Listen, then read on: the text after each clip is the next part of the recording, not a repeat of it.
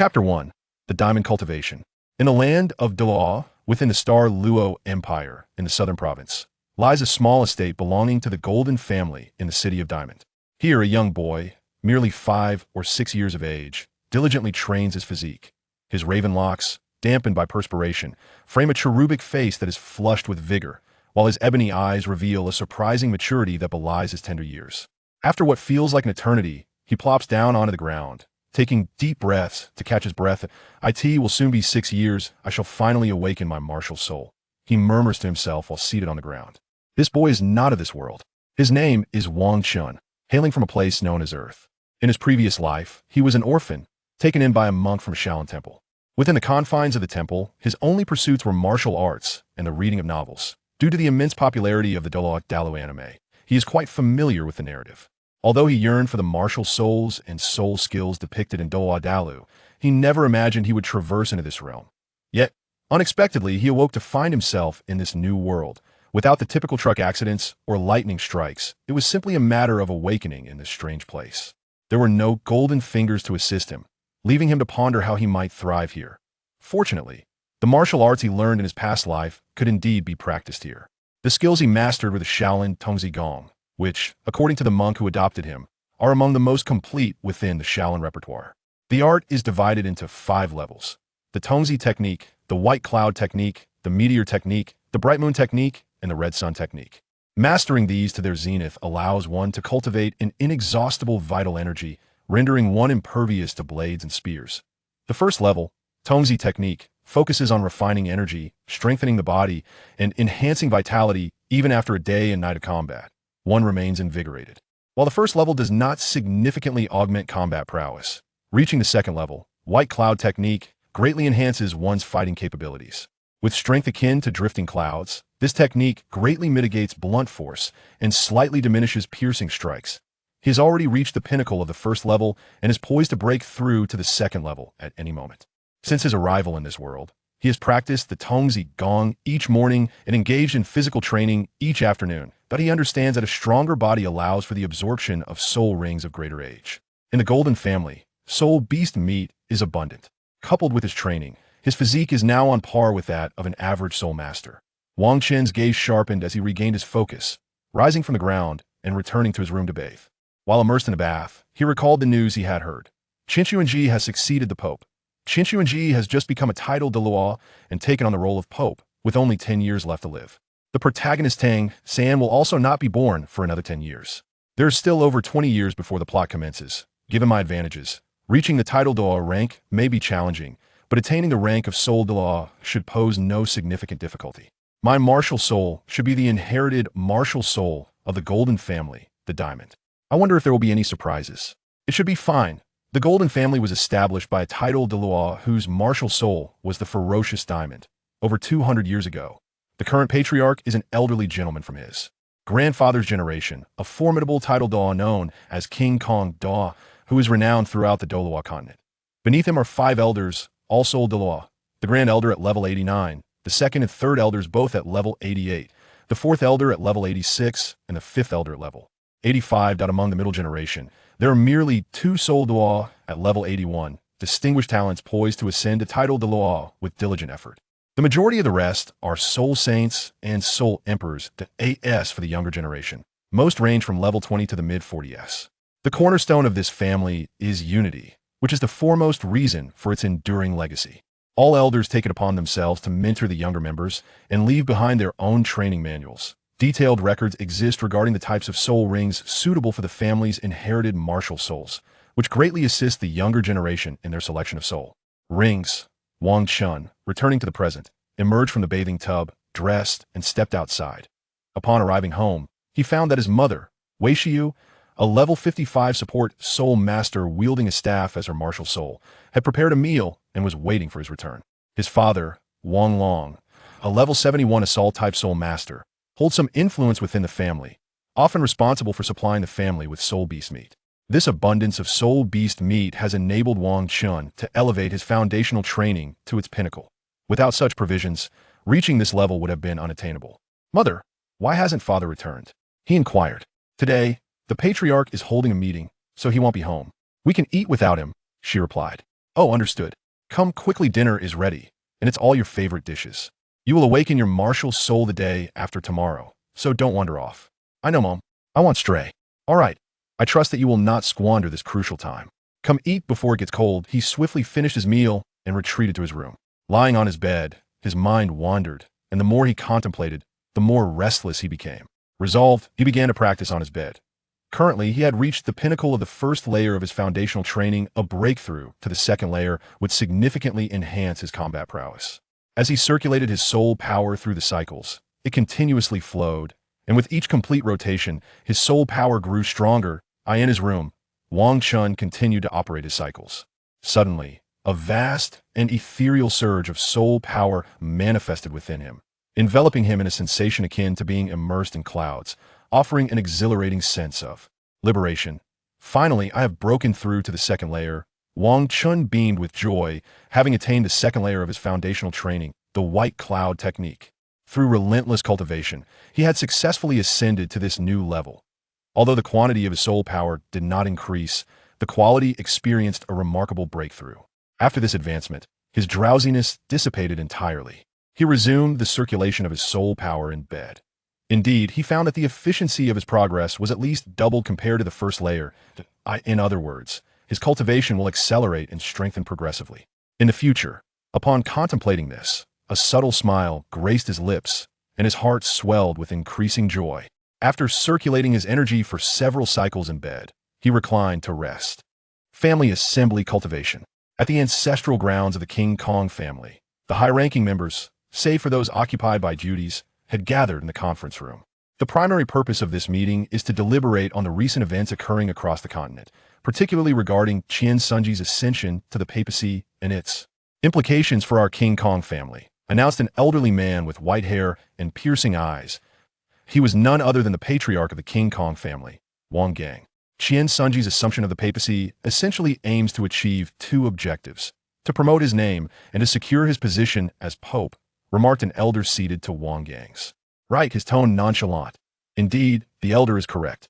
Regardless of who occupies the papal seat, they must accomplish something to enhance their reputation. It may involve eliminating a few individuals or hunting a soul beast to showcase their prowess.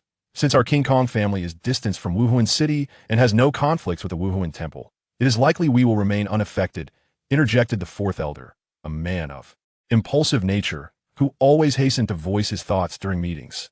Enough, fourth elder. It is essential to consider the perspectives of others as well, Wang Gang admonished. Understood, patriarch, the fourth elder replied. Now, let us hear your opinions. Speak freely, do not fear making mistakes. One person's insight may be limited, but together we can uncover deeper truths. Sharing perspectives might reveal unique details. Wang Gang set the tone for the meeting. Patriarch, the recent transition of the Pope at the Wuhuan Temple is quite ordinary. The former Pope was Qian Sunji's father, and now that Qian Shuji has reached the rank of title Douluo, his ascension to the papacy is entirely expected.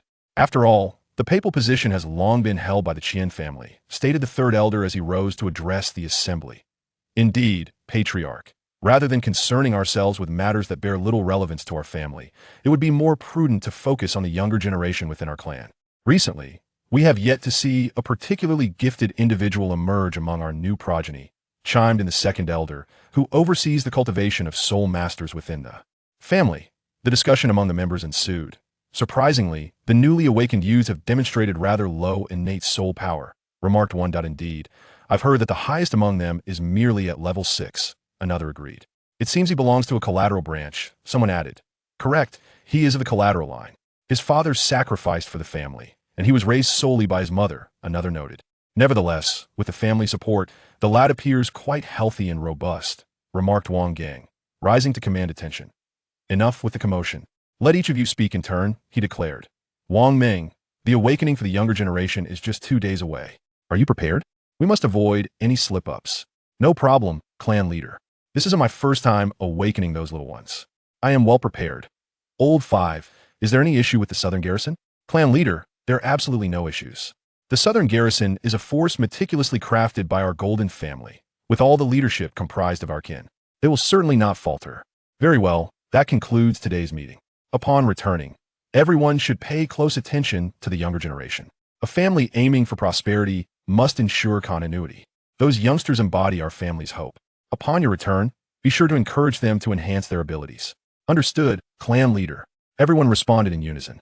They exited the conference room in an orderly fashion, returning to their respective homes. Wang Long arrived home. Darling, what arrangements were made in today's meeting? It's quite late, and Xiao Chun has already gone to bed, Wei Shiyu whispered. The primary focus was on the new pope of the Spirit Hall and discussions regarding the future development of the Golden Family. We may need to intensify training for these youngsters. Now, enough of this. Have you spoken to Xiao Chun about his awakening tomorrow? I already mentioned it to him. You tend to be preoccupied with family matters and speak with him less, so you might not know. Xiao Chun diligently trains his body, unlike other children who indulge in play. He has his own plans. Indeed, in a few years, I will pass on my responsibilities within the family, and then I can truly spend time with you both. Yes, dear, it's getting late. Let us rest early. All right, my love. The following day, Wang Chun awoke to find himself slightly taller. Indeed, in this world, as one's power progresses, the body also strengthens. The early rising Wang Chun took a deep breath and began to cultivate on his bed. He had reached the second layer of his foundational training. Although the quantity of his soul power had not increased, the quality had significantly advanced. Moreover, the speed of his soul power circulation had also improved, leading him to believe that his strength would undoubtedly accelerate in its growth. After circulating his technique for several cycles, he rose, washed up, and prepared for breakfast. Xiao Chun, come eat. You must not run around tomorrow. You are to awaken your soul. I know, Mom. I will take it easy today to ensure I'm in good condition for my awakening tomorrow. All right, hurry to the table. Your father left long ago. The family has been quite busy lately, so refrain from wandering. After finishing breakfast, Wang Chun went to the family's library. Inside were the cultivation notes of various esteemed ancestors and research on soul beasts. When not cultivating, he primarily dedicated his time to acquiring knowledge here. His understanding of soul beast had made considerable progress. Wang Chun lingered here until noon, and after returning home for lunch, he made his way to the library. He was engrossed in studying the family's diamond martial soul. Meticulously recording which soul beast to incorporate into the various soul rings, he also pondered which soul rings should be added upon awakening his diamond martial soul. Before he realized it, evening had arrived. Upon returning home, Wang Chun prepared for dinner, only to find his father present. Father, I will awaken my martial soul tomorrow. Will you accompany me? Indeed, my son, I will be there with you. Now, let us eat, his father replied. Wang Chun hastily finished his meal and retreated to his room. Lying in bed, he tossed and turned, unable to find sleep, perhaps due to the excitement of awakening his martial soul the following day. Eventually, he drifted into slumber after an indeterminate amount of time. Chapter 3. The Awakening of the Martial Soul. The next morning, Wang Chun rose early. Finally, I can awaken my martial soul. I have waited so long for this, he exclaimed to himself with palpable excitement. Before long, he had donned his clothes and stepped out of his room. In the courtyard, he took a deep breath. Whoosh whoosh. At that moment, his father's voice resonated from behind him. Little Chun, you are about to awaken your martial soul. How do you feel? Hurry and wash up. We must eat quickly and arrive early at the awakening hall to assemble.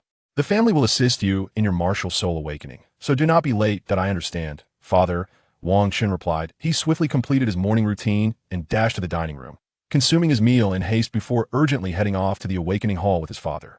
Upon arriving, they found several father-son pairs already waiting outside the hall. Wang Chun joined the other children, while Wang Long engaged in conversation with the adults. After you've returned, Wang Long greeted a burly middle-aged man. The man scratched his head and replied, Ah, it's you Long. Isn't it time for Ahai to awaken his martial soul? Since the Southern Army has no pressing matters, I took a few days off from the commander to come see Ahai and accompany him during his awakening. Indeed, it's commendable that you, as a father, are here to support Ahai during his martial soul awakening. He seems in good health. I have no doubt he will awaken a remarkable martial soul. Little Chun has always been clever since childhood. I am certain he, too, will awaken an extraordinary martial soul. As they conversed, time slipped away unnoticed. After approximately half an hour, a dozen children had gathered outside the hall. At that moment, a robust man approached. This was none other than Elder Wang Ming, responsible for overseeing the awakening of the Diamond family's martial souls. All you little ones, enter the awakening hall. I shall facilitate your martial soul awakening, Wang Ming commanded as he reached the entrance. He stepped into the hall, followed closely by the group of children, who moved quietly, not daring to utter a sound. Once everything was prepared, Wang Ming commenced the awakening of their martial souls. All of you, step into this luminous circle, one by one. I shall awaken your martial souls. Wang Ming called out names, directing a boy to enter the circle. Focus your mind, attune your senses, and refrain from frivolous thoughts. As the boy stepped inside, Wang Ming issued a sharp command, and behind the boy, a golden phantom materialized, beneath which 7 soul rings emerged, 2 yellow, 2 purple, and 3 black. As his soul powers surged, the circle radiated a golden light, enveloping the boy in a protective aura. Wang Ming glanced at the scene and remarked nonchalantly, "Long spear martial soul, innate soul power level 5, not bad." Next, why does the martial soul awakening differ from Brother Tao's? Wang Chun observed the entire process of a martial soul awakening, his mind swirling with thoughts. Unlike Tao Gu, is there still innate soul power? Is there still a dual martial soul? As the saying goes, a steadfast Tao Gu, a fleeting protagonist. Tao Gu is affectionately referred to as the blind-eyed Douluo. Whenever he holds a skeptical view of a protagonist, their martial soul tends to be exceptionally formidable. Presently, it is not he who awakens them, and the methods employed are somewhat distinct. While Wang Chun was lost in thought, Elder Wang Ming awakened the martial souls of several children. The baboon martial soul exhibited a commendable innate soul power of level 6. The dagger martial soul demonstrated a respectable level 4. The giant ape martial soul showcased an impressive innate soul power of level 8, truly a promising talent. Elder Wang Ming spoke little while awakening these children's martial souls, offering rather simplistic evaluations. His expressions remained largely unchanged, only revealing a smile when he assessed the awakening of the giant ape martial soul, providing a markedly different appraisal, as one child after another awakened their martial souls. It soon arrived at the final individual, Wang Qin. Wang Qin stood within the halo, as Elder Wang Ming's soul power surged once more, enveloping him in a radiant barrier. Unlike others during their awakening, the moment the barrier formed, a multitude of golden light erupted, surrounding Wang Chun. Witnessing this spectacle, the calm demeanor of Elder Wang Ming vanished in an instant, his eyes shimmering with brilliance. He sensed the emergence of a formidable martial soul. As the golden light dissipated, a golden-bodied phantom manifested behind Wang Qin, exuding an aura of immense strength. Elder Wang Ming swiftly appeared before Wang Qin, producing a small blue orb, eagerly urging him to touch it. The moment Wang Qin's hand made contact with the orb, it radiated a dazzling blue light, reminiscent of a crystal. Observing this, Elder Wang Ming was filled with excitement, yet wary of startling Wang Qin. A smile graced his face as he gently addressed him. "Your name is Wang Qin, correct? Your martial soul is the Titan Giant Ape, with innate full soul power. Come, let us meet the clan leader." My martial soul is the Titan Giant Ape? Upon hearing this, Wang Chun felt rather surprised. Was there really a Titan Giant Ape martial spirit? He had never encountered such a concept while reading novels before. Elder Wang Ming, believing he had misheard, reiterated, "Indeed, the Titan Giant Ape martial spirit is an immensely powerful and top-tier martial spirit." Wang Chun awakened the Titan Giant Ape martial soul, boasting an innate full soul power, which caused quite a stir within the Diamond Clan. Fortunately, Wang Chun was the last to awaken his martial soul, and immediately after his awakening, he was taken away by Elder Wang Ming to meet the clan leader. As the young ones emerged from the awakening hall, their parents waiting outside were informed of the emergence of a supreme martial soul with innate full soul power within the Diamond Clan. When Elder Wang Ming stepped out with Wang Chun, all eyes turned towards the small figure beside him, Wang Chun, the one who had awakened the Titan Giant Ape martial soul. "Wang Long, come with me to meet the clan leader. Alongside your son, the rest may return. Other youngsters should focus on their training, striving to become soul masters as soon as possible." After Elder Wang Ming concluded his words, he departed with Wang Qin and Wang Long. In a quaint garden of the Diamond Clan, 6 venerable elders were engaged in conversation. They represented the most powerful and influential figures within the entire Diamond Clan, the Diamond Douluo and the 5 esteemed elders. "Is there any promising talent this year?" Elder 4 mused, almost as if speaking to himself, while pacing back and forth. The first elder furrowed his brow and remarked, "Elder 4, must you always pace about? Can you not exhibit a semblance of composure? After all, you are an elder. While you may be composed, I cannot be so," Elder 4 retorted. "Our clan has not seen any noteworthy talents in recent generations. If this continues, how shall we defend our clan in the future? Your pacing does not enhance the awakening of the younger generation's martial spirits. It would be more prudent for you to sit quietly and await news from Wang Ming. But I simply cannot remain still. The clan has been lacking in talent for several generations, and my anxiety is only natural. What good does that anxiety do? Can it conjure 2 promising talents? We cannot remain idle," Elder 4 replied. At that moment, the clan leader, Wang Gang, who occupied the seat of honor, interjected. Enough. Talents do not emerge overnight. Let us remain seated. We must keep a keen eye on the commoners outside and strive to attract more unaligned prodigies to our diamond clan. Not only will this augment our talent pool, but it will also ensure the continuation of their martial spirits within our lineage. With the leader's directive given, Elder 4 could only smile sheepishly and take his seat. Brilliant.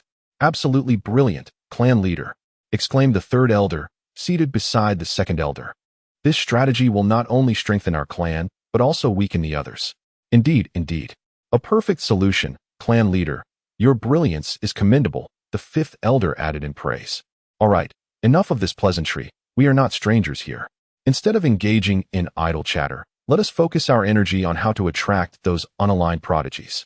The clan leader, Wang Gang, addressed several elders who were flattering him. At that moment, the Grand Elder also spoke to them.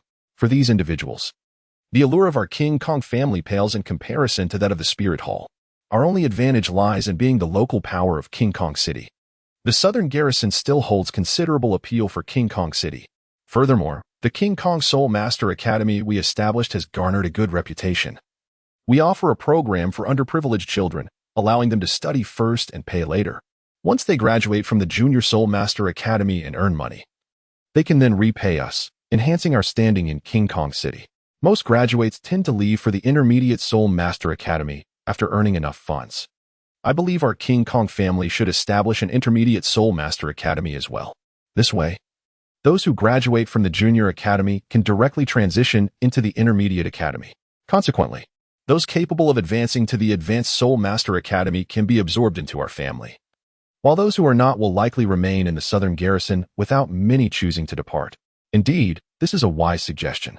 Thus, we can attract a greater pool of talent. After the Grand Elder finished speaking, the second elder immediately chimed in. At that moment, Wang Meng entered with Wang Chun and Wang Long, respectfully addressing them. Clan leader, elders, we have discovered a remarkable talent for our King Kong family. This is Wang Chun, whom I have brought along. Wang Chun gazed respectfully at the elderly figures before him and greeted. Greetings, clan leader. Greetings, Grand Elder. Greetings, second elder. Greetings, third elder. Greetings, fourth elder. Greetings, fifth elder. I am Wang Chun. Oh, Xiaoming. Could it be that this young lad has awakened a twin martial soul? Or perhaps he possesses innate full soul power? Why the haste in bringing him here? Spare us the suspense. Speak quickly, inquired the fourth elder, who happened to be the uncle of Elder Wang Meng. This familial connection allowed Elder Wang Meng to assume the role of the elder overseeing martial soul awakenings. For without it, despite his capabilities, he could not have directly managed the Hall of Martial Soul Awakenings. Faced with the fourth elder's pressing inquiry, Wang Chun could only manage a wry smile and replied, Dear uncle, please do not be so impatient. I shall explain momentarily. Be swift. Do not dawdle and keep us in suspense. Very well. This time, Xiaochen has awakened the Titan Grade 8 martial soul, and remarkably, he possesses innate full soul power. Aside from him, there is another lad named Wang Hai, who awakened the arm-extending Giant 8 martial soul with innate soul power at level 8, which is commendable. The rest are rather ordinary. As soon as Elder Wang Ming finished speaking, the elders rose to their feet, inquiring with excitement, Is it truly so? Such an exceptional talent has emerged this time. Indeed, indeed. With diligent training, reaching the rank of title Douluo should pose no challenge. Indeed, it has been quite some time since our clan has produced such promising talent. To have someone with innate full soul power is truly a boon for our Golden Giant clan. At that moment, title Douluo King Gang interjected, Please, refrain from creating such a commotion, you might startle Xiao Chun. He approached Wang Chun, gently ruffling his hair, and said, Xiao Chun, the martial soul you have awakened is remarkable. Dedicate yourself to your training and strive to reach title Douluo as soon as possible. I shall gift you this storage soul guide bracelet. Make good use of it in your cultivation. When Wang Chun received the storage soul guide bracelet, he could hardly believe his fortune. Awakening a martial soul had bestowed upon him such a precious soul guide bracelet. After all, the methods for crafting soul guides had long been lost on the continent, rendering these artifacts exceedingly rare and difficult to acquire. To his astonishment, following his martial soul awakening, he was gifted one directly by the clan leader. From now on, Little Chin would enjoy the privileges of the young clan master, with all resources directed towards him, facilitating his rapid advancement and strength. Do you understand? The clan leader inquired. We comprehend, clan leader. Several elders responded in unison. Very well, little Chun. You may return for now. Tomorrow, the fourth elder will accompany you to seek soul beasts and acquire your soul rings. Just wait for him at the family gate. Understood. Clan leader, he replied. Wang Chun smiled and said, Patriarch, elders, we shall take our leave now. At that moment, Wang Long respectfully addressed the patriarch and the elders. Indeed, Wang Long, you have raised an exceptional son, and your contributions are not to be overlooked. Please take him home. After the patriarch spoke, Wang Long departed with Wang Chun. Wang Ming was still inside reporting on the recent awakening of the martial soul. As Wang Chun and his father returned home, his mother had already prepared a sumptuous meal, eagerly awaiting their arrival. Xiao Chun, your awakening of the martial soul is truly remarkable. News has spread throughout the family. They say you have awakened the Titan Great Ape, and with innate full soul power. My son is indeed extraordinary, Wei Shiyu remarked with a smile directed at Wang Chun. At that moment, Wang Long also chimed in with a grin, addressing his wife. Indeed, my dear, Xiao Chen's martial soul is exceptionally commendable. Just now, the clan leader met with him and even bestowed upon him a soul-guiding device. He holds great expectations for Xiao Chun. Wouldn't you agree, Xiao Chun? Yes, yes. Father speaks the truth. However, let us eat first. I'm quite famished, Xiao Chun replied. Xiao Chun, dear, hurry and wash your hands, then join us for dinner. I've prepared all your favorite dishes, his mother urged. Certainly, my love, we shall wash our hands at once. After all, our little hero is hungry, and we must promptly satisfy his appetite. Ha ha ha. All right, father, enough with the laughter. There's nothing amusing about it. This morning's martial soul awakening left me with little to eat. In the afternoon, Wang Chun was alone in the courtyard, practicing diligently. Having been teased by his father at noon, he felt a touch of embarrassment and sought solace in his training. After all, he would soon venture out to hunt for soul rings, and further practice would undoubtedly prove beneficial, even if his soul power level did not increase at present. Upon acquiring a soul ring, he would experience a surge in growth, allowing for a quicker ascent in rank. Thus, despite not having augmented his soul power through previous cultivation methods, he persisted in his training. After all, strength is accumulated step by step. Time passed gradually as Wang Chun immersed himself in his practice, and before he knew it, it was time for dinner. Upon returning home, Wang Chun prepared to partake in his evening meal. At that moment, Wang Long addressed him, saying, Xiao Chun, after dinner, please join me in the study. I have certain matters I wish to discuss with you. You have now awakened your martial soul, and with your innate full soul power, you are deemed worthy of knowing some secrets of our Jingang family. Oh, I can now learn of these family secrets? Wang Chun responded with astonishment. After all, since his arrival in this world, although his parents had shown him great affection, they had never engaged him in discussions of such significance. The prospect of being privy to the Jingang family's secrets struck him as rather peculiar. Thus, he inquired of his father, Dad, if you reveal these family secrets to me, will there be any consequences? Won't the clan leader and elders hold you accountable? Perhaps it would be wiser not to speak of it casually. Upon hearing this, Wang Long merely chuckled, exclaiming, Haha, do you truly believe I discreetly revealed this to you? These are the stipulations of our family. To uncover such secrets, one must either ascend to the rank of a seven-ring soul saint and become an elder within the clan, or be an exceptionally gifted child, like you, who has awakened their martial soul. Generally, only those who have awakened their martial soul to a rank of innate level 8 or above are deemed worthy. Just like your Uncle Fu's little Hai, who awakened at innate level 8, your Uncle Fu would certainly share this with him. So do not let your imagination run wild. This secret has been passed down through the Jingang family for over 2 centuries. It is said to be a discovery by the founder of our clan, the first Jingang Douluo. It's remarkable that it has endured for such a long time. What kind of secret is it, father? Please tell me quickly. First, let us dine. Afterward, we shall retire to my study, and I shall disclose it to you then. This is not something to be casually mentioned anywhere. This secret possesses the potential to elevate your power far beyond that of your peers. Wang Chun swiftly lifted the bowl, hastily shoveling rice into his mouth, eager to finish his dinner and uncover the family's secret. He didn't even bother to select his favorite dishes from the table, solely focused on hastening the conclusion of the meal. However, at times, the greater the urgency, the more prone one becomes to mistakes. Cough, cough, cough. Slow down, slow down. Have a sip of water first. There's no need to rush. You've choked yourself. Darling, you too. Couldn't you wait until Xiao Chun finished his dinner before discussing these matters? You've caused him to be in such a state, He can't even enjoy his meal. Wang Qin's mother handed him a glass of water and gently patted his back, saying, I merely wish to surprise Xiao Qian, but it seems this little rascal possesses no patience whatsoever. I cannot be entirely blamed for this, can I? Wang Long retorted. After all, Wang Qin usually behaved like a little adult, facing everything with nonchalance. This time, he just wanted to tease him a bit. All right, Xiao Qian. Take your time eating. These matters will eventually come to light. There's no need to rush, Wei Shiyu remarked while patting Wang Qin's back. Hoo-hoo. I understand. Mom, I'm fine. You can eat first. I can manage on my own, Wang Qin said, smiling as he patted his head. Impatience does not yield hot tofu. Thus, Wang Qin could only eat slowly, awaiting the moment in the study to uncover the profound secrets of his family. After dinner, Wang Qin followed his father to the study. Dad, what is the secret of our family? Please tell me. All right. Don't be anxious. I will tell you now. Over 200 years ago, the first golden Douluo of our Jingang family left behind a monumental secret. It is said that our ancestor possessed a soul ring of 100,000 years. Furthermore, he possessed something that no one else on the continent had. Do you know what it is? Wang Long inquired of Wang Qin. If I do not cooperate with the answer, will it not put my father in an awkward position? As Wang Qin contemplated this, a faint smile graced his lips. Nevertheless, he inquired with genuine curiosity, eager to uncover the peculiarities associated with this ancestor. What could this ancestor possess that was utterly unique across the entire continent? It must surely be a 10,000-year spirit ring. But what on earth is this? Isn't a 10,000-year spirit ring something commonplace? What makes it so extraordinary? Wang Qin mused in confusion, observing the bewilderment on Wang Qin's face.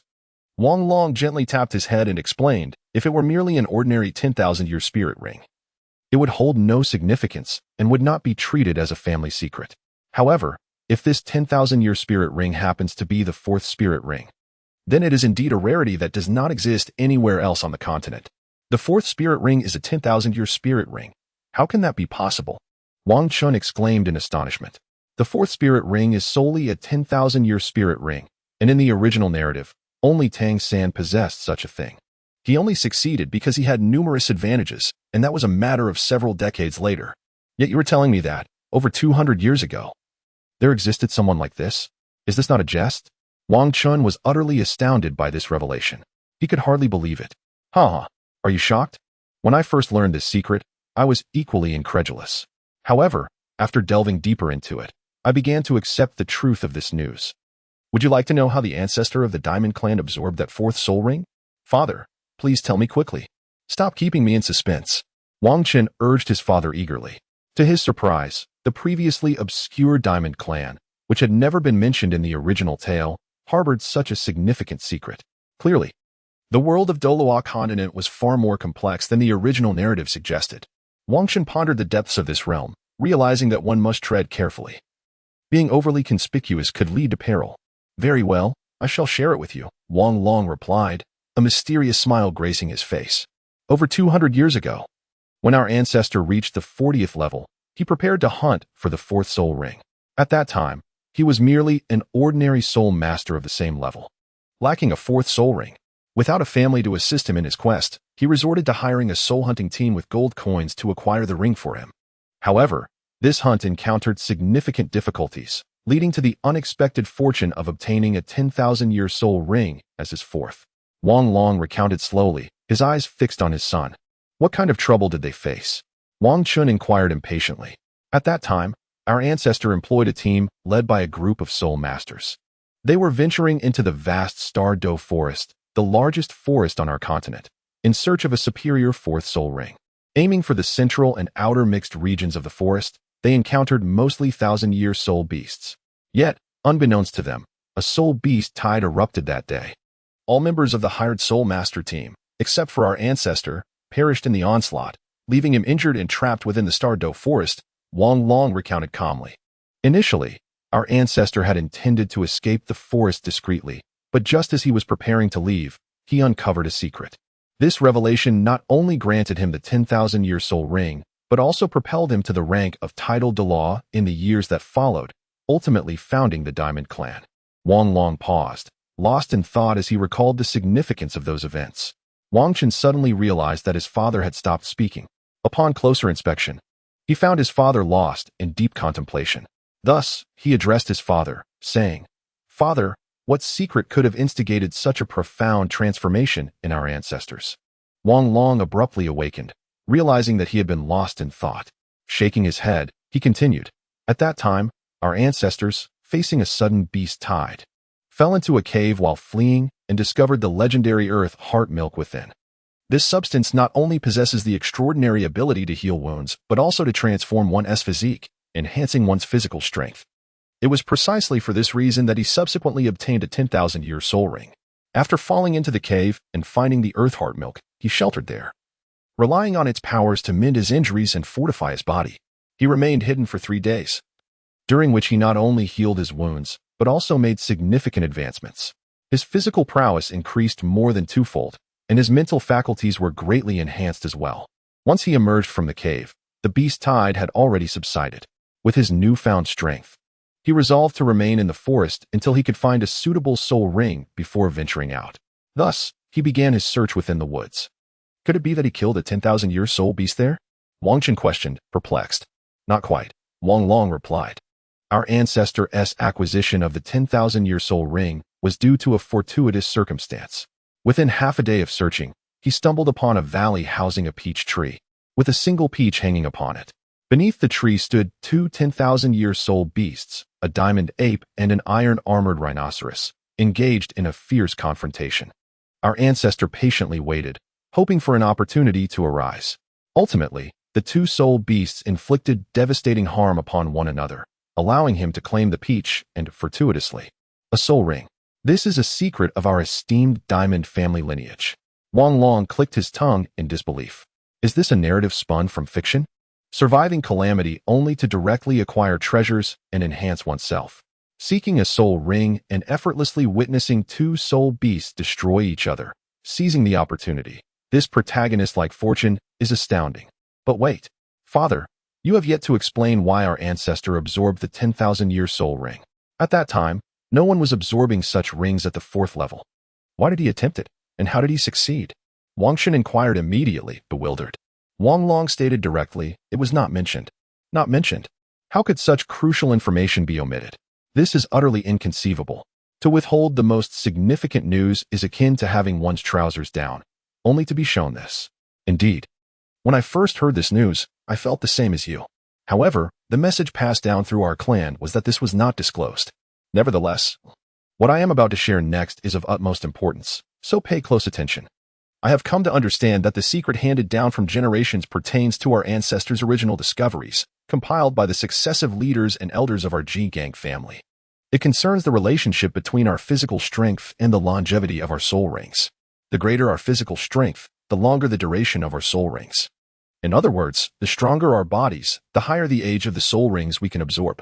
This enables us to surpass other soul masters in terms of power. Wang Long elaborated mysteriously to Wang Chen. Is that all? I had previously heard about this while watching Douluo. I expected it to be a momentous secret. Yet it turns out to be merely this. Are there any others in our family, aside from the founder of the Jingang family, who have absorbed a 10,000-year soul ring for their 4th soul ring? Wang Chen pondered, directing a question to his father. None. Wang Long replied succinctly, his expression one of disbelief. What? There are none at all. Then what purpose does this secret serve for our family? Wang Chen was utterly astonished. A seemingly inconsequential secret was shrouded in an air of mystery, akin to a momentous revelation. Coughing lightly, he reflected that although no one in his family had absorbed a 10,000-year spirit ring at the 4th level, many had indeed managed to absorb spirit rings exceeding 9,900 years. While these were not 10,000-year rings, they were nonetheless superior to those of others. Why not absorb a 10,000-year spirit ring? The reasons were either insufficient physical strength or inadequate mental prowess. According to the family's inherited secrets, once these 2 criteria were met, one could directly absorb a 10,000-year spirit ring. However, under the scrutiny of the family elders, none had proven qualified. Yet, you possess a significant likelihood of meeting this standard, for you are the first innate full spirit power individual of our Diamond Clan. After you absorb your first spirit ring, the family will arrange specific physical training for you. Once you have absorbed your 2nd spirit ring, you will undergo extensive physical cultivation. This is because, after absorbing the 2nd spirit ring, the efficiency of physical training will be greatly enhanced. By the time you reach the third spirit ring, you will be capable of absorbing rings of even greater age. These insights are the culmination of our family's wisdom. Do you understand? Wang Long elucidated to Wang Qin. Oh, I see, Wang Qin replied. Well, once you return from obtaining your first spirit ring, you will be able to indulge in the medicinal baths and dishes provided by the family. You will then comprehend the benefits. All right, you should return to sleep now. I have conveyed everything I needed to. Okay, I will head back now, father. You should also rest early. Yes, I understand. As night fell, Wang Qin lay in bed, unable to find slumber for an extended period. He had never anticipated the depths of intrigue within the Douluo Continent. The original narrative merely skimmed the surface. This was somewhat understandable, as the original work predominantly captured Tang San's perspective, leaving much unsaid. A family like the Diamond Clan, which was not even mentioned in the original text, boasted a title Douluo and seven spirit Douluo. Thus, the Tiando royal family, which had no title Douluo in the original narrative, must possess complexities of its own. They must have at least one, if not more, titled Douluo to justify the vast resources of such a grand empire. As Wang Qin lay in bed, he pondered these thoughts, increasingly convinced of the extraordinary nature of the Douluo continent. In the original narrative, it was stated that had it not been for the Spirit Hall, the Star Luo Empire would have long since obliterated the Heaven Do Empire. The prowess of the Star Luo Empire must be formidable, requiring at least 5 title Douluo to contend. This assessment does not even account for the various sects and families within the Heaven Do Empire. If all these factors were considered, one might question the true extent of his own strength. Wang Qin tossed and turned in bed, unable to find rest. The more he pondered, the more daunting the thoughts became. He forced his eyes open, contemplating his future and the steps he must take. At merely 6 years of age, surrounded by the myriad resources spoken of by the clan leader, he recognized the necessity of diligently augmenting his own strength. He resolved to transform the clan's resources and various cultivation methods into his own prowess. He aspired to absorb a 10,000-year spirit ring by the time he reached the 4th spirit ring, confident that this achievement would yield even greater resources from his family and elevate his status within it. As his influence grew, he envisioned persuading the clan leader to accompany him into the Sunset Forest in search of the Eye of Ice and Fire, aiming to be the first to discover those celestial herbs. This endeavor would not only bolster his own capabilities but also fortify the strength of his clan, ensuring a more formidable backing for himself. Wang Qin lay upon his bed, contemplating his future. In this regard, the most prudent course of action is to diligently enhance my capabilities to realize my ambitions. It is only by fortifying my own strength that I can seize control of my destiny. Otherwise, I shall remain akin to the common folk, burdened not only by the mundane concerns of daily sustenance but also by the fear of encountering a formidable soul master who could extinguish my life with a mere flick of their hand. Alas, dwelling on such matters serves little purpose. I ought to ponder what soul rings to pursue alongside the elder tomorrow. I wonder if I might, as in the tales of old, serendipitously acquire a soul ring that grants me a soul bone. Nevertheless, I shall cast aside these fanciful thoughts. Rather than indulge in such speculation, I would be better served by dedicating my time to furthering my training, striving to elevate my foundational skills to loftier heights with all due haste. Wang Qin murmured to himself while lying on the bed. After finishing his thoughts, he sat up and began to channel his inner energy, engaging in his training. When one is deeply focused, the passage of time often goes unnoticed. Unconsciously, Wang Qin awakened from his practice, letting out a sigh. Alas, I am still too young. My meridians cannot endure for long. Otherwise, my strength could have surged rapidly. No wonder within the King Kong clan, physical training commences only after the absorption of the first soul ring. It is not until after the second soul ring that extensive physical training begins. This is only feasible with the support of family medicinal baths and herbal cuisine. Were it not for such advantages, an ordinary soul master would have long collapsed under the strain, let alone hope to enhance their strength. Merely surviving would be a considerable feat. It is no surprise that those elite masters possess substantial backing. Without it, their prowess could never ascend so swiftly. Wang Qin pondered for a moment and spoke in silence. He stretched lazily, moving his limbs and head, feeling somewhat stiff after such an extended period of practice. A first for him. He descended from his bed, opened the window, inhaling deeply before exhaling, gazing at the moon and stars above.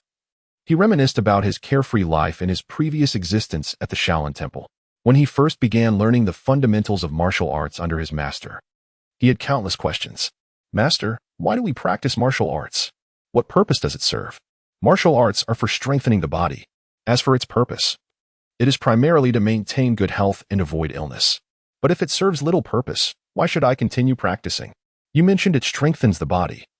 Yet in today's technologically advanced society, one cannot easily make a living through martial arts as in the past. However, some traditions must be preserved. We cannot allow the legacy of our ancestors to fade in our hands. Do you understand? If it seems to serve little purpose, why pursue it? You may not grasp it now, but you will come to understand as you grow older. Our study is not solely about immediate utility, it is about inheritance. The essence of our learning lies in its transmission. Oh, now I understand. I shall diligently practice martial arts and aspire to become the most formidable master, ensuring the continuation of this legacy. Do you truly comprehend? I am uncertain if I fully do. Perhaps you could elaborate further, master. Enough for now, you are still young. It is acceptable not to understand everything at this stage. When your practice reaches a certain level, clarity will come naturally. For now, focus on honing your martial skills. Tick-tock, tick-tock. 2 tear streaks adorned Wang Chen's face, a manifestation of his nostalgia, as he unknowingly shed tears that fell onto the back of his hand. Master, are you well in that world? Wang Chen gently wiped away his tears and murmured to himself. He reminisced about his previous life, the serene existence within the temple, and the kind master who had nurtured him. This benevolent monk, who always brought him delightful treats from outside the temple, was now forever out of reach. Master, although I can no longer see you, I vow to grow stronger in this world. I shall continue my training, become powerful, and attain the peak of strength. Just as we once discussed, my pursuit of strength is not to dominate the fates of others, but to affirm my existence. I aim to leave behind my legacy in this unfamiliar realm, to preserve the lineage of my relentless cultivation. As if solidifying his resolve, Wang Chen gazed at the moon outside and spoke softly. After finishing his thoughts, he closed the window and returned to his bedside, lying down to rest. After all, he was to accompany the elder on a quest to capture his first soul ring the following day, a pivotal opportunity to comprehend the cultivation system of this world. He drifted into a hazy slumber, and when he awakened, it was already the following morning, roused by his father's gentle reminder. Fortunately, his father had called him. Otherwise, he would have been late for his inaugural soul ring hunt. Under the prompt of his father, Wang Chen swiftly completed his morning routine, consumed his meal, and hurried to the entrance with the prepared supplies to await the elder. After all, this was an endeavor to procure his own soul ring. He could not possibly keep the elder waiting. Wang Chen did not wait long at the entrance when the 4th elder emerged. Greetings, 4th elder. I apologize for any inconvenience this time, Wang Chen respectfully addressed him. Little Chen, have you been waiting long? We shall set off shortly. The 4th elder replied with a smile, stroking his beard. Not at all. I have just arrived, 4th elder. Very well, follow me.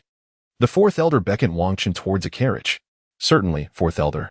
This carriage appeared exceedingly simple, devoid of any adornments. However, it was drawn by 2 wind-chasing horses. Rare and exquisite creatures. These wind-chasing horses had been nurtured by the family for a decade. They possessed a gentle temperament and remarkable endurance, making them extraordinary beasts to tame. Wang Chen followed the 4th elder onto the carriage, as the coachman outside urged the horses onward. 4th elder, where are we headed to hunt for soul rings? Are we going to the soul-hunting forest? Wang Chen inquired, puzzled. No, our diamond clan typically does not venture into the soul-hunting forest to seek soul rings. The soul beasts there are mostly domesticated, offering little of value. Instead, we travel south to the Radiant Forest, where one can find numerous century-old and millennium soul beasts, as well as a few 10,000-year soul beasts. Before you prepare to hunt for a 10,000-year soul ring, you can search for soul rings there. Although 10,000-year soul beasts are rare and not particularly strong, the century-old and millennium soul beasts are abundant, both in number and diversity. Perhaps the scarcity of high-level soul beasts allows for such a multitude of lower-level ones. The elder elucidated to Wang Chen. Now, I shall assess your physical strength to determine how much pressure from soul rings you can endure. I will begin to release my soul power, and if it becomes too much for you, do let me know, and I will be mindful, he continued. I understand, elder. I will begin now. If it becomes unbearable, I will speak up. As soon as the 4th elder finished his sentence, a surge of soul power enveloped Wang Chen. The rest of his surroundings remained unaffected, showcasing the elder's remarkable control over his soul power. As the elder intensified his output, Wang Chen gradually found it overwhelming, beads of sweat forming on his forehead. Eventually, the 4th elder withdrew his soul power, and Wang Chun collapsed onto the carriage seat. The elder opened his eyes and chuckled. You truly are the first innate full soul power individual of our Diamond Clan. Not only is your martial soul formidable, but your physical strength is also remarkable. Your limit is over 600 years of soul ring pressure. At that point, I will find you a 600-year soul beast. Upon absorption, you will surpass the majority of others. If you can absorb a 600-year soul ring at this stage, you will have a strong chance of absorbing a millennium soul ring for your second. At that time, you may become the strongest in the history of our Diamond Clan, perhaps even surpassing our ancestors. However, this is merely a possibility. Without diligent cultivation, success is unattainable. Thus, you must train earnestly. Do you understand? I understand, Fourth Elder. I will certainly strive to cultivate and become the strongest. As their conversation unfolded, time slipped away unnoticed, and they drew ever closer to their destination. Upon arrival, Wang Chun leaped from the carriage, inhaling deeply. Finally, we have arrived, Fourth Elder. It has been quite a journey. He turned his gaze toward the small town ahead. It was a relatively prosperous settlement, due to its proximity to the Radiant Forest. This area is frequented by many who seek to replenish their supplies while hunting for soul rings. Consequently, the commerce here thrives, albeit at elevated prices. You may wait for our return in the town, instructed the Fourth Elder to the carriage driver. Understood, Fourth Elder, the driver replied promptly, steering the carriage toward the village.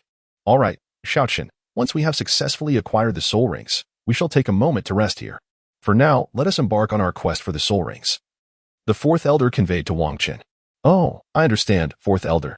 What type of soul beast should I seek for my first soul ring? Wang Chun inquired eagerly. According to the extensive research conducted by our illustrious family over the years, it is common for soul masters of our gorilla-type martial spirit to adopt a predominantly offensive approach. Only a select few pursue defensive or agile strategies, and those individuals often struggle. Thus, the strong attack route remains the most suitable for our family. Typically, our first soul skill is a single target damage skill, while the second skill depends on one's chosen path. If one opts for a group damage approach, they should seek a crowd control skill. Conversely, for those who prioritize self-preservation, an enhancement to defense is advisable, regardless of the path taken. The third soul skill generally involves a transformation or amplification ability. Of course, personal needs may lead to alternative choices in soul skills. For no two soul masters are entirely alike, the Fourth Elder elucidated to Wang Chun. Oh, so that's how it is. I have never encountered this information in the family text before. This must be a small secret of the family, not readily available, Wang Chun reflected. Once you awaken your martial spirit, the family will certainly inform you. I see. Well, we are about to enter the forest. Do not stray from my side as we search for the soul rings. If fortune favors us, we may find a suitable soul beast today. If not, we shall have to remain in the forest for a few days. As the Fourth Elder and Wang Chun ventured forth, they encountered numerous soul beasts. Regrettably, either the age of the beasts was insufficient or they did not meet the required criteria. After a lengthy search in the Radiant Forest without success, they were compelled to spend the night within its depths, hoping to find a suitable soul beast come morning. Beside a flickering campfire, the Fourth Elder roasted a rabbit and remarked to Wang Chun, Shaoqin, it is generally unwise to kindle a fire at night. While it may deter some soul beasts, it can also attract more formidable ones. However, with me here, you need not worry. After you finish your meal, rest well. I shall keep watch. Understood, Fourth Elder. Wang Chun replied. Indeed, it is a privilege to find solace beneath a grand tree, being born into the esteemed Golden Giant family. I was fortunate enough to receive assistance from a formidable spirit ring right from the outset. This is undoubtedly a delightful experience, though it is also a testament to my remarkable innate talent that I am afforded such an opportunity. However, even if one's gifts were less pronounced, the family would still extend their support during the quest for spirit rings, which underscores the very significance of familial bonds. After enjoying a meal, Wang Chun succumbed to slumber within the confines of the tent, while the Fourth Elder vigilantly kept watch outside. On the following morning, the Fourth Elder roused Wang Chun from his slumber. Shaoqin, freshen up and join us for breakfast. Today, we shall endeavor to locate a suitable spirit ring for you as swiftly as possible, he instructed, addressing the still drowsy Wang Chun. Understood, Fourth Elder, I will be there shortly. Wang Chun replied groggily. Once they had hastily finished their meal, they promptly set out to search the forest. As their quest unfolded, they eventually discovered a fitting target near a valley. Shaoqin, behold, that golden ape is an ideal candidate for you. It is merely 600 years old, aligning perfectly with your martial spirit. What do you think? The fourth elder exclaimed with palpable excitement. Having found such an appropriate spirit beast in less than half a day's search invigorated the fourth elder's spirits. Indeed, fourth elder, this is the spirit beast we seek. Wang Chun affirmed. Wang Chun, brimming with excitement, spoke up. After all, this was Wang Chun's inaugural soul ring, an experience unlike any he had encountered before. All right, you wait here. I shall retrieve it, declared the fourth elder, who then channeled his soul power and surged forth. As the fourth elder harnessed his energy, the 8 soul rings beneath his feet began to rotate, and before the diamond ape could react, it was swiftly brought to its knees.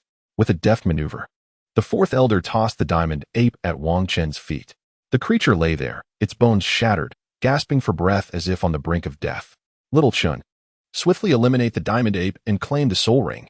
I shall provide you protection, the fourth elder instructed as he soared back to Wang Chun. Yes, of course.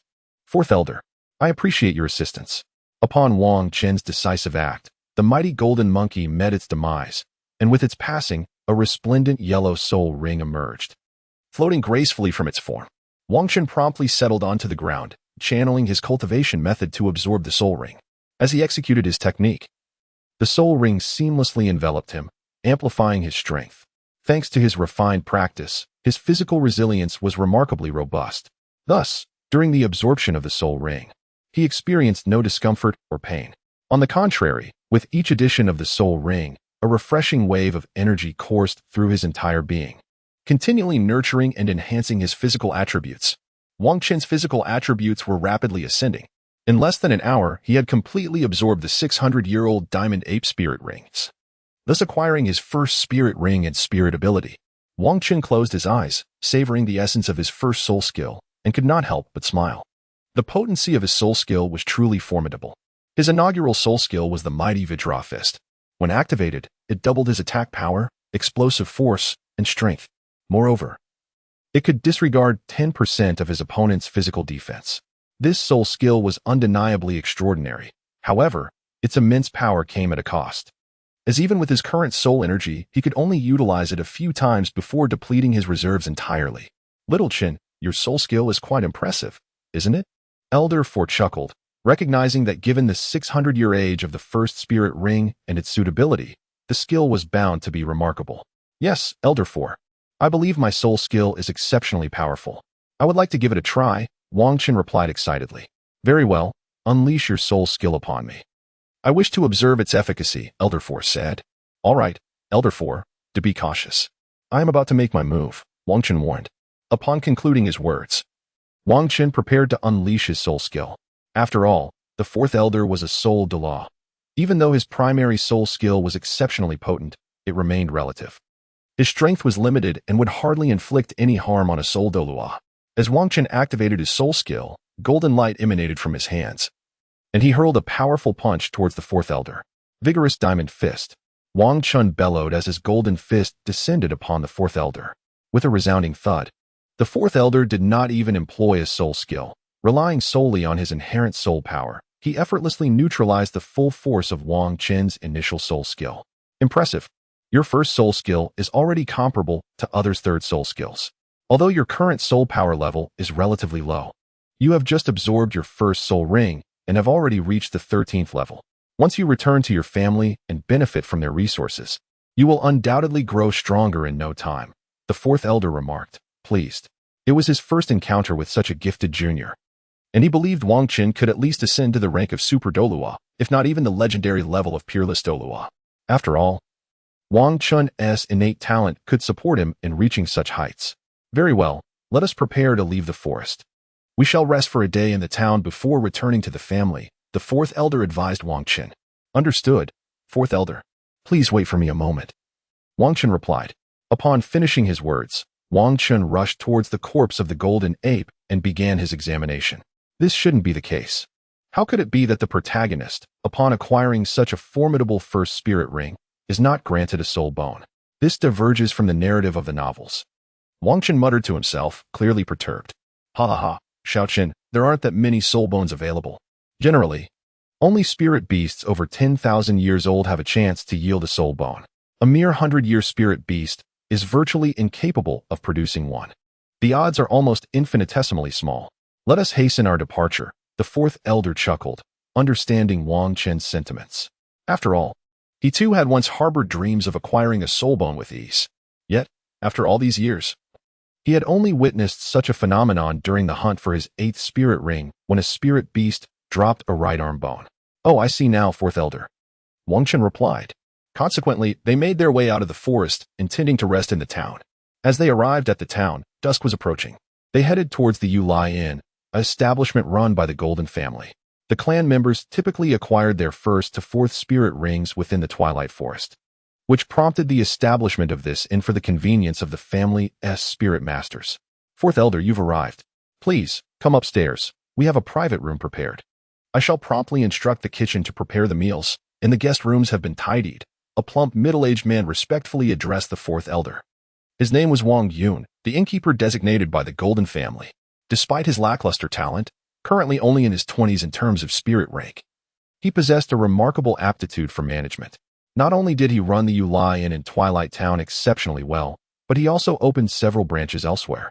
Though aided by the family, without his own capabilities, such expansion would have been unfeasible. Very well, prepare accordingly, the fourth elder nodded. Soon, Wang Chun and his companions were served their meals, and after a quick wash-up, they retired to rest. It was Wang Chen's first night spent outdoors, and he felt somewhat unaccustomed, prompting him to retire early. The next morning, Wang Chen awoke feeling refreshed. After emerging from his room and enjoying breakfast, he expressed his desire to explore the town. With the fourth elder's consent, he exited the inn and began to wander through the town. Wang Chun was venturing out for the first time, as he usually resided within the confines of his family, seldom engaging with others and dedicating himself to solitary cultivation. It was precisely this dedication that enabled him to elevate his foundational skills to the 2nd level prior to awakening his martial spirit. As he roamed the town, he found himself captivated by his surroundings, exploring various sites until he had surveyed nearly the entirety of the quaint settlement. By the time Wang Chen returned to the inn, it was nearly dinner time. Xiao Chun, dinner is ready. We shall return to the family tomorrow, so make sure to rest early tonight, instructed the fourth elder as Wang Chen stepped into the inn. Understood, fourth elder. I've explored quite a bit, and I am ready to head back tomorrow, Wang Chen replied. After a day of leisurely wandering, his initial curiosity began to wane, and he opted for an early rest following dinner, preparing to return to his family the next morning. The following morning, after finishing breakfast, Wang Chen and the fourth elder made their way outside the inn, where the carriage driver had already brought the carriage to the entrance. Awaiting their departure, fourth elder, please take care, the innkeeper called out as they approached the carriage. Yes, I understand, the fourth elder acknowledged with a slight nod. Once Wang Chen and the fourth elder boarded the carriage, the driver set off, leaving the town behind as they journeyed toward the family estate. Wang Chen gently closed his eyes in the carriage, attuning himself to the flow of his soul power and the efficacy of his cultivation technique. Indeed, he mused, the effectiveness of his practice faltered in a setting devoid of tranquility. Wang Chen attempted to practice his martial arts during his journey, yet the outcome was rather unsatisfactory. He had initially intended to observe the effects after acquiring the soul ring, but it seemed that would not be possible. The fourth elder, noticing Wang Chun with his eyes gently closed, refrained from speaking, opting to let him rest before engaging in conversation. For they still had half a day's journey ahead to reach their clan, rendering haste unnecessary. The carriage continued its steady pace, and time slipped away gradually. Xiaochen, upon your return, you should enroll in the primary Soul Master Academy established by our clan. This will significantly benefit your future development. The fourth elder remarked once Wang Chen opened his eyes. Oh, should I move out of the clan and reside at the academy then? Wang Chen inquired. There is no need for that. You may continue living at home. Simply attend classes at the academy in the morning, return home for lunch, and in the afternoon. The clan will provide you with specialized training. The medicinal baths and nourishing meals will be arranged by the clan, so you need not worry. Just focus on your diligent cultivation, the fourth elder replied with a smile. Understood, fourth elder, Wang Chen responded. Before long, they arrived at the clan's residence. The fourth elder disembarked from the carriage, assisting Wang Chen down as well. He addressed the coachman, please return the carriage. Your contributions will be duly noted. Yes, fourth elder. The coachman replied respectfully. In the King Kong clan, every individual who contributed was recognized for their efforts, with the extent of their merit being the only variable. Such merit circulated solely within the clan, yielding numerous benefits. Not only could it enhance one's status, but it could also be exchanged for valuable resources for soul master cultivation, which could assist future generations, although selling such merits was strictly prohibited. Thus, the members of the King Kong clan were always highly motivated in their endeavors. The fourth elder then instructed Wangchen, Shaochen. Inform your parents upon your return that you must rise early tomorrow to attend the primary Soul Master Academy established by our clan. Someone will be there to escort you. And all arrangements at the academy have been made. You need only to show up. I understand, fourth elder. I shall return now. Farewell. Wang Chun replied to the fourth elder. After Wang Chun finished speaking, he headed home. Upon arriving, he encountered his mother and shared the family's arrangements, to which she expressed her unwavering support. Xiao Chun, you must study diligently and not let down the family's nurturing, she advised. And remember to take care of your health. I have always regarded you as my pride. With a gentle touch on Wang Chen's head, his mother smiled warmly. I understand, mother. I will take good care of myself and dedicate myself to my training. Wang Chun replied earnestly. All right, Xiao Chun, you haven't eaten yet, have you? I will prepare a meal for you. Just wait a moment. When your father returns, make sure to share this with him, his mother said before heading to the kitchen. After finishing the heartfelt lunch prepared by his mother, Wang Chun immersed himself in his cultivation, for strength is accumulated gradually. In the evening, Wang Long returned home, and Wang Chun shared with him the words of the fourth elder. After contemplating for a moment, Wang Long replied, this is quite normal. A family prioritizes resources to nurture talented individuals. Once these talents mature, they will in turn contribute to the family, which embodies the essence of familial bonds. With your exceptional aptitude, the family will naturally provide you with resources to expedite your growth. All you need to do is focus on your cultivation and not overthink. So that's how it is. Having good talent brings such advantages, Wang Chun responded joyfully.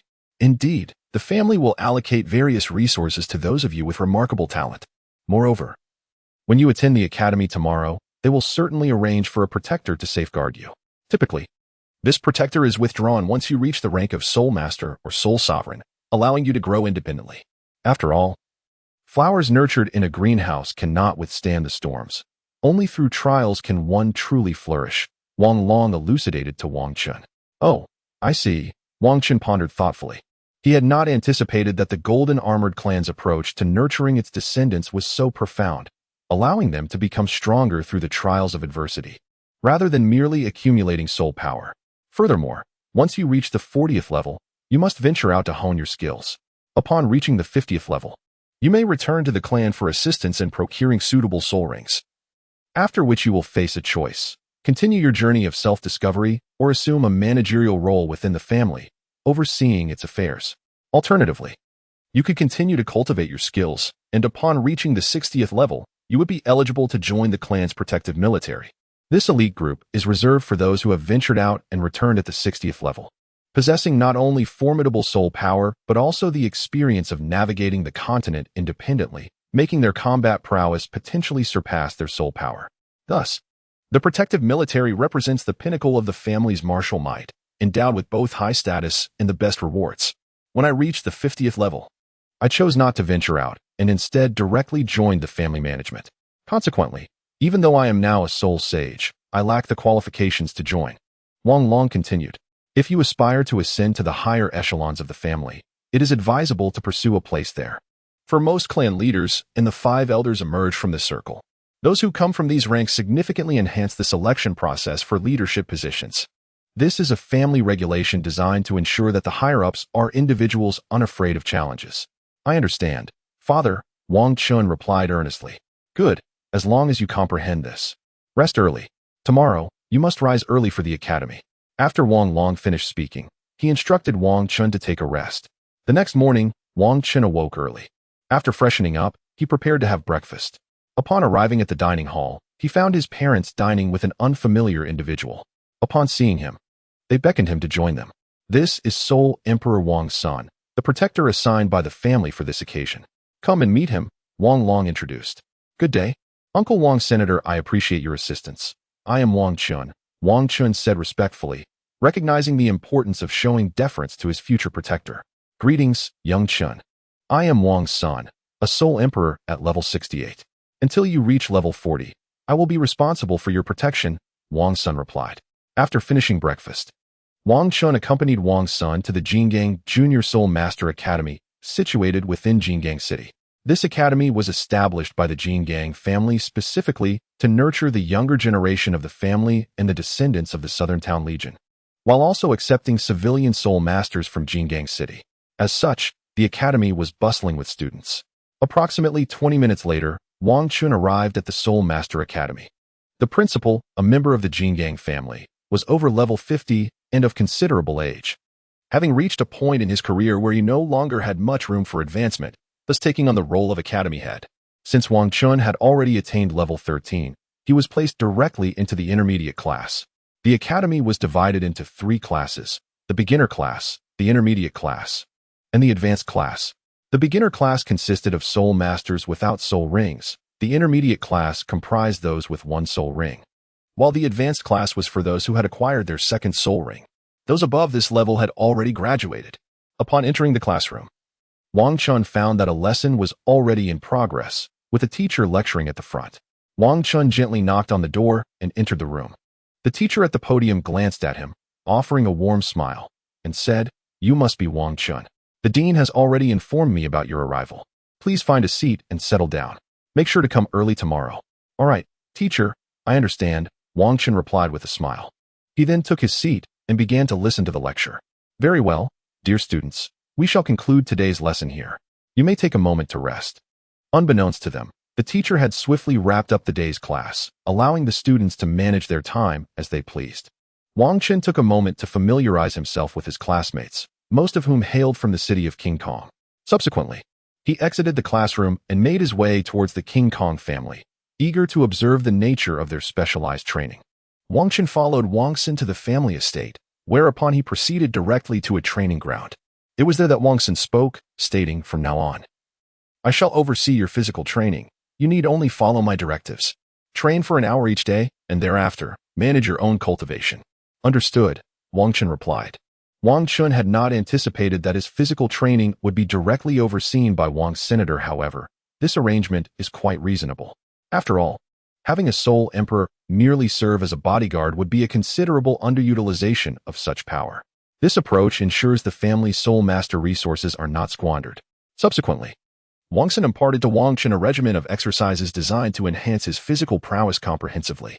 Presently, he is only permitted to learn the first 3 movements, while the remaining 6 can only be acquired after assimilating the 2nd soul ring. For now, foundational training is paramount. To grasp the concept of physical strength, one must first engage in stamina training. The structure of physical endurance resembles that of a pyramid, characterized by a broad and robust base that supports a high and stable apex. Therefore, while striving for a solid and expansive foundation, the theoretical underpinnings of stamina training become exceedingly significant. Wang's son elucidated various cultivation methods to Wang Chun. In our Diamond Clan, the foundational training for youngsters encompasses 3 primary aspects. The first is agility, the second is explosive strength, and the third, most crucially, is endurance. Speed refers to the capacity for human movement, characterized by its rapidity or slowness. It is profoundly influenced by factors such as physique, age, gender, weight, fatigue, muscle length, explosive power, and temperature. Consequently, training must be tailored to the individual, ensuring it aligns with one's personal cultivation needs. Agility denotes the ability to swiftly and accurately alter the direction or position of the body or parts thereof. It is an amalgamation of strength, reaction time, movement velocity, power, and coordination, all of which are essential elements of athletic performance. Should a soul master lack speed, it may not pose a significant issue. However, if agility is deficient, the individual will struggle to respond swiftly to adversarial soul techniques, rendering survival on this continent nearly impossible. Explosive strength refers to the maximum force exerted by a specific muscle or muscle group against resistance, signifying the potential for basic attack power. If one's foundational attack power is too low, even with the enhancement of soul techniques, the final output will remain considerably feeble. Thus, it is imperative to bolster one's explosive strength to enhance survival prospects in the outside world. Lastly, endurance is paramount. A deficiency in endurance invariably leads to inadequate muscular endurance. Poor muscular endurance results in diminished muscle strength. Weak muscle strength subsequently leads to subpar explosive power and insufficient explosive power culminates in a lack of speed. Ultimately, poor speed results in compromised athletic ability. Endurance is central to one's overall strength, determining personal capability, which is why the Diamond Clan emphasizes training in this area. Therefore, the clan has developed the cultivation methods I am currently imparting to you, aimed at enhancing the combat prowess of our soul masters. After all, possessing a high soul power level does not inherently equate to strength, as one may not be able to fully harness their potential effectively. Wang's son elucidated the secrets of family cultivation to Wang Chun. Upon hearing this, Wang Chun felt that he had never fully captured the essence of this world in his previous readings of novels. However, this was quite understandable, as novels typically focus solely on the protagonists. Now that he had traversed into this realm, it was a tangible reality. Each individual was flesh and blood, no longer mere figments of a narrative. It was only natural that many secrets existed. After all, few individuals would reveal all their hidden cards. To withhold secrets was essential for survival. Understood, Uncle Wang's son, Wang Chun replied. Very well, you must practice the family's physical cultivation technique daily. However, do not overexert yourself. Practice it twice each day, and then focus on cultivating your soul power. After completing your physical training, immediately engage in soul power cultivation, as this will not only enhance your physical strength, but also accelerate the growth of your soul power. Each afternoon, you will partake of the medicinal cuisine provided by the family. After your meal, practice your physical training to better absorb the medicinal properties and fortify your body. The medicinal bath will occur weekly, and I shall accompany you then. For now, familiarize yourself with the techniques I have taught you, as formal training will commence tomorrow. Once you become proficient, I will discreetly protect you. Should you have any uncertainties, do not hesitate to voice them. I shall elucidate any questions you may have. With that, Wang's son vanished. I understand. Uncle Wang's Senator Wang Chun was not surprised by this development, for Wang's son was a high-ranking Soul Emperor, capable of striving towards the realms of Soul Saint and even Soul Douluo. It was improbable for him to remain constantly by his side. Instead, it was most prudent for him to provide covert protection while concurrently honing his own skills. After all, the family could not afford to squander the potential of a high-ranking Soul Master. On the 12th day of formal training, Wang Chun attended the Soul Master Academy in the morning and returned to the family at noon. There, he partook of a medicinal cuisine before embarking on the rigorous practice of the family's body refinement techniques. Wang Chun was diligently practicing his family's physical cultivation techniques in the training ground. As a novice, Wang Chun was there to correct him, urging him to rectify any mistakes he made. Wang Chun practiced the family's body cultivation technique, which required executing complex movements akin to yoga from his previous life on Earth, albeit with considerably greater difficulty. In this world, the existence of soul power, an extraordinary force beyond the realm of science, enabled one to enhance physical strength through such challenging maneuvers. Otherwise, he would have long since perished had he attempted such feats on Earth. Wang Chun executed his initial movement, persevering for several minutes while synchronizing his breath with the techniques imparted by Wang's senator. He soon sensed a vital energy from the universe permeating his being, fortifying him. Though the enhancement was not overwhelmingly potent, it was undeniably effective in strengthening him. The crux of this cultivation method lay in the breathing technique, while the exercise itself merely served to augment physical conditioning. Even if others attempted to clandestinely learn this body training method, lacking the essential breathing secrets would render their efforts superficial, incapable of genuinely reinforcing their physical strength and potentially leading to muscular injury. Thus, the King Kong family harbored no fear of others appropriating their techniques. It is imperative to focus on the breathing methods. This initial set of body training movements is accompanied by 3 distinct breathing secrets, of which you are currently learning the first. These 3 secrets are designed to be mastered progressively. Once you have adeptly grasped the first, and your physical strength reaches a sufficient level, I shall teach you the second. Upon mastering all 3 secrets, when you advance to practicing the second set of movements, you will again commence with the first breathing secret, gradually progressing. Our family's body training methodology consists of 3 core mantras and 9 movements, practiced layer by layer, significantly enhancing physical strength. Regrettably, the training is arduous and slow, which is why the family does not compel everyone to practice. Only those with exceptional talent receive dedicated instruction to maximize their potential. After all, if an ordinary person were to practice the family techniques, their potential would not see substantial improvement, leading to a waste of family resources and personal time, ultimately resulting in minimal strength gain. Thus, Even if you master this body training technique in the future, do not divulge it to others. Understood? Upon comprehension, Wang Qin ceased his practice and rested on the ground. After 20 minutes of exertion, his body could no longer endure, necessitating a brief respite before resuming. He realized that the family's technique was not as formidable as he had initially perceived. It merely served to refine those with innate talent, slightly elevating their potential rather than transforming them into prodigies. Ultimately, those with lesser talent, even if their abilities were marginally enhanced, would still not exhibit significant strength, while the resources expended would remain constant, if not greater. This analogy illustrates investing more while yielding less in return. Therefore, the family reserves this technique solely for the exceptionally gifted. Now, do not linger on the ground. Immediately engage in meditative practices to cultivate your soul power. This will not only improve your physical condition, but also accelerate the circulation of your soul energy, thereby hastening your progress. Wang Xin noticed Wang Qin resting on the ground and immediately addressed him. Oh. Upon hearing this, Wang Qin promptly transitioned from lying on the ground to sitting, channeling his youthful cultivation technique. Indeed, his method accelerated with remarkable swiftness, allowing him to absorb a greater reservoir of soul energy. No wonder many within his family experienced rapid enhancements in their strength. Prior to reaching their respective limits, the elevation of soul energy levels occurs expeditiously. Thus, while numerous mid-tier and high-tier soul masters exist within the family, the elite masters are relatively few. This phenomenon arises from their potential, which permits a swift ascent to a certain level, thereafter relying solely on the passage of time for gradual development.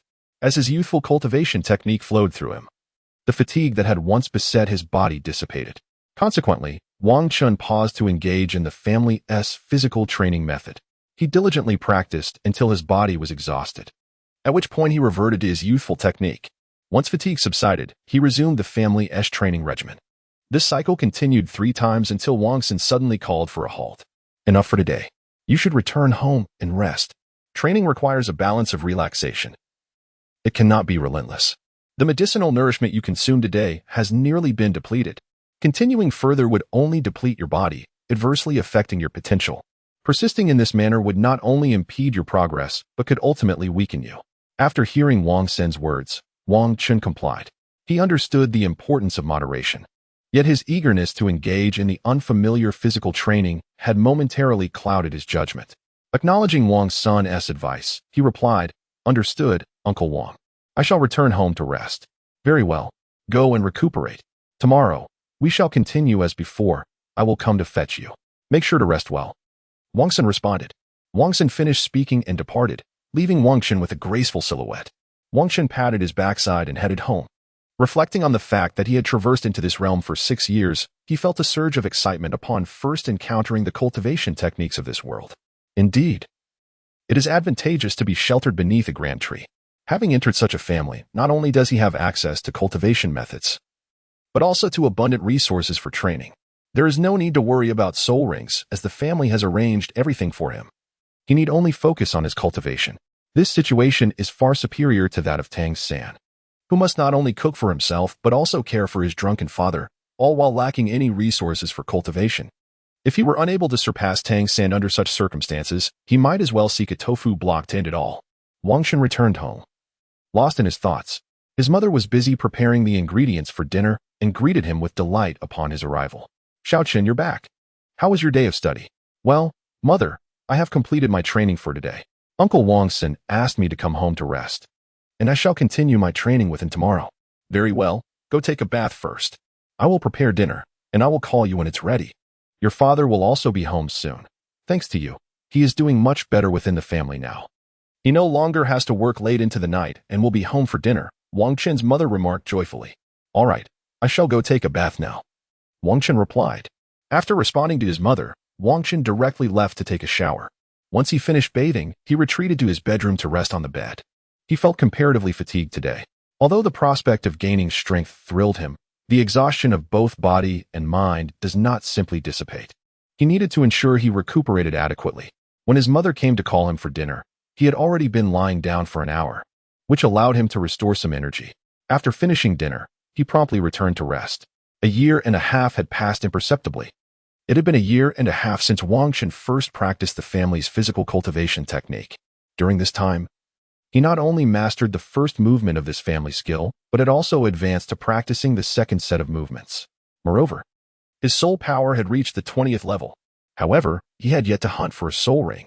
Otherwise, he would already be a great soul master. At just over 7.5 years old, he was indeed quite extraordinary. Throughout this year and a half, he had made some progress in his childlike skills. Although he still fell short of reaching the 3rd level, it had also been 2 days since his soul power level reached 20. The family had decided that Wang Qin's father would accompany him to the Yuhui forest to procure a soul ring. His father, Wang Long, advised him to consolidate his soul power and planned for them to venture into the forest in 3 days. For now, he needed to focus on further enhancing his physical strength through diligent training. This time, Wang Chun aimed to hunt a 1,000-year soul beast to serve as his second soul ring. The elders of the family had tested Wang Qin's physical strength the day before yesterday, confirming that he was capable of absorbing a 1,000-year soul ring, which led to their consent for him to undertake this endeavor. They would not have allowed him to risk absorption otherwise, due to Wang Qin's exceptional talent. Even if he could not absorb a 10,000-year soul ring for his 4th, he would undoubtedly reach the level of a title Douluo in the future. In a secluded courtyard, Wang Qin diligently practiced the physical cultivation techniques of his lineage, striving to maintain his physique in its prime condition for the eventual absorption of the Millennium Soul Ring. Over the course of a year and a half, Wang Qin did not solely immerse himself in his training. He also forged connections with several individuals at the Soul Master Academy. Among them was Wang Hai, a member of his family, who had awakened his martial soul simultaneously with Wang Chun, ultimately manifesting as the mighty ape martial soul, endowed with innate soul power at the 8th level. After 2 months of rigorous training, he ascended to the 10th level and embarked on a quest to procure a soul ring, subsequently joining Wang Chen's class and forming a close bond with him, ultimately becoming his loyal subordinate. Another acquaintance was Lu Yun, a civilian soul master recruited by the academy from King Kong City. He possessed the Golden Eagle martial soul and specialized in agile offensive techniques. His commendable talent drew him to Wang Chen, who provided him guidance in his cultivation journey. As the adage goes, a great hero requires the support of companions. In this world, solitary endeavors seldom yield significant accomplishments. Thus, Wang Chen sought to gather gifted soul masters within the academy, offering them assistance and ultimately welcoming them as his subordinates. He even contemplated nurturing his subordinates further after imparting his techniques to his family, intending to share his foundational skills with them to enhance their strength. In the future, he envisioned a scenario where he would not need to personally intervene in every situation. Instead, he could simply delegate tasks to his subordinates, commanding from the rear. Wang Chen cultivated for a while here, consolidating his cultivation. At this juncture, further advancement was not feasible. He merely needed to familiarize himself with his current state. Once he had solidified his progress, he returned home. He had arranged to meet Wang Hai and Lu Yun, intending to offer them some assistance in their training. In this world, the majority of individuals adhered rigidly to established practices. They seldom demonstrated flexibility, relying solely on their soul power levels and soul skills to confront adversaries, rather than exploring innovative strategies or devising unique techniques. Having traversed from another realm, Wang Chen noted that while the methods of cultivation in his previous world were not as potent as those in this one, the capacity for imaginative thinking was significantly more pronounced, leading to the development of numerous effective training techniques. Otherwise, he would not have been able to attract these 2 disciples. Upon returning home, Wang Chen found that Wang Hai and Lu Yun had already arrived. They were engaging in physical activity in the small courtyard, preparing for the forthcoming training session. "You are all here. Just a moment. I will fetch the training plan I have prepared for you," Wang Chen remarked as he observed them. "All right, Brother Chun," they replied. Wang Hai and Lu Yun spoke together. Wang Chun, having spoken, proceeded towards his room, intending to retrieve the meticulously crafted cultivation plan he had prepared for them. Wang Chun retrieved the meticulously prepared cultivation manual from his desk and stepped outside. "Come and see," he proclaimed. "This is the cultivation plan I have devised for you. Each of you follows a distinct path, and thus, the cultivation plans will differ. Do not mistake them." He approached the small courtyard, addressing them with earnestness. After concluding his words, he handed the cultivation manual to them. They received it and began to scrutinize its contents with great attention. Wang Chun waited for a moment, allowing them to examine carefully. Only then did he elucidate the rationale behind this arrangement and the benefits of such training. "Having observed sufficiently, I shall now explain the reasons behind Ahai's configuration. Ahai possesses the martial spirit of the great ape, following a path of brute force. Hence, it is imperative to amplify his offensive capabilities. In simpler terms, we aim to augment his strength, enabling his strikes to possess greater potency. Therefore, I have incorporated weighted training into Ahai's regimen, providing him with a complete suit of iron armor. Although he may initially find it challenging to adapt, once he acclimatizes completely and removes the armor, the extent of his strength will be beyond imagination. Furthermore, as a strong offensive type, Ahai frequently engages in direct confrontations with adversaries. Thus, it is equally vital to enhance his defensive capabilities. Otherwise, should he fail to incapacitate his opponent, he risks being overwhelmed by a counterattack, leading to an embarrassing predicament. After Wang Chun spoke to Wang Hai, he paused for a moment, preparing to take a brief respite before discussing Lu Yun's training regimen. Indeed, I comprehend, Brother Chun. I shall diligently train and ensure that your plans do not go to waste. Wang Hai nodded emphatically after listening. Wang Hai bears a striking resemblance to his father, Wang Fuchang. Both are tall and robust, possessing a hint of darkness in their complexion and exuding a certain simplicity. Then, there is the training regimen devised for Shaoyun. Given your affinity for the agility-based skills, the primary focus will be on enhancing your speed and reflexes. The method for improving speed is somewhat akin to that of Ahai, although yours involves the use of iron ankle weights. This initial phase will serve to elevate your speed, while the cultivation of reflexes remains paramount. If your reflexes are lacking, you will find yourself unable to control your speed, thereby failing to fully harness your potential. Thus, this aspect must be the focal point of your training. I have arranged for you to practice in the small grove within the academy, where you will strive to move swiftly without disturbing the fallen leaves. Once you have mastered this step, you will intensify your training by visiting the grove each morning, aiming to avoid even a single drop of dew. By that time, both your reflexes and speed will be assuredly enhanced. Wang Chun elucidated the cultivation plan to Lu Yun, ensuring he comprehended the intricacies of his training. Brother Chun. I understand now, Lu Yun remarked after absorbing the information. Lu Yun, a slender and tall young boy, exhibited a rather introverted demeanor, preferring solitude over social interaction, typically immersing himself in his cultivation practices. Despite being merely a commoner soul master with limited resources for advancement, his prowess was commendable. Otherwise, Wang Chun would not have welcomed him into their small circle. After Wang Chun and Lu Yun obtained the cultivation manual, they prepared to return. As their primary purpose was to acquire this item, not only had they succeeded in obtaining it, but they also benefited from Wang Chun's insightful explanations. Brother Chun, we shall take our leave now, Wang Hai and Lu Yun said in unison. Very well. You may return first. I, too, must prepare to hunt for my second soul ring and solidify my progress, Wang Chun responded. As time passed, Wang Chun diligently consolidated his cultivation over the next 3 days in preparation for his second soul ring. When the time arrived, he set out to hunt for the soul ring alongside his father, Wang Long. They ventured once more to the Twilight Forest. As this hunt was for a 1,000-year soul ring, the family had arranged for Wang Chun to undergo a high-grade medicinal bath the night before his expedition, an opportunity he ordinarily would not have qualified for. However, given the significance of absorbing a 1,000-year soul ring, they permitted him this privilege. Although it might seem wasteful at this stage, as he could not fully absorb the effects, due to his cultivation of the boy's skill, he did not squander much of it, though the family remained unaware of this. As Wang Chun and Wang Long journeyed, they reached Twilight Town in less than half a day. They headed directly to the family's inn, the Yuelian, to rest for the night, ensuring Wang Chun was in optimal condition to absorb the 1,000-year soul ring. After a restful night, Wang Chun felt perfectly poised to undertake the absorption. Following breakfast, they set off into the forest in search of a suitable soul beast. They scoured the forest for half a day, but regrettably found nothing appropriate. Progressing slowly through the mixed area, Wang Long suddenly halted, activating his soul skill towards the left front. With a thunderous boom, a golden beam of light shot forth, followed by a resounding crash. A vibrant green snake plummeted from a nearby tree, lifeless. At this moment, Wang Long spoke. Xiao Chun, this is a dark green snake.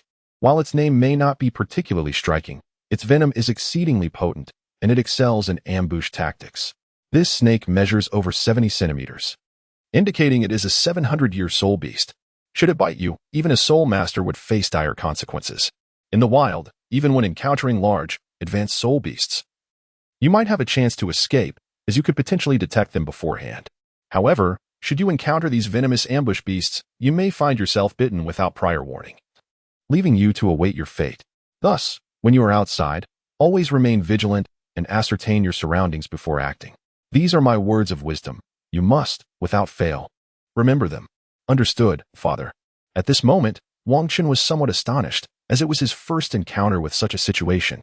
During his previous expedition to procure a soul ring, he had the guidance of an elder from the soul Douluo, and coupled with favorable fortune, he swiftly encountered a suitable soul ring, thus he had never experienced this predicament. This time, he was gaining valuable experience. After Wang Long finished speaking, he led Wang Chun away, as they continued their quest for soul rings. Currently, they had not discovered any suitable soul beasts in the mixed area, necessitating their journey deeper into the forest. They ventured into the depths of the woods for over an hour. Suddenly, Wang Long heard a deafening roar from a beast. This sound ignited a spark of excitement within him, for he recognized it to be the call of a large soul beast. Such soul beasts were typically well suited for the Jingang family. Without hesitation, he grasped Wang Chun's hand and hurried towards the source of the roar. Wang Long, accompanied by Wang Chun, swiftly navigated through the forest, hastening towards their destination. It is only Wang Long, a soul sage, who possesses the strength to traverse such treacherous terrain. Had it been anyone of lesser power, they would have easily fallen prey to the ambush of venomous soul beasts lurking within the woods. It is through his formidable soul power that he exerts a pressure, allowing him to advance with relative safety. However, the range of Wang Long's soul pressure extends merely a meter around him, for extending it too far would only serve to frighten away the soul beasts. Before long, they arrived at their location, where Wang Long lifted Wang Chun up into the branches of a towering tree, granting them a vantage point from which to observe. Below, in the clearing, stood a magnificent golden rhinoceros soul beast, towering over 3 meters in height, its enormous horn on the forehead lending it an air of grandeur and might. Yet, it now emitted a series of powerful roars, attempting to intimidate the dark soul beasts that dared to approach it. At this moment, Wang Long addressed Wang Chun, saying, "Xiao Chun, do you see that golden soul beast? It is the golden armored rhinoceros, a truly extraordinary creature. Its exterior is unlike that of other rhinoceros soul beasts, which are encased in thick hides. The golden armored rhinoceros, however, is adorned with shimmering golden scales, providing it with remarkable defensive capabilities, making it an ideal choice for your second soul ring. Moreover, its age is a mere 1,100 years, rendering it exceptionally perfect. The black leopard soul beast over there is the Mo Yun leopard, known for its swiftness and expertise in ambush. Allow me to handle them all. Prepare yourself to absorb the soul ring shortly." Upon concluding his words, Wang Long immediately summoned his martial spirit, unleashing his soul skill upon the 2 soul beasts below. The beasts, taken aback, sensed the imminent threat to their lives. However, awareness of danger does not equate to the ability to evade it.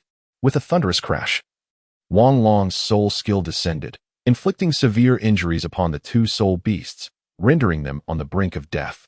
This restraint was intentional. Had he unleashed his full power, the beasts would have been obliterated. As he aimed to utilize their soul rings, he held back his strength.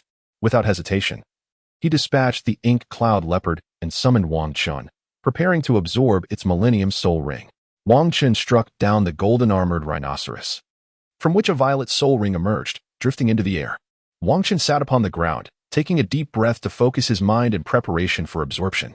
He channeled his soul energy, drawing the purple soul ring toward him. As the violet ring descended from atop his head, an overwhelming pressure enveloped him.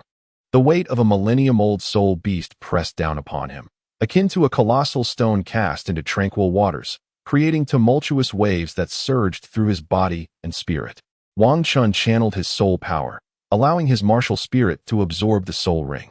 In that fleeting moment, it felt as though an inexhaustible surge of energy was crashing against his body. He resembled a fragile vessel adrift amidst a torrential flood, swaying with the currents.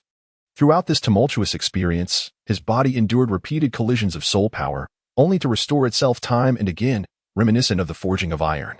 Each successive strike expelled impurities from the iron, rendering it purer and stronger. Likewise, Wang Chun emerged from this relentless onslaught with an enhanced physique, not only exhibiting superior physical attributes, but also a significant boost in defensive capabilities. As time elapsed, over an hour passed, and he finally completed the absorption of the soul ring, awakening to a newfound awareness. Rising to his feet, he sensed the transformation within himself. both in his physical form and his soul abilities, realizing his strength had escalated remarkably. Not only had his physical prowess been amplified, but his soul techniques had also attained formidable potency. Truly, as a 1,000-year soul beast, the second soul ring bestowed upon him an extraordinarily powerful ability. So, Shaochun, how does your body feel? What about your soul techniques? Upon witnessing his son successfully absorb the soul ring, Wang Long immediately inquired with great concern. His apprehension stemmed from the fact that this second soul ring was derived from a millennium soul beast, a notion that defied conventional wisdom. Were it not for the family's prior research, he would never have permitted his son to undertake such a perilous endeavor. Now that the absorption was complete, he hurriedly asked, fearing for his son's well-being. "There's nothing to worry about, father. My physical condition has significantly improved, and my soul skills are remarkably powerful." Upon hearing his father's inquiry, Wang Chen paused to reflect and promptly responded. The second soul skill, Indestructible Child of Vajra. Wang Chen directly activated his second soul skill, the Indestructible Child Body. A brilliant golden light enveloped him, transforming his entire form into a shimmering gold. As he attentively assessed his abilities, he realized that while other attributes remained unchanged, his defensive capabilities had significantly amplified. "Father, my second soul skill is called the Indestructible Child Body, which enhances my defense by 200% and reduces damage by 20%. Furthermore, I can continue to bolster this skill with additional soul rings. Each new soul ring will elevate my defense by 20% and increase damage reduction by 5%, Wang Chen excitedly explained to his father. "Oh, this soul skill is truly remarkable, almost divine," Wang Long remarked in awe upon hearing Wang Chen's explanation. "Father, I wish to find a soul beast to test my second soul skill," Wang Chen expressed, eager to put his newfound ability to the test. "Very well," Wang Long replied without hesitation. He fully understood the exhilaration of wanting to explore the potential of a powerful soul skill. Moreover, within this forest, there were no particularly formidable 10,000-year soul beasts, allowing him to guarantee Wang Chen's safety. Under Wang Long's mental guidance, they swiftly located a suitable target, a 100-year-old shadow leopard, a commendable adversary in this forest. While the shadow leopard did not possess high attack power, its remarkable speed and penchant for ambush made it a formidable opponent, often defeating foes before they could react. Wang Chen sought to evaluate his second soul skill, requiring not an excessively high attack power. This soul beast was perfectly suited for the task. Wang Long positioned Wang Chen opposite the shadow leopard, concealing his own presence and taking refuge nearby, keenly observing Wang Chen, ready to rescue him at a moment's notice. Upon catching sight of the shadow leopard, Wang Chen immediately summoned his martial spirit. As the spirit enveloped him, his physique expanded significantly, undergoing a remarkable transformation. His body became adorned with a coat of ebony fur, reminiscent of the Titan ape skin, thereby augmenting his defensive capabilities. A brilliant golden halo and a violet aura pulsated beneath his feet. The shadow leopard, however, refrained from launching an immediate assault. Instead, it circled Wang Chen, meticulously searching for any vulnerabilities to deliver a decisive strike. This is the survival principle of such a nimble spirit beast as the shadow leopard. To squander energy would render one incapable of responding to unforeseen circumstances. After completing its circle and finding no apparent weaknesses, the leopard resolved to test the waters. It coiled its powerful hind legs and lunged fiercely towards Wang Chen. Upon witnessing this, Wang Chen felt not anger but joy. Although the formidable defense of his second soul skill was remarkable, it did not enhance his speed, rendering him incapable of testing the true limits of this skill against the soul beast. He slightly crouched down, adopting a horse stance to lower his center of gravity, thereby preventing himself from being sent flying. With a low shout, he activated his second soul skill, the Indestructible Vajra Body. Wang Chen's body emanated a radiant golden light. Expanding slightly in size, Wang Chen faced the oncoming shadow leopard without a hint of panic. Instead, he positioned his hands before him and slightly bent his body, preparing to unleash his soul technique. The shadow leopard, now in close proximity, struck fiercely with its razor-sharp claws, seeking to breach Wang Chen's defenses and savor its prey slowly. Alas, while the imagination painted a beautiful picture, reality proved to be exceedingly harsh. The shadow leopard's assault was rendered futile, failing to penetrate Wang Chen's formidable defenses. Thanks to the invulnerability granted by his indestructible body, the leopard's sharp claws left no mark upon Wang Chen's golden skin. Seizing the opportunity, Wang Chen adeptly shielded himself from the assault with one hand, while delivering a powerful strike towards the shadow leopard with the other. The creature was sent flying, crashing against a tree and letting out a mournful cry before making its swift escape. Indeed, it was a cunning predator of the forest. Upon sensing danger, it fled without hesitation. Wang Chun, unable to match the agility of such a soul beast, relinquished the pursuit. His intention had merely been to test his soul skills, not to hunt down the beast. Thus he allowed it to escape. His goal had been accomplished, and there was no need for further pursuit. At that moment, Wang Long appeared by his side and said, "Well done. The soul skills have been successfully tested. Let us now return to the town and take some time to rest." "All right, Father," Wang Chun replied joyfully. Wang Chun is currently filled with excitement, for he has acquired such a formidable second soul skill. This newfound ability will empower him to venture even further. When Wang Chun and his companions returned to the small town, night had already fallen. They hastily dined at the Yuan before retreating to their rooms to rest. Wang Chun lay in bed, unable to find slumber for an extended period, preoccupied with thoughts of his own prowess. Although his second soul skill was remarkably powerful, its consumption was considerable. With his current soul power at the 23rd level, he could only sustain its activation for a little over 10 minutes before his energy was depleted. This duration was only possible due to the profound depth of his soul power. An ordinary individual would have exhausted their energy in just a few minutes. To truly maximize his potential, enhancing his physical strength remained imperative. Lost in contemplation, Wang Chun eventually drifted into sleep. The following morning, after sharing breakfast with his father, Wang Chun returned home. Utilizing the family carriage, he arrived at the family estate by midday. After partaking in lunch, he was summoned by the clan leader and elders, eager to assess his condition. While theoretically capable of perfectly absorbing a Millennium Soul Ring, a precautionary evaluation was deemed prudent. The clan's experts examined Wang Chun to ensure there were no adverse changes in his health, and to determine if he could attempt to absorb a 10,000-year soul beast for his fourth soul ring. Upon inspection, it was revealed that Wang Chun's health was exceptional, allowing him to proceed with the attempt to absorb a 10,000-year soul beast without hindrance. Indeed, it is no surprise that you are the prodigy of the Golden Armor clan. There should be no issues with your leap and absorption. When the time comes for you to absorb your fourth soul ring, I shall personally hunt for the soul ring for you," promised the forthright fourth elder. "Thank you, fourth elder," Wang Chun replied respectfully. "We, the elder generation, are here to assist you younger ones. Soon, it will be your turn to carry on our legacy and elevate the Golden Armor clan to greater heights," the fourth elder said with a sense of pride. Indeed, as the fourth elder stated, the future of our clan rests in the hands of the youth. We can only contribute what we can. The distance you travel will ultimately depend on your own efforts, the Grand Elder added, his expression one of satisfaction. At that moment, the clan leader spoke. "We have called you here to ensure that your leap in absorption does not pose any hidden risks. Now that the examination is complete, you may return and continue your training. The clan has great expectations of you. Should you require anything, do not hesitate to communicate with the clan. We will do our utmost to assist you." After listening, Wang Chun went straight home. Meanwhile, his father, Wang Long, remained there, seemingly to discuss some matters, thus telling Wang Chun that he need not wait for him.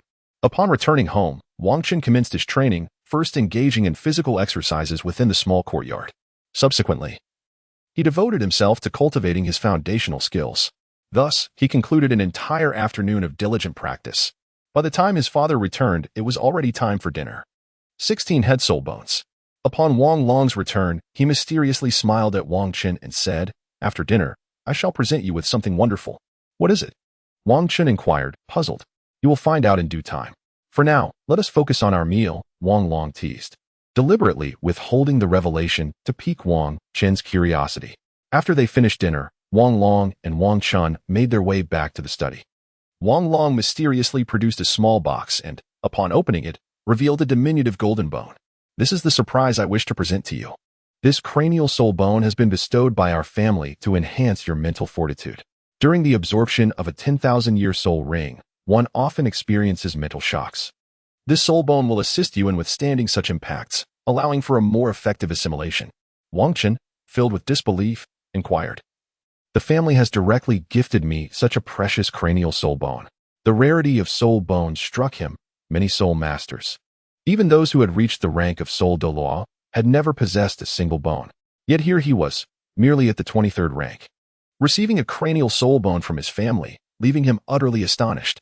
Moreover, cranial soul bones are among the most esteemed, second only to torso bones.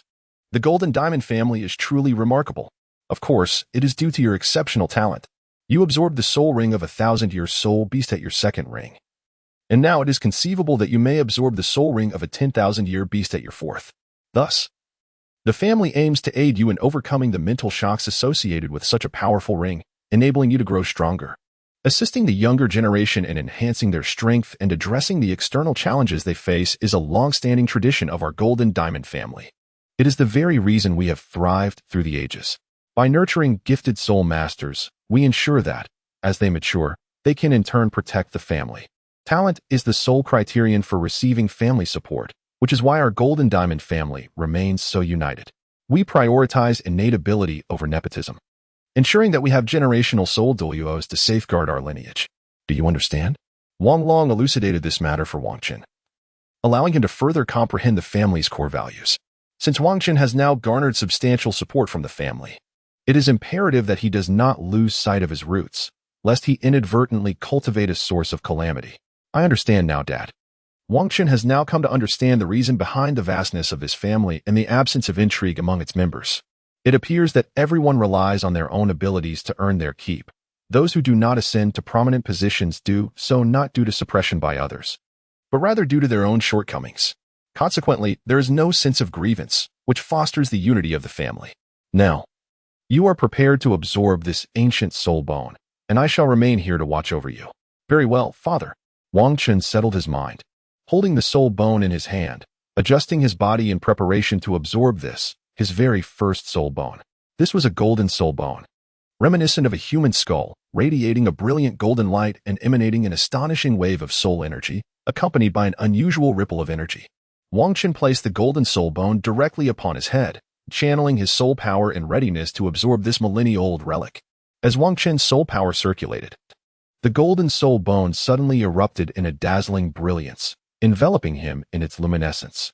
As the golden light surrounded him, Wang Qin first experienced a peculiar energy, akin to a refreshing stream coursing through his mind, inducing a profound sense of comfort.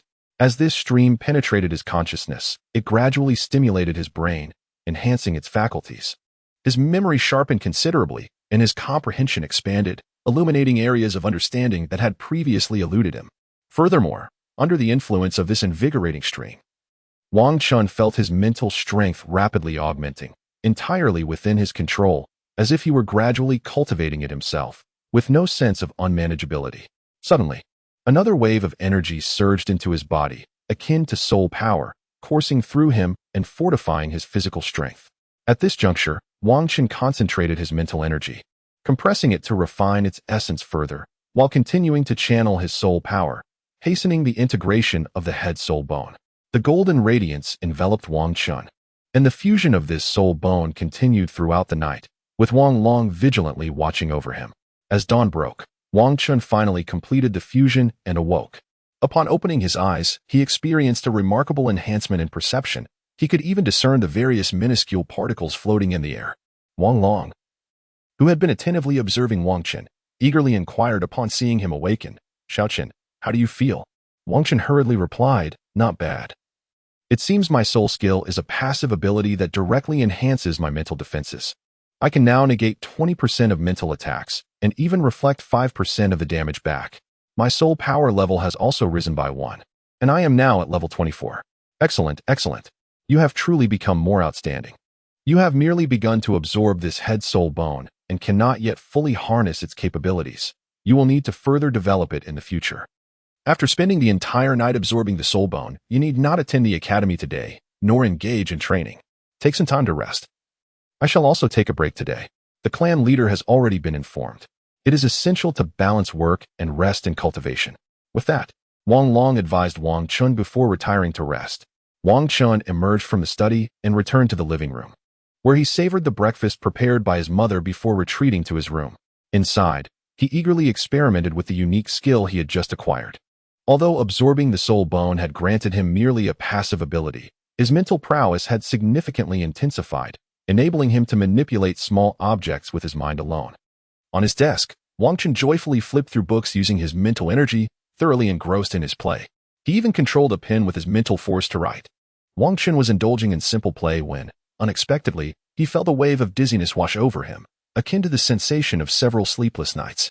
Oh dear. It seemed that his mental energy had been excessively depleted. His mind was somewhat unsettled. Perhaps it would be wise to retreat and indulge in a restorative slumber to replenish his vitality. Wang Chen murmured to himself. After uttering those words, he withdrew his mental energy and reclined on the bed to rest. When he awoke, it was already evening, having not consumed anything. He felt hunger gnawing at him and decided to venture into the kitchen in search of sustenance. Upon stepping outside, he discovered his father, Wang Long, waiting for him. I visited you at noon, his father remarked. It seems you have been rather indulgent, leading to a depletion of your mental energy. Fortunately, this time it is not too severe. You must be more mindful in the future. I have left some food for you in the kitchen. It is still warm. After you finish eating, be sure to rest a little more, for you will need to continue your studies and training tomorrow. Wang Long spoke and then departed. He had come solely to issue a warning to Wang Chen, urging him to be more vigilant. I understand, Dad. After finishing his dinner in the kitchen, Wang Chen returned to his room to rest, as his mental energy had yet to fully recuperate and required additional rest.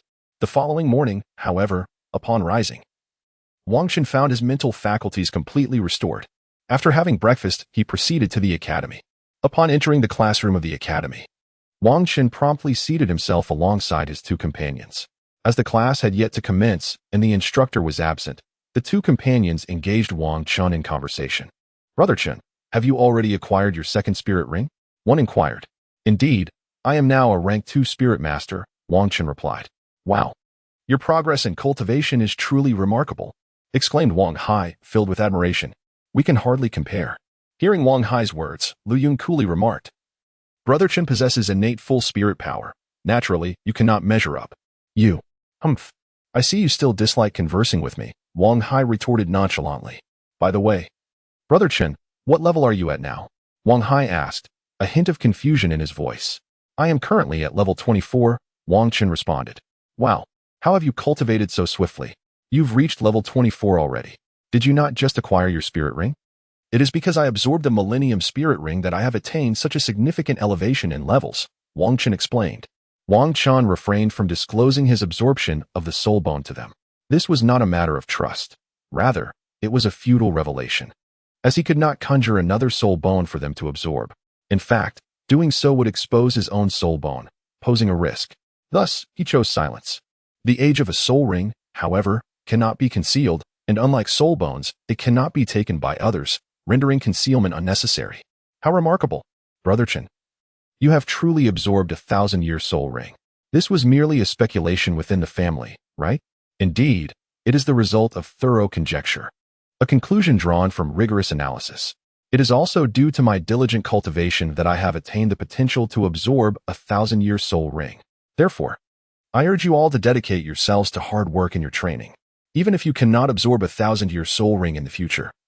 Acquiring one that is closely approximated would still be commendable. After listening, Wang Hai suddenly declared, I have made my decision. I too wish to absorb a Millennium Soul Ring. Just like Brother Chen, Wang Chen replied, Ahai, you must plan according to the strength of your body. If your physical strength does not meet the standard, it is impossible to absorb a Millennium Soul Ring.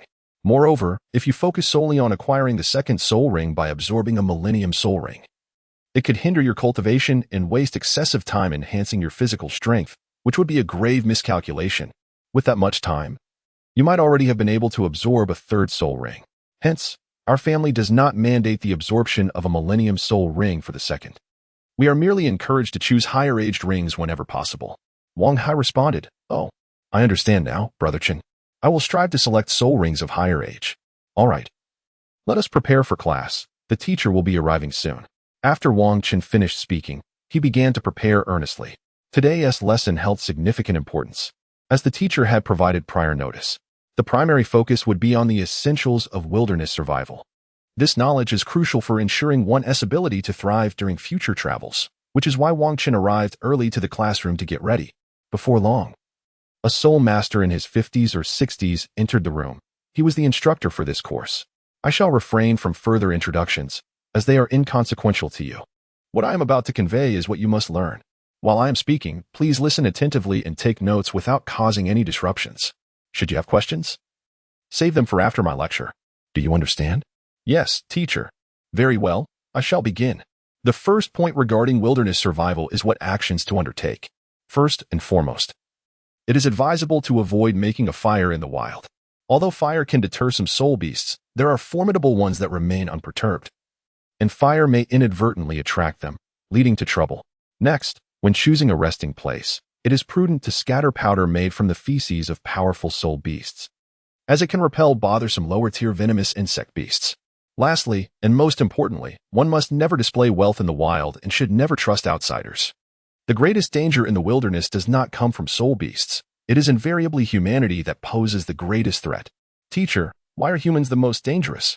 Because the human heart is inscrutable. One can never truly comprehend another's thoughts. That concludes today's lesson. Class dismissed. After the lecture, Wangchen greeted his two companions and headed straight home. From this day forward, his training regimen would intensify. In the secluded courtyard where he usually practiced, Wangchen made his appearance, always shrouded in invisibility. Only when one faces personal challenges does the need arise. I am here to enhance Wangchen's training regimen. Shaochen, you have now ascended to the rank of a Grand Soul Master. Thus, your training must also evolve beyond mere physical exercises of the past. You must continue to bolster your physical prowess while also embracing additional training modalities. Primarily, you are to embark on a survival expedition in the wilderness. Your forthcoming month shall be dedicated to this endeavor. You will venture alone from your family to the Yuhui Forest, where you will engage in rigorous training for a month. The focus will be on battling soul beasts to sharpen your combat abilities. Merely elevating your soul power is insufficient. Initially, you will confront 10-year-old soul beasts at the periphery. Although this should pose little challenge for you, even facing century-old soul beasts directly is within your capability. However, family regulations dictate that you must confront the soul beasts alone. The experience differs significantly from having support. Thus, acclimatization is essential before you can engage with century-old soul beasts.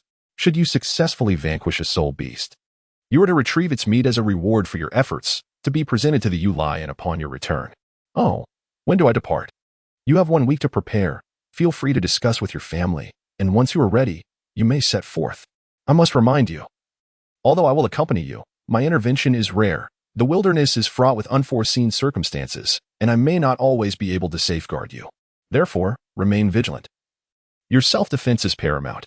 Once your training concludes, there will be further instruction. You are to register an account at the Soul Arena within the Golden City, where you will engage in practice duels against human soul masters to enhance your strength. Understood. Uncle Wang, Senator, shall I continue practicing the family techniques today? Yes. Today you shall persist with this discipline. Strength is cultivated gradually, and diligence is essential. Wang Chun consumed the medicinal cuisine and commenced his training for the day.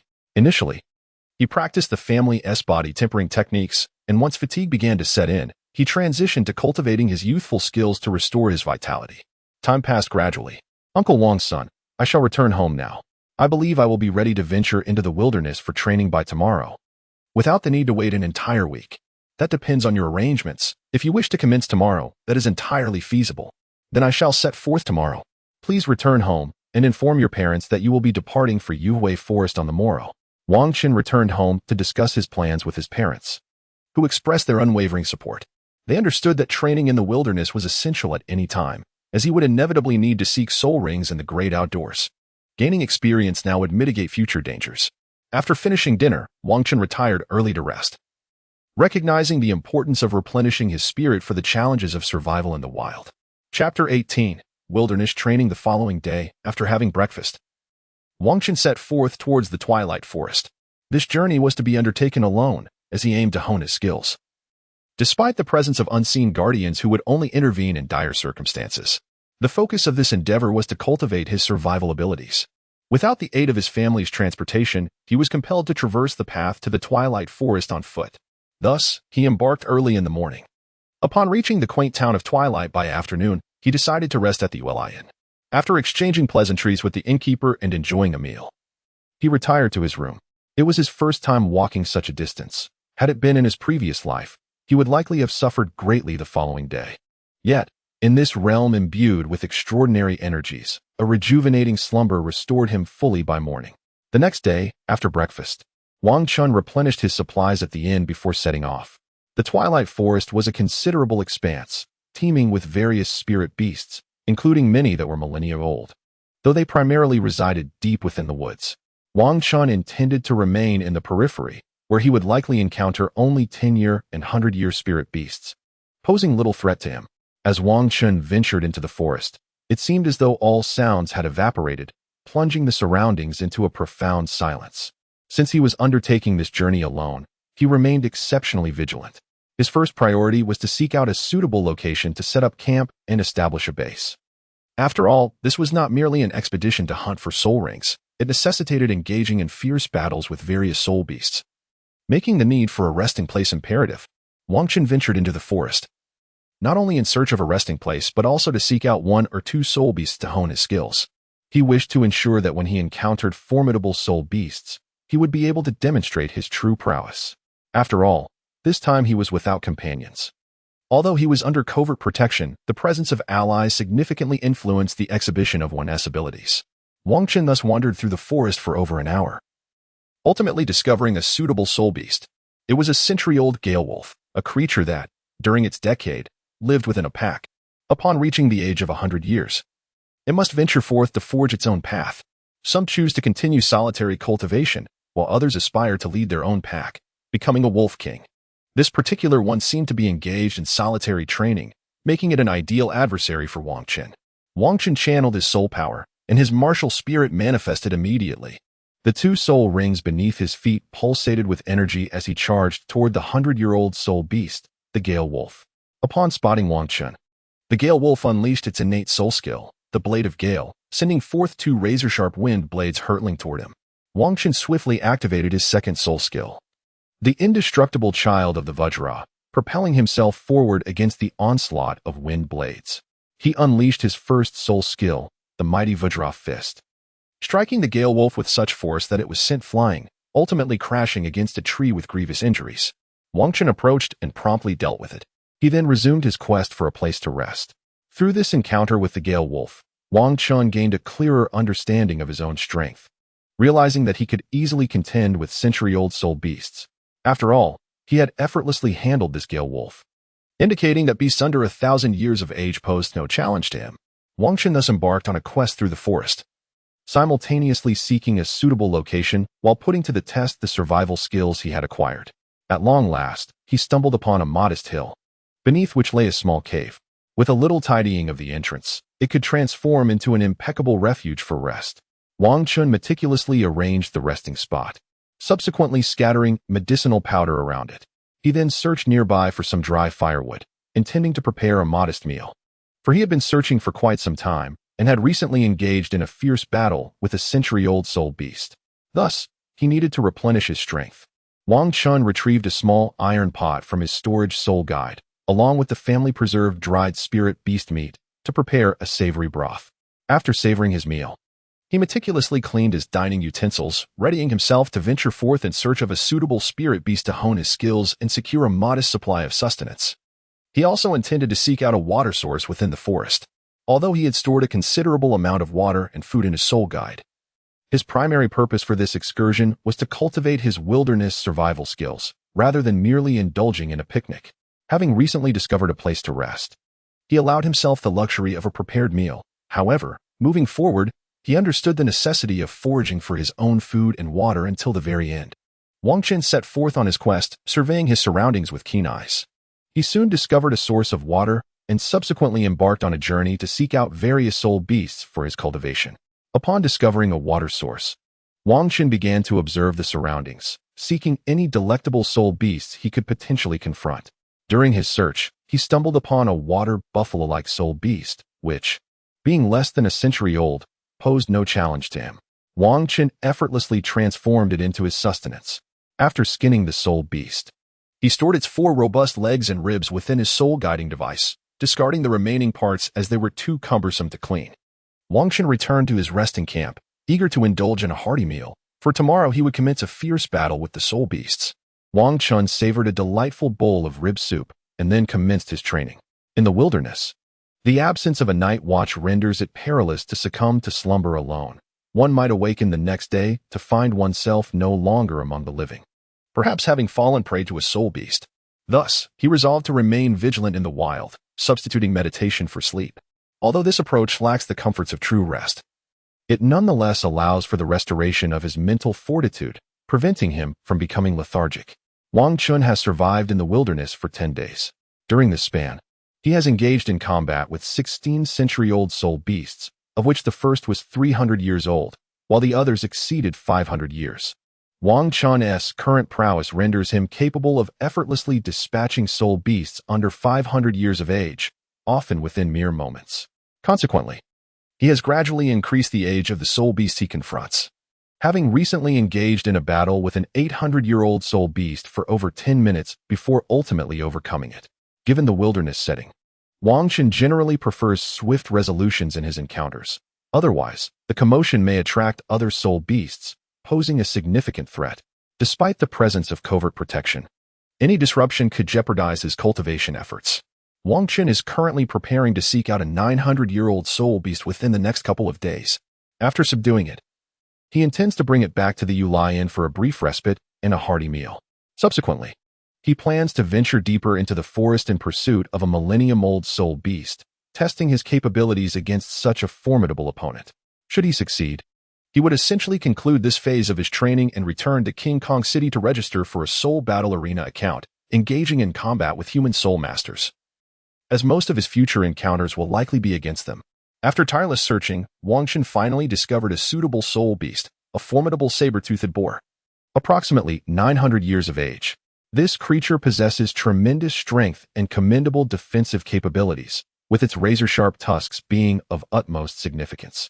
From the moment of its birth, having developed its saber-like fangs, it has ceaselessly honed them, relying on these formidable weapons to survive in the forest.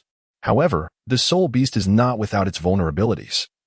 Due to its size, it exhibits relatively poor speed and reaction time, and it is known for its volatile temperament, often succumbing to irrational fury. Wang Chun meticulously observed the surroundings from his perch in the tree, vigilant for any other soul beasts that might pose an unforeseen threat during his battle. The saber-toothed boar remained engrossed in rooting through the earth for delectable roots, blissfully unaware of the impending danger.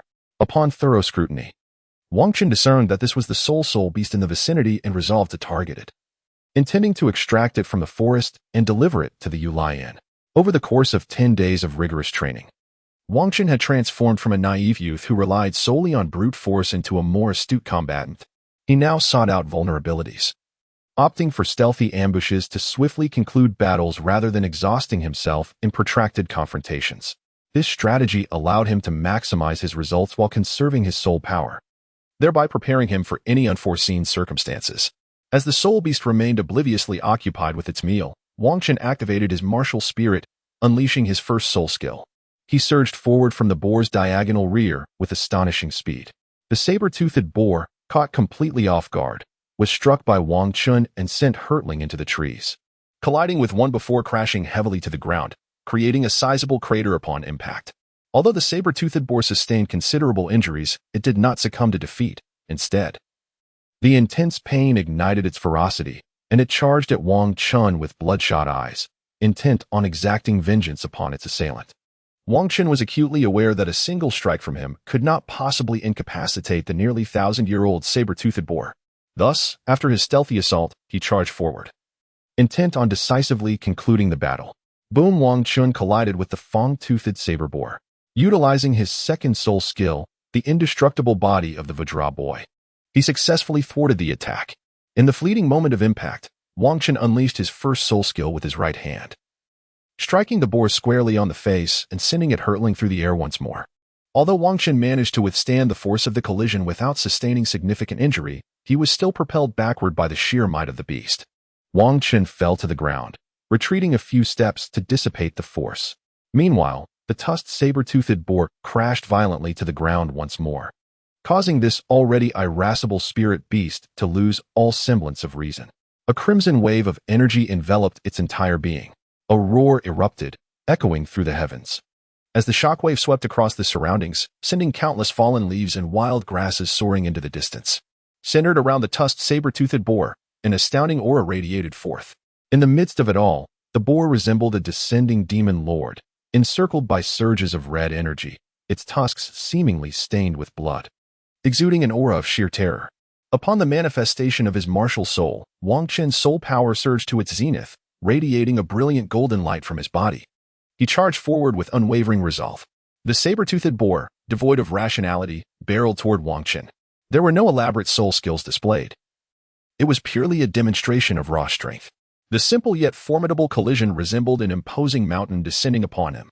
What a splendid moment! Wang Qin grinned widely, equally exhilarated. Sensing his adrenaline surging, boom with his indomitable Vajra-like body, Wang Qin collided with the fearsome saber-toothed boar, producing a thunderous roar that reverberated through the air. The intense shockwave caused the leaves of the surrounding trees to tremble. At the epicenter of this clash, where the impact was most severe, the earth itself was violently disturbed by the force of the blast. With a ferocious roar, the saber-toothed boar pivoted, utilizing its immense tusks to charge directly at Wang Qin. Intent on vanquishing the human who had inflicted pain upon it, Wang Qin, not one to yield easily, unleashed his formidable soul technique, delivering a powerful right-handed diamond fist directly upon the fangs. Boom, boom, boom, boom. Wang Qin and the tusked saber-toothed boar collided time and again, their brute forces clashing with ferocity. The golden and crimson lights radiated with astonishing might, and with each impact, the air reverberated with a piercing roar. A dreadful gale surged from the epicenter of their confrontation, wreaking havoc in all directions. After several minutes of this fierce engagement, the tusked saber-toothed boar gradually began to falter. The strength gleaned from its dwindling rationality dissipating.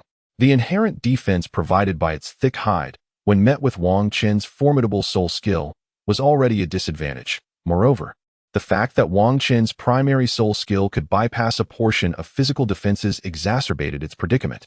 Thus, it was only natural that it could no longer endure. Wang Qin, having detected such an evident flaw, certainly would not let the opportunity slip away.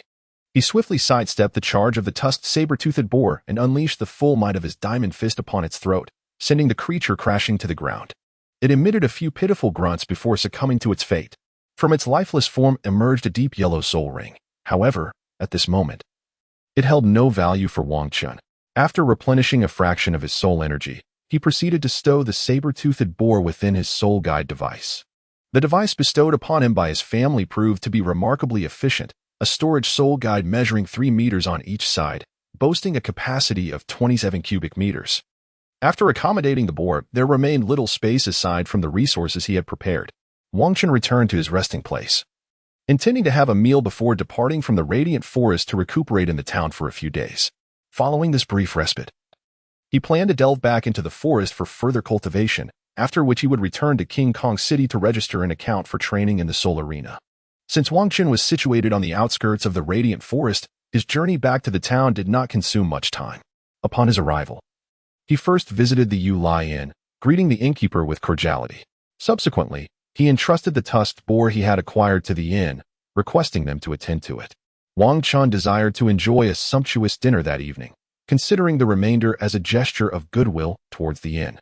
Wang Qin first entered the room to take a refreshing bath, for such amenities are scarce in the wilderness. Thus, it was essential to cleanse himself thoroughly. After finishing his bath, Wang Qin began to reflect on his recent experience of training in the wilderness, particularly focusing on his encounter with the saber-toothed boar. Initially, he had the option to employ a strategy of ambush followed by a kite-flying tactic to gradually wear down the beast. However, he found himself impulsively engaging in a direct confrontation. While this approach ultimately resolved the battle, it proved to be considerably more perilous. Nonetheless, such head-on encounters are the most effective means of enhancing one's strength. Through this experience, Wang Qin has already approached the threshold of level 25. It is likely that he will soon attain this milestone. Wang Qin contemplated extensively within the confines of his room. Ultimately, he resolved to exercise reason, recognizing that succumbing to fervor could lead to reckless confrontation. Yet, he acknowledged the potential for overwhelming emotions to cloud his judgment, which left him in a state of inner conflict. In the end, he chose to embrace a more natural course, relinquishing his worries. He stepped out of the room, intent on indulging in a delightful meal, followed by a well-deserved rest, with plans to leisurely explore the quaint town the following day. Wang Qin stepped out of his room and made his way to the hall, ready to partake in dinner. The innkeeper had already arranged the evening meal, awaiting Wang Qin's arrival. Upon seeing him emerge, the innkeeper promptly instructed a young servant to bring forth the prepared spirit beast dish. Wang Qin savored the delectable dish crafted from the tusked saber-toothed pig, relishing the meal, far more than any he had consumed in the wilderness. After finishing his dinner, he retired to his room, intending to indulge in a restful slumber, for he had not experienced a proper night's sleep in the Yuhui forest. This evening, he would reclaim the rest he had lost over the past 10 days. The following morning, after enjoying his breakfast, Wang Qun ventured out. "Innkeeper, I shall not return for lunch. I plan to explore the town and will return in the evening. There is no need for you to wait for me." "Very well, Shaoqun." Wang Chun emerged from the inn, making his way towards the square. This quaint town is constructed around the square, with numerous houses and shops radiating outward. A vibrant array of merchants engaged in lively trade filled the area, their calls echoing in the air, seeking to hunt century-old powerful spirit beasts. Join us for 20 gold spirit coins. Specializing in the capture of century spirit rings, feel free to approach for inquiries. Forming groups to hunt spirit beasts. Any teams available? The cacophony of marketing cries surrounded him, yet Wang Chun found little interest in them. His purpose for venturing out was primarily to savor some local delicacies and to explore the town for any hidden treasures, for in many tales, protagonists often stumble upon extraordinary artifacts in such humble locales. Wang Chun first made his way towards the street renowned for its distinctive snacks. Intending to explore the unique characteristics of the local delicacies of Douluo Continent, Wang Chun meticulously explored the food street in search of delectable delights. Suddenly, he stumbled upon a quaint little shop, adorned with an enticing sign, appearing quite promising. Intrigued, he stepped inside, eager to sample the fare. "Greetings, esteemed guest. What would you like to indulge in?" The enthusiastic server greeted him warmly upon his entrance. "What are the specialties of your establishment? Please enlighten me," Wang Chun inquired. "Certainly. Please have a seat. Our signature dish is undoubtedly the family recipe 8 treasure chestnut pigeon. This dish is not only nourishing, but also beneficial for the liver and kidneys, as the pigeon meat itself is known for its restorative properties. Moreover, the pigeon is stuffed with an exquisite blend of chestnuts, lotus seeds, shiitake mushrooms, and other fillings, which not only balance the richness of the meat, but also enhance the overall flavor profile, ensuring it is far from bland. It is truly a culinary marvel." "Very well. I shall have the 8 treasure chestnut pigeon," Wang Chun replied. "Excellent choice. Please bear with me for a moment. It will be ready shortly." Before long, the server returned, presenting the 8 treasure chestnut pigeon with great anticipation. Wang Chun meticulously examined this so-called family specialty. The petite squab, its belly round and plump, was positioned in the center of the plate, displaying a delicate shade of brown. The waiter, with great care, sliced open the squab's abdomen, and the vegetable filling immediately spilled forth, a tantalizing blend of yellow and white. "Esteemed guest, a dip in the sauce will enhance the flavor remarkably." Wang Chun scooped a spoonful and dipped it into the broth. Upon tasting, the authentic essence of the pigeon meat was exquisitely revealed, with the vegetarian stuffing fully absorbing its flavor. The harmonious interplay among the various vegetable fillings, enriched by the richness of the squab's fat, created a taste that was far from bland.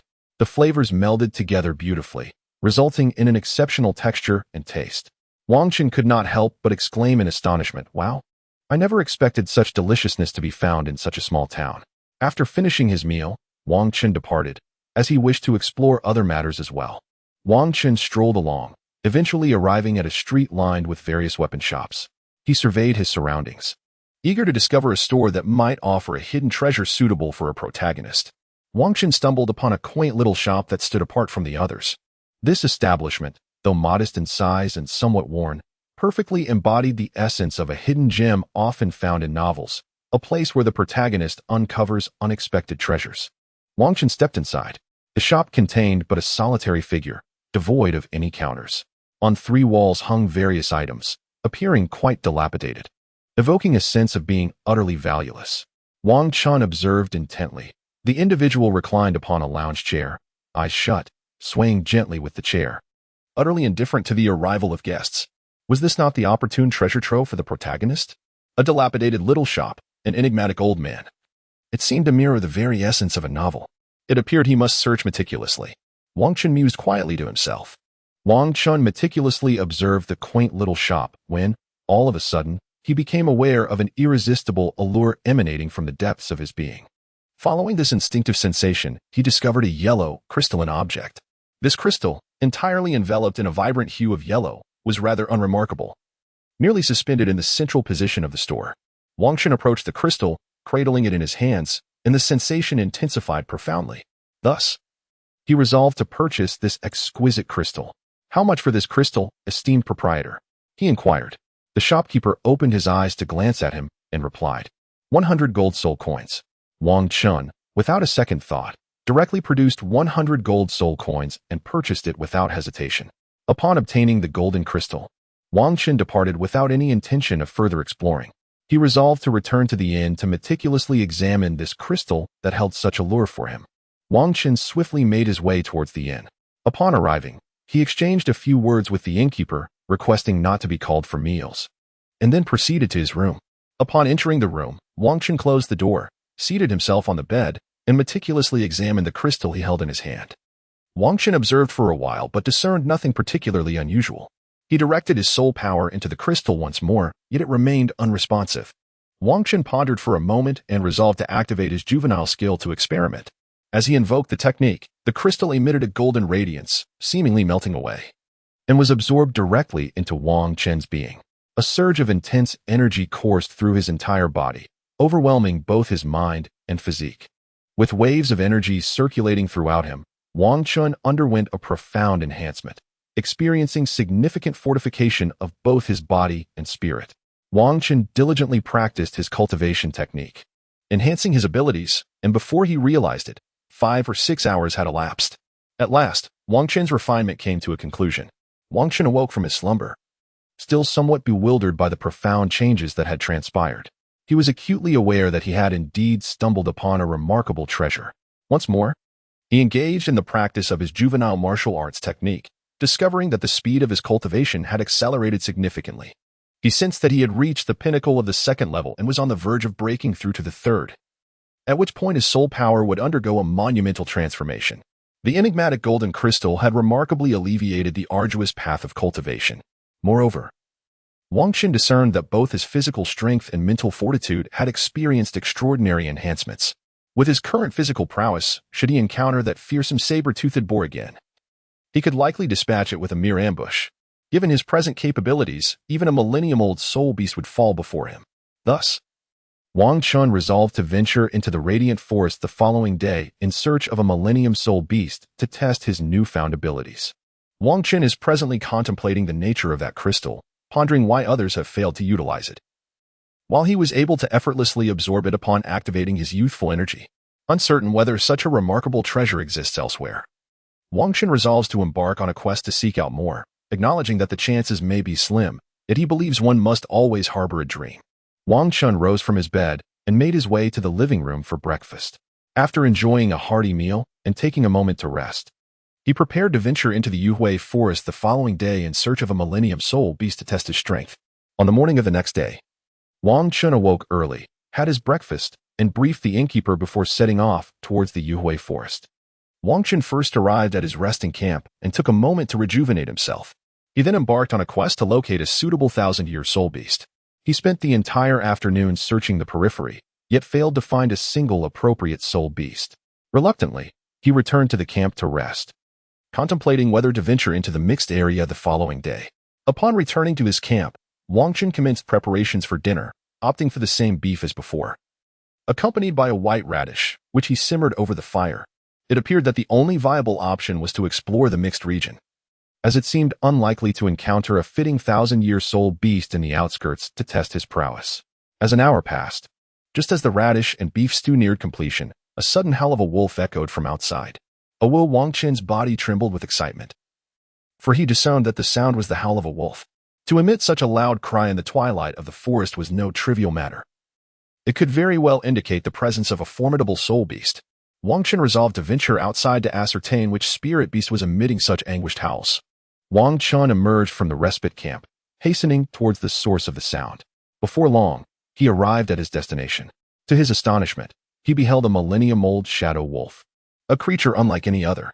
While most wolves engage in collaborative hunting, the shadow wolf operated in solitude, even when nurturing its offspring. It would continue its solitary existence once the young wolves were capable of hunting. Due to their lone nature, these soul beasts possess strength that surpasses that of the majority of soul beasts, excelling in ambush tactics and counter-ambush strategies. Typically, they initiate attacks on other soul beasts and soul masters, with very few instances of being ambushed themselves. To acquire such a soul ring, one must engage in direct combat.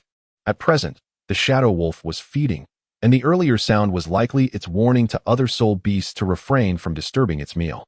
Wang Qin meticulously observed the tree, searching for any vulnerabilities to exploit. Just then, the shadowy wolf abruptly halted its feeding, its pair of luminous blue eyes fixating on Wang Qin. Indeed, the soul beast possessed an acute sensitivity to the changes in its surroundings. Wang Qin was detected the moment he arrived. Wang Qin could only leap down from the tree when, suddenly, the shadow wolf sprang into action. As the apex predator of the forest, the shadow wolf had long been a solitary hunter, adept at seizing opportunities. The moment Wang Qin descended, the wolf recognized its chance. With a powerful push of its hind legs, it surged forward at lightning speed, its sharp fangs akin to daggers, aiming directly for Wang Qin's throat. Wang Qin felt a sudden gust of wind, accompanied by a nauseating stench, and in an instant, the shadow wolf stood before him.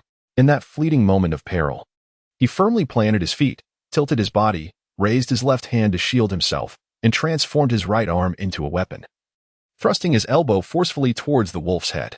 With a resounding thud, his elbow struck the bridge of the shadow wolf's nose, and Wang Qin could almost hear a crack, as if the wolf's nasal bone had been shattered by his blow. A mournful howl escaped the shadow wolf as it soared through the air, yet its right claw lunged forward with ferocity. In a swift motion, it raked across Wang Qin's left forearm, the sharp claws slicing through his skin and leaving behind 3 deep gashes. Wang Qin steadied himself on the ground, directly manifesting his martial spirit and activating his second soul skill, the indestructible child body, significantly enhancing his defensive capabilities while temporarily stemming the bleeding from his wounded left arm. This time, Wang Qin had been somewhat careless, failing to immediately summon his martial spirit or to first activate his second soul skill to bolster his defenses, resulting in him sustaining injuries in this encounter with the Millennium Soul Beast. After being struck by Wang Qin, the shadow wolf landed firmly on the ground, fixing its gaze upon him, poised to exploit any openings before launching another assault. Instead of retreating in fear after suffering a broken snout, the shadow wolf's ferocity was ignited, intent on eliminating Wang Qin. This provocation only served to enrage Wang Qin, who was eager to test his mettle against a Millennium Soul Beast, thus seizing the opportunity to eliminate this ambushing foe. For a moment, the two adversaries locked eyes. The shadow wolf failed to discern any vulnerabilities in Wang Qin, while Wang Qin, lacking the shadow wolf's remarkable speed, could do little but await its attack, hoping to discover a chance for a decisive blow. Finally, the shadow wolf, unwilling to delay any longer, charged at Wang Qin once more, channeling its soul power to increase its speed and sharpen its claws. In response, Wang Qin summoned all his strength, fully activating his soul power to maximize the effects of his second soul skill. He raised his left hand to block the shadow wolf's assault, while preparing his right hand for a powerful strike with the mighty diamond fist, determined to vanquish the creature. With a resounding thud, Wang Qin's left hand successfully withstood the shadow wolf's attack, leaving only 3 shallow scratches upon his golden arm. Meanwhile, his right hand struck out toward the wolf's eyes. Under the influence of his soul skill, his fist penetrated the shadow wolf's eye with the ease of a knife through soft tofu, shattering the creature's skull with the force of his soul power. The shadow wolf was sent flying, crashing to the ground, rendered motionless. Wang Qin approached and observed that the shadow wolf had perished. He finally breathed a sigh of relief. This battle had proven to be the most perilous he had ever faced. However, it was also a consequence of his own negligence. Had he not been so careless, he would not have sustained such grave injuries. This experience imparted a profound lesson upon him. One must never harbor even the slightest hint of complacency against all adversaries. One must exert their utmost effort and never underestimate their opponents. Wang Qin extracted the fangs of this Millennium Shadow Wolf as a keepsake from his adventure. He then secured the 1,000-year soul beast within a soul guide device, intending to present it as a token of gratitude to the Yu Lion for the respite he had enjoyed there over the past 2 days. Wang Qin soon returned to his resting camp, intending to tend to the wound on his left hand before indulging in the dinner he had prepared, followed by a dedicated session of cultivation. Wang Qin retrieved some medicinal supplies from his storage soul guide and attended to his injuries with a simple remedy, subsequently indulging in a delightful dinner. This encounter with the Millennium Shadow Wolf not only affirmed his capabilities but also demonstrated that he could effectively handle typical Millennium Soul Beasts. At that moment, Wang Xin unexpectedly appeared at the resting camp. "Wang Xin, uncle, what brings you out here?" Wang Chen inquired, somewhat puzzled. He was aware that there were individuals discreetly safeguarding him, given that his strength was not yet formidable. The family took precautions against unforeseen events.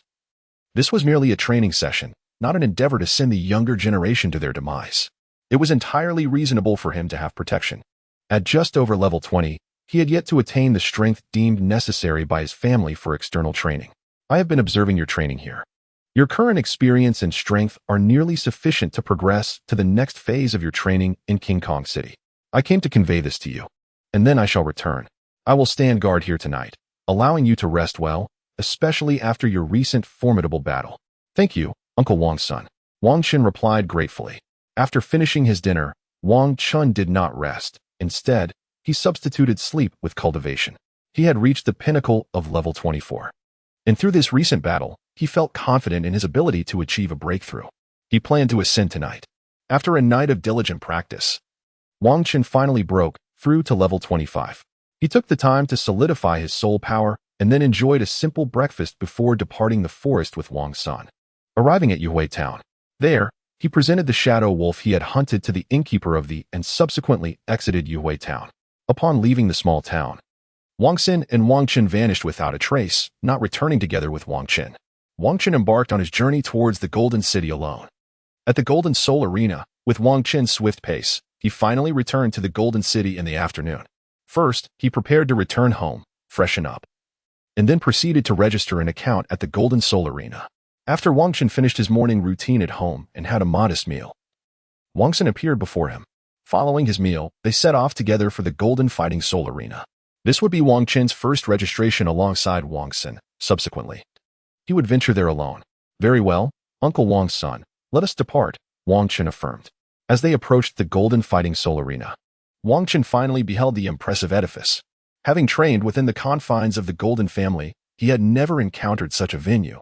This was indeed his inaugural visit. The arena itself was magnificently circular, soaring to a height of 100 meters, comprising a main fighting arena and 20 subsidiary arenas. It boasted the capacity to accommodate 50,000 spectators, including 100 luxurious private boxes. This locale served not solely as a battleground for soul masters to hone their skills, but also as a stage for various factions to display their prowess. As they walked toward the arena, Wang Xin imparted some fundamental information regarding the Golden Fighting Soul Arena. Here, battles were generally categorized into 3 types. The first was a friendly competition, where participants sparred without inflicting serious harm, thereby avoiding casualties. The second type involved life and death duels, typically arising from irreconcilable disputes where large-scale conflict was undesirable. Thus, the victor would emerge alive while the vanquished would meet their demise, with no further pursuit of the matter permitted. The final type was a wager match, overseen by the Grand Arena, where both parties would send forth an equal number of soul masters to compete, with the winner claiming all that was bet. Such matches, akin to life and death duels, often included additional stakes and were frequently employed by nobility or clans facing significant discord. The formats of the competitions were also threefold: 1-on-1, 2-on-2, and group battles. In group battles, the number of participants was predetermined by the opposing sides, generally limited to between 7 and 10 individuals as per the arena's regulations. Upon entering the Grand Arena, the first sight to capture one's attention was a colossal stone tablet inscribed with a multitude of names. Wang Xin revealed to Wang Chen that these names belonged to those who had perished in battle within the arena. Registering at the Golden Fighting Soul Arena was a straightforward process. One merely needed to present 10 golden soul coins and complete a form detailing their alias, martial spirit, and the number of rings of strength they possessed to be deemed a registered fighter of the arena. Unlike the rigorous assessments at the Martial Spirit Hall, here it sufficed to know one's ring count. However, should fortune not favor one, even a rank 21 might find themselves pitted against a rank 29, rendering the battles all the more exhilarating and steeped in unpredictability. Wang Chen swiftly completed the registration process and obtained the Iron Spirit Badge.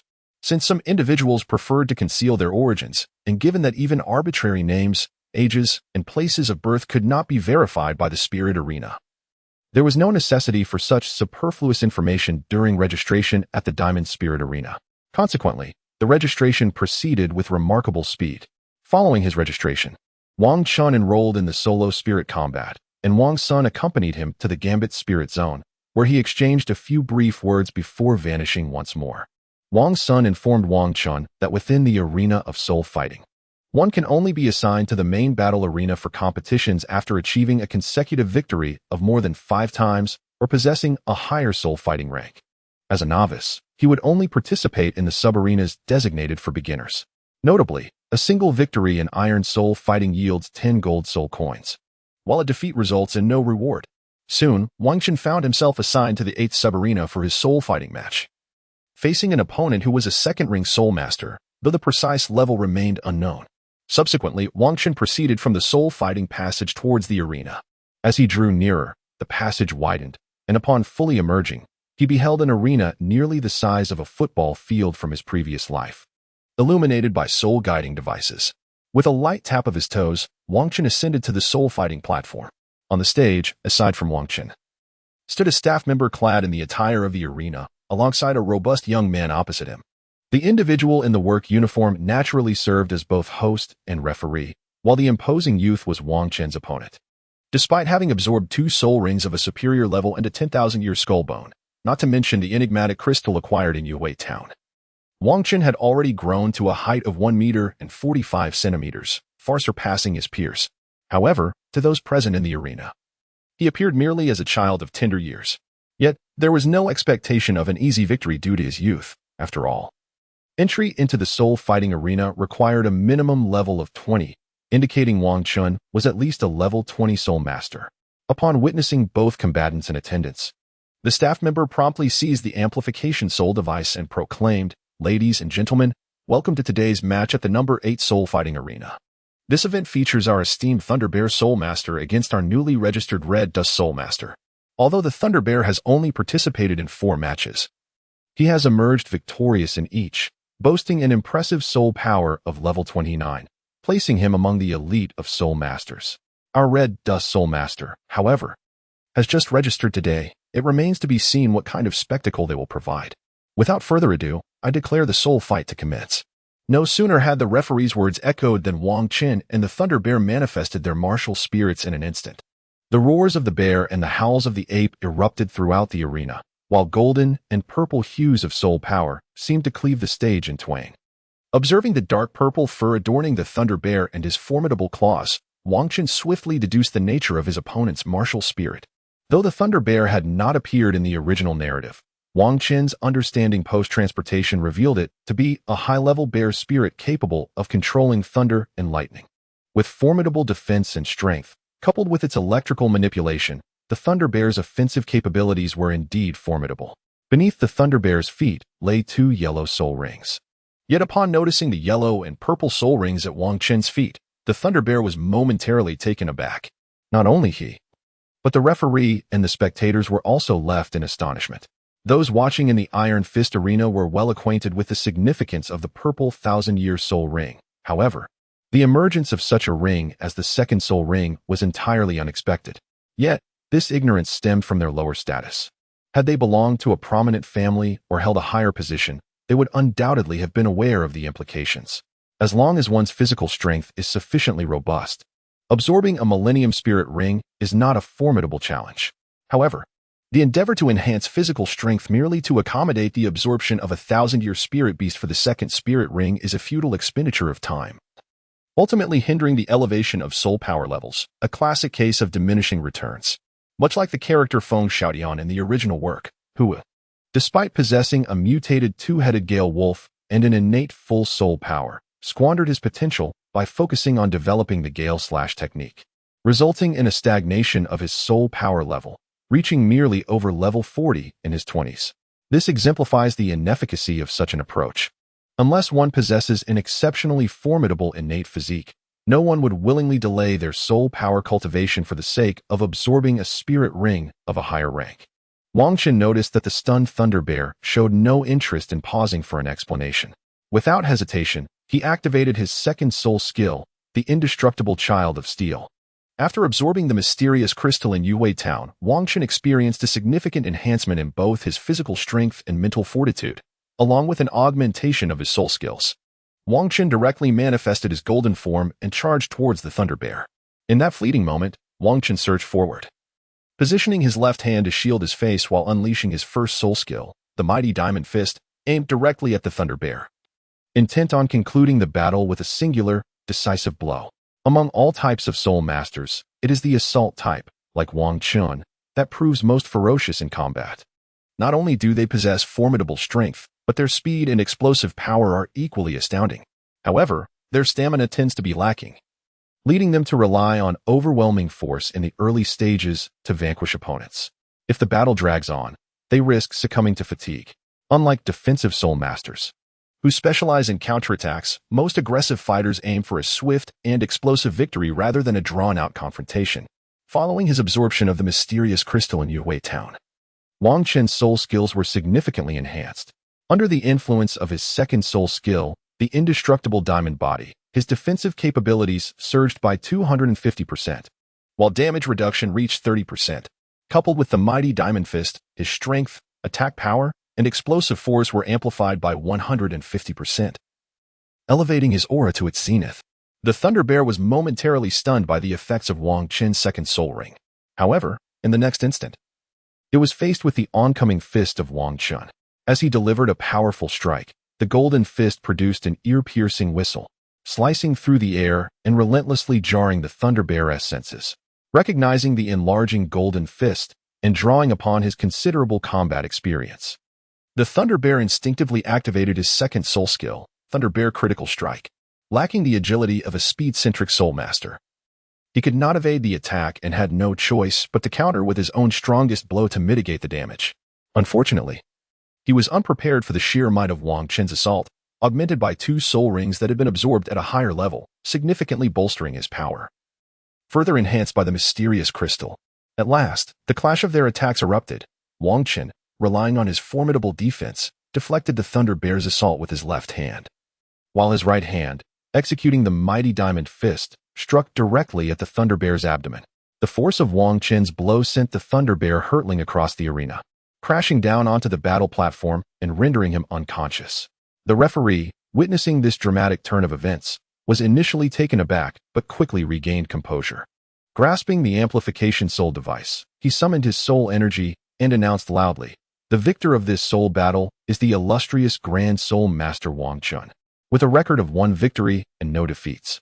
Subsequently, the referee approached Wang Chun and said, "Grand Soul Master Wang Chun, please accompany the staff to register your points."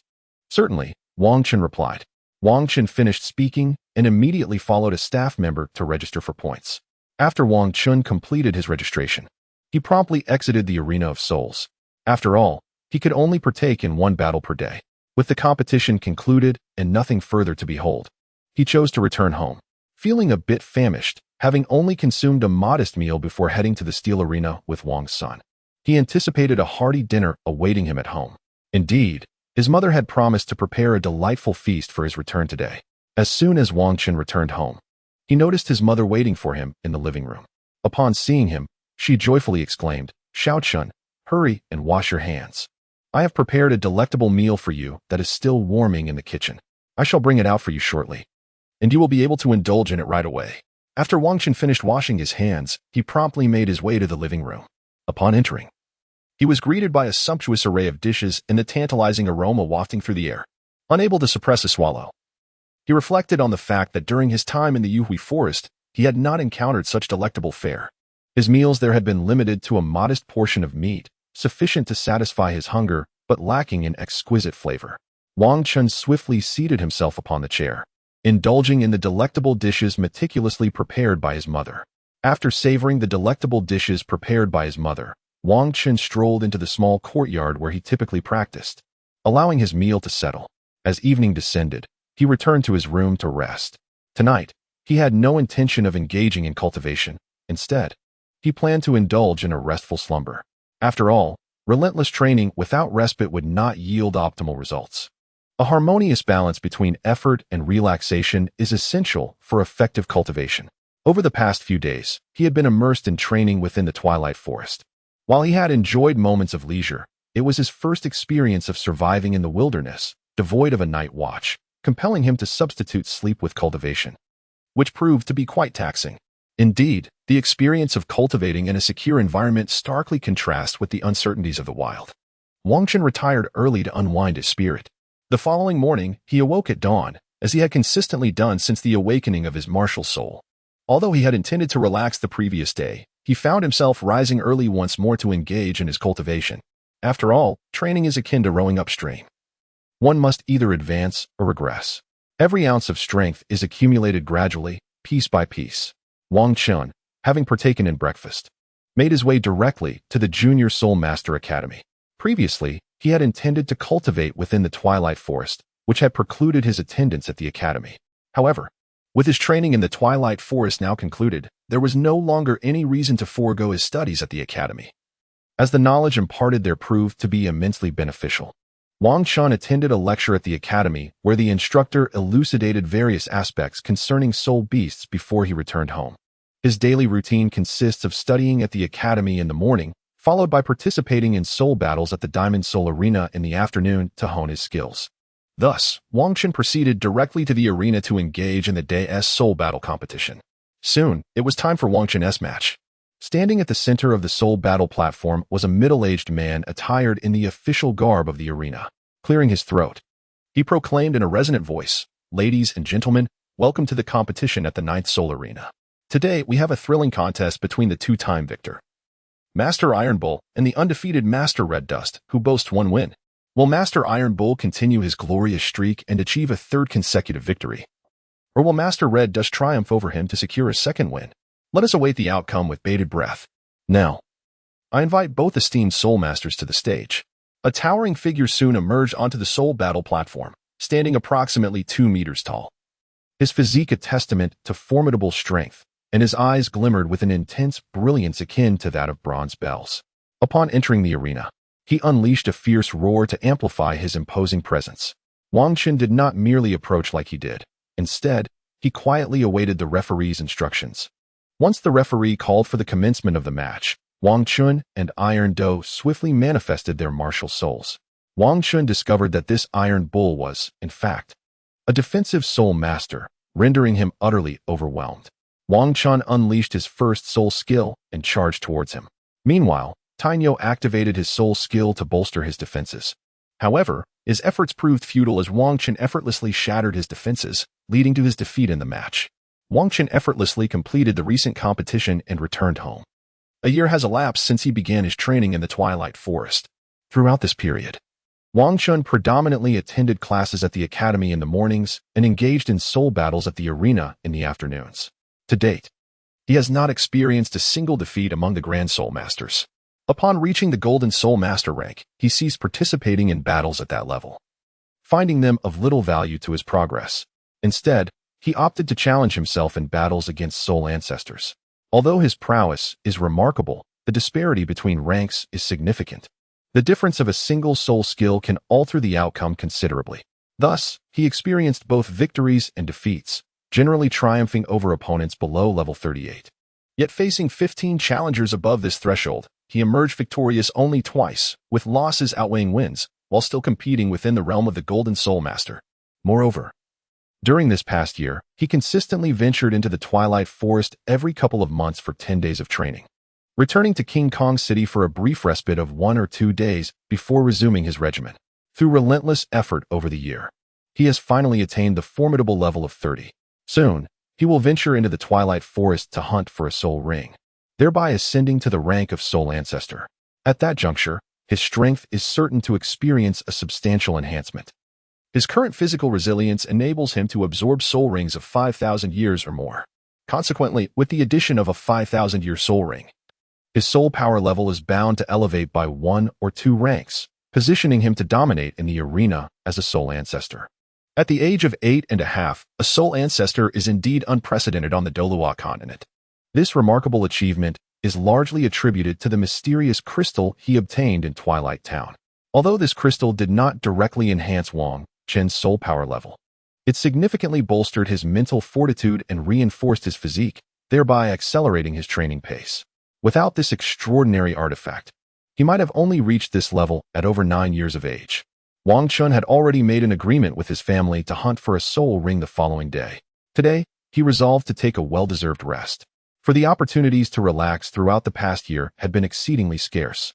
At the break of dawn the next day, Wang Chun awoke, and after enjoying a hearty breakfast, He set out with his father to the Radiant Forest to pursue the soul rings.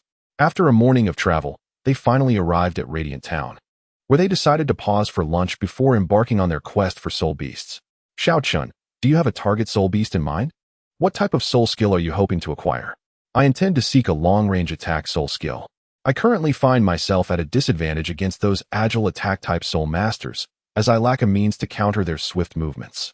During our soul battles, I often find it nearly impossible to conclude the fight swiftly. I can only seize the opportunity to strike when they attack, otherwise I am left helplessly watching them.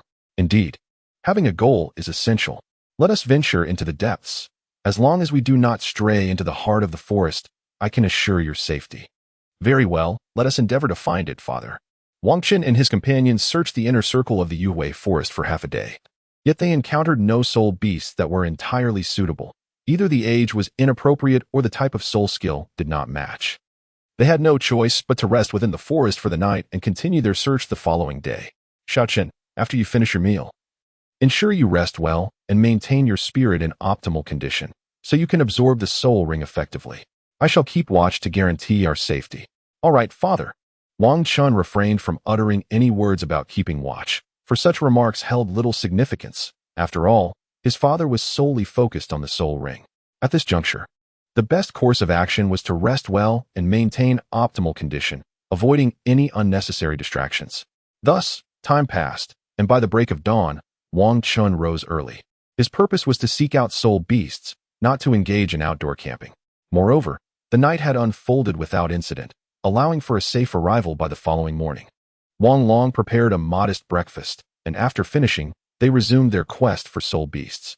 During their morning search, they finally stumbled upon a suitable soul beast within a grassy woodland, a roaring lion soul beast, approximately 5,000 years old.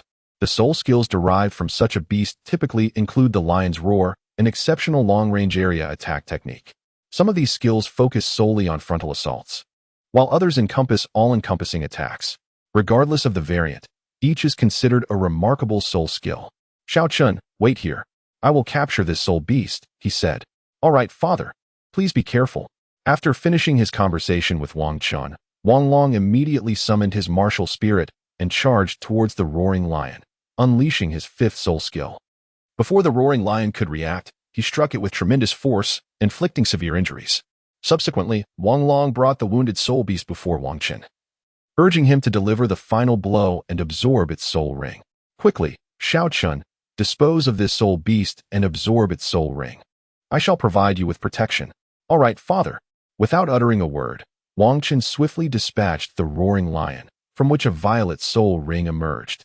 Seated upon the ground, he channeled his soul energy, drawing the ethereal ring towards himself, ultimately absorbing it. As this soul ring, over 5,000 years old, descended, an immense surge of soul power rushed into Wang Qin's body, tumultuously coursing within him. However, he adeptly invoked his cultivation technique to assimilate this sudden influx of soul energy.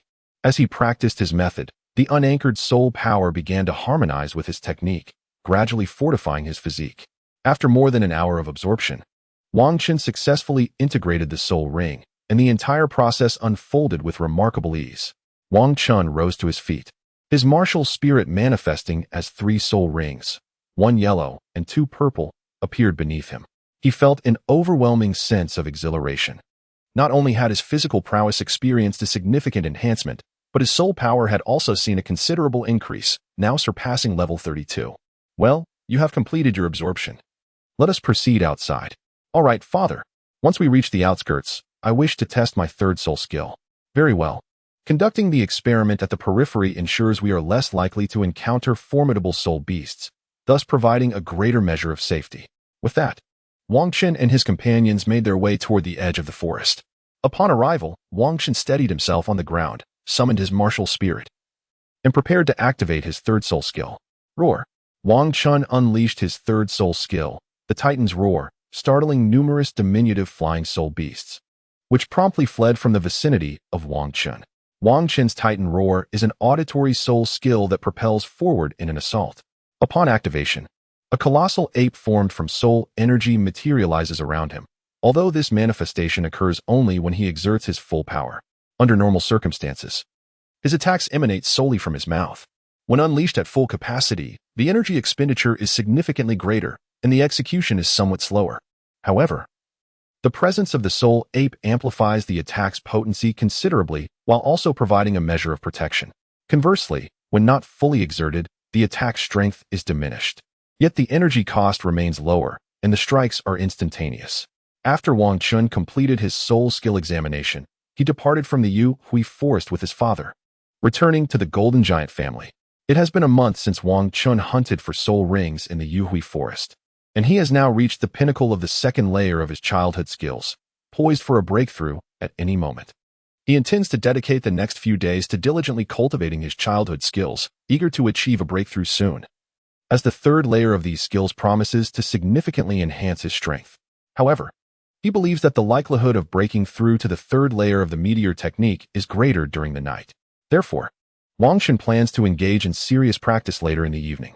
At present, he wishes to seek out his two younger brothers. As he seldom interacts with them during his training sessions, it is essential to foster communication, for trust cannot flourish without interaction. After all, friendships are cultivated through shared experiences. Without communication, how can bonds be formed?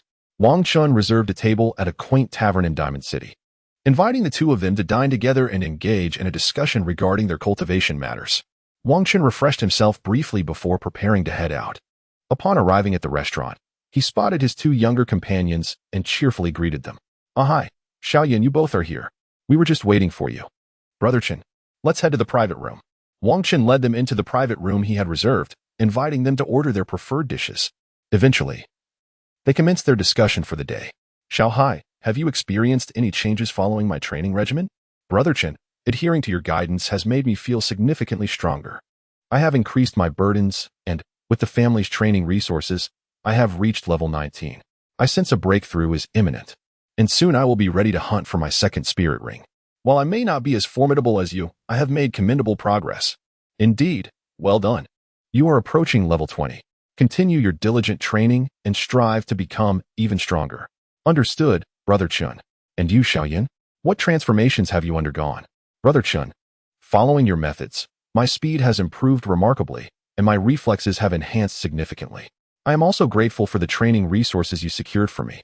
These are mere trifles. Your focus should be solely on your training. Consider not the burdens of the future. When you grow stronger, it will benefit me as well. Upon reaching level 20, your family can assist you in acquiring a spirit ring. Thank you, Brother Chen. I feel I am on the verge of attaining level 20. I will rely on the family as support then. Lu Yun's training resources were procured with Wang Chen's assistance, though this merely involved submitting an application to the family. After a brief assessment, the family granted Lu Yun the resources needed for his cultivation. Wang Chen exerted some influence to elevate Lu Yun's resources by one tier, a testament to his high aptitude, which garnered the family's respect for his opinions. Within the Jingang family, sustainable development cannot solely rely on its members. It also necessitates the absorption of exceptional talents from external sources. Thus, the family has established a system for the intake of outstanding individuals. These external talents are categorized into several tiers, each enjoying different levels of resources. Most of these individuals do not join the Jingang family. However, their rapid ascension is attributed to the resources provided by the family, creating a sense of obligation to the Jingang family. When the time arises for assistance, they are unlikely to withhold their efforts, constituting a vital asset for the family's legacy. Although these individuals have not formally joined the family, their significance cannot be overlooked. Furthermore, some talented individuals willingly join the family. After undergoing rigorous assessments, they receive the same privileges as the family's direct descendants, ascending to higher echelons within the family. Consequently, the Jingang family boasts a cadre of exceptional external experts. Over generations, as these individuals intermingled and propagated with the direct descendants of the family, their progeny became part of the Jingang family's direct lineage. Thus, through successive generations, the Jingang family continues to cultivate a wealth of skilled practitioners. After all, those individuals absorbed into the family typically possess commendable talents, and their descendants also exhibit promising potential for cultivation. Thus, through successive generations of development, the Jingang family has flourished over the course of 2 centuries. Now, let us first partake in our meal. Any uncertainties that arise afterward may be addressed. At this moment, the dishes from the tavern have been served, and Wang Chun has invited them to dine. Shortly thereafter, They finished their meal and exchanged insights on cultivation once more before returning to their respective abodes. As night fell, Wang Chun ventured into the courtyard, commencing his practice beneath the most resplendent stars. Under the cool, luminous glow of the celestial bodies, he sat cross-legged, initiating his cultivation of the juvenile technique. The moon hung high, casting a brilliant light, and a slight chill permeated the air. Clad in a thin training outfit, Wang Chun bore a resolute expression, undeterred by the external environment. As he began to cultivate the juvenile technique, a surge of soul energy emanated from his being, the quality of which was so extraordinary that it was hard to believe it belonged to a mere soul master. A resounding boom echoed, "Success." Suddenly, Wang Chun felt a profound sensation. As his soul power circulated through its meridians once more, it underwent a remarkable transformation from a nebulous state resembling clouds and mist. His soul energy shimmered with a silvery brilliance, harmonizing with the stardust above. This marked the attainment of the third layer of the child's skill, the meteor technique. At the tender age of 6, he had already broken through to the second layer, and after an additional 2.5 years of diligent practice, he reached the third layer of this esteemed discipline. The child's skill is divided into 5 realms, each distinct and significant in its own right. Mastery of the final layer. The Red Sun technique is said to enable one to refine their bones and marrow, enhancing their innate qualities. Even an individual of mediocre talent could transform into a prodigious genius. The difference between reaching the third layer and the preceding 2 is monumental, illustrating the extraordinary nature of this technique. This discipline emphasizes a gradual accumulation of strength, as the initial layers establish a solid foundation, culminating now in a stage of explosive power. While the first 2 layers primarily enhance defensive capabilities, the third layer substantially amplifies offensive strength. Is this indeed the meteor technique? Wang Chun extended his right hand, channeling his soul energy to manifest a layer of silver radiance upon it. This silver glow shimmered with the brilliance of a meteor, exuding an aura of sharpness. Hiss! With a swift motion of his right hand, Wang Chun swept across the trunk of a nearby tree, producing a resonant sound of severance. Without any apparent exertion, his silver soul energy, enveloping the area, manifested a sharpness akin to a blade, leaving a pronounced mark upon the bark. The child's art meteor technique. Upon reaching this level, Wang Chun's soul energy flowed with an innate grace, coalescing into a silver brilliance reminiscent of a shooting star. This energy, as sharp as a knife, could effortlessly slice through metal and stone alike. The child's art embodies a philosophy of accumulating strength gradually, although the subsequent stages of training become increasingly arduous and time-consuming. The higher one ascends in mastery, the swifter the cultivation progresses. Thus, this technique, while demanding more time in its earlier phases, paradoxically accelerates one's journey to the pinnacle, rendering the later stages increasingly potent without a significant increase in training duration. A broad smile involuntarily spread across Wang Chun's face. The early stages of his innate skills provided only a modest enhancement to his offensive capabilities, although he had significantly augmented his strength by absorbing soul rings beyond his level. His attack power remained rather unremarkable. Upon reaching the level of the meteor technique, his soul energy transformed into luminous silver starlight, sharp as a blade and capable of piercing through anything, thereby greatly amplifying his offensive prowess. 26 Once more, the battle of souls commenced. After Wang Chun advanced to the third level of the meteor technique, he briefly consolidated his gains before retreating to his chamber to rest. The following morning, instead of heading to the Soul Master Academy, as was his custom, he made his way to the Diamond Battle Arena. Having now ascended to the third level of the meteor technique, which bestowed upon him a significant enhancement in his offensive capabilities, he was filled with an eager anticipation to spar with a worthy adversary. He sought to ascertain the extent of his improvements. For such an elevation in strength cannot merely be gauged through introspection. It must be revealed through the crucible of combat against others. Upon arriving at the Diamond Battle Arena, Wang Chun communicated his preferences to the individual responsible for arranging the matches, expressing his desire to face a formidable opponent. Wang Chun is no longer the novice who just registered. He has now become a formidable presence in the arena of the Golden Soul combat. A modest request from him would not be met with refusal. Master of the Golden Soul, the opponent you seek is not readily available at the moment. The earliest we could arrange a match would be tomorrow afternoon. How does that sound? That works. Very well. Await our good news. Wang Chun comprehended the rationale behind their decision to postpone the arrangement of his opponent until tomorrow afternoon. After all, he was no longer an obscure novice. As the youngest golden soul within the arena and the sole contender to have successfully triumphed over opponents beyond his rank, he was a distinguished figure. Each of his battles had the potential to generate significant popularity, thereby yielding substantial profits for the arena. Thus, they would not casually schedule a match.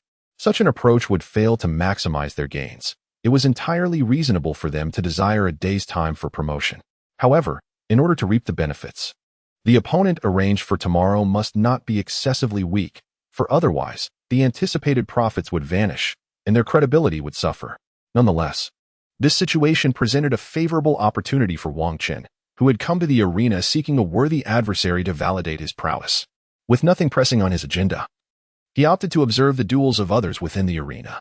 However, after watching a few matches, he departed. These contests held little allure for him. Having ascended to the status of Soul Master, he found no experience to glean from battles involving those beneath his level. Furthermore, opportunities to witness matches featuring elite Soul Masters were not readily available. Those of higher caliber typically did not engage in duels without prior promotion, as the arena needed to ensure adequate publicity to secure substantial profits, much like Wang Chen's own matches, which required a full day for advertising. Other skilled fighters would likewise necessitate even more time for arrangements. Wang Chen returned home, preparing to dedicate himself to rigorous training. He felt the necessity to become intimately acquainted with the third level of his childhood skills, as his current soul power differed significantly from that of the past. Failing to thoroughly familiarize himself with his soul power could result in a comical inability to fully unleash his potential during the competition. Thus, Wang Chen devoted an entire day to practice at home, successfully mastering his capabilities. Although his strength had been cultivated gradually over time, this recent breakthrough to the third level of the childhood skill, the meteor technique, had substantially enhanced his prowess. Consequently, experiencing slight difficulties in fully controlling his power was only to be expected. After a day of diligent training, he had completely grasped his abilities. Wang Chen enjoyed a restful night, for he had a competition the following day. Thus, he refrained from training this evening, opting instead for complete relaxation to ensure he would be in optimal condition. The next afternoon, upon arriving at the Golden Bear Soul Arena, he was summoned by the organizer, who provided him with details regarding his opponent for the day's soul battle. "The Red Dust Soul Master," he began. "In accordance with your specifications, we have arranged for a level 40 Cold Bear Golden Soul, which has yet to acquire a soul ring. Its strength undoubtedly meets your requirements. If there are no issues, you may prepare yourself. Your soul battle is scheduled to commence at 3 o'clock. "Very well. I have no concerns," Wang Chen replied. "Excellent. Please take the time to rest adequately. Should you require anything, feel free to call upon the staff." Understood. Wang Chen has now gained a clearer understanding of his opponent today, who is a civilian soul master endowed with considerable talent. This individual possesses a mutated ice bear martial spirit, which is quite commendable, boasting formidable offensive and defensive capabilities, as well as the ability to manipulate ice, thereby granting a degree of control. The ice not only enhances his defensive prowess, but also amplifies his capacity for counterattacking. Presently, he has reached the 40th level. However, he has yet to procure a soul ring. At this juncture, the disparity between civilian soul masters without influential backing and those from affluent families becomes evident. Upon reaching the requisite strength to procure a soul ring, Wang Chen could immediately enlist the assistance of his family to seek a suitable soul ring, without any need for delay. In stark contrast, those common soul masters without influential backing are compelled to embark on their own quests for soul rings. They must either hunt for a ring that does not possess optimal longevity or pay others to procure the appropriate soul ring for them. It is likely that the present participant, Han Xiong, has come to this soul fighting competition to raise funds for hiring someone to obtain a soul ring. Otherwise, he would not have entered the fray. After more than an hour of anticipation, the moment for Wang Chen's soul battle finally arrived. In the main arena of the Diamond Soul Fighting Ground, a host addressed the audience. "Ladies and gentlemen, welcome to today's contest. Competing are our esteemed Hong Chen Golden Soul Fighter and Han Xiong Golden Soul Fighter. Hong Chen Golden Soul Fighter is the only soul master in our arena to have triumphed in battles beyond his level and has now ascended to the rank of Soul Sovereign. We eagerly await his performance today. Meanwhile, Han Xiong Golden Soul Fighter is the sole competitor in our arena to have registered victories as a Soul Sovereign, boasting an unblemished record. The question remains, which of these two exceptional fighters is superior? Let us witness their prowess. Now, let us welcome today as protagonists, Hong Chen Golden Soul Fighter and Han Xiong Golden Soul Fighter. Upon hearing this, Wang Chun entered the soul fighting passage and ascended to the main soul fighting arena, where he was met by a man in his 20s who approached from the opposite side. Wang Chun scrutinized his opponent intently. Before him stood an exceptionally muscular man, towering at an astonishing height of over 2 meters, with broad shoulders and a physique adorned with well-defined muscles. His bronze skin, sullen complexion, and piercing eyes, complemented by a closely cropped hairstyle, suggested that he was a formidable adversary. Are the two Golden Soul Fighters ready? Yes, absolutely. Both Wang Chun and Han Xiong replied in unison. Upon hearing their affirmation, the host promptly grasped his amplification soul device and proclaimed, "Now, the soul battle commences officially." As the host concluded his announcement, Wang Chun and his opponent, Han Xiong, simultaneously summoned their martial spirits, enveloping the arena in radiant hues of golden and blue soul power, effectively partitioning the soul arena in two. Han Xiong, cloaked in a mantle of blue fur, emanated an intense chill as ice began to crystallize around him from the ground, crafting a tactical environment conducive to his enhanced prowess. Thus commenced the soul battle. Wang Chun, too, was endowed with a martial soul, and he promptly activated his second soul skill to enhance his defensive capabilities, ensuring that he would not again fall prey to a sudden ambush.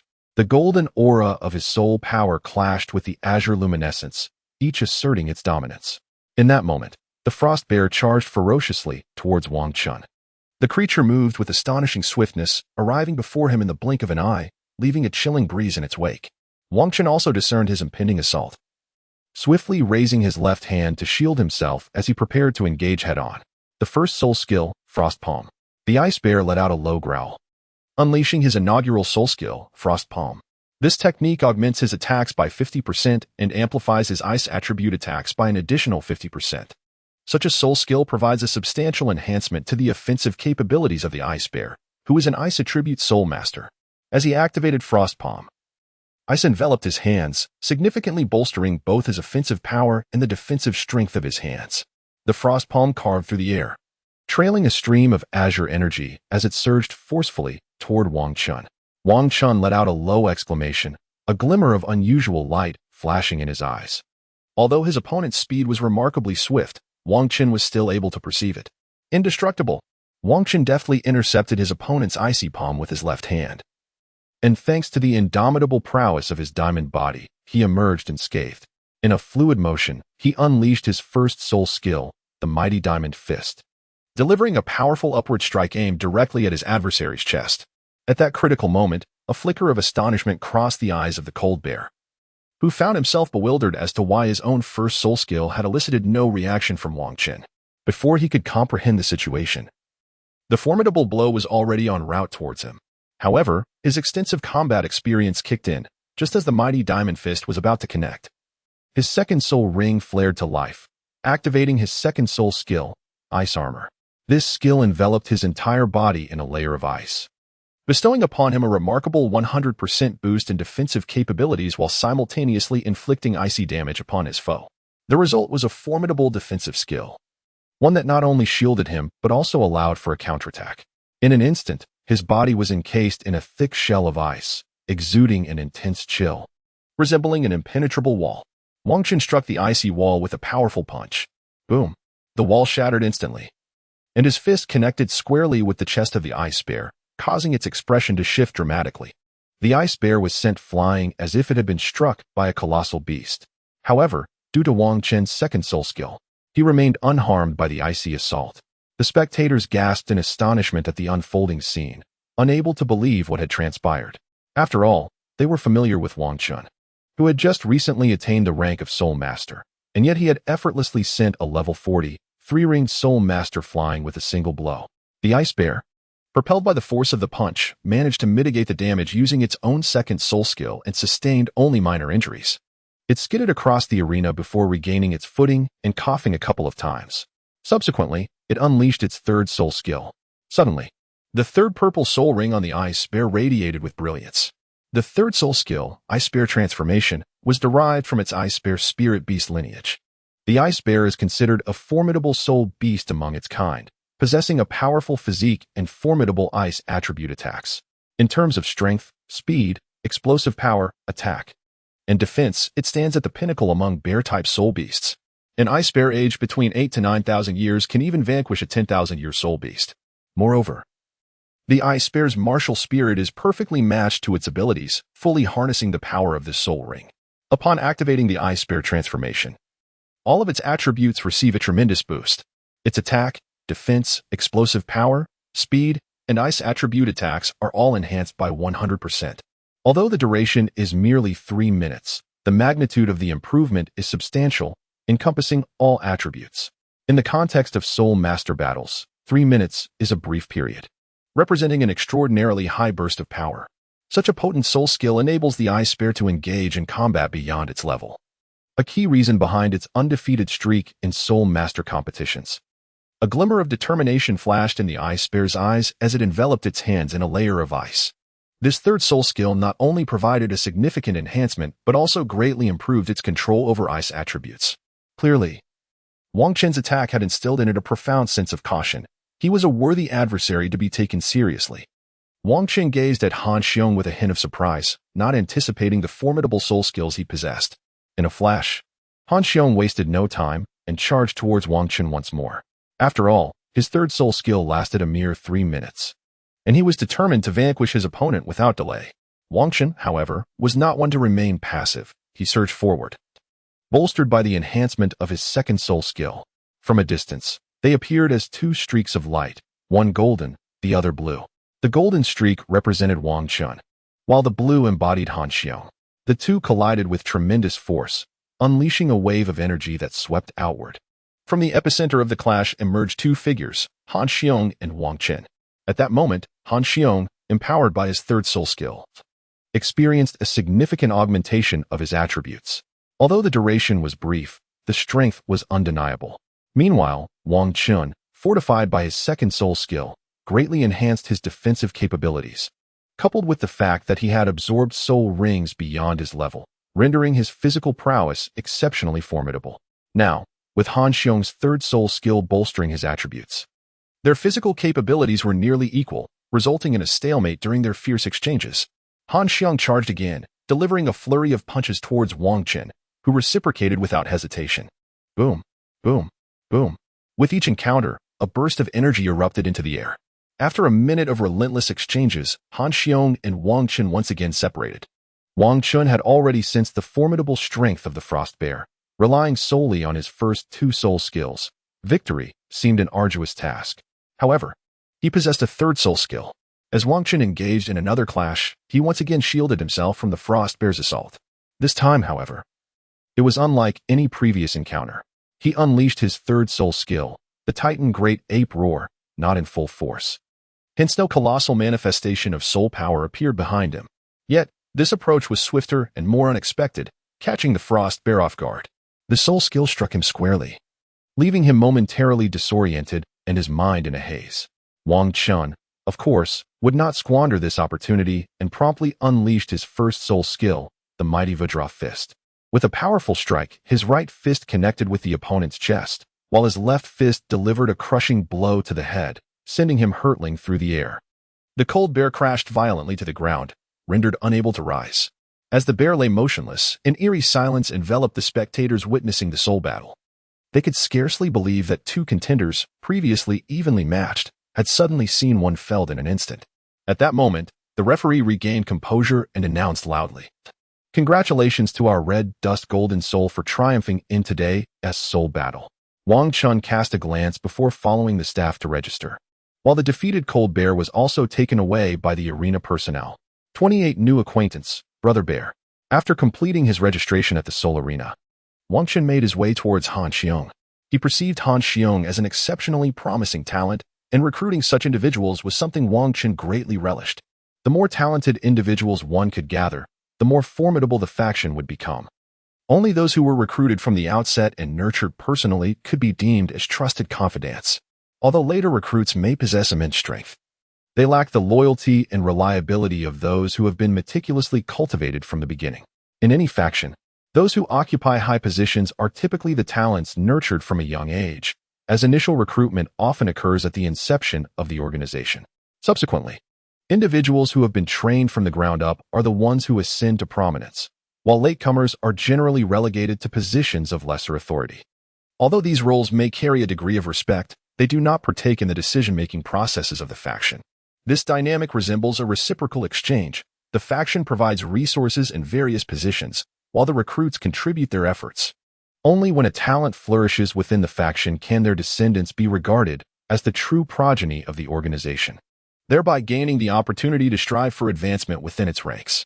As Wang Chen approached the side of the cold bear, the creature had already awakened. After all, it was a world imbued with soul power, where the physical constitution of individuals was notably robust, especially that of a level 40 soul master. Greetings, I am Hong Chen. Wang Chen encountered Han Xiong and greeted him. Greetings, I am Han Xiong, he said. Han Xiong was taken aback that the person who had defeated him would approach him for an introduction. After all, in the more than 20 years since his birth, he had rarely engaged in conversation with strangers. Initially, he was a student at the Soul Master Academy, where his talent was considered to be of moderate caliber.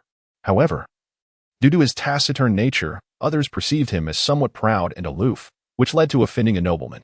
Consequently, he was schemed against and expelled from the academy.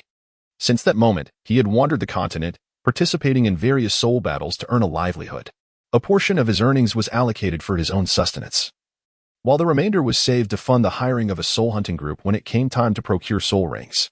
Thus, he managed to survive without rejoining any academy or sect, as finding a truly dedicated force willing to nurture him was exceedingly rare. Most were merely organizations that assigned him various tasks. Hence, he continued his nomadic existence until now. Furthermore, during his absorption of the third soul ring, the compatibility between his soul beast and his martial spirit was extraordinary, resulting in what seemed to be an evolution of his martial spirit, thereby enhancing his cultivation speed. Now, at nearly 21 years of age, he had already reached level 40. Had he not lacked a supportive background to assist him in acquiring soul rings, he would have already attained the rank of soul master, which is indicative of considerable talent. I would like to have a private conversation with you. Would that be acceptable? Wang Chen smiled. Wang Chen intended to invite him to a tranquil location to engage in a thoughtful conversation, seeking to discern the true nature of his character. Despite the fact that Wang Chen had not sought to capture a soul ring upon reaching level 40, instead opting to participate in soul battles at the arena, it was evident that he lacked any substantial backing. Otherwise, he would have long since acquired a soul ring and ascended to the status of a four-ringed soul master. Very well, replied Han Xiong. Wang Chen and his companions arrived at a quaint tavern, where they reserved a private room to engage in conversation with Han Xiong. Wang Chen and Han Xiong sat facing each other, and then Wang Chen spoke. Greetings, allow me to formally introduce myself. My name is Wang Chen, a soul master of the 32nd rank, hailing from the King Kong clan.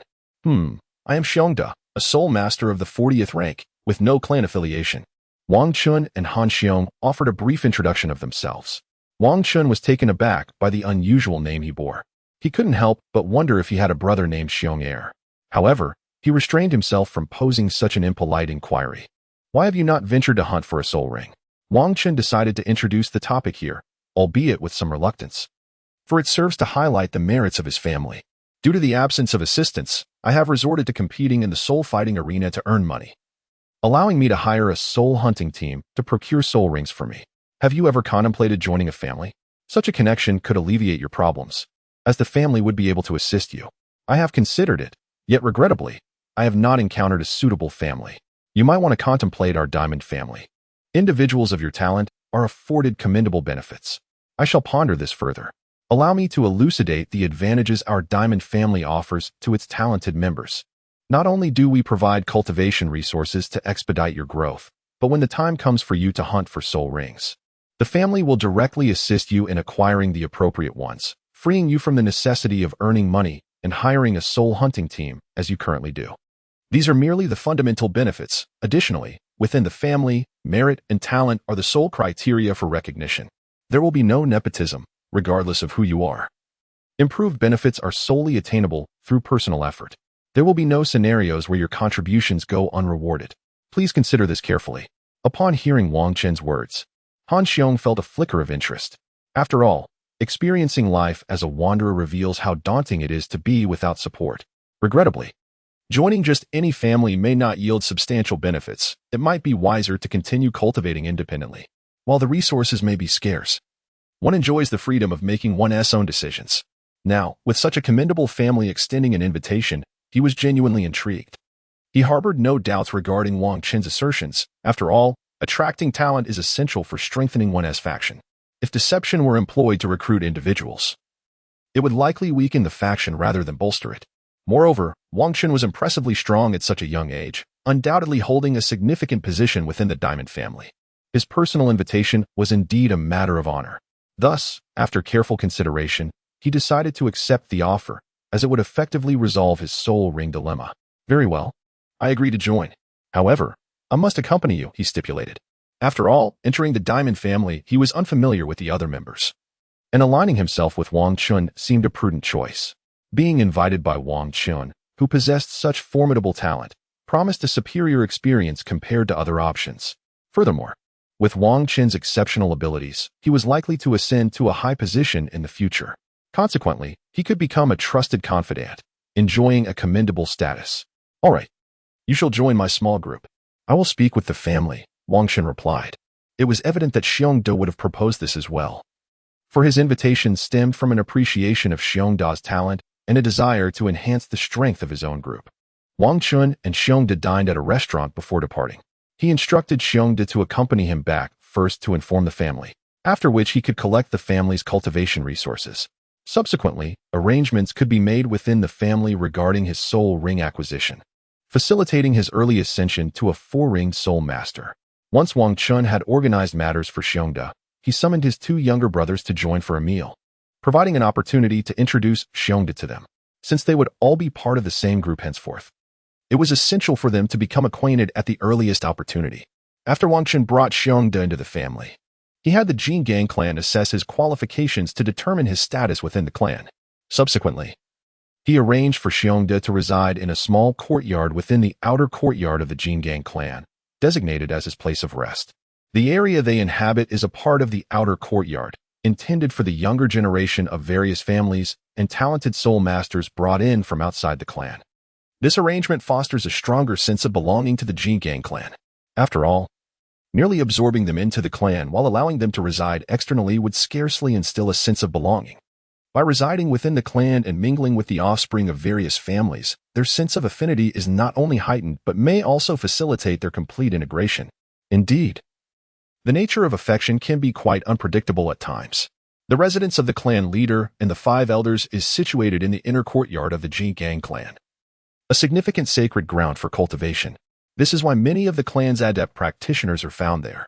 These masters not only safeguard their clan's cultivation sanctum but also refine their own skills further.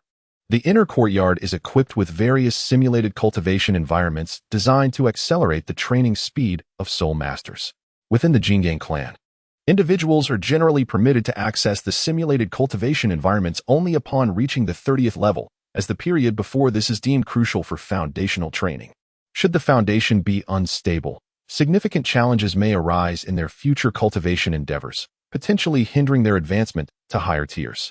Thus, the Jingang clan places immense emphasis on the foundational training of the younger generation prior to reaching level 30. A plethora of cultivation resources, along with an array of medicinal meals and baths, are provided to ensure that the clan's descendants establish a robust foundation. This commitment is precisely why the soul masters of the Jingang clan have never experienced a stagnation in the lineage of titled Douluos since the clan's inception, ensuring that each generation's clan leader is a titled Douluo. However, once the level of 30 is attained and the foundation solidified, various simulated cultivation environments become essential to enhance the speed of training.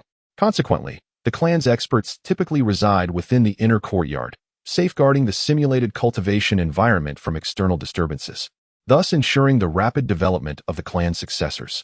Upon awakening their martial souls, those within the Jingang clan's younger generation who demonstrate talent are vigorously supported and provided with diverse cultivation resources to solidify their foundation.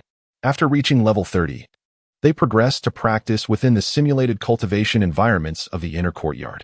Upon attaining level 40, they are encouraged to venture out and embark on their own journeys of experience. Before allowing them to hone their skills, they are first sent to the town controlled by the Jingang family to learn for a month, mastering the art of swiftly and efficiently eliminating adversaries. In the family's domain, where the light of day shines, the perils of life and death are somewhat mitigated. However, once they venture into the wilderness, The constraints of morality dissolve, and the acts of killing for treasure become commonplace.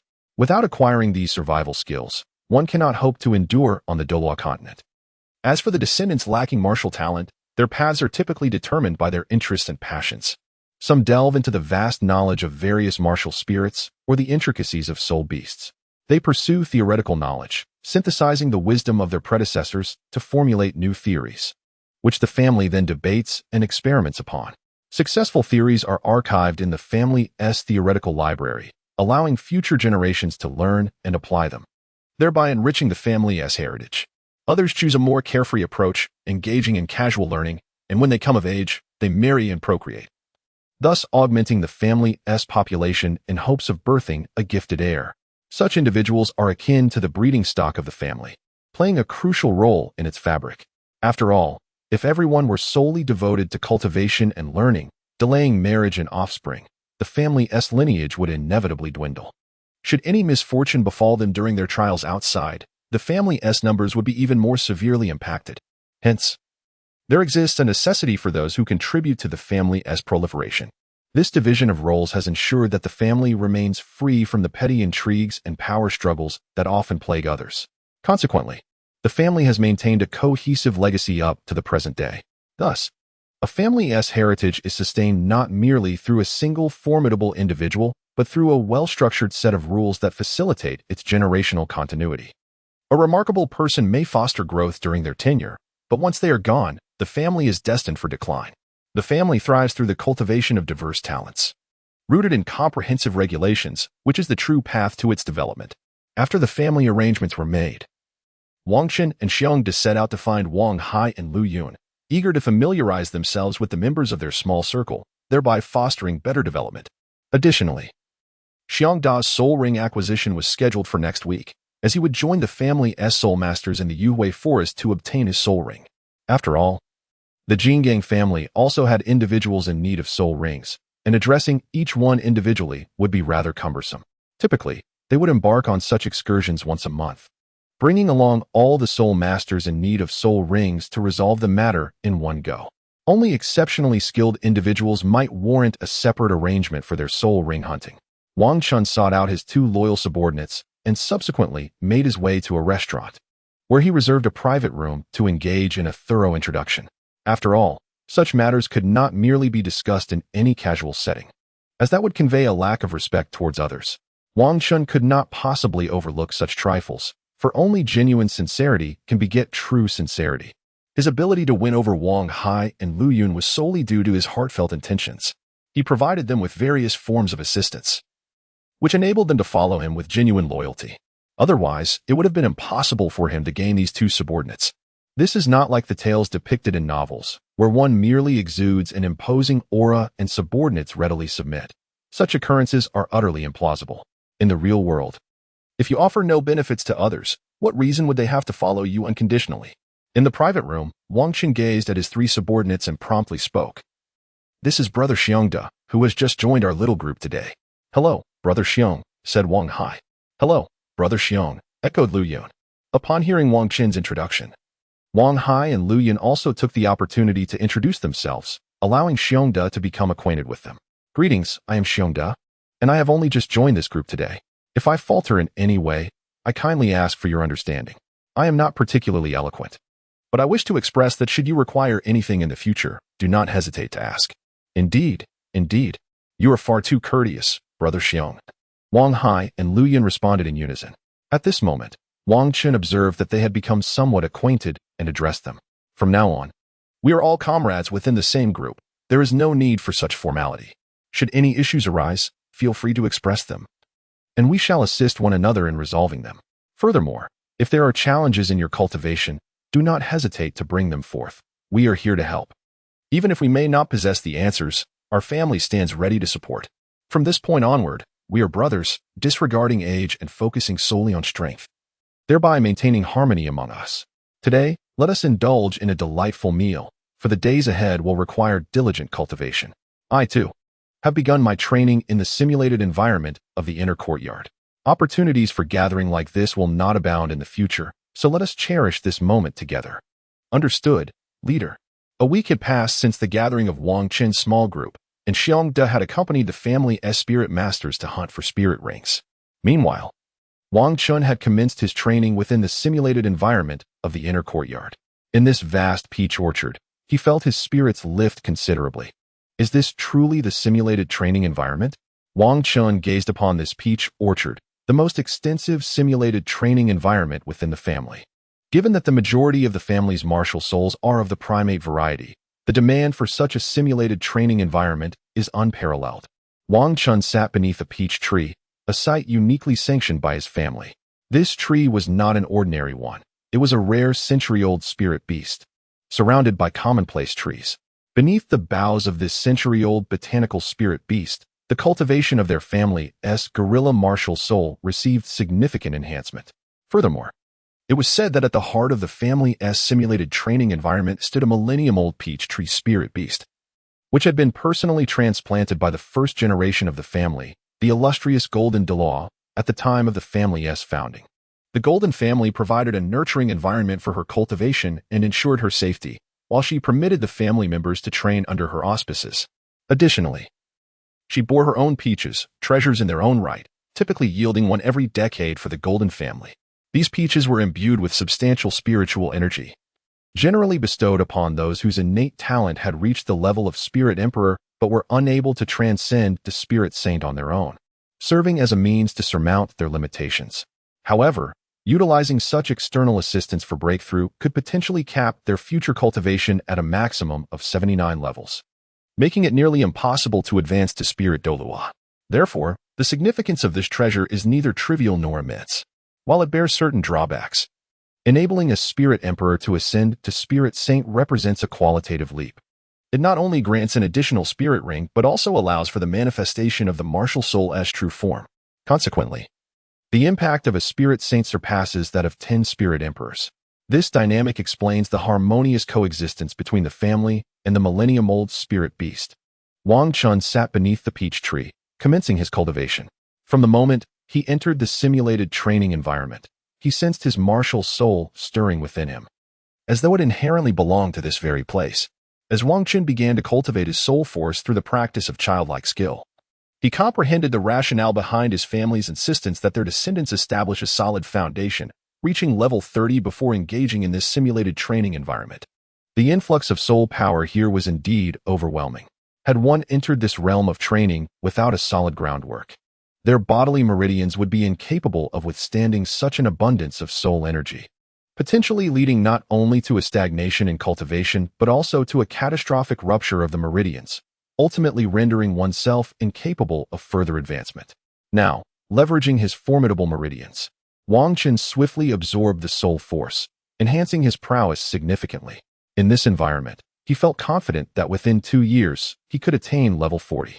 Thus, time slipped away unnoticed amidst Wang Chun's diligent cultivation. As Wang Chun cultivated until dusk, preparing to return, he suddenly noticed a colossal vortex of soul energy materializing in the center of the simulated training environment. This vortex swiftly absorbed the soul energy from the peach grove within the illusionary realm. The simulated training environment, bathed in the crimson hues of the setting sun, was transformed into a silvery spectacle by this swirling force. What could this possibly signify? Wang Chun was taken aback. In the heart of the simulated training environment, the patriarch of the King Kong family and 4 elders observed from the periphery. Is the Grand Elder on the verge of breaking through to become a title Douluo? Inquired the 4th elder of the patriarch.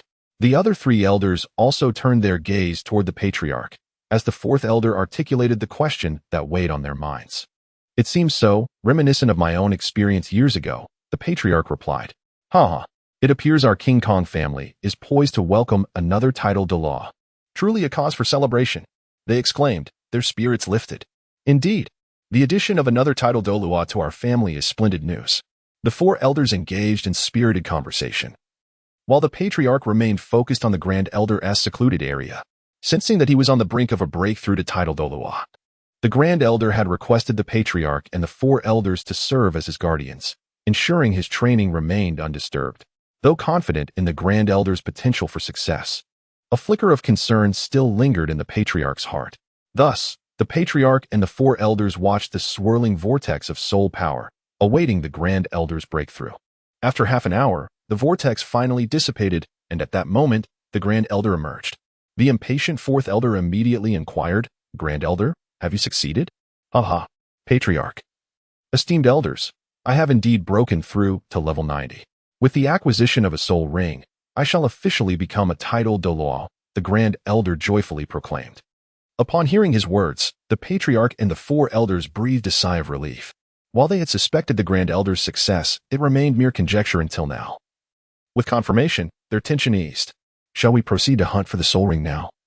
Or would it be prudent to wait a day or two for you to consolidate your strength first?" asked the fourth elder. "I believe it wise to wait 2 days before we embark on the hunt for the soul ring. Having just achieved this breakthrough, I must solidify my training." The Grand Elder responded, "Very well, we shall seek the soul ring in 2 days. During that time, I, along with the second and third elders, will accompany the Grand Elder into the Douluo Forest to find a suitable soul ring," the fourth elder proposed. The fourth and fifth elders would remain within the family to oversee its operations and ensure its protection. At this juncture, the Patriarch made arrangements for family matters and advised the Grand Elder to focus on consolidating his newfound strength.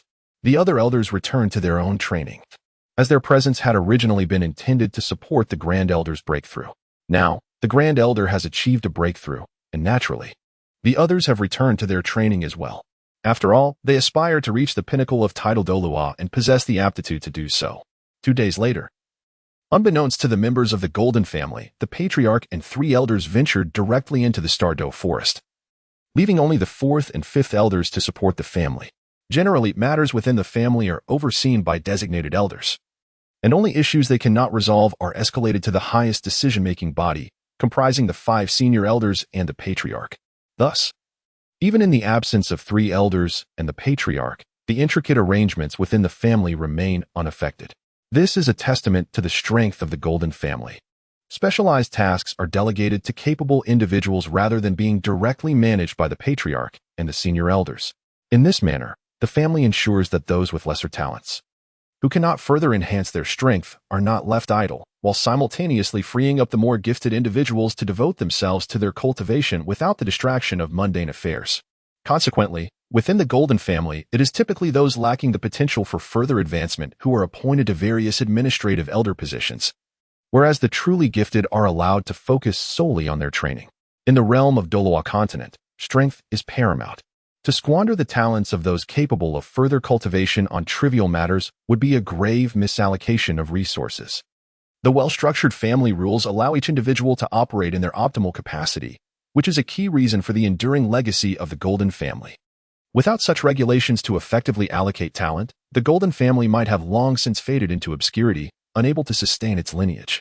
As for the Douluo Forest, Patriarch Jingang and the 3 elders departed the family, journeying swiftly through the night towards the Douluo Forest, eager to procure a suitable soul ring for the Grand Elder and return home promptly. Given that the family's strongest members are predominantly absent, any unforeseen calamity during this time could result in a devastating blow to the family. Thus, after 5 days of travel, they arrived at the small town bordering the Douluo Forest. "I intend to take a well-deserved rest here, having journeyed for several days. It is essential to adjust my state of mind, for once I enter the Douluo Forest, there shall be no time for respite.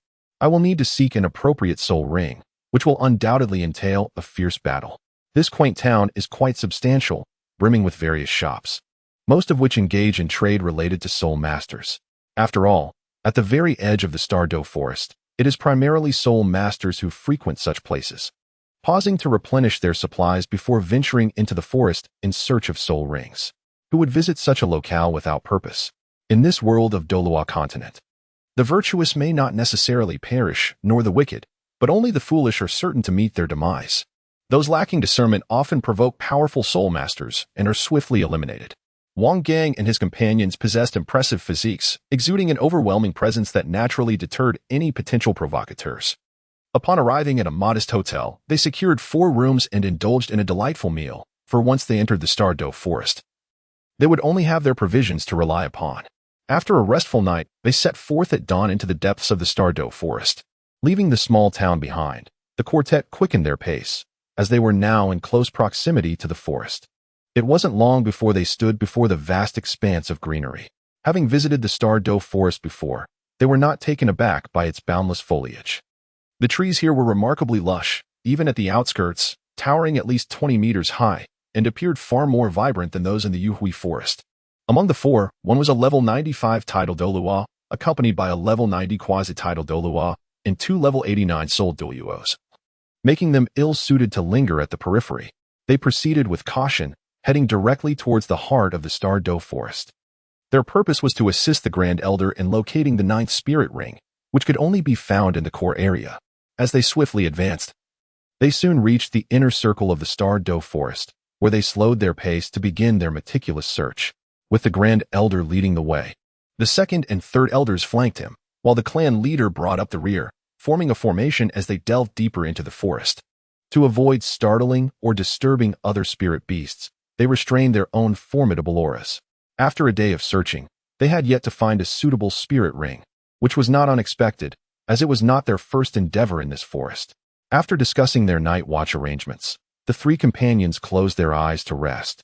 Knowing that a suitable spirit beast would likely provoke a confrontation, they aimed to maintain their strength in optimal condition, as a few days without rest would not pose a significant issue, but even minor fatigue could impede their efforts in this critical quest for a spirit ring. Thus, it was decided that one individual would stand watch while the remaining three conserved their strength. Moreover, this particular endeavor was aimed at enabling the Grand Elder to absorb a spirit ring and ascend to the rank of Tidal Douluo. Hence, he was not assigned to the night watch. The duty fell to the other three, who would take turns. After all, they were uncertain how long they would need to search within the Star Do forest to find a suitable spirit ring. As the night passed, no unforeseen events transpired. The following day, they resumed their quest for the spirit ring. The group ventured towards the core area, for having failed to locate a fitting spirit ring in the inner circle. Their only option was to journey deeper into the core in hopes of discovering an appropriate soul beast. As the quartet delved further into the Star Do forest, the surroundings grew increasingly tranquil, transforming the once vibrant habitat of soul beasts into a serene, ethereal paradise. This tranquility was a testament to the strength of the soul beasts dwelling deeper within the forest, as they occupied vast territories, resulting in a diminished number of weaker beasts. Consequently, the challenge of locating a soul beast escalated, yet the likelihood of encountering formidable ones increased. Indeed, only the most powerful soul beasts could survive in the depths of the forest, as the weaker ones would not endure. Eventually, in a region characterized by its humid air, they stumbled upon a particularly suitable soul beast. A grove of peach trees harbored a silverback gorilla, whose essence perfectly aligned with the Grand Elder's martial spirit. This 90,000-year-old silverback gorilla was an ideal candidate for the Grand Elder's ninth spirit ring. I shall take the lead in this attack, while the three of you provide support, declared the clan leader. With the strongest among them as the primary assailant and the three elders assisting, they aimed to severely wound the silverback gorilla swiftly. Prolonged combat could attract other soul beasts, complicating the absorption of the spirit ring. Thus, before the silverback gorilla could react, the four launched a fierce assault, incapacitating it with little resistance. Grand Elder, swiftly dispatch it and begin the absorption. We shall protect you, they urged. Indeed, the sooner we conclude this, the sooner we can depart, he replied. The Grand Elder wasted no time, swiftly eliminating the 90,000-year-old silverback gorilla, and commenced the absorption of its spirit ring. A dark red spirit ring emerged from the fallen beast's carcass, enveloping the Grand Elder as he activated his soul power to absorb the 90,000-year-old ring. However, being a spirit ring of such age, its absorption would not be a swift process, even though the members of the Diamond Clan were nurtured from a young age, endowing them with exceptional physical prowess. However, it took the Grand Elder an entire night to absorb a soul ring that had existed for 90,000 years. At dawn, beneath his feet emerged a soul ring, dark with a crimson hue, pulsating in synchrony with the other 8 soul rings. This signified that, from this moment forth, the Grand Elder had officially ascended to the coveted realm of Tidal Douluo, a status long aspired to by soul masters across the continent. At this moment, the aura emanating from the Grand Elder underwent a profound transformation. Thank you, clan leader and esteemed elders. The Grand Elder expressed his gratitude immediately upon completing his absorption. There is no need for such formality. We are all of one family. We shall support one another henceforth, the clan leader replied. Very well. Let us proceed outside and not linger here for too long. We must inspect for any soul bones, the Grand Elder affirmed. As he approached the corpse of the silverback gorilla, he conducted a meticulous examination and discovered a right arm bone. "I have found a right arm bone," the Grand Elder announced. "Go ahead and absorb it. It corresponds perfectly with your soul ring, enhancing its efficacy," the clan leader advised him at that moment. "Indeed, this will yield a superior outcome." The two elders concurred wholeheartedly with the clan leader's decision. "Let us first exit. Upon returning to the family, you may then absorb this soul bone." Thus, the four departed from the Douluo forest, making their way toward the King Kong clan. Time passed swiftly, and in the span of over half a month, the members of the King Kong clan remained oblivious to the Grand Elder's ascension to the title Douluo level. They were equally unaware that the clan leader and elders had ventured into the Douluo forest to procure soul rings and had since returned. Naturally, the clan leader and elders of the King Kong clan did not publicize the Grand Elder's breakthrough to title Douluo. For every family refrains from revealing the full extent of its strength, one must always retain a trump card. Otherwise, should they become the target of adversaries, they would find themselves devoid of any means of resistance, having already laid bare their secrets. When adversaries approach, they will factor in those known capabilities, leaving no opportunity for a comeback. Conversely, if one possesses hidden strengths that enemies have not anticipated, revealing them unexpectedly can significantly bolster one's survival prospects. Just as people instinctively fear the unknown while feeling no trepidation towards the familiar, once one's trump cards are entirely exposed, adversaries will no longer harbor fear. It is only that which remains shrouded in mystery that can instill caution and restraint in one's foes. Wang Chun now follows a remarkably disciplined routine. During the day, he immerses himself in the peach grove within the simulated training environment, honing his skills, while at night, he returns to the inner courtyard prepared by his family for rest. In this sanctuary, he is free from concerns unrelated to cultivation. The meals, the resting quarters, and the resources essential for his training are all meticulously arranged by his family. His sole focus is on cultivating and enhancing his strength, as everything else is taken care of by his family. Every evening, Wang Chun returns to his tranquil courtyard, where he diligently practices his youthful cultivation techniques before surrendering to slumber. This endeavor not only fortifies his strength, but also expedites his progress in mastery. During his training within the simulated cultivation environment, Wang Chun first focused on enhancing his soul power before delving into the physical cultivation techniques of his family. Presently, he has reached the 7th level of his physical training, significantly increasing his bodily strength and the resilience of his meridians. His rapid progress in these techniques can be attributed to his practice of the youthful cultivation method, which not only expedited his soul power training but also fortified his physical prowess. Furthermore, the enigmatic golden crystal he acquired in Yuhui Town has further augmented his physical attributes. These factors collectively propelled his family's physical cultivation techniques to such heights. It is these myriad reasons that have rendered his physical capabilities remarkably robust, enabling him to absorb soul power with remarkable speed within the simulated cultivation environment and rapidly enhance his strength. After practicing diligently for half a month, his abilities have substantially improved. During this time spent in the simulated cultivation environment, Wang Chun's soul power level has surged to the pinnacle of 32, and he senses that a breakthrough to level 33 is imminent. He believes that if he continues his training in the family simulated environment, he might attain level 40 before he even turns 11. One day, Wang Chun arrived early at the simulated cultivation environment, convinced that today he would achieve his breakthrough to level 33. He settled beneath a century-old peach tree and commenced his training for the day. As he circulated his techniques, he swiftly absorbed soul power, refining it with great speed, and gradually pressed against the threshold of level 33. With each incremental push, he finally succeeded in breaking through. Feeling his soul power operate with even greater swiftness, he vividly recalls that prior to absorbing the mysterious crystal from Yuhui Town, he would only perceive a notable acceleration in the flow of his soul power during moments of breakthrough. Typically, such awareness does not accompany the ascendant soul power levels. However, after harnessing the power of that enigmatic crystal, he has been able to discern a distinct increase in the speed of his soul power with each breakthrough. This has been pivotal in his rapid advancement. Otherwise, as his soul power level increased, the energy required for breakthroughs would have inevitably slowed his training pace. After Wang Chun's breakthrough, he found his cultivation to be remarkably more fluid than during his previous state. He could distinctly sense that the mysterious crystal he absorbed in Yuhui Town was subtly enhancing his physique. Although there were no significant changes in the short term, the effects became apparent once he broke through, allowing him to cultivate at a pace far surpassing that of his prior state. He later searched Yuhui town for another crystal, but regrettably, he did not find one. When he inquired at the shop, the owner admitted he was unaware of its nature, stating that it was simply the one Wang Qin had discovered. Now, he comprehended why. Upon absorbing that mysterious crystal, he felt an overwhelming surge of energy, yet experienced no noticeable increase in his soul power level. The energy contained within the crystal was not intended to elevate his soul power. Rather, it was meant to fortify and transform his body. This energy continually enhanced his innate abilities, significantly accelerating his cultivation speed. Had it not been for the absorption of this mysterious crystal, even with innate full soul power and the addition of a specialized technique, he would not have achieved his current level of cultivation at such a young age. Thus, he continued his practice, gradually solidifying his cultivation. As time passed, the sun began to set, and dusk approached. Although Wang Chun was deeply engrossed in his training, he remained aware of the external changes.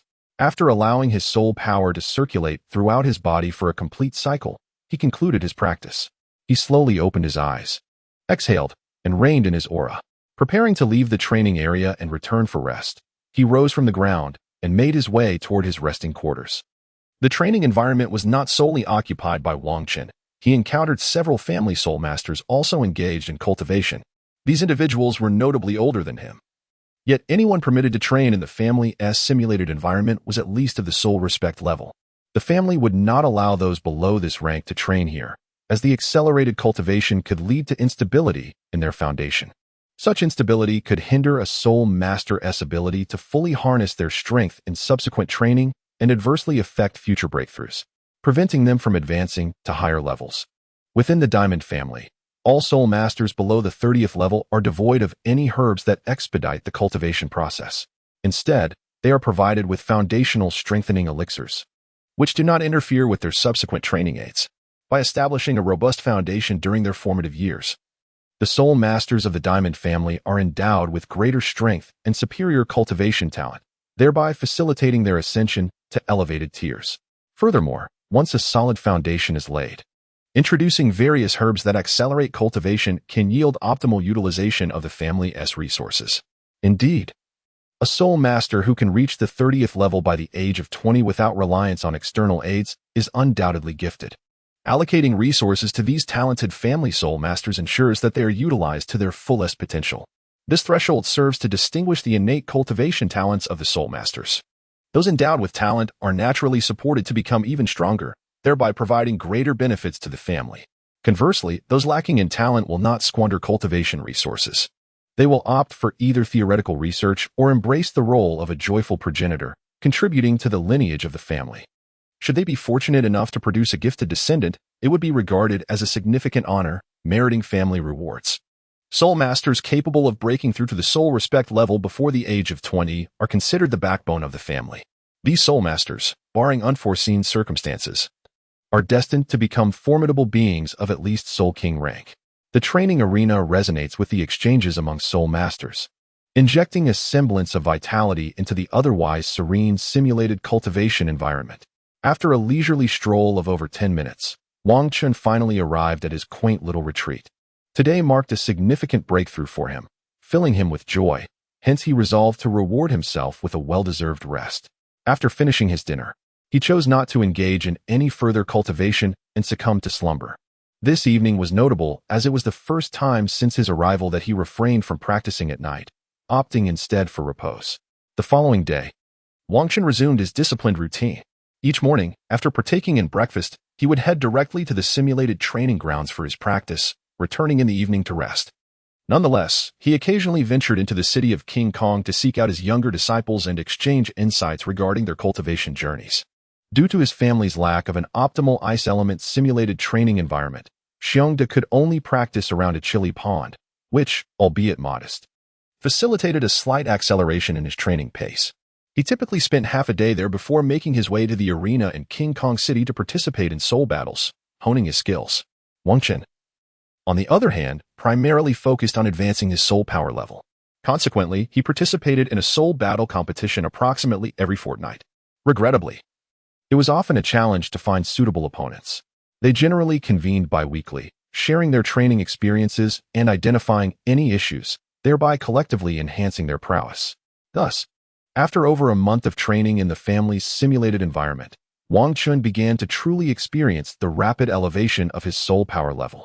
The influence of a conducive external training environment on a soul master's development is undeniably profound.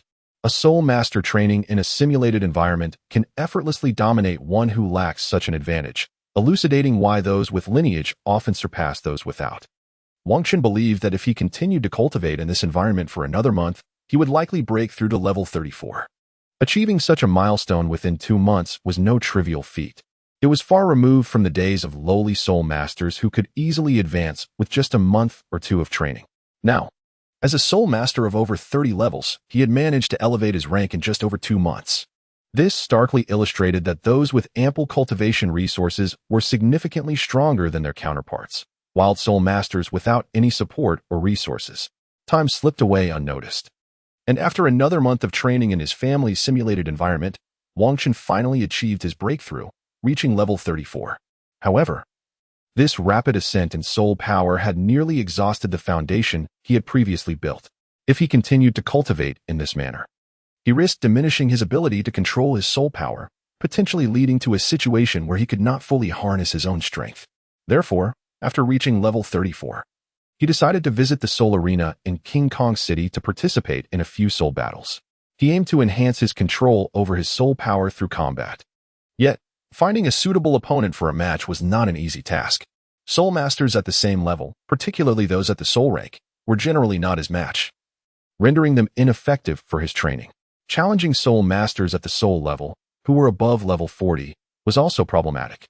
They typically had little desire to engage in combat with a soul master of level 30. Winning against a level 30 soul would seem expected for a level 40 soul, while losing would be utterly humiliating. A level 40 soul losing to a level 30 soul would find it difficult to retain their dignity in the arena. Thus, the stakes were such that no soul master was willing to engage in one-on-one battles with him. Consequently, he teamed up with Xiongde, a level 40 soul master, to form a duo for the soul battles. Xiongde usually trained for half a day in the simulated environment before heading to Jingang City for matches. Unlike Wang Chun, who had various resources from a young age to build a solid foundation, Xiongde could not afford to cultivate for 2 months straight in the simulated environment without risking losing control over his power. Therefore, he opted to accelerate his training while simultaneously participating in the soul arena, honing his abilities through numerous battles. Strengthening one's control over soul power is paramount. At present, Wang Chun is eager to form a team for the 2-on-2 soul duel competition, an opportunity he has long sought. This endeavor promises not only to benefit Wang Chun, but also to enhance his own capabilities, thus creating a mutually advantageous situation. This morning, Wang Chun and Xiongde registered for the 2-on-2 soul duel competition, and they were assigned to compete on the main stage of the soul arena. This event is noteworthy as it is a competition between 2 soul sect levels, which is quite rare. Now, Wang Chun's participation in the 2-on-2 soul sect duel is significantly more favorable than competing in a one-on-one match. Previously, for one-on-one duels, participants were required to inform the arena 1 or 2 days in advance for arrangements, which often led to waiting periods of 5 to 6 days for suitable opponents. However, in this instance, they were matched with appropriate adversaries on the very same day. After all, for those at the soul sect level, losing a 2-on-2 duel does not carry the same stigma as losing to a soul master, as they are of equal standing. Thus, defeat does not bring shame. Wang Chun and Xiongde awaited the commencement of their soul combat match in the waiting room. This event marked their inaugural 2-on-2 battle, and naturally, they sought to rest and maintain their optimal condition to face this significant challenge. Unbeknownst to them, the identity of their opponents remained a mystery, compelling them to focus intently on preserving their performance as they prepared for this first encounter. At long last, a soul combat match concluded on the main stage. The host ascended the platform, ready to announce the day's soul combat event between esteemed factions. Ladies and gentlemen, welcome to this exhilarating 2-on-2 soul combat at the soul sect level. Without further ado, let us introduce today's combatants, the Iron Blood faction versus the War God faction. The Iron Blood faction is a well-known team, having participated in numerous soul combats, while the War God faction is newly registered. It remains to be seen whether the Iron Blood faction will secure another victory, or if our newcomers will triumph in their debut. Wang Chun and Xiongde emerged from the soul duel passage, setting their gaze upon the 2 soul masters opposite them. These individuals, in their 40s, although possibly lacking the innate talent of Wang Qin and his companion, possessed an advantage in terms of their extensive training duration, rendering them slightly more formidable than the duo. As the two pairs of combatants assembled for the soul duel, the host commenced the announcement, signaling the commencement of the match and the preparation of their martial spirits. Wang Chun and Xiong seamlessly merged with their martial souls, preparing themselves for battle. Opposite them stood two soul masters who likewise summoned their martial souls, both wielding the same forging hammer martial soul. These imposing figures, characterized by their leopard-headed, ring-eyed features, bore a striking resemblance to one another, both possessing robust physiques that manifested their extraordinary strength. The formidable girth of their exposed arms was a testament to their immense power. As the host announced the commencement of the soul fight, the Iron Blood duo charged towards Wang Chun and his comrades, underestimating them due to their youthful appearance. However, with years of experience in the arena, they were not inclined to overlook any opponent. They understood that in the arena, victory is not determined by age but by strength. Prowess does not correlate directly with years. While older soul masters may have trained longer, it does not inherently equate to greater power. Conversely, younger prodigies, despite their shorter training duration, can possess superior strength due to their exceptional talent and heightened efficiency in cultivation. The Iron Blood duo was particularly vigilant against their youthful adversaries, recognizing that such opponents could potentially be more formidable. Their forging hammers were noticeably distinct from the ones found in blacksmith shops, being significantly larger and adorned with intricate patterns. Each hammer pulsated with 2 yellow 100-year soul rings and 2 purple 1,000-year soul rings. This Iron Blood combination was a force-oriented duo, and there exists a clear distinction between the power-type martial soul masters of weapons and those of beasts. While beast martial soul masters demonstrate superior physical attributes, weapon martial soul masters exhibit a more explosive capacity for attack, benefiting from the advantage of wielding a weapon. Engaging in a fierce confrontation with formidable weaponry, the soul masters wielding weapon spirits undoubtedly hold the advantage. They let out a resounding roar and charged towards Wang Qin and his companions with swift yet deliberate steps. Although the weapon spirit does not alter the physical appearance of the soul masters, the sight of two brawny figures brandishing massive forged hammers, simultaneously bellowing, exudes an undeniable aura of intimidation. With synchronized strides resembling the force of a tempest, they barreled toward Wang Chun and Xiongda, their hammers raised high in anticipation. In response, Xiongda swiftly unleashed his fourth soul skill, Raging Cold Tide. This ability, acquired with the assistance of the King Kong family, was perfectly tailored to his unique capabilities. True to its name, Raging Cold Tide allows him to command a frigid torrent that suppresses the strength of adversaries caught within its icy grasp. Once ensnared by the cold currents, opponents find their limbs rendered sluggish and their speed severely diminished, effectively diminishing their combat prowess. This skill has reached a level comparable to that of a diminished domain. The elders of his family have remarked that should Xiongda ascend to the rank of title Douluo, there exists the potential for his fourth soul skill to evolve into an ice domain. Thus, it is deemed a flawless fit for his talents. As Xiongda activated his fourth soul skill, Wang Qin promptly employed his second soul skill, bracing himself to withstand the initial onslaught of their foes. Following the execution of his skill, Xiongda took refuge behind Wang Qin, intending to seize the opportune moment to launch a surprise attack, aiming to weaken an opponent at the earliest chance. Though this marked their inaugural foray into a 2-on-2 soul battle, their synergy was commendable, as they were well acquainted with one another's skills and strategies. The blue icy torrent surged forth towards the Iron Blood duo, in situations where levels are closely matched. Being struck by such a chilling wave inevitably diminishes one's strength, such as the formidable nature of skills akin to domains. The Iron Blood duo remained unfazed. Having navigated the soul arena for many years, they possessed considerable experience.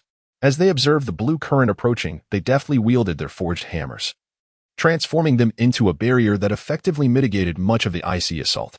Nevertheless, a fraction of the cold wave managed to penetrate their defenses, and they could still feel the potency of its chilling force. They sensed a slight rigidity in their bodies, and their soul energy seemed to flow less smoothly than before. Consequently, they let out a fierce roar and unleashed their soul abilities. Their first soul rings illuminated simultaneously, and just as the chilling wave prepared to engulf them once more, it was repelled by their forging hammers. In addition to the sheer force of their hammers, a unique shockwave emanated, effectively deflecting the cold surge. This shockwave, the first soul technique of the Iron Blood duo, successfully thwarted the advance of the icy onslaught. one to the left and one to the right. They wielded their forging hammers, closely guarding their bodies while swiftly advancing, drawing perilously close to Wang Qin and his companions. Charge!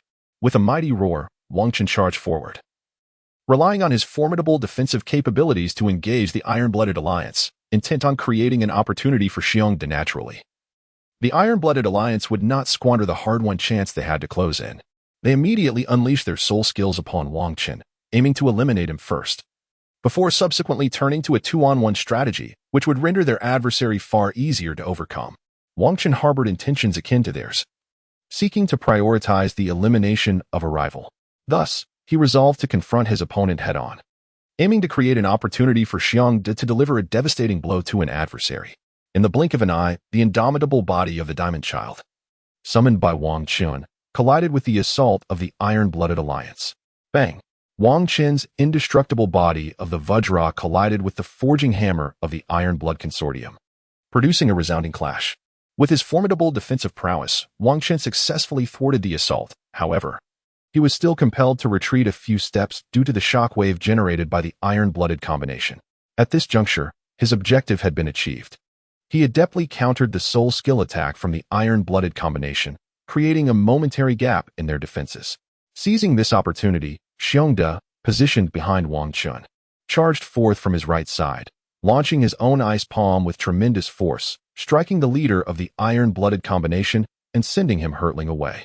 Upon witnessing his leader being flung aside, the second-in-command of the Iron-Blooded combination bellowed in alarm and immediately unleashed his third soul skill, Super Impact. He forcefully struck the ground before him, the immense shockwave effectively halting any subsequent assaults from Wang Qin and his allies, preventing them from continuing their onslaught against the leader. Although the second-in-command's third soul skill did not inflict direct damage on the adversary, it successfully curtailed their follow-up actions, safeguarding the leader from severe injury and allowing them to persist in the battle. This maneuver underscored their extensive combat experience, demonstrating their ability to devise countermeasures in the shortest span of time. When Wang Qin and his companions realized that there was no longer an opportunity to launch a second assault on the formidable leader of the Iron-Blooded Alliance, they promptly abandoned their original strategy. Instead, they decided to target the solitary second-in-command, intending to eliminate him first. After all, their plan prioritized the removal of a single adversary. Whether it was the leader or the second-in-command held no significance, although they had been repelled by the soul skill of the Iron-Blooded second. The Iron-Blooded leader had also been sent flying by the powerful soul technique of Bear, rendering him unable to intervene immediately. Thus, they seized upon this opportune moment and charged toward the Iron-Blooded second-in-command, determined to resolve the matter swiftly. Onward, Wang Qin directed a fierce shout at Bear, and then unleashed his first soul skill against Iron-Blood Air, intending to hold him back and create an opportunity for Bear to deliver a decisive blow. Naturally, Bear understood Wang Qin's intentions and immediately activated his third soul skill, Cold Bear Transformation, aiming to significantly enhance his physical attributes. With the aid of his first soul skill, he planned to deliver a devastating strike to Iron-Blood Air. Confronted with Wang Qin's assault, Iron-Blood Air could not afford to disregard it. Moreover, he was not a sensitivity-focused soul master capable of evading Wang Qin's strike effortlessly. Instead, he resorted to his own soul skills to counterattack. He unleashed his first soul skill, intending to use a shockwave to repel Wang Qin and create an opportunity to escape, so he could regroup with his leader. After all, this was a 2-on-2 competition, and being alone would put him at a significant disadvantage. As the saying goes, 2 fists cannot contend with 4 hands. Bang! Wang Qin's fist collided with the forging hammer of the Iron-Blooded second, creating a resonant clash. This time he stood alone. The potency of his hammer paled in comparison to when he fought alongside the leader, yet it was sufficient to prevent Wang Qin from being repelled, resulting in a stalemate. At this moment, the ever-watchful Xiongda seized the opportunity to launch his own assault. He leaped from behind Wang Qin, empowered by his third spirit skill, and unleashed his first spirit skill, Ice Palm, aiming a decisive strike at the head of the Iron-Blooded second. He was confident that this blow would severely wound his opponent. Just as the situation reached a critical juncture, a massive forging hammer flew in from behind the Iron-Blooded second, striking Xiongda and sending him sprawling, thereby averting a dire threat to the Iron-Blooded second. In that instant, Wang Qin harnessed his strength to push the Iron-Blooded second back, and he soon discerned the source of this unexpected turn. It turned out that the Iron-Blooded leader, having been knocked away, had witnessed his comrade's peril and swiftly activated his fourth spirit skill, Heaven and Earth Toss. This skill propelled Xiongda away, effectively neutralizing the imminent crisis faced by the iron-blooded second. Subsequently, he hastened towards his brother, intent on assisting in the elimination of a common adversary, determined not to allow his sibling to confront two foes alone. Meanwhile, Xiongda, having regained his footing after being struck by the iron-blooded leader's fourth spirit skill, was relatively unscathed. Although he had been hit, the leader's hurried execution of the skill had diminished its potency, and Xiongda had activated his own third spirit skill, which significantly enhanced his physical attributes. Thus, he suffered little damage from the encounter.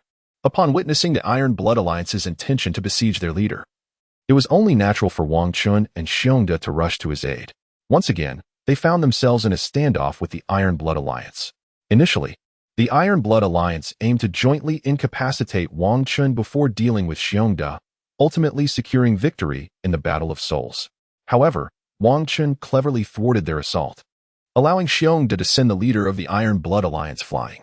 Although Wang Chun's subsequent attack was obstructed by the second-in-command's soul technique, this also placed the latter in peril, nearly leading to his severe defeat at the hands of Xiongda. Fortunately, the timely activation of the leader's soul technique averted this crisis for his comrade. With neither side achieving their objectives, they found themselves once more in a stalemate. Despite the flurry of events unfolding on the battle stage, the audience remained momentarily oblivious to the rapid developments. The Iron Blood Alliance, now wary of taking reckless risks, opted for a more cautious approach, wielding their forging hammers as they advanced slowly towards Wang Chun and his companion. Realizing the futility of attempting to eliminate an opponent swiftly, Wang Chun abandoned this notion, opting instead to confront his adversaries head-on, hoping to unearth an opportunity amidst the clash. One at a time, with utmost caution, Wang Chun addressed Xiongda momentarily before once again unleashing his primary soul skill, charging towards the Iron Blood duo. Heeding Wang Chun's cue, Xiongda also activated his soul skill, preparing to confront the Iron Blood combination head-on. Upon noticing their adversaries advancing, the Iron Blood team, unwilling to succumb, similarly invoked their own soul skills, launching an assault towards Wang Chun and Xiongda. Crash! Crash! Crash! Wang Chun and his comrades engaged in a fierce confrontation with the Iron Blood ensemble, only to realize that they could gain no advantage whatsoever. Wang Chun was determined to unleash his ultimate move. Xiongda, just as we did during our inaugural Battle of Souls, seized the moment with precision. Wang Chun suddenly shouted at Bearda, intending to catch his opponent off guard and eliminate him. Bearda, momentarily taken aback by Wang Chun's unexpected outburst, quickly comprehended the implication of his words. The Iron Blood duo, seasoned veterans of the soul fighting arena, recognized Bearda's moment of distraction and exchanged knowing glances. Planning to dispatch one opponent first, positioned to the left front, Wang Chun stood in the way of their assault on Bearda, compelling them to focus their efforts on neutralizing him first. With unwavering determination, they unleashed their second soul skill, Heavy Strike. This formidable technique augmented the weight of their martial spirits, delivering a devastating blow to their foe. Wang Chun, fully aware of the Iron Blood duo's intentions, found their strategy to be fortuitous. He activated his own second soul skill, Indestructible Body of the Diamond Child, determined to withstand their assault. The impact was thunderous, as the Iron Blood duo struck simultaneously against Wang Chun's hands. Thanks to the significant enhancement in his defensive capabilities, he successfully absorbed their combined attack. Seizing the moment, he unleashed his previously unutilized third soul skill, Titanic Ape Roar. The immense sound wave from his attack disoriented the Iron Blood duo, diminishing the force of their assault. Recognizing Wang Chun's intentions, Bearda seized the opportunity, charging from Wang Chun's right side. With a fully powered ice palm, he struck Iron Blood's leader at the waist, sending him hurtling away with considerable force. As the leader was flung back, Wang Chun's right hand was also liberated, allowing him to deliver a powerful diamond fist to Iron Blood's second member, propelling him away as well. Adhering to the principle of exploiting an opponent's weakness, Wang Chun and Bearda surged toward the reeling Iron Blood duo, intent on delivering the final blow to decisively conclude the battle. Disoriented by Wang Chun's soundwave attack, the Iron Blood duo regained their senses only to witness the relentless onslaught from the War God duo. Though they attempted to mount a counterattack, their mental state remained foggy, compounded by their recent dislocation, rendering them incapable of launching a formidable response. Ultimately, they were overwhelmed by the advancing War God duo's strikes. leaving them no choice but to surrender in defeat. Thus, Wang Chun and his companions triumphed in their inaugural 2-on-2 soul fighting match. Wang Chun and Xiong celebrated their inaugural victory in duo combat with great elation. After registering at the arena, they ventured out to meet with their two companions in the bustling city of King Kong, intending to share insights on their cultivation journeys. They returned to the familiar tavern, to the same private room as before, where Wang Chun and his three comrades exchanged valuable experiences regarding their training. Following their discussions, they enjoyed a meal together before parting ways to resume their cultivation. This recent 2-on-2 combat experience bestowed upon Wang Chun a wealth of knowledge distinct from his previous one-on-one encounters. In a solo match, one need only focus on a single opponent, devoid of the need for extensive contemplation. Conversely, the dynamics of a duo match demand vigilance not only against opponents, but also an awareness of their teamwork. One cannot afford to act in isolation, lest they be caught off guard and severely wounded. Furthermore, it is essential to create opportunities for one's partner to strike at the enemy, while simultaneously providing cover to prevent one's ally from suffering debilitating blows. This experience was markedly different from anything he had previously encountered. Upon returning to his family, Wang Chun visited his mother and engaged in conversation for a while before retreating to his tranquil resting courtyard within the inner residence. He intended to thoroughly reflect upon his insights gained from the soul-fighting experiences. This served as a means of summarizing his battles, for he had partaken in the soul-fighting not solely for the thrill of combat, but rather to seek greater refinement, enhancing his mastery over his own strength. His goal was to ensure that the rapid elevation of his soul power would not diminish his ability to wield it adeptly. Wang Chun succinctly summarized his combat insights before retiring for the day. After all, the soul-fighting competition had indeed drained a considerable amount of his mental energy. Although the battles lasted merely a few fleeting minutes, the myriad shifts in circumstances were profoundly taxing. He resolved to rest adequately, intending to resume his training in the simulated cultivation environment the following day. Having already participated in the soul-fighting competition, he had significantly augmented his combat experience, which would undoubtedly aid him in further enhancing his strength. On the morning of the second day, Wang Chun performed a brief morning routine before heading back to his simulated training arena. En route, he encountered numerous disciples of the Diamond Clan, all diligently honing their skills and striving to elevate their prowess. Witnessing their determination only intensified Wang Chun's resolve. He was acutely aware of the high expectations placed upon him by the clan's leader and elders, who had provided him with various forms of assistance, including a rare millennium-old head soul bone. He was determined not to disappoint them. Moreover, in the realm of Douluo Continent, power reigns supreme, for only formidable strength can dictate one's destiny, particularly with the looming threat of Bibi Dong's spirit empire. A lack of formidable prowess could lead to a fate akin to that of the Blue Lightning Tyrant Dragon clan in the original narrative, which faced utter annihilation. Wang Chun once again found himself immersed in this simulated cultivation environment, swiftly engaging in his training.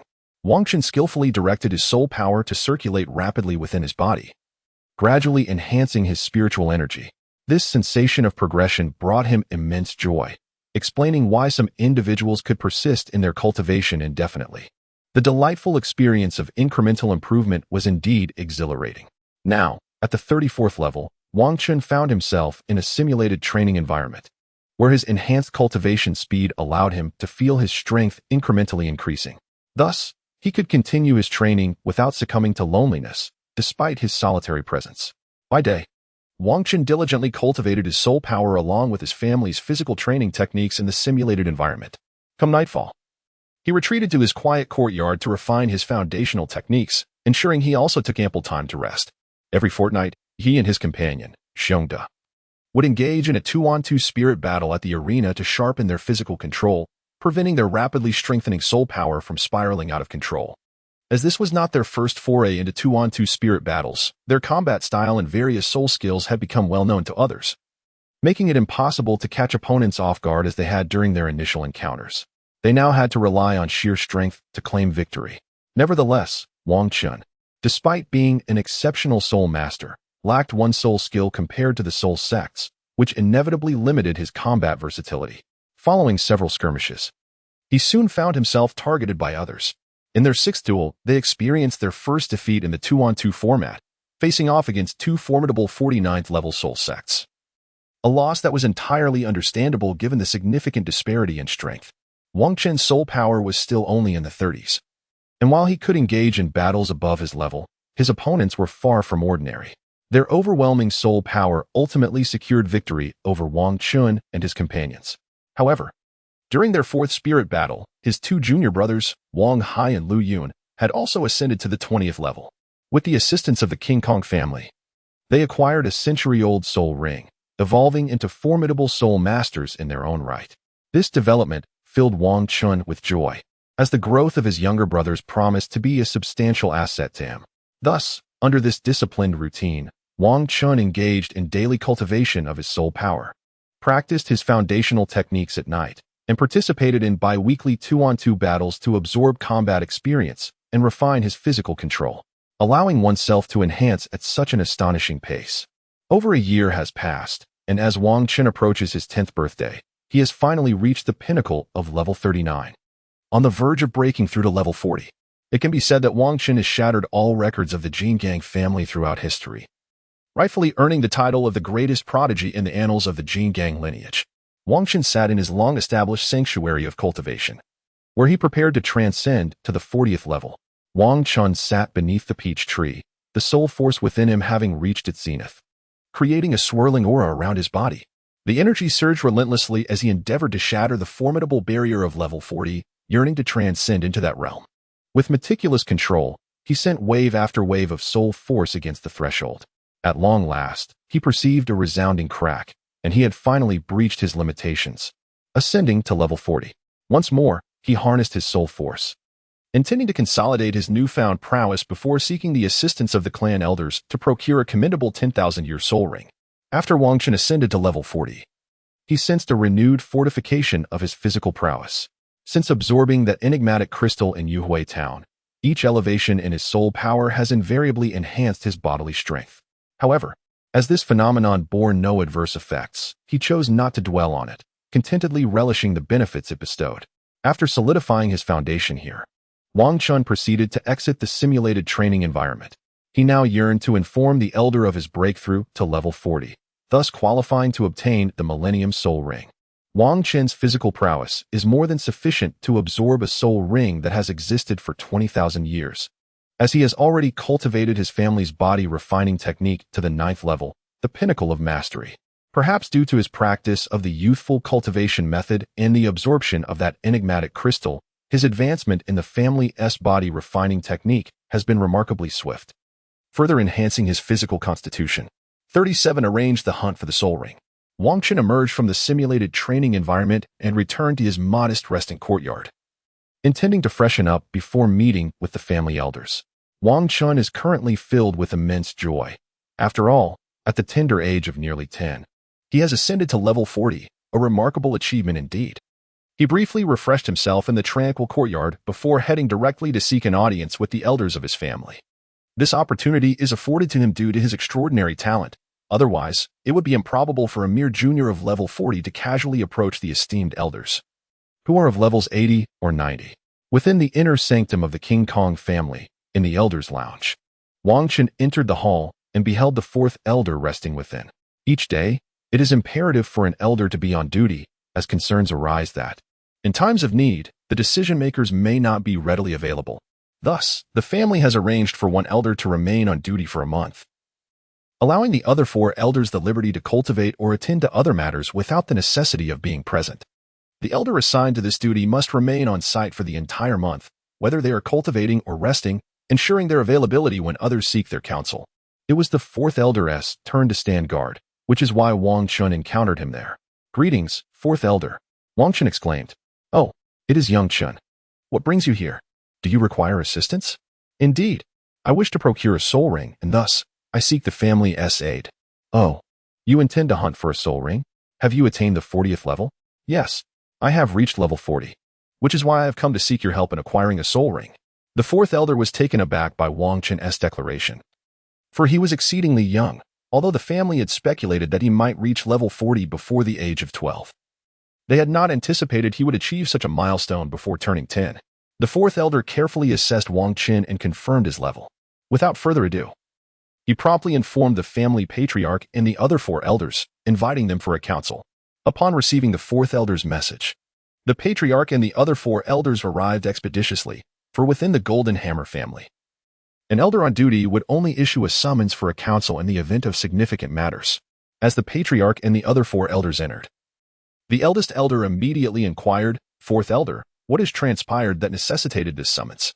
"This matter pertains to the prodigy of our Golden Hammer family. Yongchen has achieved level 40 and is ready to hunt for a soul ring. Furthermore, his physical aptitude allows him to absorb soul rings under 20,000 years. Hence, I summoned you all here to arrange for Yongchen's soul ring procurement." At this juncture, the others turned their attention to Wang Chen, for his talents were indeed extraordinary. The patriarch observed Wang Chen closely and then stated, "Let us proceed to our conference room for further discussion, and Yongchen shall accompany us." "Very well, patriarch," Wang Chen replied. Wang Chen followed the clan leader and the elders into their modest conference room. Although small in size, this room held paramount significance as it was the venue where the pivotal decisions regarding the direction of the Jingang family were made. It served as the primary space for the clan leader and the 5 esteemed elders to engage in discussions concerning the family's most consequential matters. Wang Chen, due to his exceptional talent and prowess, was fortunate enough to attend the meeting where the clan elders and the patriarch convened. Otherwise, it is likely that he would never have had the opportunity to be present in such a gathering. The patriarch and the 5 elders entered, taking their respective seats. This was a designated space for the 6 of them to engage in discourse.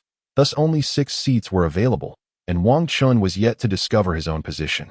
At that moment, the 4th elder spoke, "Xiao Chun, come and sit with me." The seating arrangement in this meeting was relatively spacious, making it comfortable for Wang Chun to join the 4th elder without feeling cramped. "Very well, 4th elder," he replied. Once everyone was settled, Patriarch Wang Gang began. "Now that Xiao Chun is here, I shall speak plainly. His talent is truly remarkable, and we cannot afford to delay his soul ring acquisition. We must seek a formidable soul beast to ensure Xiao Chen's utmost advancement." "Indeed, the patriarch speaks wisely," affirmed the 4th elder. "This is precisely my intention, which is why I summoned you all for this discussion." Other elders expressed their agreement, voicing their support for the patriarch's sentiments. "Therefore, we must ensure that everything proceeds flawlessly. We cannot allow the younger generation to attempt to procure his soul ring. It must be our own undertaking," the patriarch reiterated. "Then who shall undertake this task?" The 4th elder inquired once more. "To guarantee absolute success, we should dispatch a titled Douluo for safety. However, I cannot easily depart from the clan. And since the Grand Elder is also a titled Douluo now, I propose that he accompany Wang Chun to hunt for the soul ring," the patriarch suggested. "Agreed. I have no objections. To find a powerful soul beast, we must venture into the Stardow Forest. With my strength as a titled Douluo, I can adequately protect Xiao Chun," the Grand Elder responded. "Excellent. Prepare yourself. Tomorrow you shall accompany Xiao Chun into the Stardow Forest to procure the soul ring," the patriarch instructed. The clan's decision-making process was remarkably swift, in contrast to other factions where deliberations could linger for extended periods. Subsequently, the patriarch and 4 of the elders departed, while the 4th elder remained to attend to duties. He escorted Wang Chen to the entrance and advised, "Xiao Chen, return and prepare yourself. You will be journeying to the Stardow Forest to hunt for your soul ring, and this endeavor will require a considerable amount of time. Thus, you must make thorough preparations." "Understood, 4th elder," Wang Chun replied. Wang Chun returned to his home and shared his thoughts with his mother about the matter at hand. Later that evening, upon his father's return, he engaged in a conversation with him as well. Afterward, he prepared some essential supplies and retreated to his room to rest. After all, once he acquired the 4th soul ring, he would have to leave his family and embark on a journey to the Douluo Continent for training. At that point, opportunities for such unguarded repose would be scarce. In the realm of society, while one must not harbor malicious intent, it is equally imperative to remain vigilant against treachery. Should he venture into the Douluo Continent and continue to rest without caution, he may find himself facing dire consequences. Therefore, Wang Chen resolved to fully cherish his current carefree and blissful existence, ensuring that every moment of rest was treasured and not squandered. Today, Wang Chen opted not to practice the juvenile cultivation method, choosing instead to rest. He planned to recuperate at home, as the following day he would accompany the Grand Elder to the Stardow Forest to hunt for soul rings, a venture that would leave little time for adequate rest. Hence, Wang Chen sought to ensure he was well rested. On the subsequent morning, Wang Chen arose early, performed a brief morning wash, and savored the breakfast prepared by his mother before proceeding to wait outside for the Grand Elder. The focus was on acquiring a 380,000 your soul ring. Wang Qin did not wait long outside the family estate before the Grand Elder arrived. This time, the circumstances were notably different from the previous occasion when the Grand Elder sought a soul ring. Most of the family's formidable experts had ventured out, wary of attracting attention, and had discreetly departed on foot. However, this journey was distinct, as the distance to the Douluo forest was considerable. Thus, a carriage drawn by a century-old soul beast was arranged for their passage. Seated within the carriage, Wang Qin and the Grand Elder set forth towards the Douluo forest. During the journey, Wang Qin took the opportunity to further consolidate his cultivation within the confines of the carriage. Understanding that preparing to absorb a 10,000-year soul ring necessitated his utmost readiness in all aspects.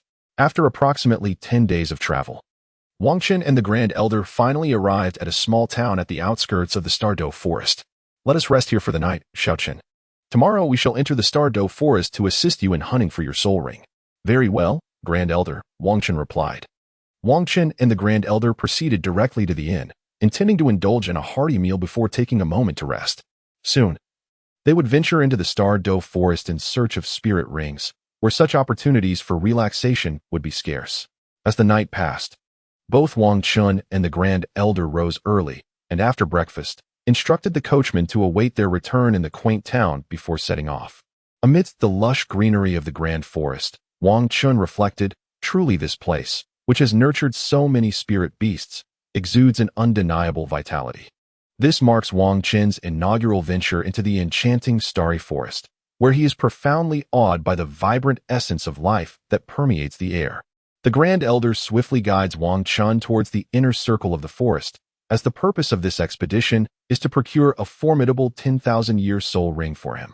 It is only within the inner circle that one might encounter a suitable soul ring, for the powerful soul beasts reside deep within the forest, while the outskirts are typically home to mere century and millennium soul beasts, which do not meet Wang Qin's requirements.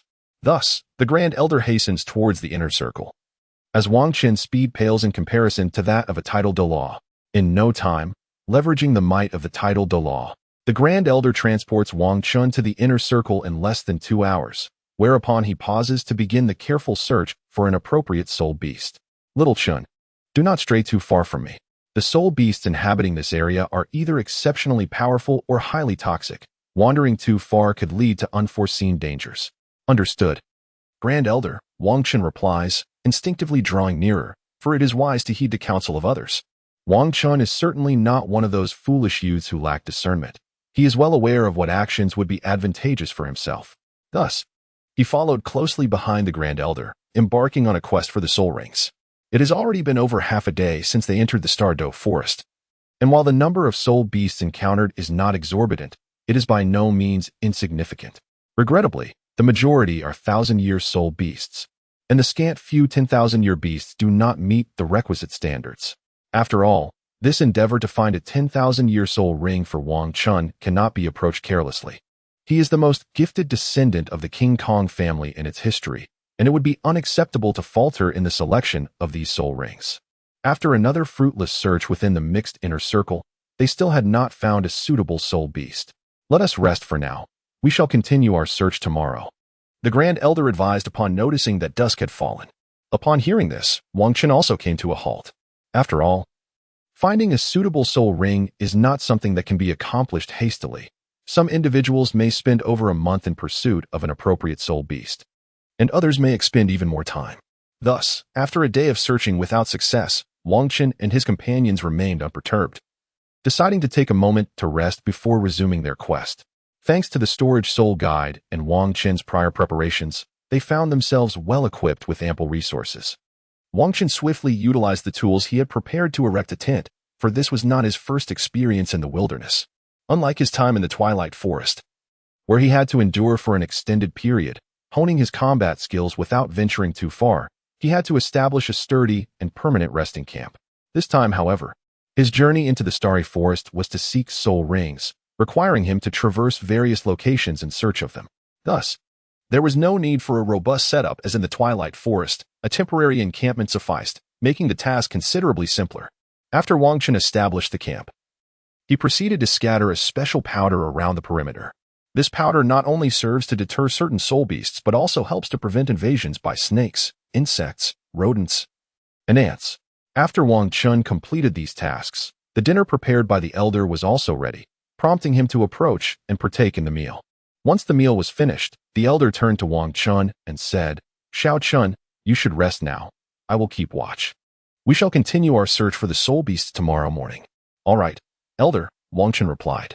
After listening to the words of the Grand Elder, Wang Chun did not offer any rebuttal, dismissing the notion of him standing guard as sheer folly. He was acutely aware of his own limitations, given his capabilities. It was utterly implausible for him to vigilantly watch over the perilous inner circle of the Douluo forest. The spirit beasts that thrived in this realm possessed formidable prowess, which was essential for their survival in such a treacherous environment. Particularly at night, the strength of these spirit beasts was notably amplified, whereas the power of human spirit masters waned somewhat. Moreover, the most formidable spirit beasts emerged under the cover of darkness to hunt, and had Wang Chun undertaken the watch, he might have fallen prey to a surprise attack before even sensing their presence. In stark contrast, the Grand Elder, wielding the might of a tidal Douluo, ensured a sanctuary in this location, allowing Wang Chun to rest soundly without the specter of unforeseen dangers looming overhead. Wang Chun awoke from a delightful slumber, and upon rising in the morning, she discovered that the elder had already prepared breakfast. "Little Chun, once you are awake, please come and join us for breakfast. After we finish, we shall continue our quest for suitable soul beasts." "All right, elder," she replied. "I will freshen up and join you shortly." After Wang Chun finished speaking, he retrieved a bottle of water from his storage soul guide and performed a brief cleansing ritual. Subsequently, he proceeded to the Grand Elder's quarters for breakfast. "Xiao Chun, today we shall continue our search within this mixed inner circle. If we are unable to find a suitable soul beast, we shall venture into the inner circle, where one can find a greater abundance of 10,000-year soul beasts. However, it does come with a slight degree of peril, but we shall discuss that when the time comes." "Understood, Grand Elder." Wang Chun and the Grand Elder swiftly finished their breakfast and promptly dismantled the camp, continuing their quest to seek out soul beasts. 390. 000. Your Soul Ring 2. Wang Chun and the Grand Elder continued their quest within the mixed inner circle, diligently searching for a suitable soul beast. Thus commenced the second day of their pursuit. Wang Chun closely followed behind the Grand Elder, diligently searching for soul beasts in a secure manner. They slowly traversed the inner circle, yet regrettably, after an extensive search, they had not encountered a suitable soul beast. Thus, they decided to take a brief respite. "Very well. Xiao Chun, let us pause here for a moment to refresh ourselves with some provisions. This afternoon, we shall prepare to venture deeper, aiming to seek suitable soul beasts by tomorrow." "Understood, Grand Elder. I will prepare some food at once." After Wang Chun finished speaking, he remained in place to prepare lunch. He retrieved some marinated soul beast meat from his storage soul guide, and then took out a small pot he had prepared, intending to make a soul beast meat soup. Wang Chun gathered some dry firewood nearby and began to prepare a meal. Meanwhile, the Grand Elder seized this moment to close his eyes and restore his mental strength. After all, he would need to stand guard at night, and could only recuperate during the day. Although, with his formidable spirit Douluo strength, he could endure several days without rest, it would inevitably affect his performance to some extent. Thus, he chose to take this opportunity to rest. Fortunately, Wang Chun was also skilled in cooking, so he took on the task of preparing their meal. Moreover, the Douluo forest during the day was considerably safer than at night. The camouflage of the soul beast was much easier to detect, alleviating the Grand Elder's concerns for Wang Chun's safety. At this hour, Wang Chun had prepared lunch, inviting the Grand Elder to partake in the meal. Following their repast, they engaged in further discussion. After finishing their meal, they did not linger but set off directly towards the interior. As they journeyed, they casually scanned their surroundings for any suitable soul beasts. Should they find one, it would spare them the perilous venture deeper into the wilderness. Thus, they spent the entire afternoon searching, yet regrettably, no suitable soul beasts were found. As evening approached, Wang Chun and the Grand Elder chose to camp at the juncture of the inner region and the mixed inner circle, intending to rest for the night. For the forest grew increasingly treacherous after dark. If the Grand Elder were alone, he would have felt no concern. However, with Wang Chun's presence, he deemed it necessary to ensure his safety. As before, Wang Chun took charge of setting up the camp, scattering medicinal powder, while the Grand Elder prepared dinner. Once Wang Chun completed the campsite, they would be ready to dine. After their meal, Wang Chun retired for the night, while the Grand Elder stood guard. In the dead of night, a sudden roar and piercing screams erupted from nearby the campsite, startling Wang Chun awake. He emerged to find the Grand Elder in a state of heightened awareness. Upon noticing Wang Chun, the Grand Elder beckoned him, saying, "Shao Chun, come with me to investigate the source of that sound. It may very well be a soul beast suited for you." For any creature bold enough to engage in battle here at night is no ordinary beast. Understood, Wang Chun replied. Wang Chun was swiftly led by the Grand Elder to the site of a fierce battle between soul beasts. Concealed nearby, the Grand Elder and Wang Chun observed attentively, ultimately witnessing the clash of the main contenders, a blood demon bat and a dark moon mad ape. Do you see, little Chin? This is a 10,000-year-old dark moon mad ape, perfectly suited for your fourth soul ring. Observe closely the silvery strands atop its head. Each strand signifies a millennium of age in these soul beasts. The second strand, slightly smaller than the first, indicates that it has yet to reach 20,000 years, making it an ideal candidate for your soul ring. Moreover, it is currently engaged in a struggle with the blood demon bat over a moonshadow flower, presenting an opportune moment for me to eliminate them. This moonshadow flower also possesses the ability to enhance one's mental fortitude. Once you consume this flower and subsequently absorb the soul ring from this under 20,000-year-old beast, your chances of successful absorption will be significantly increased. Thank you, Grand Elder. Wang Chun replied. Now, stay hidden here while I procure your soul ring. With that, the Grand Elder charged towards the two formidable soul beasts. While 10,000-year soul beasts hold considerable power, they pale in comparison to a title de law. The Grand Elder summoned his martial spirit and, with one decisive strike, vanquished the blood demon bat and severely wounded the dark moon mad ape. He then returned to lead Wang Chun to confront the dark moon mad ape. Preparing him to absorb the soul ring, Wang Chun accepted the moonshadow flower plucked by the Grand Elder, swallowed it whole, and then swiftly vanquished the dark moon mad ape. Preparing to absorb the fourth soul ring. After consuming the moonshadow flower, Wang Chun felt a refreshing surge of energy coursing through him, a sensation of profound comfort. He sensed that his mental prowess had once again been fortified. Upon absorbing the millennia-old soul ring, a formidable energy surged into his body, overwhelming him in an instant. This immense force seemed to collide with his consciousness, akin to a solitary boat adrift on a river. Fortunately, having undergone numerous enhancements to his mental capacity, coupled with the soul bone affixed to his head, and having previously ingested the moonshadow flower to bolster his mental strength, he found himself capable of withstanding this mental onslaught. Nonetheless, the colossal energy of the millennia-old soul ring permeated every corner of his being, actively seeking him out without his need to pursue it. The soul power of the dark moon wild ape was exceedingly ferocious, attributed to its inherent frenzied bloodline, which could potentially unleash even greater strength under the moonlight. Thus, encased in this tempestuous energy, Wang Chun swiftly activated his youthful cultivation technique to absorb the rampant energy flooding within him, taming it, and thereby positioning himself to flawlessly assimilate the millennia-old soul ring. Within the tempestuous surge of energy, Wang Chun could merely maintain his concentration of spiritual power to withstand the overwhelming force. The three soul rings adorning his form pulsated rapidly, enveloping his body as if it were cocooned within a resplendent yellow and purple shroud.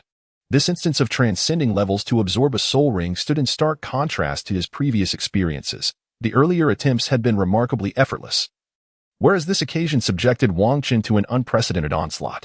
The disparity between soul rings that had existed for millennia and those under 10,000 years was palpable. Although he had meticulously prepared for this moment, fortifying both his physique and mental acuity, the actual process of absorption diverged significantly from his expectations. Wang Chun swiftly channeled his youthful cultivation technique, drawing upon the immense energy residing within his body. As time progressed, the mental strain gradually diminished, and Wang Chun recognized that he had successfully withstood the psychic assault. Now, all that remained was to fully assimilate the vast reservoir of energy within him, ensuring a flawless integration of this millennium soul ring. With the cessation of the mental onslaught, Wang Chun's rate of energy absorption significantly accelerated. The dark energy surged forth continuously from the ancient black soul ring, only to be relentlessly absorbed by Wang Chun. The radiance of Wang Chun's three soul rings gradually diminished, replaced by a swirling stream of darkness. Wang Chun's body continuously absorbed the soul ring's energy, this dark energy infiltrating every single meridian within him. Soon, Wang Chun discovered that whenever this tempestuous black energy coursed through his already open yang xiao, yin xiao, yang wei, and Yin-Wei meridians. Its ferocious nature seemed to diminish slightly, while his own meridians appeared to strengthen incrementally. Wang Qin faintly comprehended that the extraordinary meridians he had unlocked conferred upon him unique advantages in absorbing these foreign energies. Now, leveraging the 4 meridians he had opened, the process of absorbing the Millennium Soul Ring became remarkably effortless. At this moment, he consciously directed his cultivation technique, channeling this potent, tempestuous energy throughout his body to enhance his physical attributes. Gradually, Wang Qin sensed a harmonious balance between himself and this formidable, raging energy. Although he rapidly assimilated this powerful force within him, the Black Millennium Soul Ring continued to inundate him with energy unceasingly. However, as long as he maintained this state, once the external energy was fully absorbed, he would naturally succeed in integrating the Millennium Soul Ring. In this manner, Wang Qin felt a tingling sensation coursing through each of his meridians, akin to the scuttling of ants. He understood that this was a process of fortifying his meridians. The black energy would expand them without causing rupture, instead continually enhancing their strength, rendering his meridians broader and more resilient. The power of this Millennium Soul Beast Soul Ring was not limitless. As the energy fully surged in, it would eventually cease to flow. By this time, Wang Qin's body meridians had undergone significant enhancement, and the sensation of expansion began to wane. Not only were the 4 meridians he had opened absorbing this external energy, but the other normal meridians, too, began to draw in this foreign energy as the childlike cultivation technique operated, merging with the soul force. The reason the energy within the soul ring could be absorbed by soul masters is that the energy released by the soul beast, upon becoming a soul ring, divides into 2 components. One part, having been refined, is directly absorbed by the soul master to aid in their ascension to the next realm. The other part retains most of the characteristics of the soul beast, coalescing into the soul ring, thus constituting the soul master's soul abilities. As the sensation of swelling gradually dissipated, Wang Qin realized that he was on the verge of successfully absorbing the soul ring. At this juncture, one must remain vigilant, otherwise, it would be a lamentable waste of effort. Thus, Wang Qin exerted self-control, continuing to absorb the energy that enveloped him, beyond the original yellow and 2 purple soul rings. An additional black soul ring gradually transitioned from ethereal to corporeal. After several hours, as dawn approached, Wang Qin finally completed the absorption of this Millennium Soul Ring. He inhaled deeply, acutely aware of the transformations within himself. Following the absorption of this Millennium Soul Ring, his physical attributes experienced a significant enhancement, and he successfully reached level 42. This achievement was further augmented by the operation of his youthful cultivation technique, which allowed him to absorb additional energy to fortify his meridians. Otherwise, he might have attained level 43. The elder, witnessing Wang Qin's awakening, inquired with concern, "Shaoqin, how do you fare? Is everything well?" Although the absorption of the Millennium Soul Ring had been theoretically studied within the family, the actual experiences remained uncertain. As the most gifted descendant in the history of the Diamond Clan, Wang Qin's well-being was a source of considerable anxiety. "I am perfectly fine, elder," he replied. "I feel remarkably well." "Ah, that is a relief. What soul skill have you obtained from this Millennium Soul Ring?" "My 4th soul skill is the Rampaging Ape Diamond Transformation. Under normal circumstances, it can amplify all my attributes by 300%, and when under moonlight, it can enhance them by an additional 100%. Thus, in the most favorable scenario, my 4th soul skill can increase my total attributes by 400%. Such a soul skill is indeed formidable," the elder exclaimed. "I must extend my gratitude for your assistance. These are matters of family. There is no need for such formalities," the elder replied. "Moreover, this soul beast has also yielded a right arm soul bone. Upon absorbing this soul bone, you can achieve an even greater enhancement." After speaking, the elder presented Wang Qin with a silver soul bone. "Will you absorb it here, or would you prefer to do so in the small town?" "Let us wait until we reach Stardo Town to absorb it," Wang Qin decided. Wang Qin never anticipated such fortuitous luck.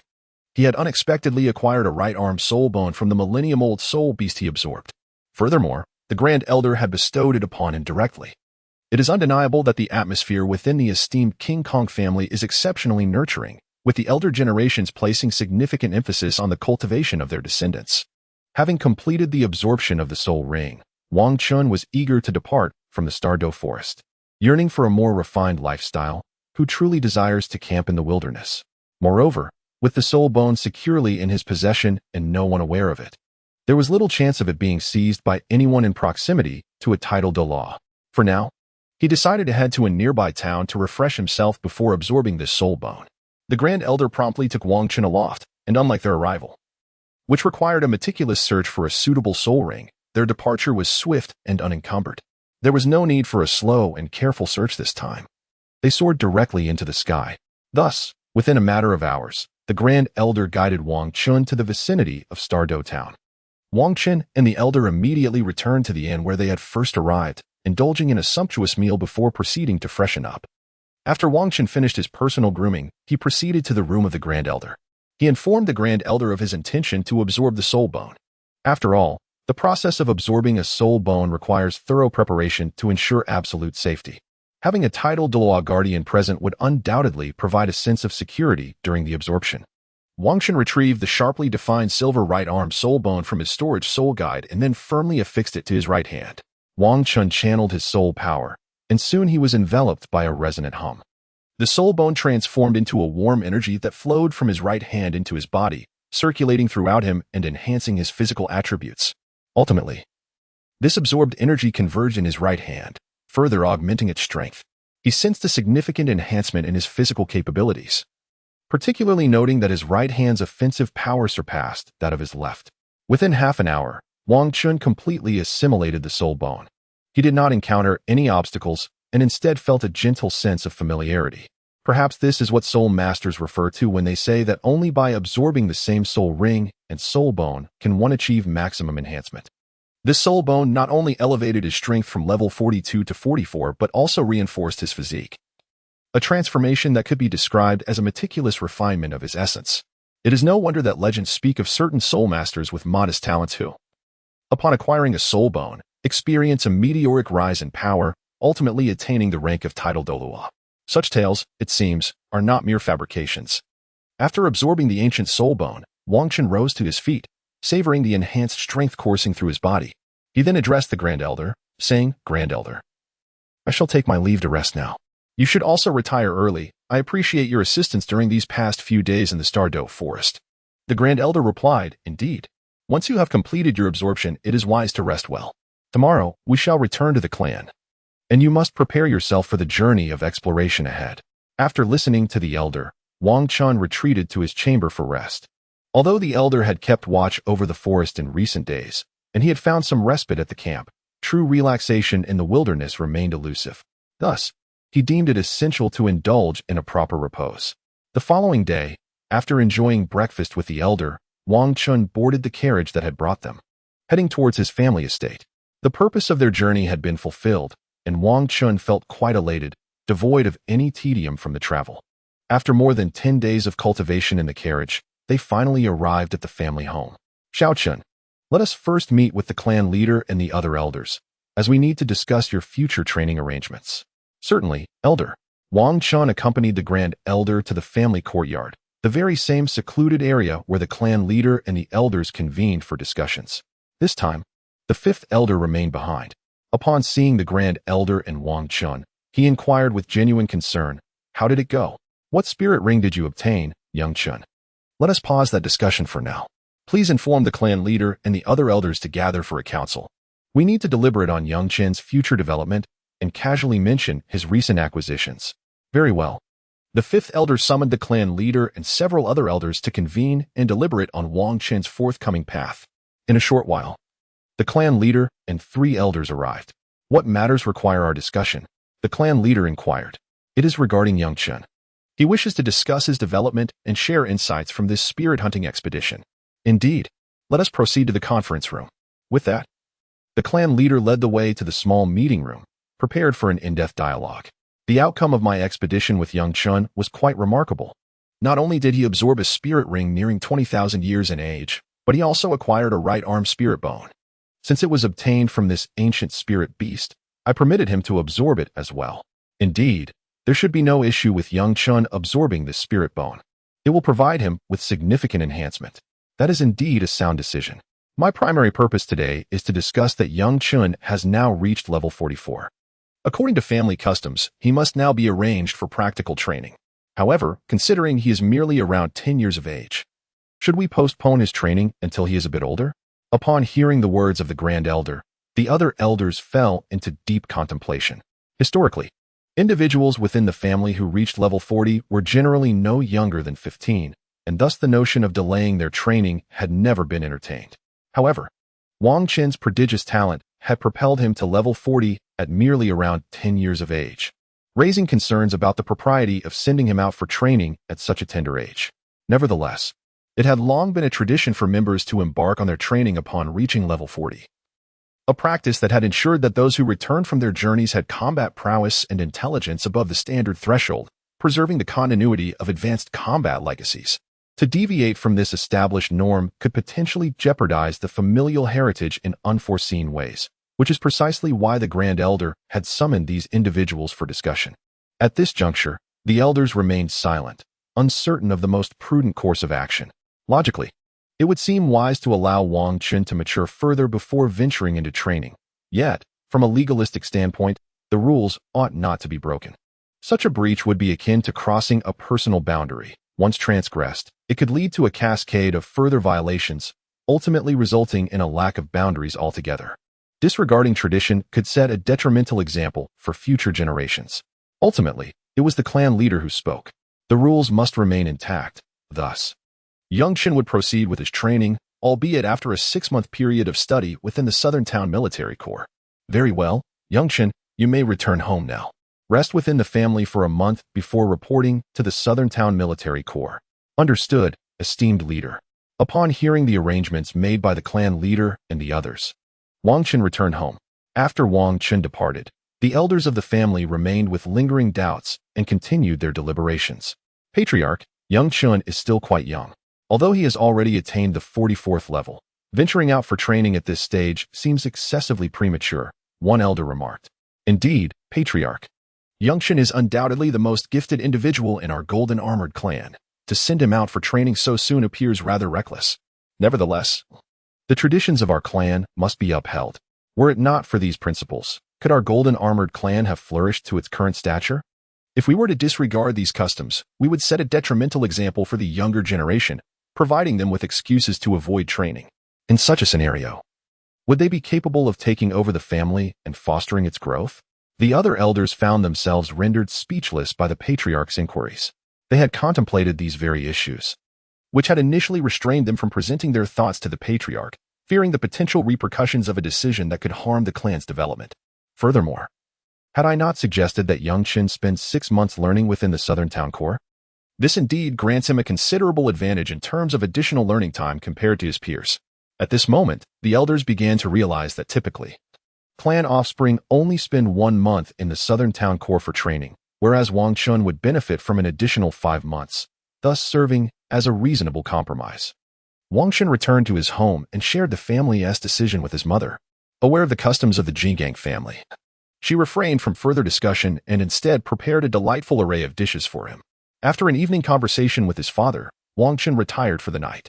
He intended to gather with his younger comrades the following day, as he would soon embark on a journey of training, leaving little time for such gatherings in the future.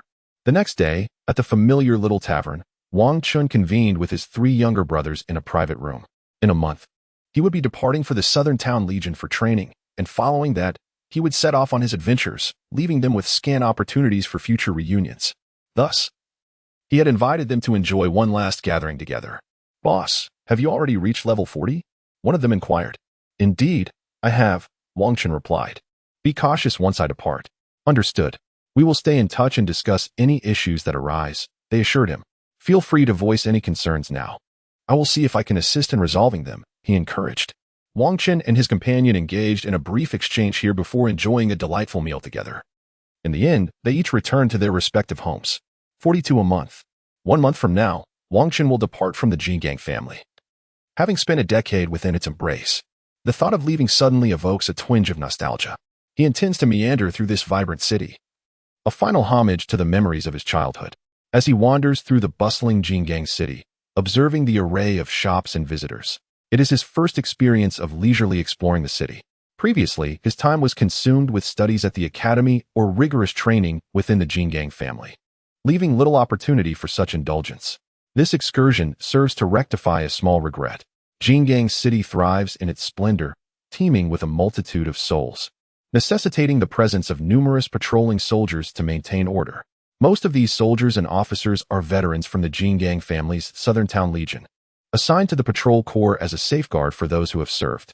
This provision alleviates the concerns of soldiers regarding their post-retirement lives, a strategy that underpins the Jingang family's sustained influence over the Southern Town Legion. After all, who would follow a leader whose own future security is uncertain? Through this advantageous arrangement, the Jingang family not only secures the loyalty of the Southern Town Legion, but also embeds these retired soldiers within the city's guard. Consequently, the Jingang family has effectively monopolized the authority over Jingang City's defenders, significantly bolstering their power in this domain. Wang Chun meandered through the area, keen to discover any unique establishments that might offer something extraordinary. Before long, he stumbled upon a distinctive and charming restaurant, towering 5 stories high. The establishment exuded an impressive presence, adorned with azure decorations that evoked the image of a bamboo grove, captivating all who beheld it. Zhu Xianju, a name that resonated with elegance. Wang Chun stepped inside and was immediately greeted by a refreshing aroma of bamboo that enveloped his senses. The delightful fragrance, imbued with a hint of nature, brought a sense of tranquility and ease to his mind and body. The interior decor of the hotel is characterized by a singular celadone hue, exuding a fresh and natural elegance that evokes a sense of refined cultural appreciation. This aesthetic stands in subtle contrast to the more rugged style of Douluo Continent. Yet it is precisely this unique ambience that has drawn a plethora of devoted admirers to the establishment. Wang Chun approached the counter and requested, "Could you kindly prepare a private room for me?" The attendant behind the counter, upon hearing Wang Chun's words, promptly inquired, "Sir, are you a member? Do you have a reservation?" "Oh, is there a distinction?" Wang Chun responded, "Indeed, sir. If you possess a reservation, you may proceed directly to your designated room. However, without a reservation and not being a member, you are limited to dining in the main hall or in the rooms on the 2nd floor. Access to the 3rd floor and above is reserved for members only." "Oh, how intriguing. Please arrange a private room on the 2nd floor for me." "Certainly, sir. Please follow Xiao Tao to your room. Should you require anything, do not hesitate to inform her," the attendant replied. Upon this, a lovely waitress approached to escort Wang Chun to the private room on the 2nd floor. Wang Chun ordered a selection of exquisite delicacies, savoring the experience of this extraordinary hotel. After Wang Chun exited the hotel, he continued to explore, relishing the experience of visiting places he had never been before. Upon returning home, he resolved to spend more time with his mother in the coming days, recognizing that opportunities to do so would become scarce once he ventured out again. Upon returning home, Wang Chun promptly began to gather the essentials he would require for his extended journey, ensuring that his preparations were thorough. After organizing his belongings, he engaged in a heartfelt conversation with his mother, cherishing the time spent in her company. When his father returned, they continued their discussion, during which his father recounted various experiences from his own training abroad, imparting valuable insights. Additionally, he spoke of the Zhennan Legion within their family, advising Wang Chun on the nuances to be mindful of upon his arrival. It was imperative to speak favorably if the instructors took a liking to him. They would likely share their unique techniques, which had been honed through countless trials and tribulations. These techniques, forged in the crucible of life and death, were crucial for survival in dire moments. Conversely, if he failed to make a favorable impression, he would only be taught the standardized skills, while formidable in their own right. These were designed for broader dissemination, resulting in a more simplified learning process and, consequently, less effective outcomes. The unique techniques, belonging solely to their lineage, could not be compelled from the instructors. Doing so would risk alienating them. Thus, the impartation of such knowledge would depend on mutual respect and rapport. Wang Chun comprehends the thoughts of these individuals, as the insights he has painstakingly gathered through his arduous experiences cannot simply be imparted without consideration. After all, these skills, honed through practical application, are inherently fraught with risk. The superfluous techniques are inevitably discarded in the crucible of reality. Thus, the exceptional skills, forged through toil and perseverance, are naturally bestowed upon someone deemed worthy. After conversing with his father, Wang Chun returned to his chamber, where he practiced the foundational techniques of his cultivation for a while before gradually succumbing to slumber. Time slipped by, and only 2 days remained until his departure for the Southern Legion. Throughout the past month, apart from a leisurely stroll on the first day in the city of King Kong, he spent most of his time at home, engaging in conversation with his parents.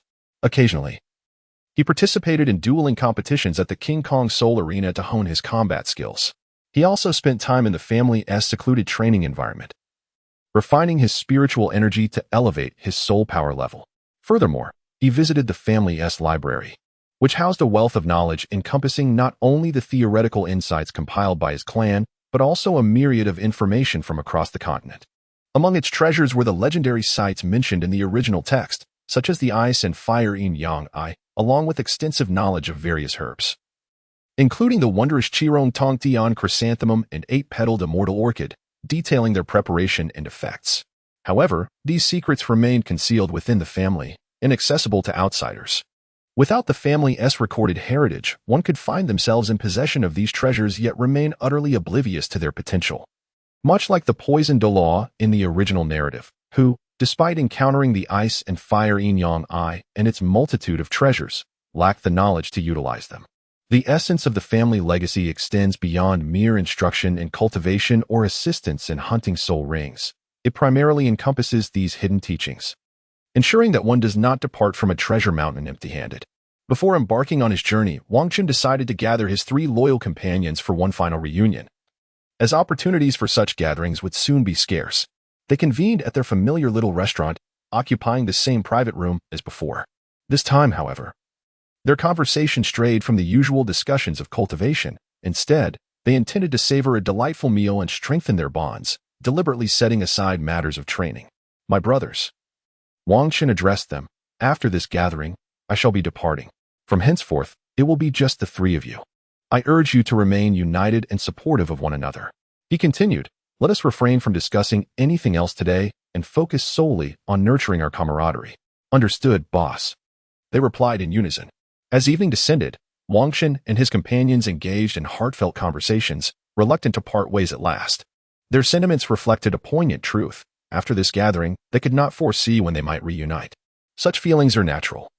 It is only during the innocence of childhood that one experiences unadulterated joy, free from the burdens of worry and responsibility. As one matures, considerations of future endeavors and the weight of various obligations become paramount, rendering the bliss of youth a distant memory. 2 days later, Wang Chun prepared to embark on his journey to the Southern Legion, escorted by the 4th elder, who would introduce him to the commander of the Legion, a final gesture of favor bestowed upon this prodigy of the Diamond Clan. The Southern Legion was stationed in the southern part of Diamond City, near the Yuhui Forest. Initially established to combat the surge of soul beasts within the forest, the Legion ultimately saw its formidable adversaries vanquished by the elite of the Diamond Clan, thereby quelling the great upheaval of soul beasts. Only minor disturbances remained, posing little threat. Consequently, the Southern Legion transitioned into a stabilizing force for the Yuhui Forest, shedding its former responsibilities. However, due to the Diamond Clan's failure to entirely eradicate the beastly threats, minor upheavals still occurred approximately every 6 months. Although these posed no significant danger, they provided the Empire with no justification to disband the Legion. Thus, the Southern Legion, entirely under the auspices of the Diamond Clan, evolved into a crucial training ground for the clan's aspiring talents. Here, the lessons of combat differed vastly from familial sparring or competitions in the soul arena. The stakes were higher, often determining life or death. One could not afford to hold back, lest they find themselves unaware of their own demise. Under the tutelage of seasoned soul masters who had traversed the precipice of life and death, the survival rate of the Diamond Clan's candidates significantly improved. The 4th elder led Wang Chun to the Southern Legion's encampment, where he entrusted him to the commander before taking his leave. The commander then handed Wang Chun over to Deputy Commander Wang Fu, the father of his younger brother, Wang Hai, who would guide him further. Wang Fu possesses a martial soul known as the Black Magic Tiger, which has consequently earned him the moniker Black Tiger A Fu. Wang Hai inherited his mother's simian martial spirit. Wang Fu possesses a robust and rugged physique, and his countenance reflects an air of steadfast honesty, suggesting he ought to be a person of maturity and composure. Alas, as the saying goes, one cannot judge a book by its cover, nor can the vastness of the ocean be measured by a mere dipper. "Uncle Fu, where shall we head to now?" Let us first proceed to our residence, and then I shall introduce you to the instructors you will be learning from in the future." "Very well." Wang Chun followed to the residence, made his bed, and then accompanied Wang Fu to meet the instructors. In an open area within the barracks of the Southern Town Legion, 2 individuals were engaged in a sparring match without the use of soul power, while several onlookers observed the exchange. Commander Fu, what brings you here? Are you in the mood for a friendly duel? Ah, Commander Fu, I was just hoping to experience your infamous crow's flight once more. Well, I have brought this child to learn. We can discuss sparring at a later time. Oh, is it not customary for these children to be taught by the captains of the Soul King Squadron? Why has he been brought here? This time is different. The child's talent is exceptional, which is why I have chosen to bring him here. Allow me to introduce him. This is Wang Chun, a prodigy from our family. He will be studying with the Southern Town Legion for 6 months, and you were tasked with imparting to him some knowledge of survival on the continent, as well as experiences of life and death combat. There is no need to teach him anything beyond that. Little Chun, let me introduce you. These 6 individuals are all captains of our Southern Town Legion. The most robust among them is Wang Chong. The darkest-skinned is Xiong Jin. The slender one is Lu Ha. And the 2 who resemble each other are brothers, Li Fei and Li Yun. Lastly, we have Lu Fu. You may refer to them as uncles. Uncle Wang, Uncle Xiong. Greetings to you both. I look forward to your guidance. With the introductions complete, Little Chun will join you for lessons tomorrow. For now, I must take him to familiarize himself with the surroundings. Upon finishing his words, Wang Fu proceeded to lead Wang Chun away. It appears that an extraordinary individual has arrived. It goes without saying that an ordinary person would not warrant the attention of the formidable He Hua Fu to seek us out. Well then, let us not dwell on such thoughts. Instead, we shall continue our cultivation, and when the time comes, we shall impart our teachings with due diligence. After all, it is merely a matter of 6 months. Wang Chun, having accompanied Wang Fu, gained a preliminary understanding of the various environments he would be training in, and then returned to rest. Since it was merely his first day, he was granted a day to acclimatize. The following morning, Wang Chun ventured back to the site from the previous day, awaiting the arrival of the 6 captains to learn about aspects that were previously unfamiliar to him. Before long, the 6 individuals arrived, and soon the leanest among them, Lu Ha, approached. You're Xiaochen, right? Come with me for now. I will first impart some theoretical knowledge to you. Once you grasp these concepts, we shall proceed to practice. Oh, all right. Lu Ha led Wang Chun into a room, and, after having him seated, handed him a manual. This manual has been compiled by the King Kong clan. You must commit it to memory, as it contains crucial information regarding vital points of the human body capable of inflicting severe injuries swiftly. Allow me to elucidate these concepts, and pay close attention. The 14 vital points of the human body include 1. Eyes. As they guide human movement, the eyes are among the most critical targets. An attack to the eyes can lead to a loss of vision and an inability to retaliate. Method of attack: poking with fingers. 2. Temples. This area, located in the temporal region of the head, contains the superficial temporal artery, veins, and temporal nerves. Its fragile bone structure makes it susceptible to inward strikes, which can cause fractures of the temporal bone, injuring the meningeal arteries and impeding blood flow, resulting in cerebral ischemia and death within 3 seconds. Method of attack: striking with the fist or elbow. 3. Ears. The auricular nerves are in close proximity to the brain. Impact or pressure here can damage the arteries and veins leading to the meninges, obstructing blood circulation. Additionally, there exists a deadly acupoint behind the lower edge of the jaw and posterior to the ear, similar to the temple. Striking the ear and this acupoint can rupture the eardrum or cause internal bleeding, potentially resulting in a concussion or death within 5 seconds. Method of attack: simultaneous strikes with both fists from either side. 4. Jaw. The jaw's position makes it particularly vulnerable to strikes, which may result in skull-base fractures and intracranial bleeding. Such impacts can lead to excruciating pain, unconsciousness, or shock. Method of attack: direct punches or upward elbow strikes. 5. Adam's apple. Thyroid cartilage. The presence of the trachea, carotid artery, and vagus nerve in this area means that strikes with the outer edge of the palm or constricting from behind with the forearm can be lethal. Additionally, applying pressure to the Adam's apple can induce asphyxiation due to oxygen deprivation, potentially leading to death. Method of attack: direct strikes or elbow pressure with finger constriction. 6. Face. The face houses vital organs for vision, smell, and oral function. Due to the intricate distribution of nerves and blood vessels in this area, it is exceedingly sensitive to pain. When struck, the agony can be unbearable, potentially leading to a loss of combat effectiveness. Methods of striking: one may employ the back of the fist, knee impacts, or foot strikes to incapacitate an adversary within 3 seconds. The neck region is rife with critical blood vessels and nerves. The carotid artery and vagus nerve line both sides of the neck. A forceful strike to the outer or posterior side of the neck can compress the carotid sinus, resulting in severe arrhythmia and potentially leading to cardiac failure, causing death within 2 seconds.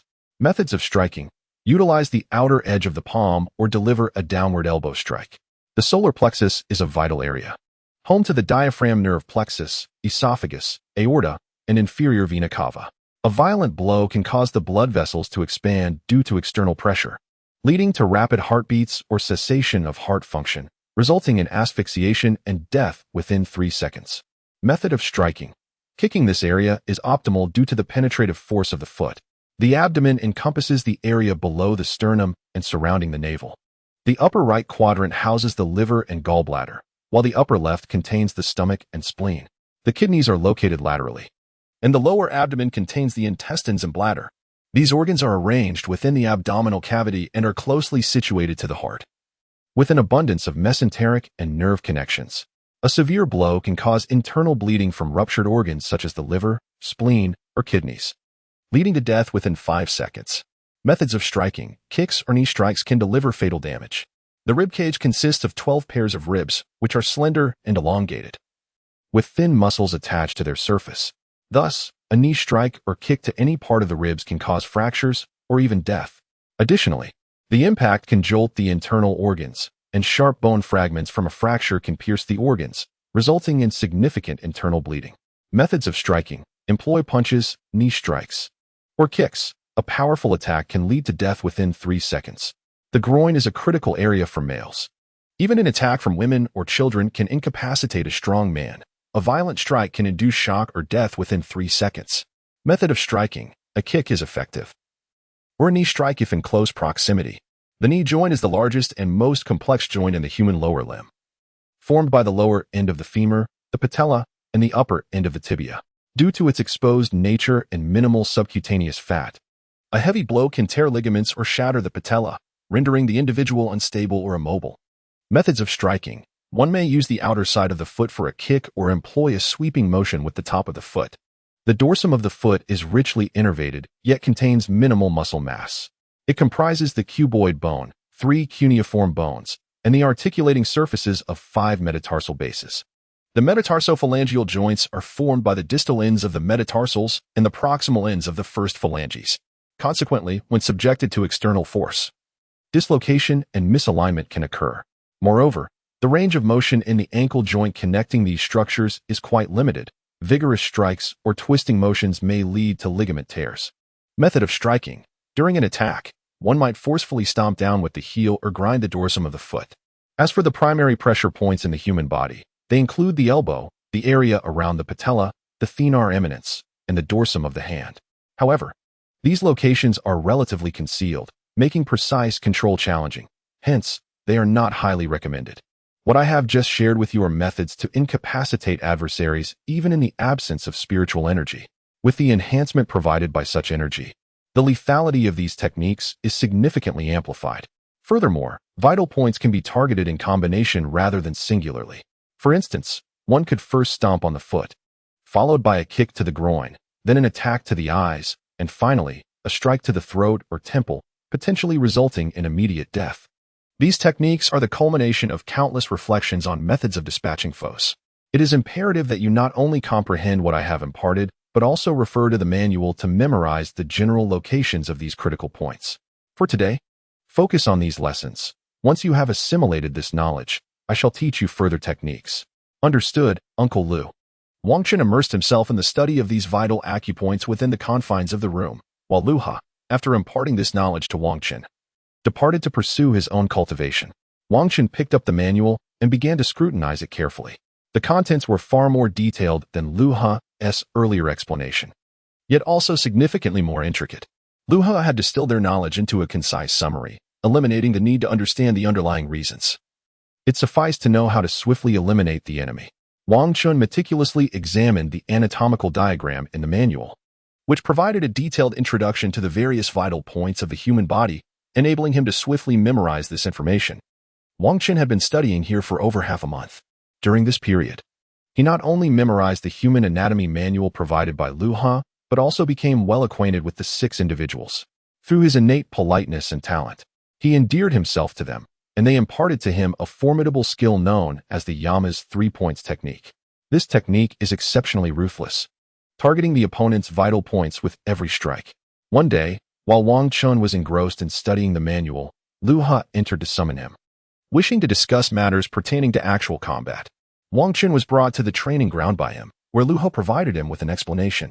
Today, you have been summoned because you have nearly mastered the fundamentals, and we find you quite agreeable. Thus, we wish to impart to you a unique skill. This technique, known as the Hell King 3 points, is a culmination of our experiences in combat. The Hell King 3 points is an exceptional close-range attack. Upon engaging in proximity, the right hand strikes directly at the opponent's face. Typically, no one would dare to receive an attack with their face. They instinctively use their hands to block. At this moment, our right hand will naturally press down on theirs, while the left hand delivers another direct strike. The opponent is compelled to continue defending, allowing us to maintain the pressure. At this juncture, we can utilize their hand to obstruct their own defense, liberating our right hand. The freed right hand then ascends to strike the opponent's jaw, delivering not only a significant blow to a vital area, but also exposing their throat. With a decisive elbow jab from our right hand, the adversary is rendered practically defenseless following this sequence of attacks. This knowledge has been meticulously accumulated through our practice. Do you understand? Uncle Luo, I believe I have grasped it, Wang Chun replied. Excellent. Now let us put it into practice. I will be your opponent. We shall begin with slow motions for you to familiarize yourself, Luo instructed. All right, Wang Chun responded. Wang Chun and Luo engaged in sparring on the playground, with Luo meticulously correcting Wang Chun's movements, thereby aiding him in honing his skills. Once Wang Chun had attained a satisfactory level of proficiency, Luo initiated formal combat practice with him.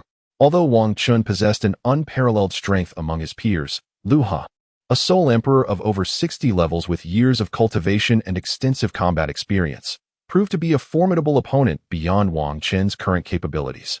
However, their skirmishes were merely for training and not life-or-death battles, thus lacking in peril. As time passed over the following month, Wang Chun not only mastered the ultimate techniques that Luo had imparted, but also saw a remarkable increase in his combat experience. Each morning, he engaged in battles with Luo and 5 others in rotation, rapidly enhancing his understanding of life and death combat. In the afternoons, he listened to tales of their adventures across the continent, broadening his horizons, which was one of the primary reasons for his presence there. While most individuals would embark on their journeys after a month of study, Wang Chun, due to the clan leader's influence, continued his training for an additional 5 months before setting off.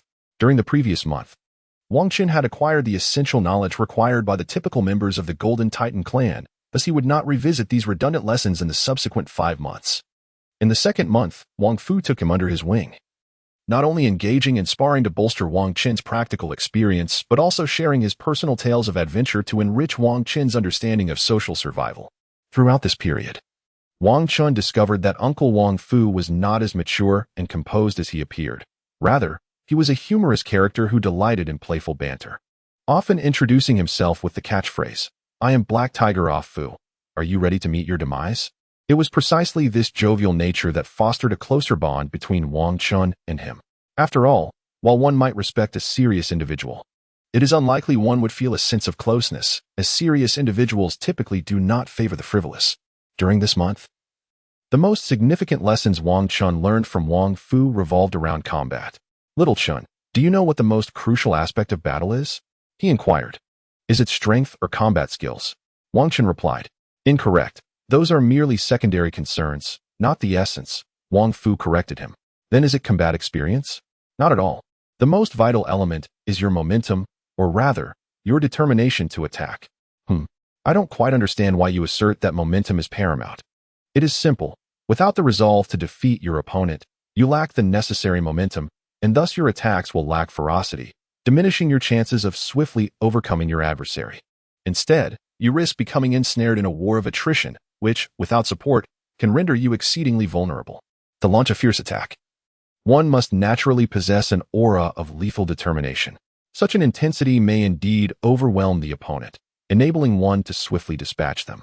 I comprehend now, Uncle Fu. It is commendable that you grasp this principle. Now, engage in combat with me, and embody that unwavering resolve to strike decisively. However, Might this not prove too perilous? Fear not. As a dignified soul sage, guiding a mere soul master poses no threat to me. Simply unleash your prowess without concern for my safety. Ah, very well. Uncle Fu, do take care.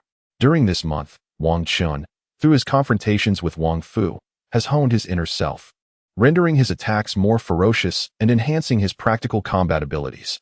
These insights were not elaborated upon by the 6 uncles last month. They merely provided a brief overview of vital points of the human body and imparted a singular, exceptional technique to Wang Chun. This was akin to teaching him the art of combat without elucidating the rationale behind such methods. In contrast, Wang Fu elucidated the reasoning behind these combat strategies, highlighting their differing pedagogical approaches, as each individual instructs based on their particular expertise. In the 3rd month, Wang Chun no longer remained at the camp of the Zhunnan Legion. Instead, he was taken by Wang Fu to the Yuhui Forest, where on-site instruction allowed him to grasp the essential knowledge of wilderness survival, unlike the theoretical teachings at the King Kong Soul Master Academy that lacked practical application. One night, within the periphery of the Yuhui Forest, where the habitats of soul beasts thrived, primarily comprising century-old and decade-old soul beasts, Wang Fu intended to commence with fundamental knowledge. Wang Chun may have been acquainted with these concepts, yet the distinction between practice and theory is profound. No amount of theoretical study can match the depth of a single practical experience. Shao Chun, Wang Fu began, I shall impart to you the vital experiences of wilderness survival. You may have previously perused books or listened to teachers, but practice and theory will never align completely.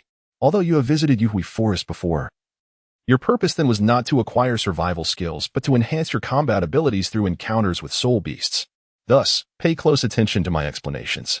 Firstly, when selecting a campsite in the wild, avoid proximity to water sources as many soul beasts come to drink at night. Being too close significantly increases the risk of an ambush. Secondly, when setting up camp, it is essential to scatter medicinal powder around the perimeter. This not only masks your scent, but also repels venomous insects, which should not be underestimated, as they may bite you without your awareness.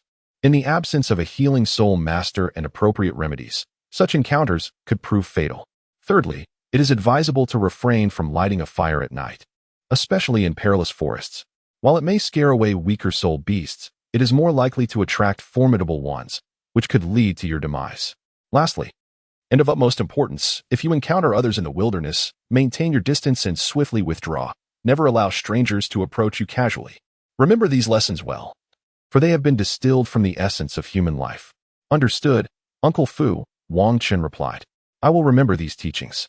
Please rest now. Tomorrow, I shall continue to learn more from you. A night passed without incident. After finishing their meal, Wang Chun continued to follow Wang Fu deeper into the Yuhui Forest. As they walked, Wang Fu imparted knowledge about the soul beasts they encountered along the way. By noon, they stopped in a clearing to prepare lunch, during which Wang Fu further enlightened Wang Chun on various topics. Shao Chun, allow me to share some insights regarding soul beasts. Throughout our journey today, I have already provided you with a wealth of information, and now I shall summarize it for you. First, we categorize soul beasts into 2 types, animal soul beasts and plant soul beasts. You have visited the family's mimetic training environment, where you encountered the peach tree soul beasts. They are generally immobile. As long as you do not enter their attack range, you are mostly safe. However, how does one discern danger? Simply remember this. If you come across a peculiar plant in an area devoid of similar flora, exercise caution, for it may pose a significant threat. Advanced soul beasts possess territorial instincts and will not tolerate the presence of any creature that could jeopardize them. Moreover, if you detect any unusual scent while in the wilderness, pay close attention. Such aromas are typically emitted by unique soul beasts to lure prey, and these noxious gases can potentially poison or induce hallucinations in humans. If you fall victim to such effects, survival becomes exceedingly unlikely. On the other hand, animal soul beasts are easier to identify, the more distinctive their appearance, the greater the danger they present. Upon discovering any unusual soul beast, it is prudent to withdraw discreetly to avoid detection. In the wild, creatures with exceptional traits are usually formidable. Those that are not have perished, unable to propagate. Be wary of small, vividly colored beasts, as they are often highly toxic. These are fundamental yet practical insights about soul beasts that you must commit to memory. Thank you, Uncle Fu, replied Wang Chun appreciatively. After their lunch, Wang Chun resumed his journey alongside Wang Fu, eager to learn more about soul beasts and wilderness survival skills, ensuring his future resilience. Shaoqin, do you see that?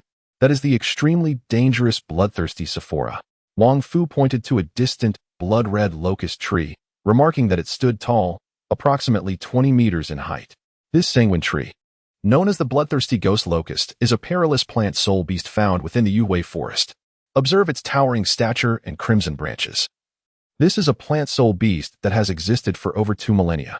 Such a soul beast grows 10 meters taller every millennium, but after reaching 10,000 years, its trunk will begin to retract, diminishing by 10 meters every 10 millennia, while its branches will transition to a verdant hue. However, its root system will expand immensely, causing its territory and attack range to enlarge correspondingly. Moreover, this soul beast emits a unique, intoxicating fragrance that can induce hallucinations, luring both humans and other soul beasts unwittingly into its perilous range, rendering them its prey. Therefore, upon encountering this soul beast, one must exercise caution. If you detect its peculiar scent, retreat immediately. If the bloodthirsty ghost locust has red branches, the greater its height, the more perilous it becomes, conversely. If its branches are green, the shorter it is, the more dangerous. Such plant soul beasts exhibit similar traits, and in unusual circumstances, distancing oneself is the wisest course of action. Yet, one may ponder whether a fortuitous encounter might be missed. It is commendable that you contemplate this. However, consider the improbability of stumbling upon a serendipitous event upon your arrival here. If it were truly a stroke of fortune, the preceding soul beast would have already claimed it, rather than awaiting your presence. Hence, such situations are predominantly fraught with danger, particularly of a grave nature. If the peril were not acute, it would have long been eradicated by other soul beasts. Oh, I comprehend, Uncle Fu. Very well, you are now aware of this situation. Let us proceed to witness other extraordinary soul beasts. Xiaoqing, do you see that patch of barren ground? The one devoid of any plant life? Oh, I see it. In the wild, one must also maintain distance from such areas. Beneath that barren expanse lurks a venomous soul beast. Only those exceedingly toxic soul beasts could transform their territorial exit into this deadly black soil. It is precisely this toxicity that renders the ground lifeless. These are the myriad experiences we have gleaned during our outdoor training. You must remember them well. Understood, Uncle Fu. Thus, over the course of a month, Wang Chun accompanied Wang Fu to various locations within the Yuhui forest, absorbing an array of experiences. Through this practical observation, coupled with Wang Fu's insightful explanations, Wang Chun developed a deeper understanding of the myriad dangers that lurked in the wilderness. During this period, he felt that his survival skills had expanded more significantly than in the previous years, a testament to the efficacy of such hands-on instruction, and the reason behind the family's establishment of this educational initiative. Throughout the month, Wang Chun not only learned about the habits of venomous creatures and ferocious beasts, but also gained insight into the habitats of various soul beasts, laying a solid foundation for his future identification of these creatures. As the month came to a close, Wang Chun was escorted back to the southern town core camp by Wang Fu, who entrusted him once again to Lu He and his team for the next phase of training. Little Chen, rest for a day at the camp. Tomorrow, you will venture into the Yuhui forest for survival training. We will continue your instruction, said Lu He. What will I be training in? Wang Chen inquired. You will be honing your survival skills in the wild. You will understand in due course, Lu He replied. All right. In the 4th month, Wang Chen ventured into the Yuhui forest to practice his survival skills. On his first night in the wilderness, he fell victim to an ambush. Having spent nights in the Yuhui forest before, and with his current prowess far surpassing his previous self, he naturally let his guard down. He set up camp in a relatively safe clearing, enjoyed a meal, and then retreated into his tent for a light rest. Although this method of resting was not as restorative as deep sleep, it provided some recovery while allowing him to remain attuned to his surroundings. This form of light slumber was often employed to maintain one's basic combat readiness, particularly when alone. However, Wang Chun was caught off guard by Lu He and his comrades during their ambush. Given his inferior strength and the vast difference in experience, he was subdued before he could react. Little Chen, your vigilance in the wild is woefully inadequate. Typically, one would not rest in such a manner unless in a dire situation. They would remain vigilant instead. While keeping watch may reduce one's immediate capacity, it does not diminish one's strength overnight. Only when danger is imminent and combat has transpired should one resort to light slumber for the sake of maintaining combat effectiveness. Your approach is perilously flawed. It is fortunate this was merely a training exercise. Otherwise, you would be a casualty now. Throughout this month, we shall intermittently launch surprise attacks. You must remain vigilant and attentive, lest you fall prey to us so easily." After Luo finished speaking, he vanished. And it was only then that Wang Chen arose from the ground, brushing off the dirt from his attire and beginning to reflect upon his actions. Indeed, he realized he had been rather negligent, daring to rest alone in the wilderness without keeping watch. His newfound strength had fostered a sense of overconfidence, leading him to believe that he was invulnerable within the confines of the twilight forest. Consequently, he overlooked the fact that the true peril in the wild often stems from humanity itself, for one can never ascertain whether a stranger is benevolent or malevolent, nor can one predict when an ambush may occur. Thus, Luo provided him with a valuable lesson, had it been a genuine wilderness encounter. An ambush by others might have left him with no opportunity for self-reflection, perhaps leading him directly to the gates of the underworld. Following that first night, when Wang Chen fell victim to Luo's ambush, he endured countless surprise attacks throughout the month. However, now armed with a sense of caution, he proved to be a far more challenging target. They would sometimes strike while he was dining or fetching water. Yet he successfully detected their presence and engaged them in direct confrontations on several occasions. Although he had yet to defeat them, it became evident that he was no longer an easy mark. Through this month of evading ambushes, Wang Chen's experience significantly increased, ensuring that he would never again find himself in the precarious situation of that first night.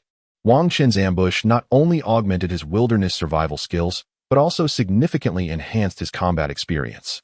Wang Chen, with his increasingly formidable combat prowess, did not allow Luo and his companions to gain any significant advantage.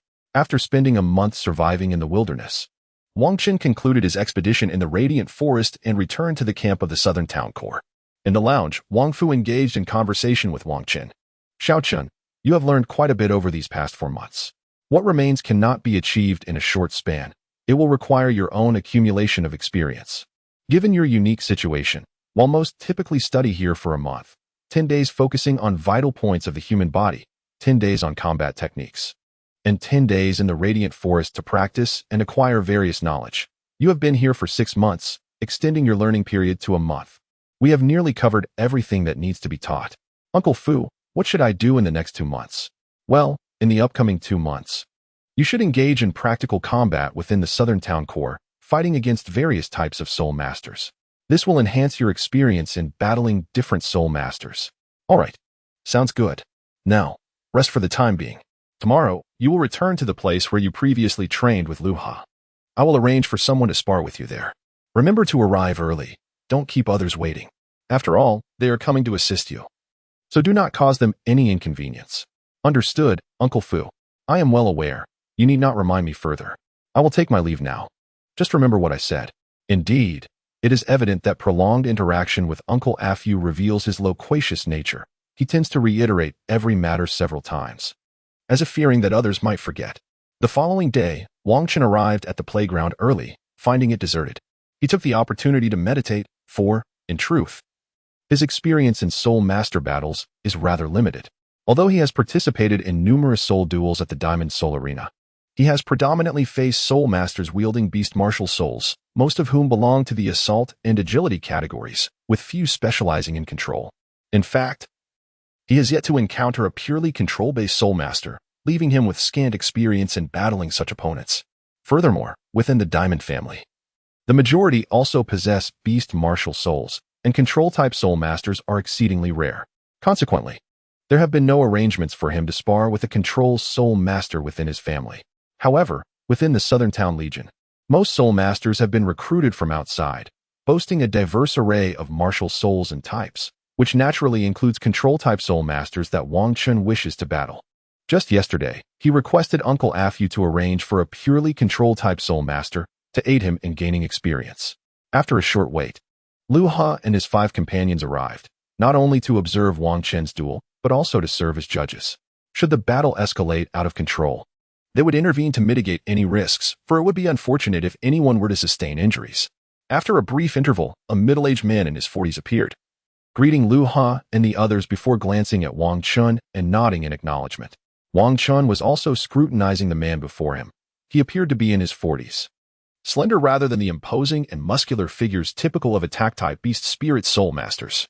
There was a glimmer of intelligence in his gaze, suggesting a wealth of practical experience. Wang Chun perceived him as a formidable adversary. Xiao Ma, this is Wang Chun, an attack-type beast spirit soul master who will be your opponent today. Xiao Chun, this is Ma Tao, a plant control soul master, with whom you will be contending today. Lu Ha introduced them. Hello, I am Wang Chun. I appreciate your cooperation today. Wang Chun did not take Ma Tao's response to heart. After all, it was he who had invited others to accompany him in battle, thereby enhancing his own experience. Naturally, the opposing party would not exhibit much enthusiasm, as they had little to gain. Very well, you may begin, Lu Ha proclaimed, signaling the commencement of the duel. Wang Chun and Ma Tao were poised to engage in combat. Wang Chun, a formidable level 45 assault spirit master. Ma Tao, a level 55 control spirit master. Be cautious, he warned. Wang Chun and Ma Tao simultaneously shouted, and then they plunged directly into battle. Wang Chun directly activated his martial spirit, significantly enhancing his physique. His robust arms and formidable muscles exuded an aura of overwhelming offensive power. Beneath him, for soul rings, 1 yellow, 2 purple, and 1 black, undulated rhythmically, instilling a palpable sense of pressure. In contrast, Ma Tao summoned his martial spirit without any visible alteration to his form. 5 soul rings, 2 yellow, 2 purple, and 1 black also pulsated beneath him. Dark purple vines spread across the ground like serpents, silently weaving through the air and enveloping a 20-meter radius around Ma Tao, effectively securing any potential ambush points with their grasp. With an air of calmness, Ma Tao regarded Wang Chun, displaying no sign of anxiety. Despite the absence of direct combat between them, he felt an unwavering confidence in his inevitable victory. Although he was somewhat taken aback by the configuration of Wang Chun's soul rings, he understood that the disparity in their strengths could not be bridged by a mere soul ring. Furthermore, he possessed a 10,000-year soul ring himself. As a control-type soul master, he was inherently formidable in one-on-one confrontations and thus held no fear of Wang Chun. He unleashed his ghostly vine martial spirit, directing it to ensnare Wang Chun. Wang Chun gazed at the encroaching ghostly vines, and naturally, he would not remain passive and surrender. With a swift motion, he propelled himself upwards, accompanied by a series of phantoms, charging towards Ma Tao. As Wang Chun entered the domain of Ma Tao's ghostly vines, the tendrils rose simultaneously from all directions, forming a colossal cage that enveloped both Wang Chun and Ma Tao within its grasp. Wang Chun and Ma Tao simultaneously unleashed their soul abilities. Ma Tao activated his first soul skill, Entanglement, sending ghostly vines surging towards Wang Chun in a fierce advance. In response, Wang Chun called upon his formidable Golden Titan Fist, his right hand glinting with a radiant golden light as he delivered a powerful strike forward. With a resounding boom, the ghostly vines before him were obliterated, and he surged closer towards Ma Tao. Sensing the imminent threat of the Golden Fist, Ma Tao swiftly sidestepped, evading Wang Chun's mighty blow, and then summoned his martial spirit once more to augment the number of ghostly vines within the vicinity. As Wang Chun closed the distance, he unleashed his formidable Diamond Fist, launching a powerful strike directly at Ma Tao. In a critical moment, Ma Tao deftly utilized his ghost vines to propel himself off the ground, evading Wang Chun's assault. Moreover, he skillfully controlled the ghost vines to ensnare Wang Chun completely.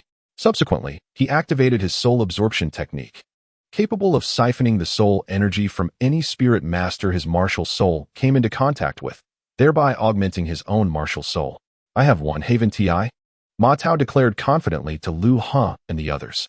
His assuredness stemmed from the knowledge that the spirit masters ensnared by his vines, of similar rank, were virtually incapable of breaking free, especially considering he was up against a mere soul master of over level 40. Regrettably, events did not unfold as he had anticipated. Boom. Wang Chun directly unleashed his Berserk Ape Titan transformation, rapidly enhancing his physical prowess, breaking free from Ma Tao's entanglement, and delivering a powerful punch that sent Ma Tao flying. With a resounding crash, Ma Tao fell heavily to the ground, sustaining significant injuries. As a control-type soul master, he lacked the defensive capabilities of a beast martial soul, making it entirely reasonable for him to be injured by Wang Chun's amplified strike. All right, that should suffice for the sparring, Lu Ha interjected, noticing the battle as outcome. Xiao Ma, you were overly careless. One must never lower their guard without fully assessing the enemy. Your duel should not have concluded so swiftly. Yet your own negligence led to your grievous injury and the termination of the match. On the other hand, Xiao Chun performed commendably, absorbed the experience, and strived to improve. Now, you may all return to your own affairs. Today's combat has come to an end. Since the confrontation between Wang Chun and Ma Tao, a Soul King level Soul Master has challenged Wang Chun daily. He has consistently emerged victorious, despite lacking one soul ring and being slightly inferior in level. His fourth soul skill is exceptionally powerful, allowing him to triumph over opponents of higher ranks. After Wang Chun had fought against various Soul Kings, Lu Ha and the others also took to the arena against him. This was because the other challengers posed little pressure on Wang Chun, necessitating their direct involvement. Once Lu Ha and his companions entered the fray, the pressure on Wang Chun significantly increased. The disparity of two soul rings was palpable. While Wang Chun was nearly unmatched among soul masters of his rank, he could not hope to defeat opponents 2 major levels above him. Although he did not achieve victory in every battle, his practical combat experience grew immensely. Thus, a month passed amidst Wang Chun's duels with these challengers, marking the final month of his time in the southern garrison, after which he would embark on his journey of training, ready to soar freely through the skies and dive into the vast seas. On the first day of this final month, Wang Fu visited Wang Chun's room.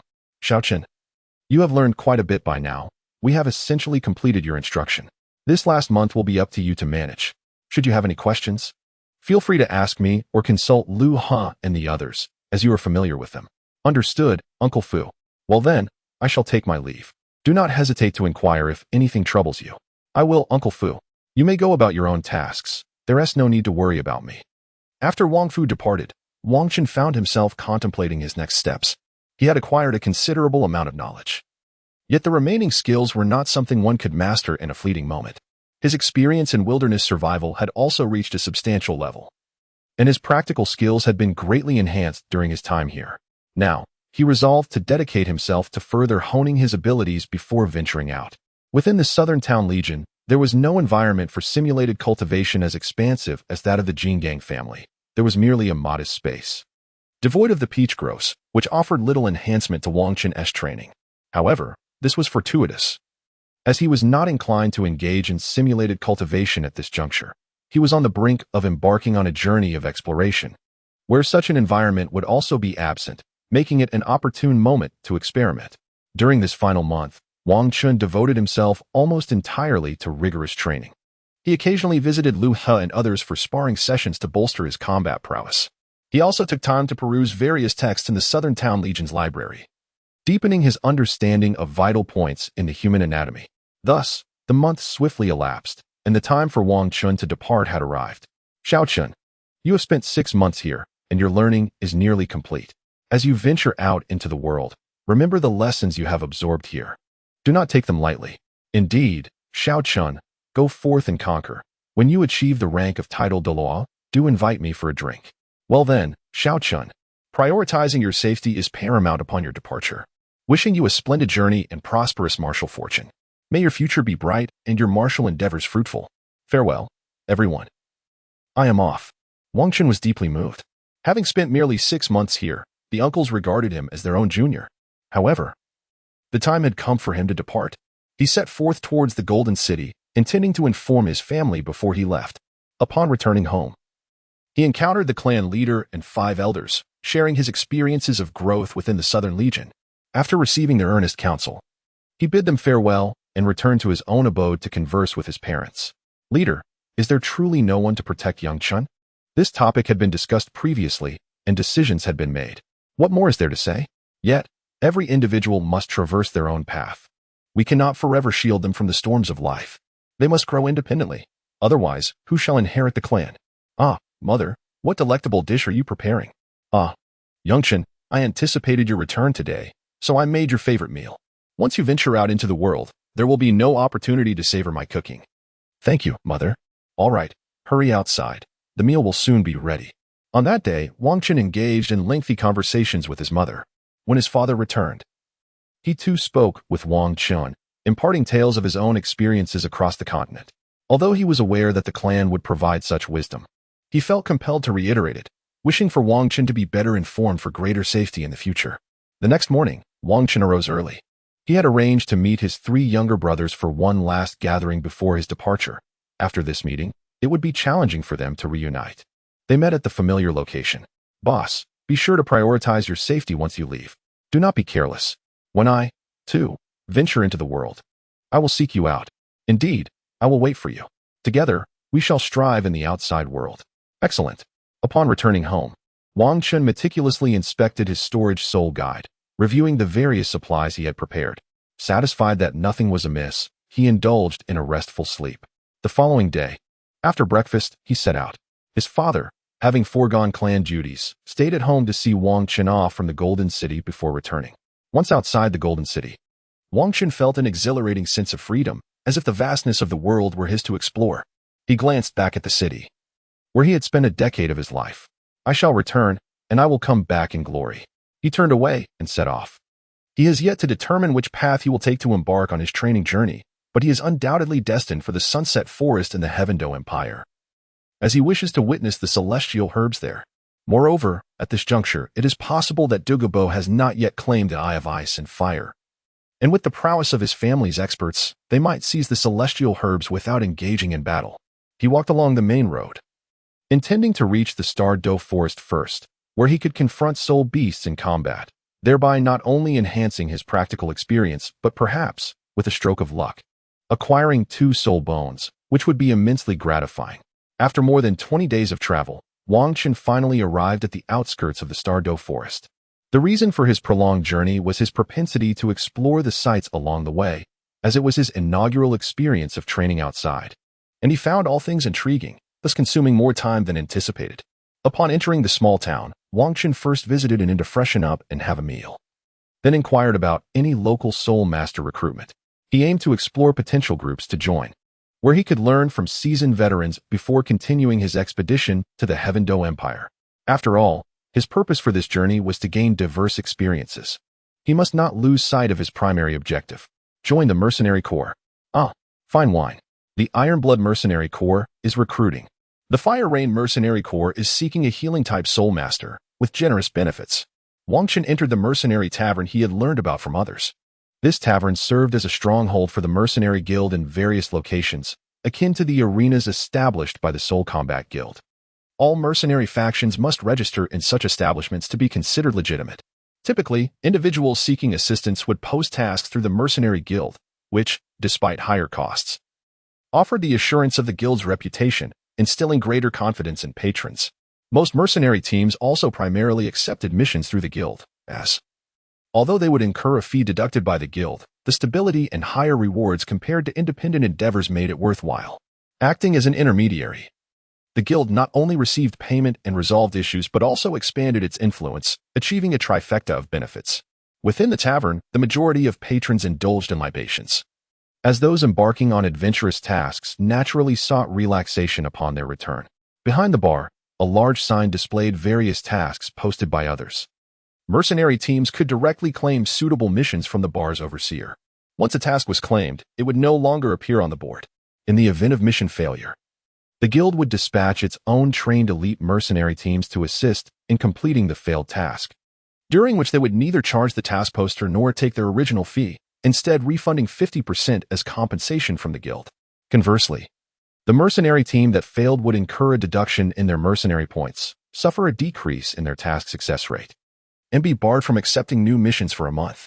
Mercenary points are a crucial internal currency within the guild, influencing not only the advancement of mercenary ranks but also the exchange for various cultivation resources. Points are categorized as promotion points and circulation points.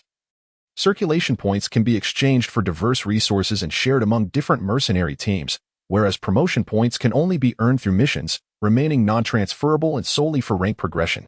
The ranks of mercenary teams range from 1 to 5 stars, with 1 star being the lowest and 5 stars the highest. Advancement in rank necessitates accumulating a requisite number of promotion points, with no alternative methods available. To the right of the bar lay a recruitment area, where various mercenary teams sought new recruits. It was here that the call for recruitment was first heard as Wang Chun entered the tavern.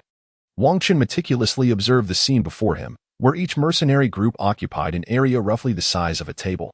In front of them stood a sign detailing their recruitment requirements. It bore a resemblance to the job fairs of a previous life, where various companies listed their hiring needs, allowing prospective candidates to peruse the information until both parties found mutual satisfaction, thereby sealing the agreement for employment. Here, However, the objective was to join a mercenary group in order to undertake various missions. Wang Qin scrutinized the recruiters. Some were quite enthusiastic, providing detailed responses to inquiries, while others exhibited a more aloof demeanor, dismissing questions with indifference.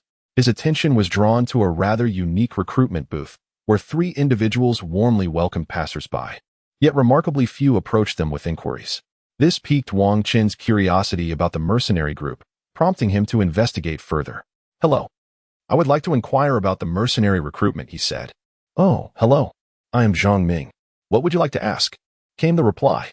"I noticed your recruitment criteria aren't particularly stringent, and the compensation seems fair. Why then is there such a lack of interest?" he queried. That's because we recently suffered a setback in our last mission, resulting in significant losses among our core mercenaries, and our captain was injured. Coupled with the deduction of points, our situation has understandably deteriorated, Zhang Ming lamented. "Could you tell me more about the Phoenix Mercenary Group?" Wang Qin asked. "Oh, you're interested. Well, our group currently consists of just 6 members. The captain is a soul king of over level 50, while the other 5 are soul elders. I am a strong attack-type soul elder named Sun Wukong. May I join?" Wang Qin inquired eagerly. "Absolutely. Let us proceed with the formalities," Zhang Ming exclaimed. "Please wait here for a moment while I take Brother Sun to complete the joining procedures." Before long, the paperwork was finalized, and Zhang Ming advised Wang Qin to take the day to rest, promising a welcome banquet that evening. He had already informed the others, who would all attend to introduce Wang Qin to the entire mercenary group. Wang Qin chose to join the Phoenix Mercenary Group precisely because they had recently faced failure, resulting in a significant reduction in members. Joining now would undoubtedly allow him to learn more, as they would have to undertake numerous missions to rebuild the group. The more experiences they shared, the greater the knowledge he would acquire. Moreover, with fewer members, they would likely become more familiar with each other, reducing caution and facilitating deeper learning from one another. That evening, in a tavern within the small town, the Phoenix Mercenary Group held a welcome banquet for Wang Qin. There, he met all the members of the group and was astonished to discover that the captain was a female soul master. Given the perilous nature of their profession, female mercenaries were rare, let alone one leading a mercenary group. Naturally, Zhang Ming, as the most vivacious member and the one who had facilitated Wang Qin's entry, took it upon himself to introduce everyone. "Brother Sun, allow me to introduce you to our beautiful captain. She is a soul king of level 59 with a fiery spirit, wielding the Fire Hawk martial soul. The 2 robust men who bear a striking resemblance to one another are the defensive spirit masters of our mercenary corps, known as the Iron Shield sect, both possessing a soul power of level 48. The elder is named Iron Armor, while the younger is called Iron Shield. The tallest among them is our control specialist, Li Wan, whose martial spirit is the Bloodthirsty Vines, standing at level 49 in the control class. The thinnest and most dashing of the group is our healing soul master, adorned with the martial spirit of the begonia flower, known as Flowering Mansion, and holds a soul power of level 45. As for myself, I am Zhang Ming, the agile attack specialist of our mercenary band, wielding the formidable martial spirit of the Super Rock, also at level 49 in the agile attack class. That concludes the introductions of our mercenary team. Now, Brother Sun, it is your turn to introduce yourself." Yes, I am Sun Wukong, with the martial spirit of the giant ape, a formidable force in the agile attack class at level 45. I am delighted to join the Phoenix Mercenary Corps and hope to foster a pleasant rapport with everyone. We warmly welcome Brother Sun to our ranks. However, due to our previous failure in a mission, which has significantly impacted our mercenary group, we may need to undertake a greater number of tasks to restore the reputation of our corps. The remuneration for these tasks may be somewhat diminished, so I hope you can prepare yourself mentally for this. "Oh, that poses no issue, Captain. I had heard about this from Brother Zhang prior to my arrival. I am well aware of the situation, so there is no need for concern on my part." That evening, Wang Qin and the other members of the Phoenix Mercenary Corps dined joyfully. During the banquet, Wang Qin inquired about the previous incident involving the corps. It turned out that the Phoenix Mercenary Corps, on the verge of achieving the rank of a 2-star mercenary group, had undertaken a mission to assist in obtaining a 4th soul ring that was over 3,000 years old. This task was crucial for their advancement, and thus, the Corps placed immense importance on it. Not only did the level 59 captain participate, but even other members on leave joined in hopes of successfully completing the mission and elevating to a 2-star status. However, while hunting for soul beasts, They encountered an unforeseen 30,000-year-old soul beast, resulting in not only the failure of the mission but also a significant blow to the Corps, losing over half of their personnel, with the captain sustaining severe injuries. Ultimately, they not only failed to ascend to 2-star status, but also faced a reduction in their mercenary points. Now, more than a month had passed, and those who had been injured were nearly recovered, prompting the Corps to recruit new members to continue undertaking missions and accumulate mercenary points. This situation aligned perfectly with Wang Chen's intentions, as he sought to engage in more tasks to gain experience. Although the rewards might be lesser, he was not primarily motivated by monetary gain. The Phoenix Mercenary Corps, having suffered considerable losses, had structural vulnerabilities, with only one close combat soul master, who specialized in ranged attacks. Naturally, they sought a melee combat soul master to address the deficiencies within the Corps, with Wang Chen's presence as a formidable close combat soul master wielding a giant ape spirit. They were ready to commence missions. Due to their tarnished reputation following the previous failure, the Phoenix Mercenary Corps could only accept missions offering relatively lower rewards. After all, those issuing the tasks were reluctant to engage a mercenary corps with a low completion rate. The risk of failure was simply too great. Given that tasks posted at the Mercenary Guild were inherently more expensive than those elsewhere, it was unreasonable to assign high-risk missions to a less reputable corps. Consequently, the Phoenix Mercenary Corps could only pursue simpler tasks, such as assisting others in hunting for second soul rings, which posed little challenge. Naturally, the rewards were considerably lower than before, but they had no choice but to undertake such missions to accumulate points and restore their reputation. Thus, Wang Chun accompanied the Phoenix Mercenary Corps in undertaking low-difficulty tasks for a month, gradually amassing experience. Unlike before, when he would venture out with the elders of his family who ensured his protection, he now had to fend for himself, no longer enjoying the luxury of having an elder keep watch while he rested. Currently, they are taking turns to rest. Within the periphery of the Starry Forest, Wang Chun has become quite experienced, having survived here for nearly a month.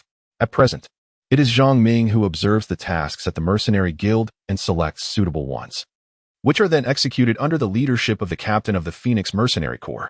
During this period, Wang Chun hunted several century-old soul beasts, offering them as soul rings to the task issuer. Throughout this month-long mission, the Phoenix Mercenary Corps successfully replenished their points and improved their task completion rate.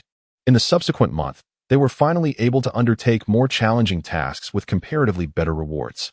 Given that this was their first high-difficulty mission since the resurgence of the mercenary group, all members of the Phoenix Mercenary Corps mobilized, determined to execute the task flawlessly and avoid a repeat of their previous failure. Should they falter again, the Phoenix Mercenary Corps could face demotion to a mere scattered group, effectively rendering them a non-ranking mercenary organization. This consequence stemmed from the Mercenary Guild's regulations, which mandated significant point deductions for repeated failures, potentially resulting in the dissolution of the mercenary group. The guild was wary of those mercenary teams that failed repeatedly, fearing they might recklessly accept tasks, thereby tarnishing the guild's reputation. Having frequently traversed the Stardow Forest, the Phoenix Mercenary Corps possessed a profound understanding of the habitat of soul beasts. Within a mere 2 days, they identified a suitable soul beast for their employer, an over 1,000-year-old flame monkey, prepared for an immediate resolution of the battle. The leader of the mercenary group issued the command, and naturally, there was no dissent among the members. A mere 1,000-year soul beast was inconsequential before the prowess of the Phoenix Mercenary Corps, and they swiftly dispatched it. Upon completing the mission, the Phoenix Mercenary Corps returned to the town to celebrate. This marked their first venture into a task of moderate difficulty since their resurgence, making the successful completion particularly memorable. Leader, should we now continue to accept tasks akin to those we undertook in the past? One member inquired. Indeed, our strength and reputation have both improved, allowing us to pursue more challenging missions. Continuously engaging in these low-level tasks holds little value. The rewards are meager, and they waste our time, the leader replied. Exactly, leader. Completing a task to assist someone in obtaining a 4th soul ring is equivalent to accomplishing dozens of tasks for century soul rings. Furthermore, we have traditionally focused on 4th soul ring tasks, which not only offer higher rewards, but also provide an opportunity to hone our skills. The recent tasks have proven to be rather meaningless, aside from that 1,000-year soul ring, which was a slight improvement. With our reputation elevated, we are well positioned to accept those more significant tasks. Very well, let us proceed to accept those high-difficulty missions, the leader declared. and the mercenary group began to take on tasks for procuring fourth soul rings. Leader, I have accepted a task to assist an employer in hunting a 4,000-year soul ring. And the reward is quite commendable. Please take a look. Ah, splendid. We shall proceed with this one. Subsequently, the Phoenix Mercenary Corps embarked on their mission alongside their employer. As they traversed the Douluo Forest, the mercenaries exercised great caution, particularly in light of the recent unforeseen incident that had transpired. Let us take a moment to rest. We shall dine before continuing our search, announced the captain, Huang, urging the team to recuperate their strength in preparation for the quest to locate the soul beasts. This prudent approach was deemed the wisest course of action, for the mysteries of the Douluo Forest held untold dangers. Only by maintaining their prowess in peak condition could they confront any unforeseen perils. After a brief respite, they resumed their journey. At last, within a sunken glade, they spotted a suitable target. Ultimately, they accomplished their mission and returned to the town, during which Wang Qin achieved a remarkable breakthrough, ascending to level 46, a fortuitous gain indeed. Upon the completion of this challenging endeavor, the Phoenix Mercenary Corps granted all members a 5-day leave.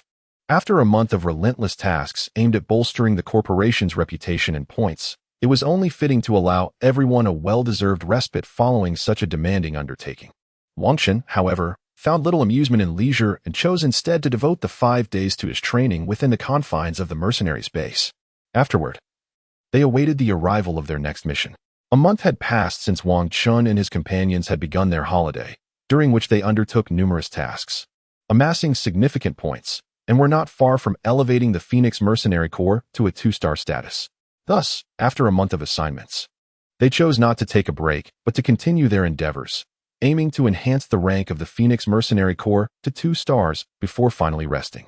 On this particular day, the Phoenix Mercenary Corps, as per their usual routine, accepted a task to assist in hunting a 4th soul ring. However, this time the employer stipulated that they should hunt a soul beast of at least 4,000 years of age. Although the requirement was somewhat stringent, the reward was correspondingly generous. For the Phoenix Mercenary Corps, this proved to be a trivial challenge, given the presence of a Soul King and 6 advanced Soul Masters. Slaying a soul beast of over 4,000 years was merely a matter of ease. Once again, the leader of the Phoenix Mercenary Corps personally led Wang Qin and Zhang Ming into action. This time, not all members were deployed, as they had previously divided into 2 small teams, allowing them to rapidly accumulate points. Had they remained a single team, accomplishing such a multitude of tasks and gathering so many points would have been impossible. Therefore, the leader guided Wang Qin and Zhang Ming in tackling high-difficulty missions, while the remaining 5 members engaged in lower-difficulty tasks to expedite their point accumulation. This practice was permitted by the Mercenary Guild, as long as the Mercenary Corps had sufficient personnel to swiftly amass points and elevate their star rating. After all, having a larger number of members offered certain advantages. However, this approach also carried risks. Any failure by a team would be recorded against the Mercenary Corps. Consequently, the Corps might not only fail to accumulate points quickly, but could also be jeopardized by a high failure rate. Indeed, failure incurs substantial costs, and it is conceivable that the points earned could be overshadowed by deductions. Typically, formidable Mercenary Corps adopt an elite strategy, although they may not have many Soul Masters. Those they possess are of considerable strength. In the Mercenary Guild, the star rating of mercenaries directly correlates with the strength of the Soul Masters. Generally, the highest combat power within a 5-star Mercenary Corps is at the level of a Soul Douluo, while a 4-star Corps boasts Soul Sage level strength. 3-star corresponds to Soul Emperor, 2-star to Soul King, and 1-star to Soul Master. The lowest rank without a star rating is a Great Soul Master, as only those of such caliber can register a Mercenary Corps. Nonetheless, this is not absolute. Legends speak of certain 5-star Mercenary Corps housing even titled Douluos. Thus, the Phoenix Mercenary Corps, with its notable standing of a 1-star rating, boasted a top-tier Soul King of 59. Had it not been for their relatively short registration period and an unfortunate incident, they might have already ascended to a 2-star Mercenary Corps by now. As per their usual protocol, Liu Kang would lead the way, Zhang Ming would scout the surroundings, the employer would be situated in the middle, and I would provide rear support. After the leader concluded his remarks, Zhang Ming activated his martial soul and ascended into the sky to survey the surroundings. Meanwhile, Wang Qin naturally proceeded ahead, embarking on the quest for a suitable soul ring. After several hours of searching, Zhang Ming, vigilant in his aerial watch, detected an unusual occurrence. A soul beast was advancing towards them from their right front. Upon closer inspection, he identified it as a spider soul beast, which perfectly aligned with the specifications of their employer, who also possessed a spider martial soul. If this soul beast was of an appropriate age, their search would come to a swift end. He promptly relayed his findings to the leader, and they altered their course towards the direction of the spider. Before long, Wang Chun sensed something amiss. He heard an odd sound resembling the rustling of leaves, growing closer with each passing moment. In no time, he beheld the source of the noise, a colossal black spider. Its main body measured over 1.7 meters in diameter, with its spear-like legs extending beyond 3.5 meters, rendering it a grotesque giant. Its ebony exoskeleton gleamed unnaturally, and the slender tips of its 8 elongated legs pierced the ground with each step, highlighting their sharpness. As Wang Chun made his discovery, the entity simultaneously recognized him and his companions. With 8 long legs moving at an astonishing speed, it quickly approached Wang Chun. 2 of its elongated limbs were raised, aiming to strike him directly. Wang Chun, however, reacted swiftly, retreating just in time to evade the attack. Through this encounter with the spider, they glimpsed its underbelly, revealing that it was a nearly 4,000-year-old humanoid demon spider, perfectly aligning with the employer's specifications. Such an ancient creature was no match for Wang Chun and his companions, and it was swiftly subdued, subsequently absorbed by the employer. During this confrontation, Wang Chun noticed a peculiar object on the soul beast, a remarkably intact right arm bone, also close to 4,000 years in age. According to the regulations of the Mercenary Guild, any items acquired during a mission, aside from those specifically sought by the employer, rightfully belong to the mercenary group. Thus, this soul bone was claimed by the Phoenix Mercenary Corps. The leader, Hua Ying, collected the bone, and once the employer had completed the absorption process, they returned to the town. Upon their return, the employer merely glanced at the soul beast without uttering a word before departing with them. Back at the Phoenix Mercenary Corps headquarters, all members convened to deliberate the ownership of the soul bone, although it was Wang Chun and his 2 companions who had discovered and obtained it. And thus the discussion might seem unnecessary for others. Respect within the team was paramount. A team could not thrive otherwise. And even if they were not entitled to the soul bone, basic courtesy was essential for longevity. How should we arrange the distribution of this soul bone? Hua Ying initiated the conversation. Let us determine who among the 3 of you is most suited for it, suggested Tai Jia, who was excluded from the distribution. Wang Chun, having just joined the team, proposed, I defer to the decision of the leader and brother Zhang. After all, he already possessed a right-arm soul bone and could not absorb another, especially as he had only recently joined the group. There was no need to jeopardize relationships over a seemingly superfluous soul bone, especially since his withdrawal would likely warrant some form of compensation from the Mercenary Corps. Perhaps the leader should absorb it, Zhang Ming suggested at that moment. It could potentially elevate you to the 60th level, granting you the status of a Soul Emperor, which would benefit the Phoenix Mercenary Corps. Very well, Hua Ying conceded. I suppose this time I've taken advantage of the situation. I shall provide both of you with some resources as compensation, and I will continue to offer you further recompense.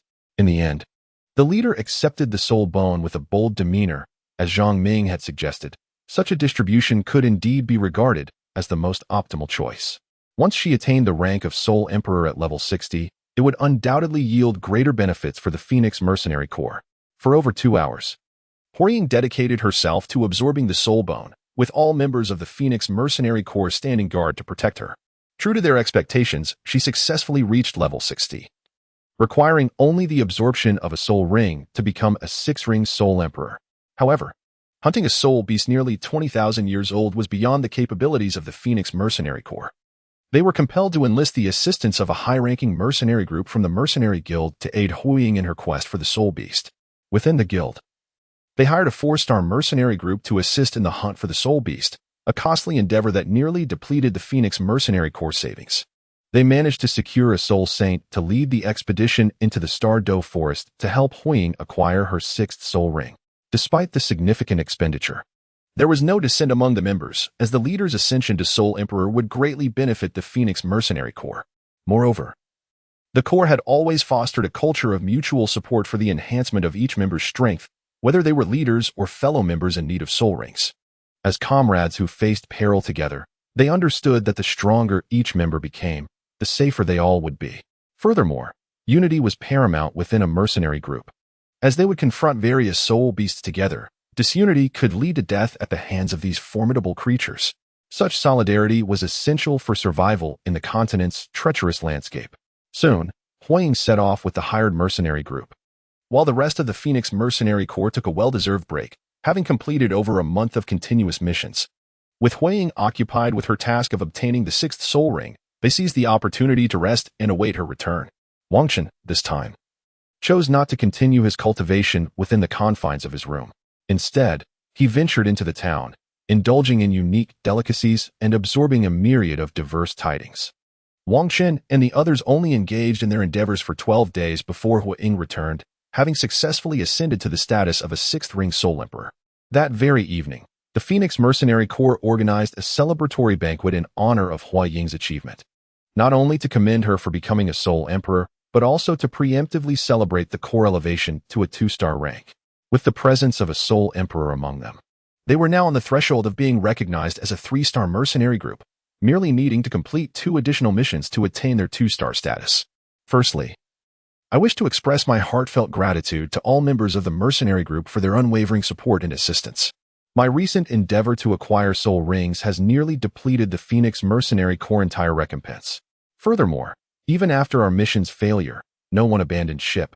Rather, everyone diligently persevered for over a month, working tirelessly to restore our points. Thank you all. Captain, why do you say such things? We are all part of the same team and should naturally stand united and support one another. Your enhanced strength ensures our safety, and when we require soul rings, we will still need your assistance. Indeed, Captain, there is no need for such formality. Very well, let us all indulge in this feast. Tomorrow, we shall accept a new mission and advance to a 2-star mercenary group. Cheers. The following day, the Hokage, accompanied by the entire Phoenix Mercenary Corps, ventured to the Mercenary Guild to undertake a lucrative mission, intending to complete it for their advancement. Soon, the members of the Phoenix Mercenary Corps, along with their employer, arrived at the Douluo Forest, where they were tasked with hunting a 3,000-year-old fire attribute soul beast to serve as the employer's 4th soul ring. With the presence of a Soul Emperor, the Phoenix Mercenary Corps stood as the most formidable among 1-star mercenary groups, even surpassing certain 2-star factions. The employer, having paid a fee less than that required by a 2-star group, had secured the services of a specialized 1-star mercenary corps that excelled beyond most 2-star counterparts. Though their rank was slightly lower, their prowess was undeniably superior, ensuring greater safety, much to the employer's satisfaction. Having experienced a setback in their previous mission, the Phoenix Mercenary Corps was eager to accumulate points and restore their reputation. Consequently, they were not overly selective, even though their capabilities were considerable. They accepted a lesser fee than other 2-star mercenary groups, understanding that they were still a 1-star group, thus harboring no dissatisfaction. Upon the successful completion of this mission, they anticipated their elevation to a 2-star mercenary group, which would naturally grant them the ability to command higher commissions. As per their customary strategy, Wang Chun initiated the mission, with the iron-armored brothers providing protection on either side and Zhang Ming surveying the surroundings from above. With the addition of a healing soul master and the Hokage having achieved the rank of Soul Emperor, this mission was set to be significantly less arduous than the previous outing with just Wang Chen and 2 others. Despite spending an entire day in the forest, the quest for a fire attribute soul beast proved to be considerably more challenging.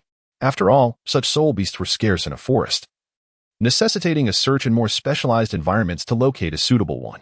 They decided to establish camp and rest, intending to resume their search for an appropriate soul beast the following day. The Hokage, as the leader of the Phoenix Mercenary Corps, prioritized the team's rest. Given the nocturnal conditions of the Douluo Forest, human soul masters tended to suffer diminished capabilities due to reduced visibility, while soul beasts remained unaffected by such limitations. Thus, continuing the search for soul beasts during the night was fraught with peril. As a mercenary group experienced in countless missions within the Douluo Forest, they were well aware of this danger.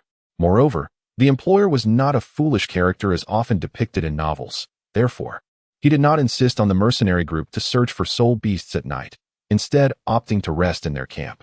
As the employer, he was not required to set up camp or keep watch during the night. One need only heed the guidance of these seasoned mercenaries and rest well within the encampment. Maintaining one's condition is paramount, for when the time comes, one shall absorb the soul rings acquired by the mercenary band. thus fulfilling the employer's task upon exiting the Douluo forest. After all, in such a perilous place as the Douluo forest, the greatest taboo lies in discord among the group, as it can easily lead to danger. As the leader, Huang prepared the food within the camp. While the Tai brothers set about arranging the tents for rest, Zhang Ming scattered medicinal powder around the perimeter of the encampment, each person diligently attending to their responsibilities. Before long, the camp was ready.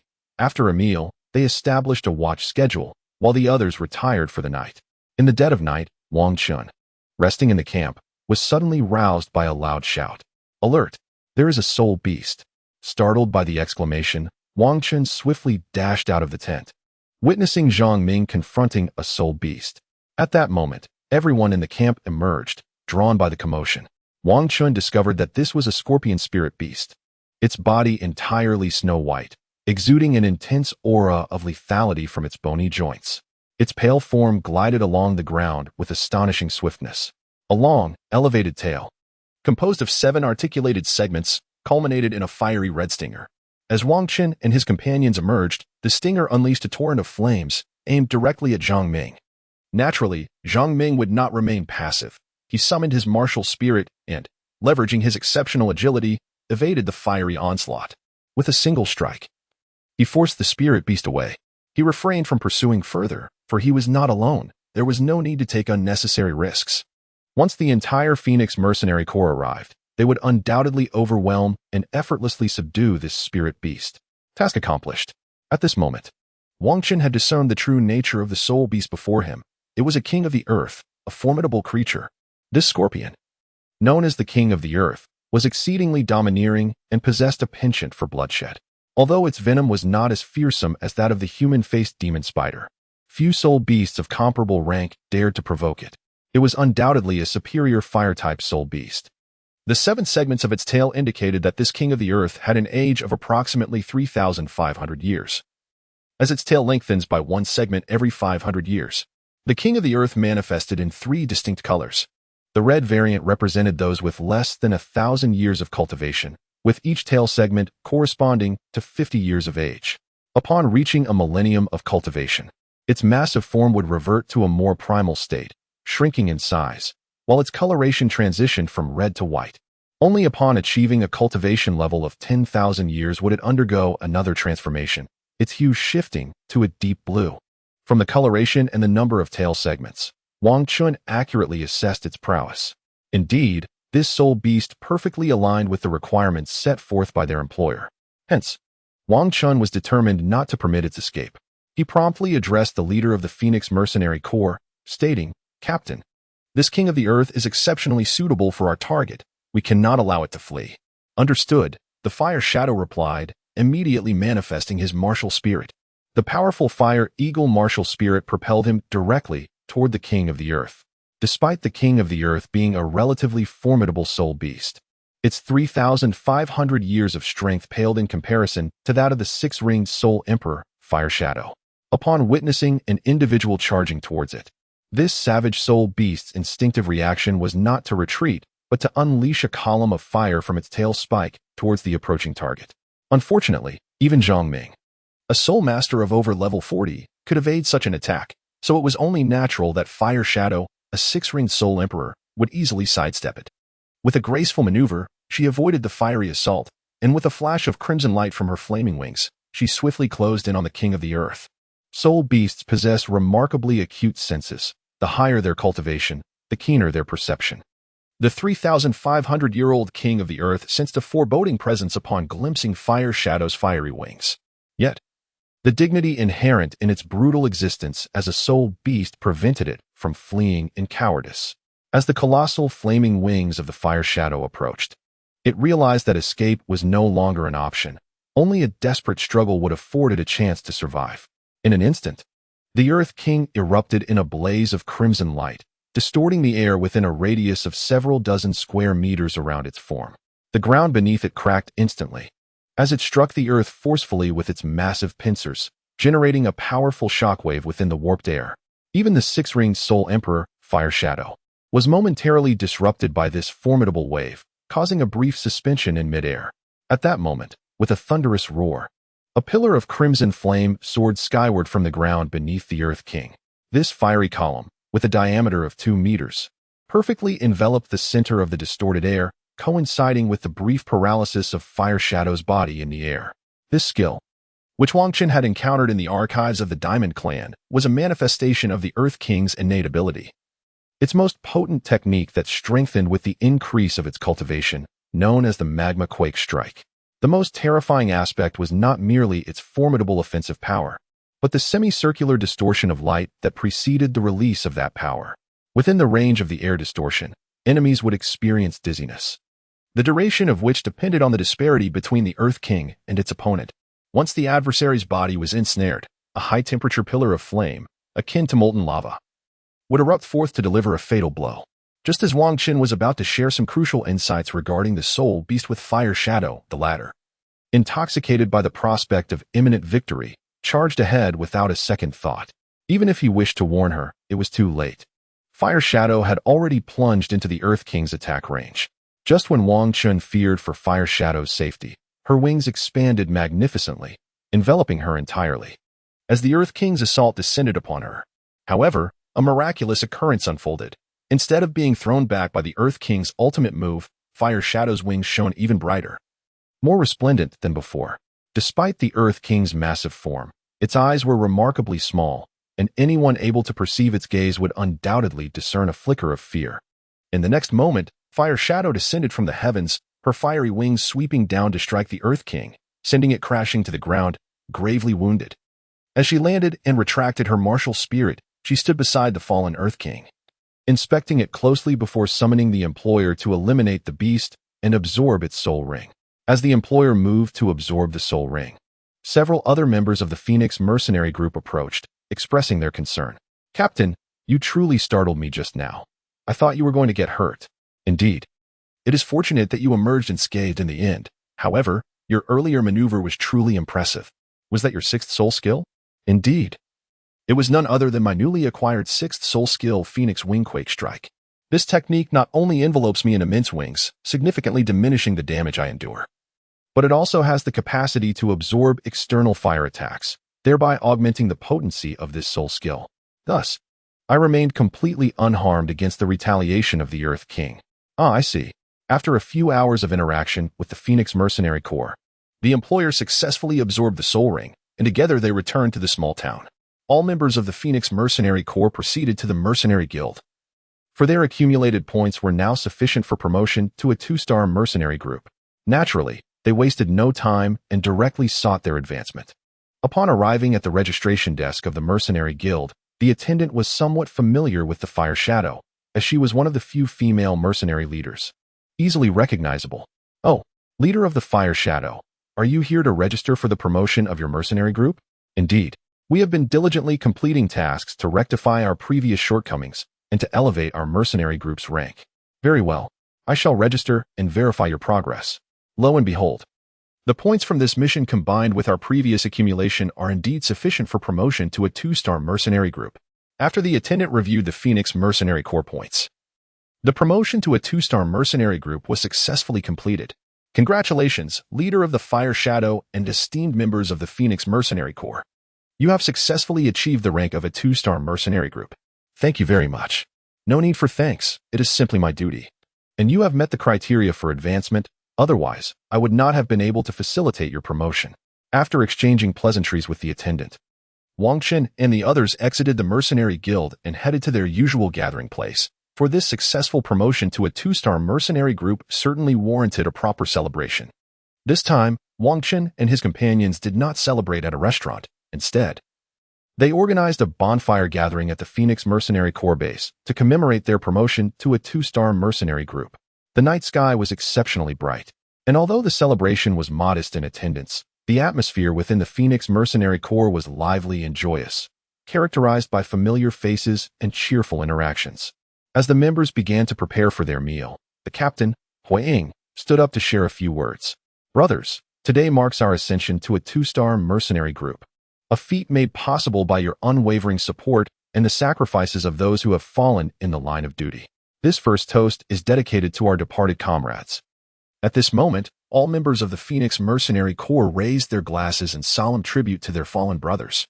Now, we must look forward. Those who have left us are gone, but we who remain in the Phoenix Mercenary Corps must continue to strive, working diligently to expand and strengthen our group, providing solace to those who have departed. Today is a day of joy, so let us all eat and drink well. With that, Huiying concluded, and the celebration commenced in earnest. The members relished delicious food and fine wine, merrily celebrating the advancement of the Phoenix Mercenary Corps. As a relatively new member, Wangchen refrained from any behavior that might seem out of place, joining in the festivities with everyone else. After several hours of celebration, as the members had nearly finished their meals, Huiying once again called everyone together to discuss the future development of the Phoenix Mercenary Corps. Now that we have successfully ascended to a 2-star mercenary group and our reputation has improved, I propose that we seize this opportunity to expand our ranks and recruit skilled individuals. Indeed, the captain is correct.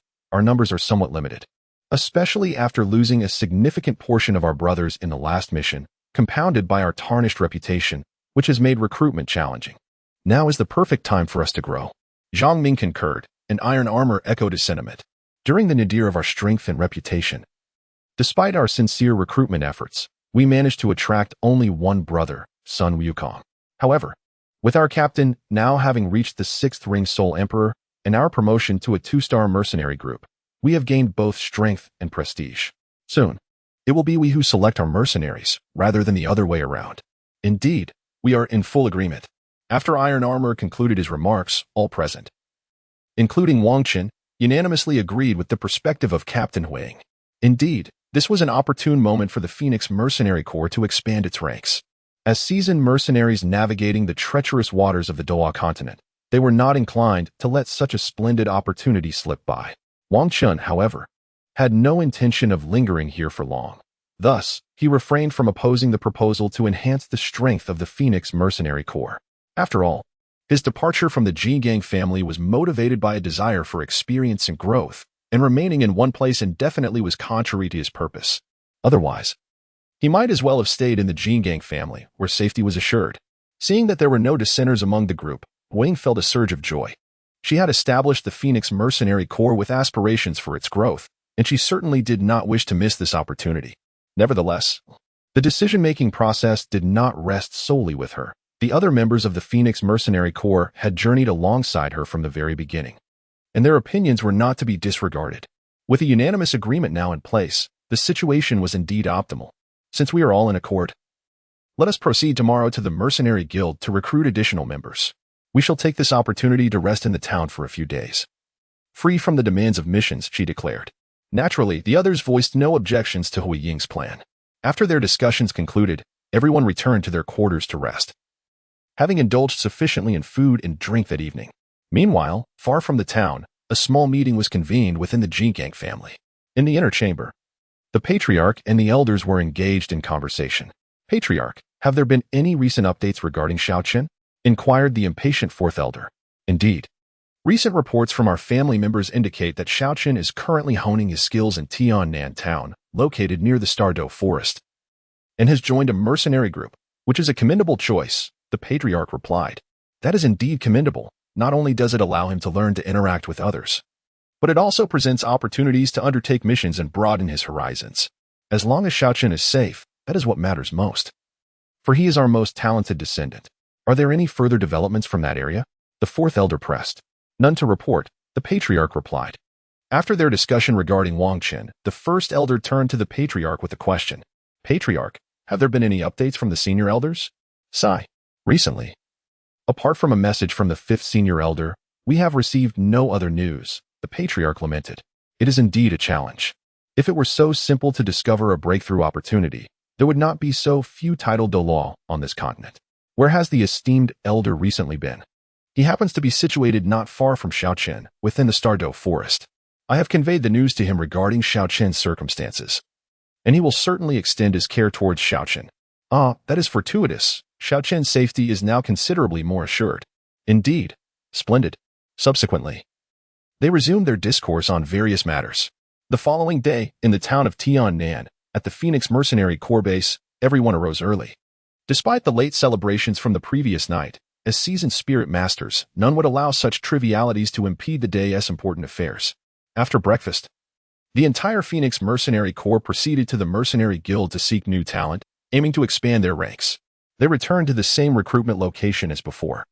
Yet this time the conditions offered by the Phoenix Mercenary Corps were entirely different. Previously, during their lowest ebb, inquiries regarding recruitment were virtually non-existent. However, having cast off the negative ramifications of their last failed mission and ascended to a 2-star mercenary corps, they found themselves with a greater influx of interested mercenaries.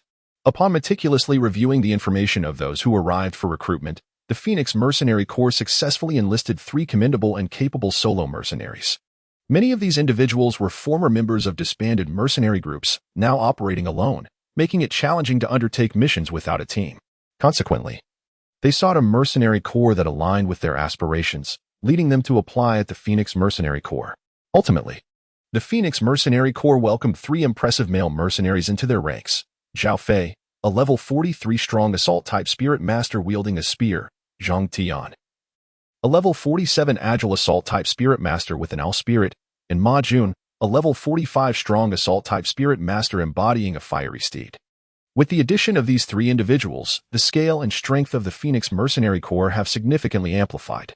Following the recruitment of these capable spirit masters, the Phoenix Mercenary Corps opted not to undertake any missions immediately but instead engaged in cooperative training at their base. Unlike the previous occasion when Wang Chen joined, which involved only 1 additional member, they now integrated 3 newcomers. It would be perilous to embark on a mission in the Douluo Forest without adequate cohesion. The presence of unfamiliar faces within a team often hampers seamless collaboration, and when faced with danger, poor coordination could jeopardize the entire group. Therefore, it was imperative to cultivate their synergy in a secure environment first. Now, let us proceed with the rehearsal. The leader of the Phoenix Mercenary Corps, known as the Hokage, organized all members to commence coordinated drills. At the forefront stood the esteemed Sun Wukong, while Zhao Fei joined Little Sun to forge a path, ironclad and shielded. They formed a protective flank, with Zhang Ming and Zhang Tian maintaining vigilance from above. Huaman Lu occupied a central position, while the others provided rear support. Upon hearing the Hokage's directives, everyone began to execute their roles with precision. Excellent. Just like that, cooperation is paramount. The Hokage observed with great satisfaction as the entire Phoenix Mercenary Corps synchronized their movements according to her instructions. Thus, Wang Chen and his companions trained in coordination at the Phoenix Mercenary Corps base for 2 days, achieving remarkable synergy among the team. Consequently, the Hokage decided it was time to undertake a relatively simple task to further hone their skills and assess whether the newly integrated members could maintain this level of cooperation. After all, only through practical experience can one truly gauge the situation. Soon, the Phoenix Mercenary Corps accepted a prestigious mission to assist in the acquisition of a Millennium Soul Ring. As a 2-star mercenary group boasting a Soul Emperor, undertaking a task to procure a 3rd Soul Ring was indeed a trivial endeavor. However, to evaluate the core cooperative abilities, it was imperative to select a task with a high degree of safety. Otherwise, engaging in a more challenging mission without proper coordination could lead to unforeseen mishaps. Thus, they opted for the simpler task of assisting in the capture of a defensive Millennium Soul Beast. The Phoenix Mercenary Corps, accompanied by their employer, ventured into the Douluo Forest in search of a suitable soul beast. Having operated in this region for an extended period, they possessed a general understanding of the types of soul beasts in their respective locations. They confidently guided their employer toward a direction they were familiar with.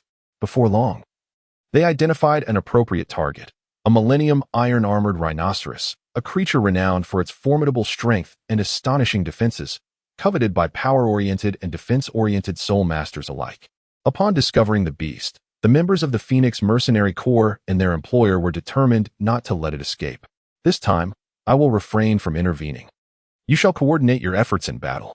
Manage your attack power carefully to avoid wasting this magnificent soul beast. The leader of the Phoenix Mercenary Corps swiftly commenced the organization of a cooperative operation among all members. Although this millennium-old ironclad rhinoceros was hardly a match for the Phoenix Mercenary Corps, even without the intervention of the leader, it posed no threat to the others. Nonetheless, the objective was to enhance the collaborative capabilities of the team, and thus, they could not simply dispatch the soul beast with ease.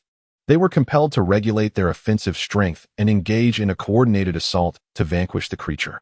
The decision to refine the Phoenix Mercenary Corps teamwork on this soul beast stemmed from its relatively weak strength. Even in the event of a mishap in their coordination, they could avert severe injury.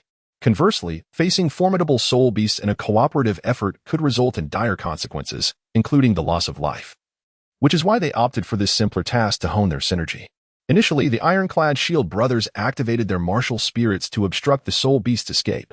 Meanwhile, Zhang Ming and Zhang Tian provided aerial interference, while the control-type member, Li Wen, summoned his martial spirit to ensnare the soul beast. At this juncture, the assault-type members began their offensive against the immobilized ironclad rhinoceros. In order to thoroughly evaluate the cooperation of all members, they refrained from employing their powerful third and fourth soul skills, relying solely on their first two skills unless an urgent situation arose. Thus, they endeavored to defeat the millennium-old ironclad rhinoceros with only these initial abilities. Despite the restraint in utilizing their formidable soul skills, the members of the Phoenix Mercenary Corps showcased their exceptional prowess, engaging the ironclad rhinoceros in a dynamic exchange. Their collaborative abilities were significantly enhanced during this battle. Soon, the Phoenix Mercenary Group, leveraging their commendable teamwork alongside their inherent strength, succeeded in inflicting severe injuries upon the armored rhinoceros, allowing their employer to eliminate the soul beast and absorb the soul ring. It had been 5 days since the Phoenix Mercenary Group last engaged in a coordinated hunt for soul beasts. During this interval, they undertook 2 additional missions, successfully hunting down 2 soul beasts over 4,000 years old, which greatly bolstered their cooperative skills. Consequently, the Phoenix Mercenary Group resolved to hunt a few soul beasts aged between 7 and 8,000 years to further refine their teamwork, and began accepting tasks to assist others in hunting 10,000-year soul beasts. After all, within their ranks, there were individuals whose strength was nearing the 50th level. They intended to familiarize themselves with these missions so that when the time came, they could directly venture forth to hunt soul beasts. Another fortnight passed, and within this period, the Phoenix Mercenary Group had repeatedly collaborated in the successful hunting of several formidable 1,000-year soul beasts, further enhancing their teamwork. All members unanimously decided it was time to attempt hunting 10,000-year soul beasts.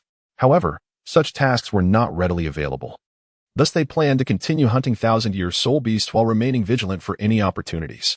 Should no tasks arise, they would persist in hunting 1,000-year soul beasts for 2 months.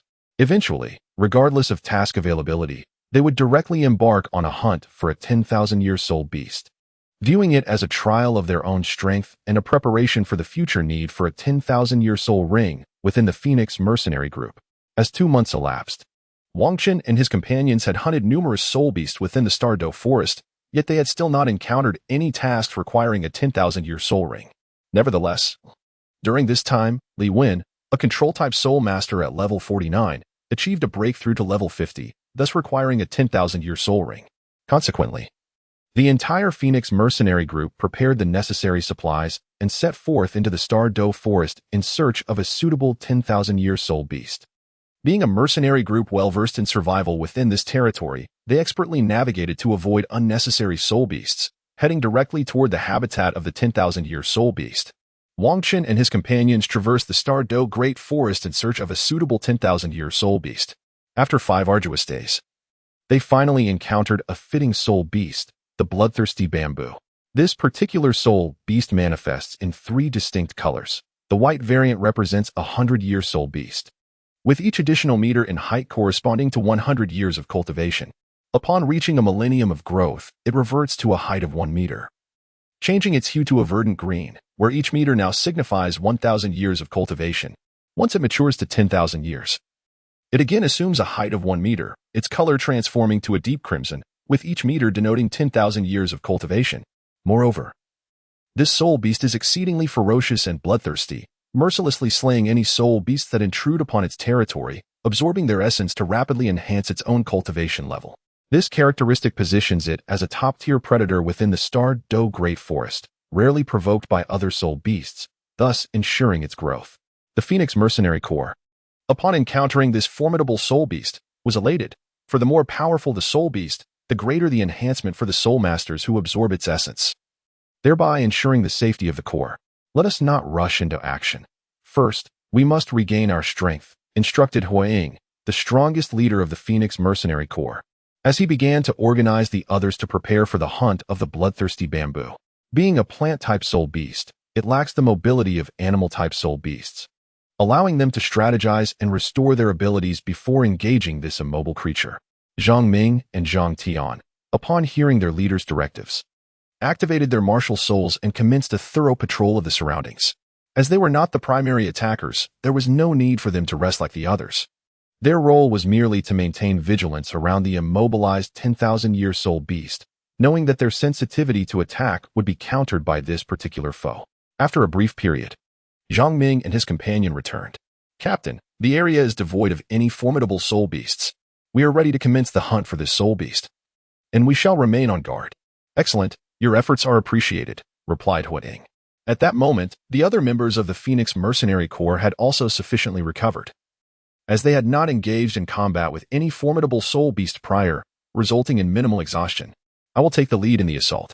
Li Wen will be responsible for maintaining control, while the rest should seize the opportunity to launch their attacks swiftly. I shall ultimately conclude this battle.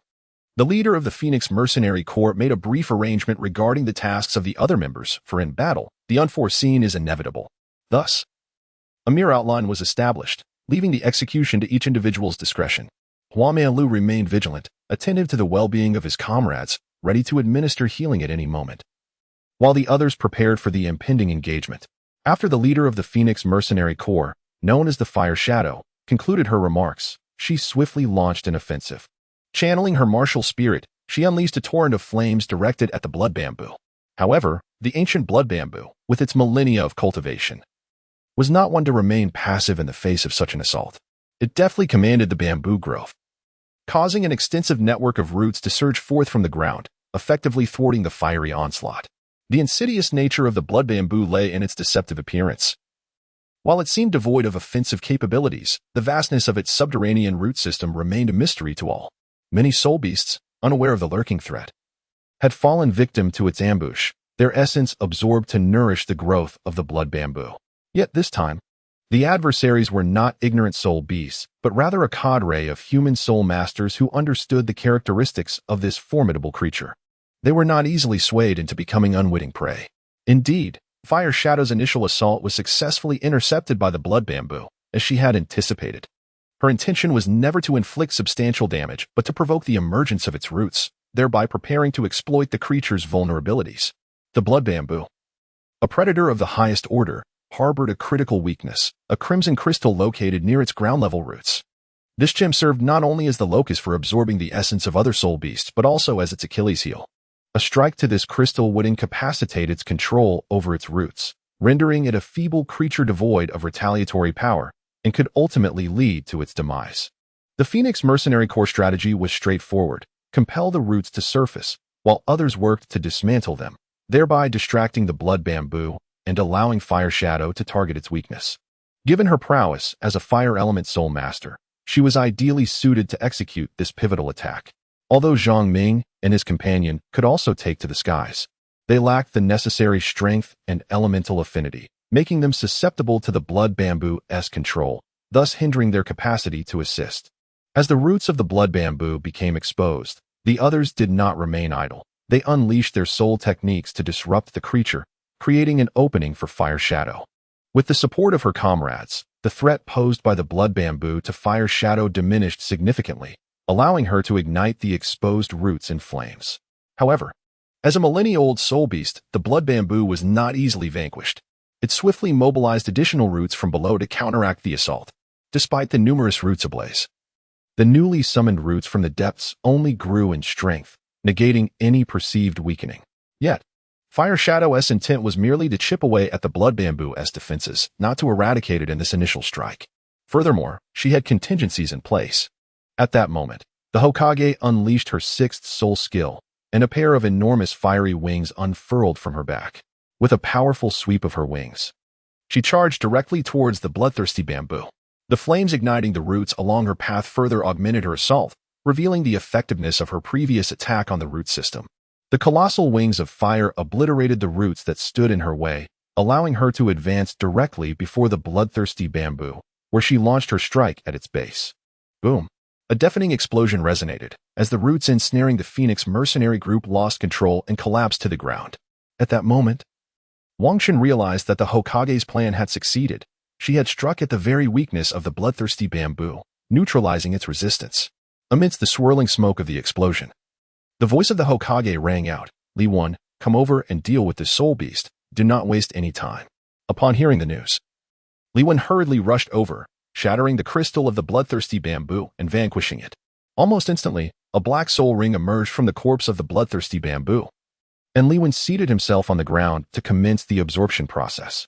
Given that the primary efforts had been expended by the leader, the Hokage, during the fierce battle, the others had not experienced significant energy depletion, thus allowing Li Wen to directly absorb the soul ring. Meanwhile, Zhang Ming and Zhang Tian vigilantly surveyed their surroundings, determined to prevent any unforeseen incidents during Li Wen's absorption. Aside from Li Wen, who was engaged in the soul ring absorption, the Hokage, serving as the team leader, was silently recuperating from the energy expended earlier. The remaining members of the Phoenix Mercenary Corps formed a protective circle around Li Wen, ensuring that their vigilance was not solely reliant on Zhang Ming and Zhang Tian, as doing so could easily lead to oversights regarding potential threats on the ground. Consequently, the other members, having incurred minimal energy loss, also initiated their watchful stance. After several hours of this careful monitoring, Li Wen successfully absorbed the Millennium Soul Ring, ascending to the rank of a Soul King. Throughout this duration, no unexpected events transpired, allowing them to safely exit the Stardoe Forest and return to their base in the town. The entire Phoenix Mercenary Corps resolved to take a well-deserved rest, as this expedition to hunt a Millennium Soul Beast had left them mentally fatigued, despite the leader, the Hokage, being the only one to experience significant energy depletion. They acknowledged the need to restore their mental fortitude, especially given the intensity of their first encounter with such formidable creatures. Once they had regained their strength, they would celebrate Li Wen's promotion to Soul King and the enhancement of the Phoenix Mercenary Corps capabilities. Upon returning to the base, nearly everyone sought rest, including the Hokage, whose strength, though the greatest, had also been heavily taxed. However, Wang Shen chose not to sleep, as he had only expended a modest amount of mental energy during this operation. With his training in the boy's technique, he was adept at recovering his mental faculties, augmented further by a head soul bone that significantly enhanced his spiritual strength. Consequently, by the time he returned to the base, he was nearly fully restored. In his room, he began contemplating his future. He had resolved to prepare for his departure from the Phoenix Mercenary Corps, as his original purpose was not to serve as a mercenary but to accumulate experience. Having learned how to communicate with others and cooperate in battle, he felt he had gained sufficient knowledge from his time with the Corps, including the pressure of hunting a Millennium Soul Beast, albeit not as the primary force. Though his stay had been brief, he had formed bonds with his comrades and did not wish to leave without notice. Therefore, he decided to remain for another month or two, intending to announce his departure once the Phoenix Mercenary Corps had grown stronger. With the addition of a new Soul King, their expansion was inevitable, and once they had successfully recruited more members, his departure would not significantly impact the Corps. The following day, the rested members of the Phoenix Mercenary Corps arose, ready to celebrate. This occasion was a cherished tradition within the mercenary group. Whenever a member achieved a significant breakthrough in strength, a celebration was held. This event not only honored the individual's advancement, but also celebrated the collective growth of the Mercenary Corps. Such gatherings served to enhance the cohesion of the group and underscore their respect for talent, as the Mercenary Corps thrived on the unity of its diverse members. Naturally, it is essential to unite the hearts of the people. The last time the Hokage ascended to the Soul Emperor rank, there was no immediate celebration, as it coincided with the critical moment of the Phoenix Mercenary Corps promotion to 2 stars. Furthermore, since the Hokage herself was the protagonist of this breakthrough, she decided to postpone the celebration until after the Phoenix Mercenary Corps achieved its 2-star status, a decision to which no one dared to object. After all, when the protagonist has made a decision, outsiders have no grounds for dissent. Soon, all members of the Phoenix Mercenary Corps busied themselves with preparations for the celebratory banquet that evening. Wang Shen was no exception, accompanying Zhang Ming to gather the ingredients for the feast. As night fell over the Phoenix Mercenary Corps base, all members gathered in accordance with tradition, awaiting a speech from the protagonist. Li Wen stood among them, addressing the assembly with gratitude. "I would like to express my heartfelt thanks to all members of the Phoenix Mercenary Corps. Some of you have been with us since our inception, while others joined later. However, we are all part of the Phoenix Mercenary Corps, brothers who can rely on one another. I hope we continue to develop together and elevate our corps even further. As I am not a gifted speaker, I shall refrain from saying more. Thank you all. Cheers. As the others raised their glasses in celebration, Liwen returned to the crowd, and the leader of the mercenary corps, the Hokage, stepped forward to share a few words. She intended to discuss the future development of the Phoenix Mercenary Corps, especially now that they had gained a Soul King and recruited several Soul Sect members, significantly enhancing their strength. Now is the time for us to consider our future growth, the Hokage began, prompting silence among the gathering, all eager to hear her thoughts. With the increasing number of us in the Phoenix Mercenary Corps, it would be a waste to continue operating as a single small team. Therefore, I propose we expand into 2 teams, one led by myself to undertake more challenging missions, and the other headed by Li Wen for simpler tasks. When necessary, both teams can collaborate on assignments. This structure will not only broaden the scope of our Phoenix Mercenary Corps, but also allow us to utilize our strengths more effectively. Upon hearing this proposal, the members contemplated thoughtfully and ultimately agreed that this arrangement was indeed commendable. Very well. Let us first celebrate Li Wen's ascension to the rank of Soul King. We can discuss personnel allocations tomorrow. Cheers. With that, the celebration commenced in earnest. Everyone was enjoying their meals and celebrating fervently. The following day, as the time for team assignments approached, everyone rose early. They gathered on the playground, where the Hokage began to outline the distribution plan for the teams. The first team was tasked with executing challenging missions, thus requiring individuals with considerable strength and experience. Now, I shall present the distribution plan. Firstly, I will serve as the captain of the first team. Zhang Ming will take on the role of the agile scout, while the Ironclad brothers will act as the defensive line. Wamanlu will be our healer, and finally, Sun Yukong and Ma Jun will serve as our offensive power. These individuals will comprise the first team. The second team will be led by Li Wen, with the remaining members joining him. Additionally, you will seek to recruit a few more individuals from the Mercenary Guild to bolster your ranks, thereby forming the second team. With this arrangement, the first team will serve as the main force of the Phoenix Mercenary Corps, while the second team will act as its support, which is a commendable distribution plan. Upon hearing the Hokage's proposal, others expressed their approval, and thus, they all concurred. The second team then set off to recruit additional members, while the first team began to review available missions, eager to find a suitable task that would further refine their skills.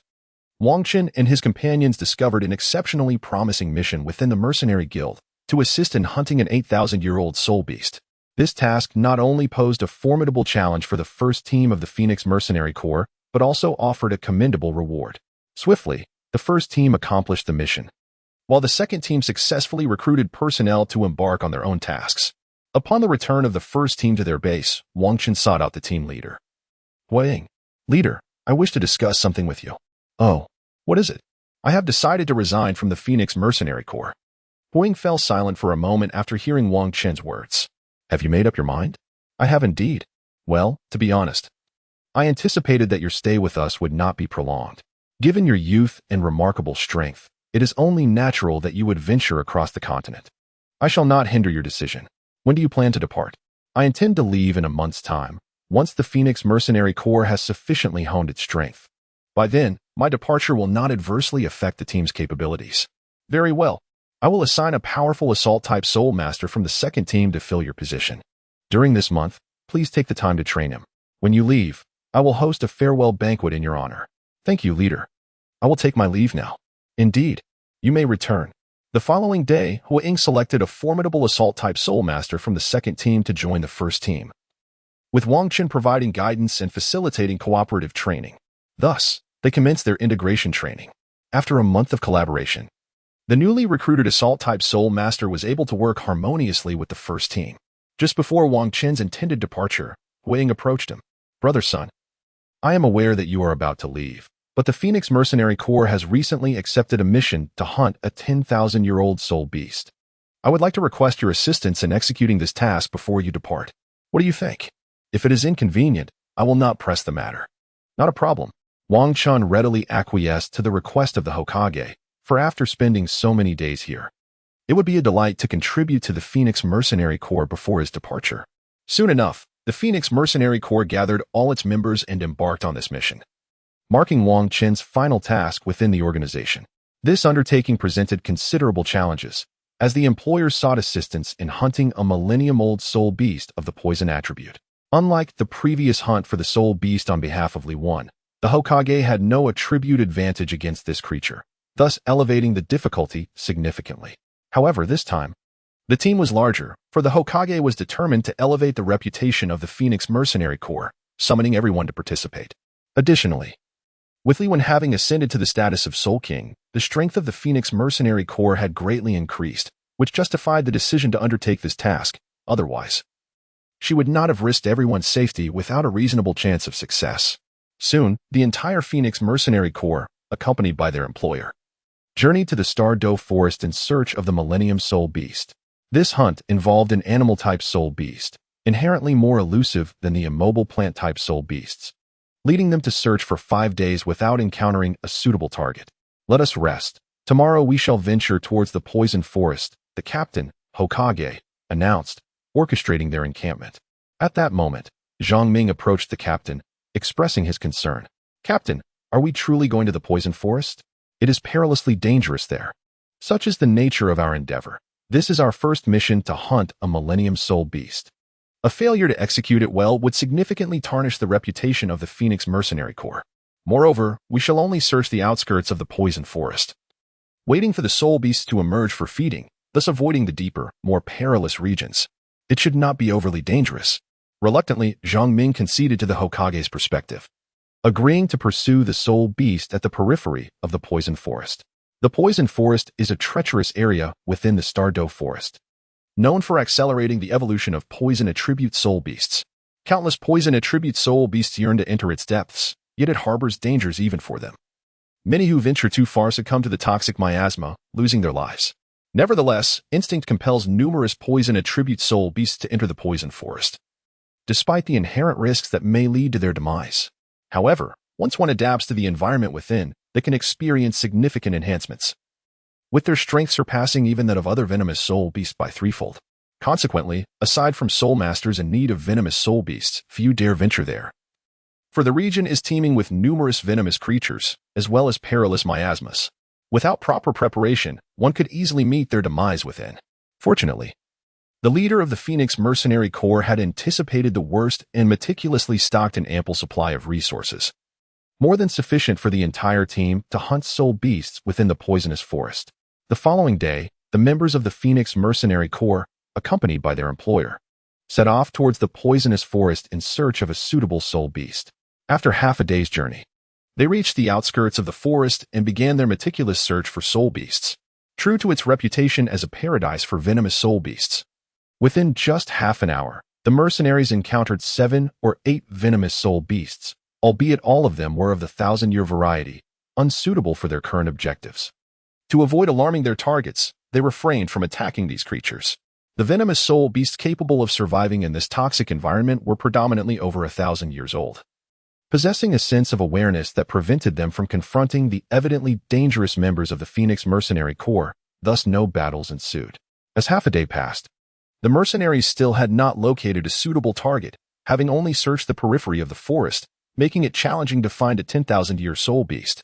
They resolved to lay in wait at the outskirts, anticipating the emergence of the ancient beasts during their hunting expeditions.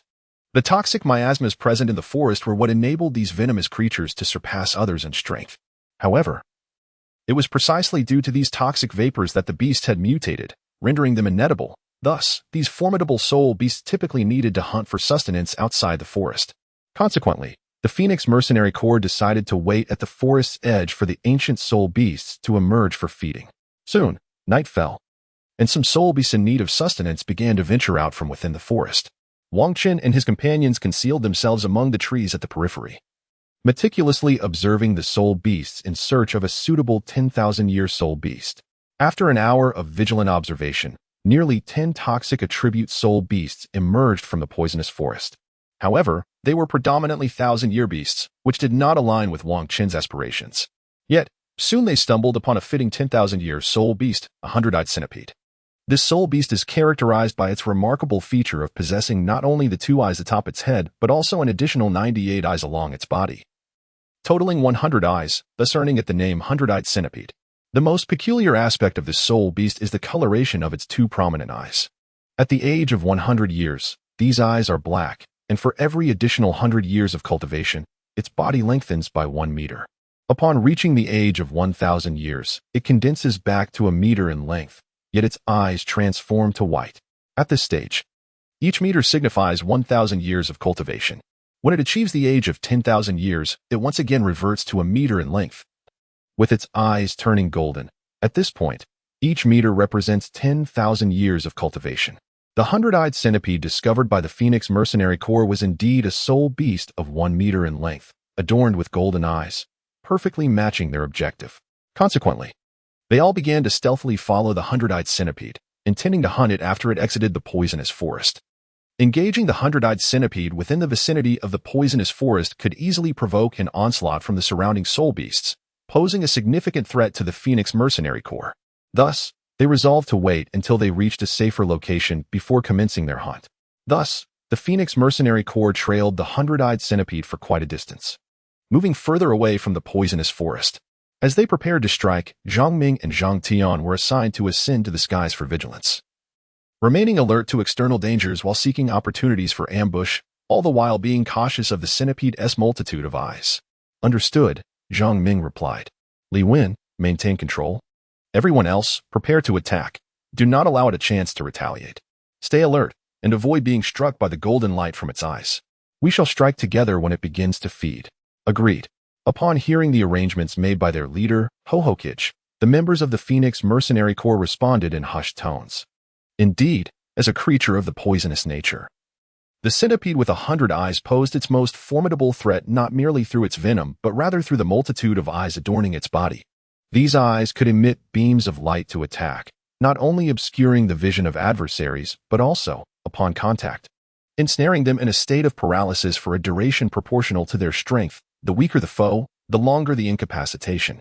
Once entrapped in such paralysis, escape from its maw became virtually impossible. Particularly alarming were the two eyes atop its head, capable not only of launching light-based assaults but also inflicting psychic attacks on enemies, rendering defense nearly futile. However, in stark contrast to its overwhelming offensive capabilities, its defenses were notably feeble. Even a strike from a mere Soul King could pose a lethal threat. It was precisely this vulnerability that motivated the members of the Phoenix Mercenary Corps to undertake the perilous task of hunting this millennia-old soul beast. Had it not exhibited such conspicuous weaknesses, they would not dare to risk their lives in pursuit. After all, its assault was exceedingly potent. And had its defenses been equally formidable, the Phoenix Mercenary Corps would stand no chance of subduing such a creature. Soon, the 100-eyed centipede commenced feeding on the soul beast it had captured, presenting a moment of utmost vulnerability. Now, Hohokage commanded in a low voice, prompting all members of the Phoenix Mercenary Corps to spring into action, launching their attacks against the centipede in a concerted effort to eliminate the beast before it could retaliate. This strategy would ensure their safety, sparing them from the peril of being struck by its gaze.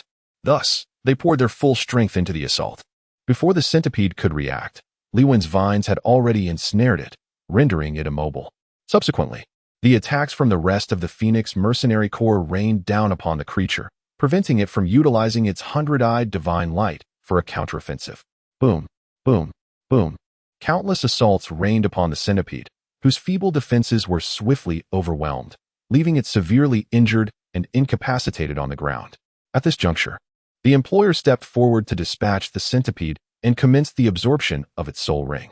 Meanwhile, the other members of the Phoenix Mercenary Corps maintained vigilance around them, ensuring no unforeseen incidents would arise.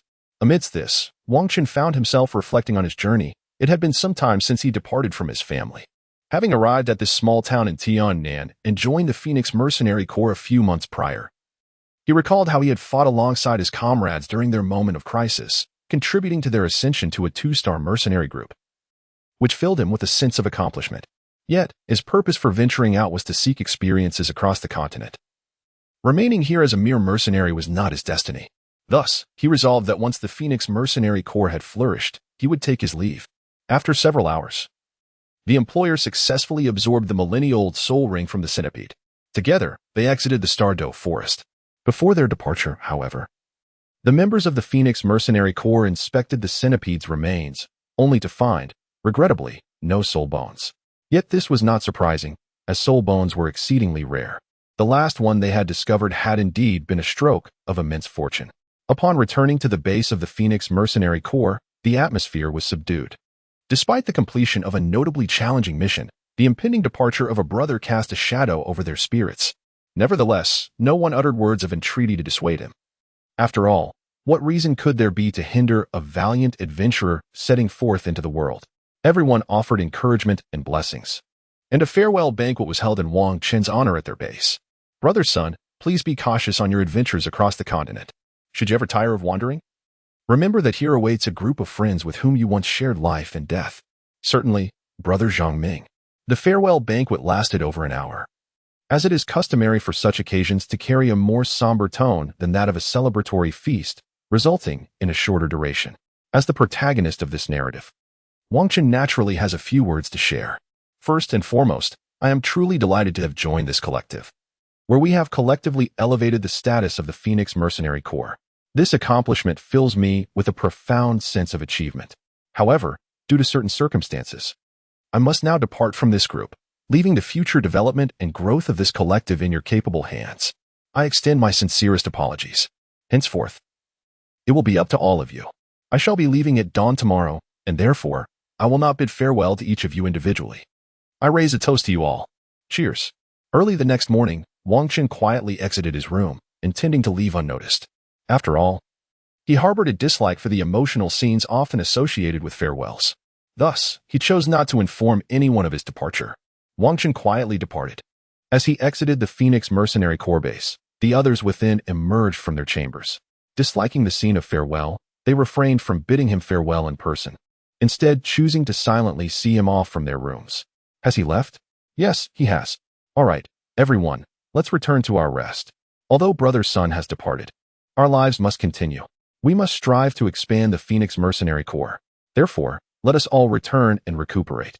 Upon leaving the Phoenix Mercenary Corps territory, Wang Chun headed northeast towards a small town, intending to circumvent the central area of the Star Do Forest and enter the Heaven Do Empire from its periphery.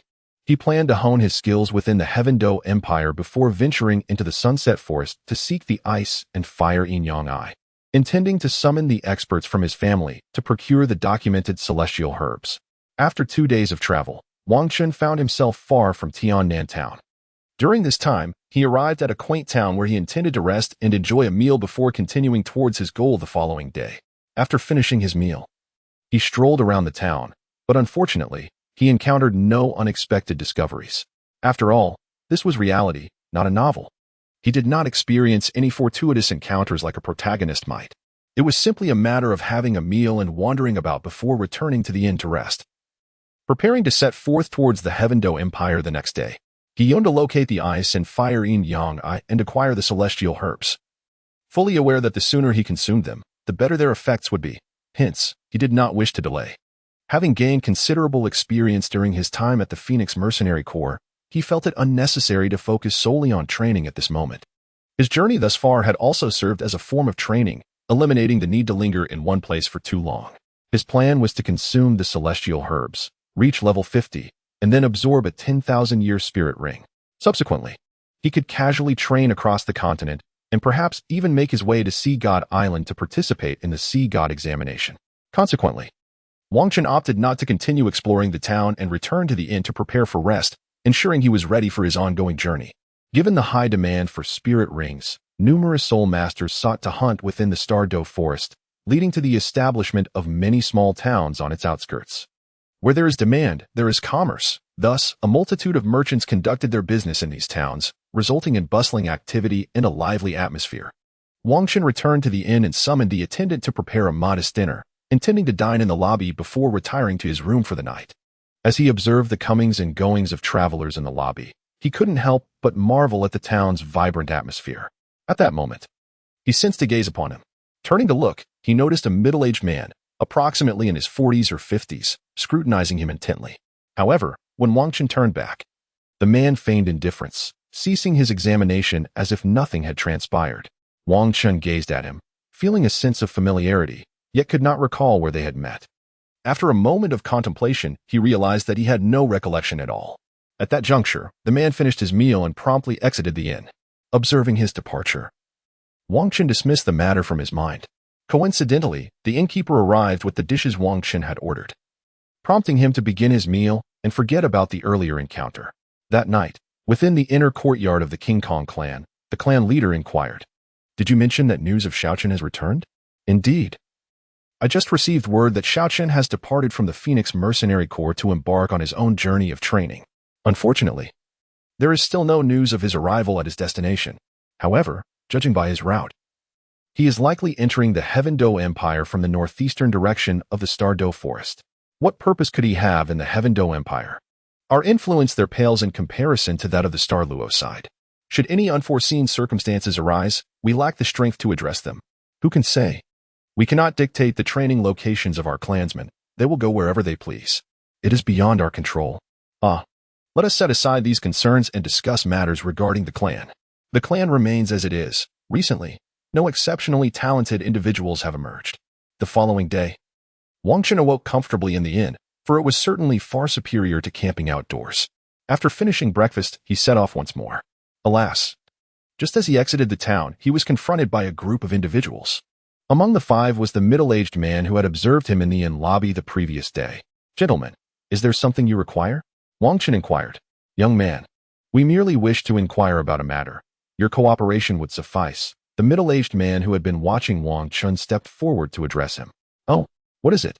"It concerns the soul bone that your Phoenix Mercenary Corps acquired last time." "What soul bone?" "Do not play coy. We refer to the soul bone you obtained from the faceless demon spider." At that moment, upon hearing his words, Wang Chen finally recalled who this man was. He was indeed the employer from that time. Wang Chen, of course, would never admit it, especially as he possessed no evidence. "I was unaware of the existence of another soul bone at that time. Let us dispense with the trivialities. When I absorbed the soul ring, I distinctly sensed the presence of the soul bone." At this moment, Wang Chen appeared somewhat perplexed. It seemed that the existence of a soul bone could indeed be perceived, although the original text did not mention such a possibility. Nevertheless, it is plausible that such a kindred essence could be sensed, particularly given the unwavering confidence of the individual speaking. "Very well, simply inform us, and we shall not make things difficult for you." At this juncture, Wang Chen realized that there was no way to resolve this matter amicably. It could only be settled through combat. However, among the five individuals before him, apart from the employer's formidable strength, which he deemed non-threatening, he felt some pressure from the other two, while the remaining two exuded a significantly greater sense of menace. By gauging the pressure, Wang Chen deduced their approximate levels of power. The weakest among them was at the Soul Master level, while the two exuding less pressure were likely at the Soul King level. The two he sensed the most pressure from were presumably Soul Emperors. Given Wang Chen's current strength, he knew he could not emerge victorious. However, he still saw a chance to escape. He could not fathom how that middle-aged man, who sought to hire a mercenary group to obtain soul rings, had managed to enlist such powerful individuals. After all, with such backing, there would be no need to expend money on mercenaries. Unfortunately, Wang Chen was unaware that this ambush was merely a coincidence. The man, having absorbed a soul ring, was aware that the Phoenix Mercenary Group had acquired a soul bone. However, according to the rules of the Mercenary Guild, that soul bone rightfully belonged to the Phoenix Mercenary Group. Given his own weakness, he had no means to oppose them and could only accept the situation. Through this experience, he came to understand the disparity between having connections and lacking them. Had his connections assisted him in acquiring the soul ring, he may not have obtained the soul bone, but he would certainly have received other compensations, unlike his current predicament where he had nothing. Thus, he resolved to seek affiliation with a family. Yet, his strength was merely at the Soul Master level, and with age not on his side, his potential seemed to have reached its limit.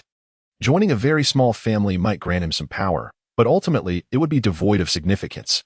Conversely, if he aspired to enter a more reputable family, he lacked substantial leverage, and his authority within such a family would be minimal, failing to meet his aspirations.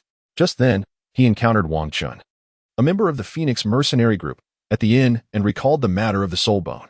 Although it was not an actual soul bone, merely information regarding one, it could serve as a considerable bargaining chip, facilitating his entry into a family and securing greater privileges. Thus, the ambush against Wang Chen ensued. Wang Chen naturally would not divulge any information to them, for he possessed a sufficient chance of escape. Although there were two Soul Emperors present, he was not their match. However, should he desire to flee, they would find it impossible to thwart him. After all, Wang Qin's fourth soul ability significantly amplifies his power, elevating him to the level of a soul emperor. Yet, its duration is brief.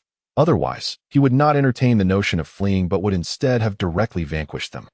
Taking advantage of the moment while they were still scheming to extract information from him without taking immediate action, Wang Qin sprinted directly towards the starry forest, resolute in his decision to avoid the fate of protagonists from novels, rather than preparing for a retreat only to engage in a futile confrontation that would leave him grievously wounded. He seized the opportunity to distance himself while his adversaries were momentarily distracted, racing into the depths of the starry forest.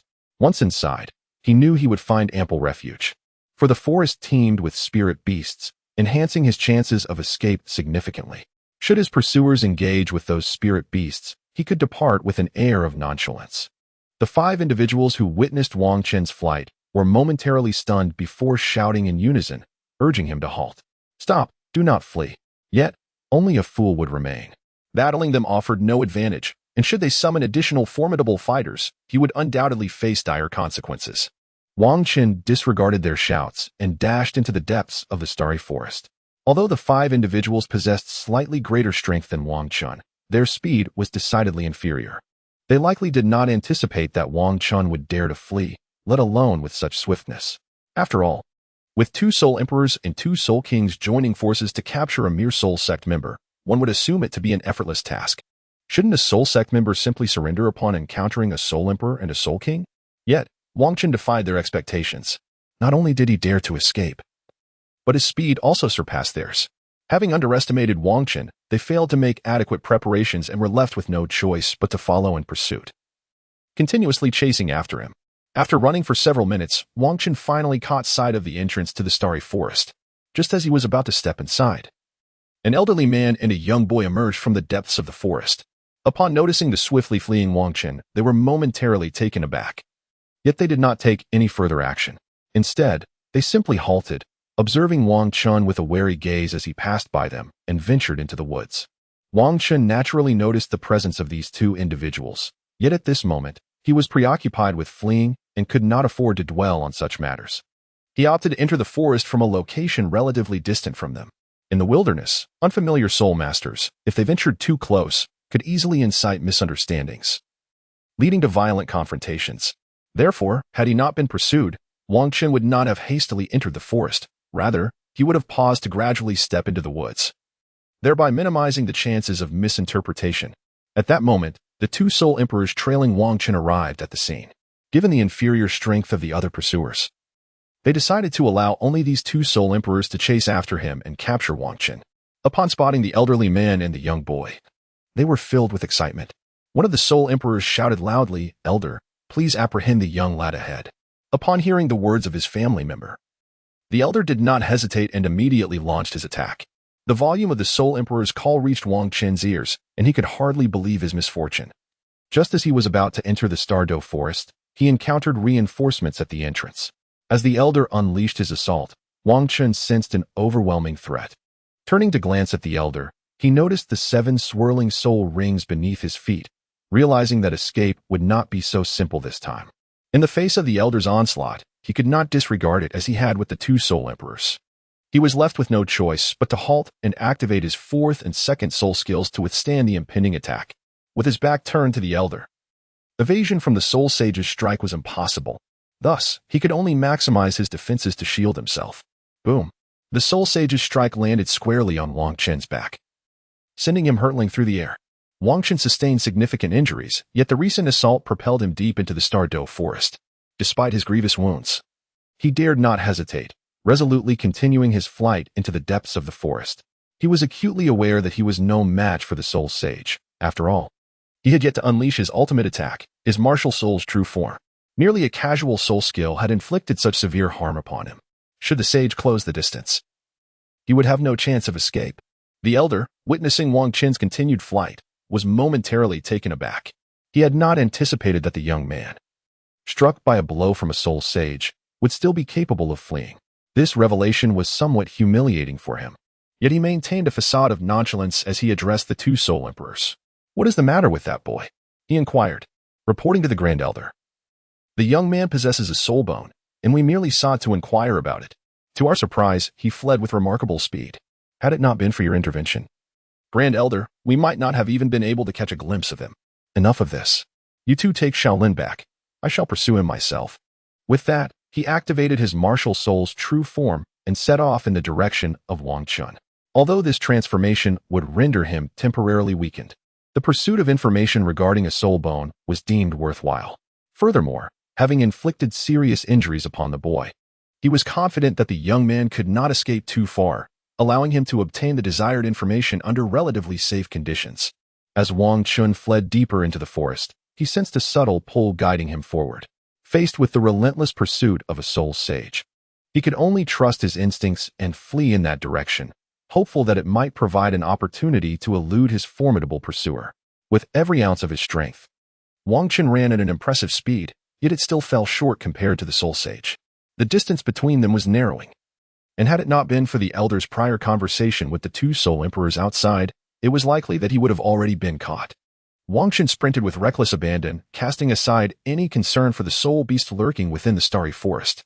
After all, while such a frantic dash could indeed invite ambush from these creatures, the alternative, being caught, would undoubtedly result in his demise.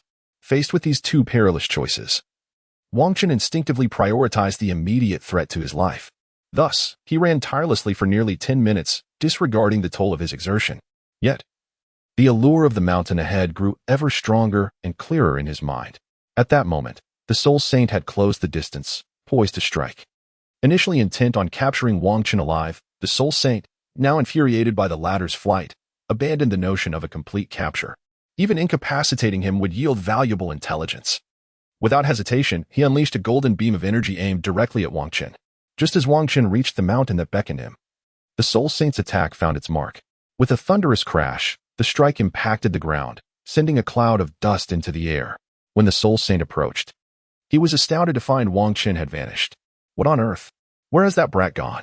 He muttered angrily, despite scouring the area.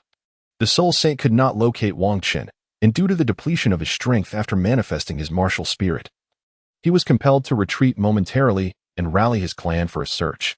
Meanwhile, a spy from the Golden family, stationed in the nearby town, reported Wang Chun's plight, promptly notifying his superiors. Given his limited abilities, this was the extent of his contribution. The urgency of the information ensured swift transmission. Upon receiving the report, his superior acted without delay, forwarding the intelligence to the Golden family and contacting the esteemed elder of the clan, seeking his assistance. The elder, upon receiving the news, wasted no time and hastened toward Wang Chun's location. By evening, the clan leader and elders of the Golden family were apprised of the situation. How dare that family behave so insolently? Do they not value their legacy? Fumed the impetuous fourth elder. Yet, the wisest first elder interjected, emphasizing the immediate priority. We must first locate Shao Chun. Once we find him, we shall eradicate that reckless family. I believe it is due to the prolonged inaction of our formidable family that others have become unaware of our might. This time, we must impart a lesson upon them. The esteemed Elder Taishan has already departed, and the Grand Elder will also venture forth to ensure that we eradicate this threat completely, leaving no survivors. The clan leader expressed his indignation, stating that they had initially contemplated storming the enemy stronghold to obliterate that reckless family. However, they bore the weight of responsibility. The clan could not afford to deplete its high-level combat forces all at once, as it would render their defenses vulnerable. Thus, only the Grand Elder, second in strength only to the clan leader, was dispatched. Without delay, the Grand Elder set off into the night after receiving the clan leader's instructions. Meanwhile, in that unique realm, Wang Chun remained blissfully unaware of the turmoil unfolding outside due to his presence. After an indeterminate period, Wang Chun finally regained consciousness. As he opened his eyes and surveyed his surroundings, he noted the brightness enveloping him. However, beyond a distance of 10 meters, his vision blurred. He took a moment to assess his physical condition, discovering not only that his strength had been fully restored, but also that his injuries had healed completely. "You are awake," a sudden voice whispered by his ear, startling Wang Chun and prompting an involuntary exclamation from him. Wang Chun turned his head and was taken aback to find a man composed of radiant light suddenly materializing before him. "Ah, esteemed elder, greetings. I am unaware of why I have found myself in this place. If I have caused any offense, I humbly ask for your forgiveness." Confused about his current predicament, Wang Chen felt it prudent to speak kindly, lest he unwittingly offend this enigmatic figure. After all, he sought to glean information from this mysterious individual on how to escape this realm. You were brought here due to the activation of the teleportation array, and your injuries have been healed in this very place, the luminous man explained. Thank you, esteemed elder. Might you enlighten me on how I can depart from here? Wang Chen inquired. Exiting is quite straightforward. However, before you do so, I believe it is essential for you to comprehend why you were brought to this location. The elder replied. To be honest, I am not particularly curious about the reason.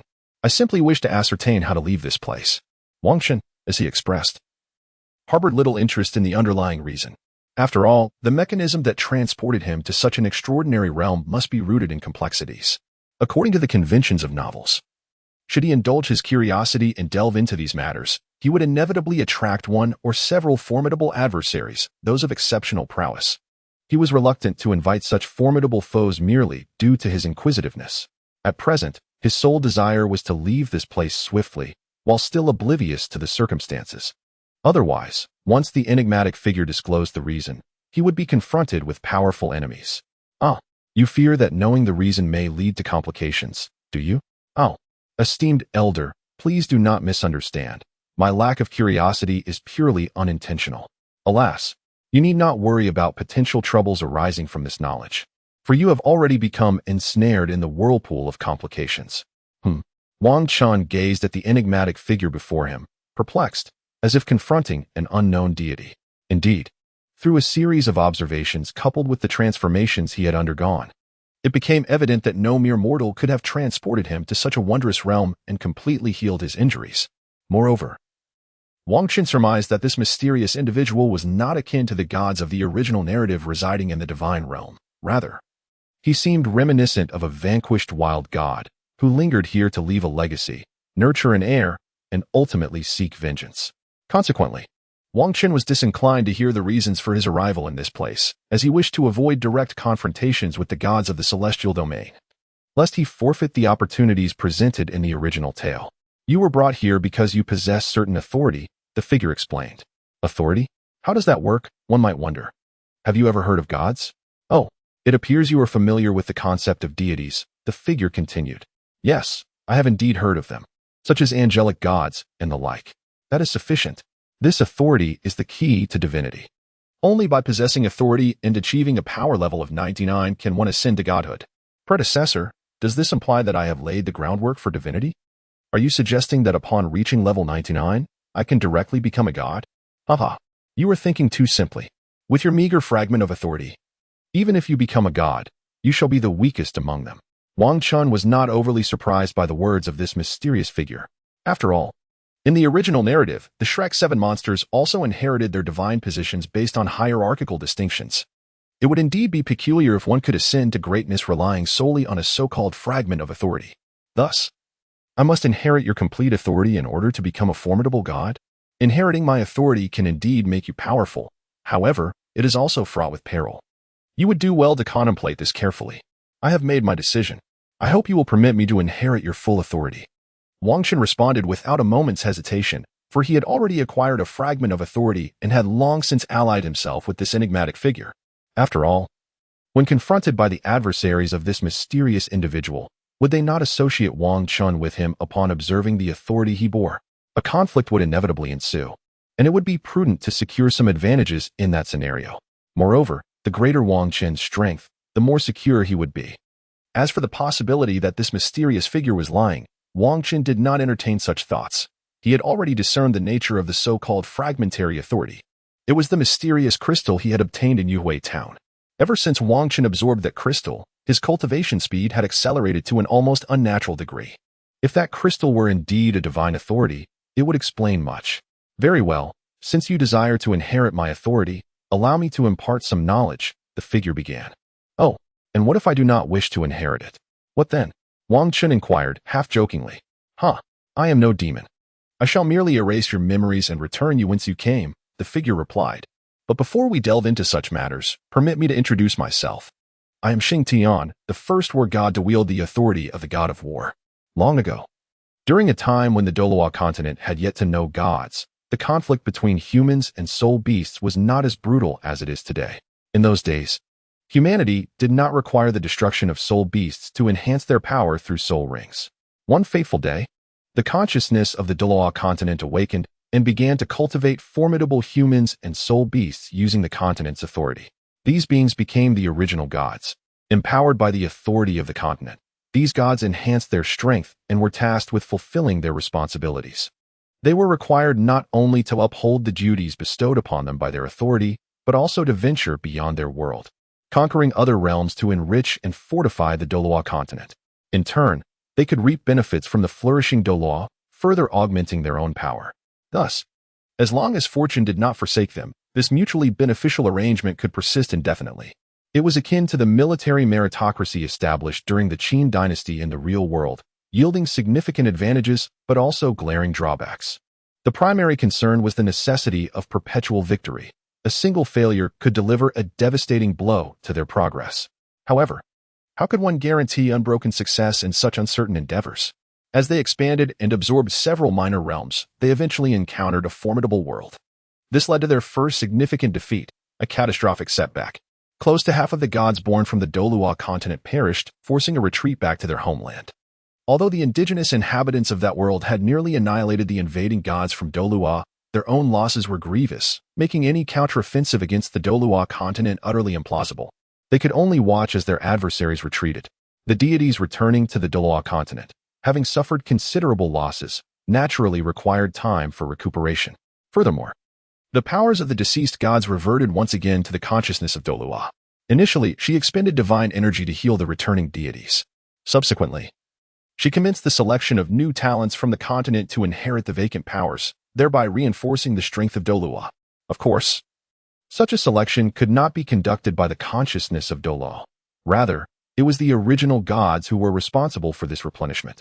Historically, this had always been the case. Aside from the most potent deities selected by the consciousness of Douluo, the remainder were chosen by the original gods. Consequently, this could easily lead to a situation of disenfranchisement. However, the initially selected deities possessed relatively simple minds, devoid of such ulterior motives. Yet, following the failure of that expedition, these deities gradually began to entertain other notions. They were no longer inclined to undertake perilous missions but preferred to remain within the Douluo Continent, relishing the privileges that came with their powers.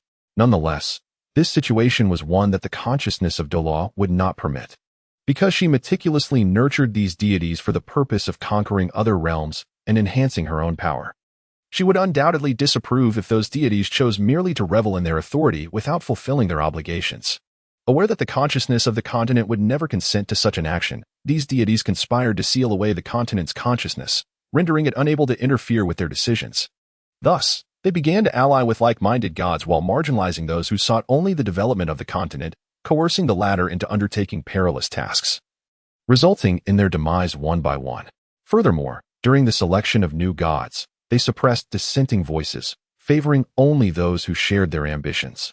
The number of pure gods diminished rapidly, compounded by the absence of new additions, leading to a stark decline in their presence across the continent. Conversely, the ranks of those solely desirous of power, neglecting their responsibilities, swelled. The disparity in strength between the two factions widened until the moment of confrontation arrived. On that fateful day, the malevolent gods surged toward the Temple of Consciousness, initiating a fierce battle with us, the pure gods. Although our individual prowess was considerable, bolstered by the support of the consciousness of Douluo Continent, their overwhelming numbers began to turn the tide against us, and I found myself the last standing in the fray. Despite my war god domain's ability to infinitely augment my strength, the initial gods who had chosen betrayal had undoubtedly calculated their advantage over me. A formidable formation was conjured, composed of the primordial gods of Azura, evil, destruction, life, and goodness, which rendered my amplification methods ineffective, forcing me to rely solely on my intrinsic power in the battle. Although my might was unmatched, I could not possibly vanquish so many gods relying solely on my innate strength, and ultimately, I faced defeat. However, my end did not come at their hands. Instead, I perished in a cataclysmic explosion as they sealed away the continent's consciousness. In my final moments, I disrupted their sealing process, and though the consciousness of the continent could not escape, I managed to transmit a significant portion of my war god authority away. Thus, I exist now, awaiting a worthy successor to cultivate, to amass strength, and to eventually overthrow those treacherous deities and liberate the continent's consciousness. After eliminating all opposition and completely sealing the continent's consciousness, they departed Douluo Continent, establishing the divine realm. For although they sealed the consciousness of the continent, the inherent essence of the land could not be confined. They could not risk placing the sealed consciousness back on Douluo Continent, lest the foundational power break through the seal. Therefore, they had no choice but to carry it away. Moreover, following the divine war, the domains once inhabited by the gods were utterly devastated, prompting them to create the divine realm and seal the consciousness of the continent. Devoid of consciousness, the essence of the continent could only instinctively nurture talent. Furthermore, this essence, apart from that of Douluo Continent, was beyond the manipulation of any other entity, leading the gods to fear that the natural cultivation of formidable beings might rise against them. Consequently, they employed divine power to alter the cultivation rules of Douluo Continent. The martial soul ceased to represent a fusion of an individual's mental will and innate strength. Instead, they became solely reliant on heredity, devoid of the possibility for evolution through personal strength or mental breakthroughs. Additionally, a decree mandated the absorption of a soul ring every 10 levels. Failure to comply would render further advancement impossible. This alteration not only incited discord between humans and soul beasts, preventing them from uniting, but also hindered potential ascendants from achieving divinity independently, as the absorption of soul rings tainted their essence. Furthermore, through the legacies they left behind on Douluo Continent, the gods could siphon the talents and those endowed with the continent's essence. Only through divine power could the pollution be cleansed, allowing one to ascend to godhood. In this manner, they not only alleviated concerns regarding potential resistance on Douluo Continent, but also fortified their own power. Upon hearing the words of the war god, Wang Chun was utterly astonished. He had never anticipated such a situation. The conflict between humanity and soul beasts was, astonishingly, a consequence of the gods altering the cultivation rules of the Douluo Continent. Wait a moment. You mentioned that those gods were concerned that the inhabitants of the Douluo Continent might ascend to divinity due to the continent's profound heritage, thus prompting the alteration of its cultivation rules. However, does not ascension to divinity require authority? With the consciousness of the continent sealed, from whence does this authority arise? Indeed, during that fateful divine battle, numerous gods perished. While they reclaimed some of their authority, many portions simply vanished, leaving a plethora of authority scattered across the continent. Why then do these gods not seek to recover their lost authority? The answer is that they are incapable of doing so. The authority dispersed upon the continent can only be sensed by the continent's consciousness, rendering all other gods unable to perceive it. Only when this authority encounters a suitable individual does it manifest. It is precisely due to this scattering that the gods fear the emergence of deities beyond their control. Thus, they have chosen to amend the rules, eradicating such possibilities from their very inception. So that is the case. Just as the fragment of the war goddess authority that you absorbed was a remnant of my power, shattered and scattered across the continent. Moreover, since it is a fragment, you have not yet sensed anything particularly extraordinary. Once you inherit a substantial portion of my war god authority, you will come to appreciate its remarkable nature. You speak of a substantial portion of the war god authority. Is it not also fragmented here? Of course, it is indeed a fragmented authority here. Otherwise, from whence would you have absorbed it? Furthermore, a small portion of my war god authority was also seized by those gods during that battle. Wang Chun was also taken aback by this revelation, astonished that such a simple truth had eluded him. However, after the god of war's explanations, he began to find some credence in his words. Previously, when he had read the first part of the Douluo Continent saga, he had only heard whispers of subsequent events. It was known that after Tang San ascended to divinity, he directly intervened in the affairs of Douluo Continent, even sending his descendants from the divine realm to the mortal realm. Though he once failed to comprehend why Tang San would go to such lengths to send his progeny to the lower realms, it now appeared to be a strategic move aimed at enriching the foundation of Douluo Continent. Ascending to godhood from this realm would allow one to absorb some of the continent's essence, thereby enhancing one's strength. Nonetheless, such endeavors were fraught with peril, for the continent's consciousness, sealed within the divine realm, might seize the opportunity to connect with the unconscious essence of Douluo Continent during this transference, posing a threat to the seal. It was akin to a battalion of soldiers without a general compared to one led by a commander. Their combat efficacy would naturally differ. Thus, it was no surprise that later gods waged war against Tang San for his actions, leading to turmoil in the divine realm. The god of war's insights clarified many aspects of the original narrative. For instance, The celestial herbs found within the ice and fire duality undoubtedly represented the continent's essence. It was no wonder that Tang San and his companions underwent such significant transformations after consuming them, garnering the favor of the gods as potential heirs. Otherwise, how could it be that for so long, no one ascended to divinity, yet during Tang San's era, so many achieved godhood? It was precisely because they absorbed the continent's essence, which instilled fear in the gods that these mortals might acquire scattered divine authority on Douluo Continent, becoming uncontrollable deities. Hence, the gods endeavored to assimilate them, allowing them to inherit divine positions, thus ensuring they remained under control and preventing any uncontrollable circumstances from arising. Now Wang Chun, having absorbed a fragment of the god of war's authority, found himself standing in opposition to the divine realm. Even if Wang Chun were to propose surrender, they would likely not tolerate such a potential threat, opting instead to eliminate him to eradicate the risk entirely. Esteemed god of war, how may I inherit the god of war's authority? At present, your strength is insufficient. You can only inherit a small portion of the authority, which you must then integrate with your existing god of war power to develop a semblance of the god of war's unique abilities. Pray tell, what are these unique abilities? The most fundamental of which is the capacity to absorb other special powers to enhance your own. In time, you will gain the autonomy to control this process, rather than being passively strengthened only when your power increases as you are now. Am I now able to inherit the god of war's authority? Yes. However, before proceeding, I must advise you, once you leave, do not venture into the domains of the god's legacies. Otherwise, you risk detection, which could place you in grave danger.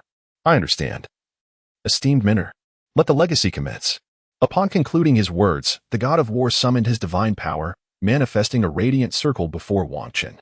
Upon entering, Wang Chun beheld a magnificent three-tiered golden temple. He stepped into the first level. At the center of this tier stood a cylindrical golden pillar, from which a radiant golden light permeated the temple. Following the war god's guidance, he placed his hand upon the pillar. Suddenly, the golden radiance enveloped Wang Chun, and his consciousness seemed to transcend into a unique realm. Kill, kill, kill, fight to the death, fight to the death, fight to the death. When Wang Chun regained his senses, he found himself amidst an ancient battlefield.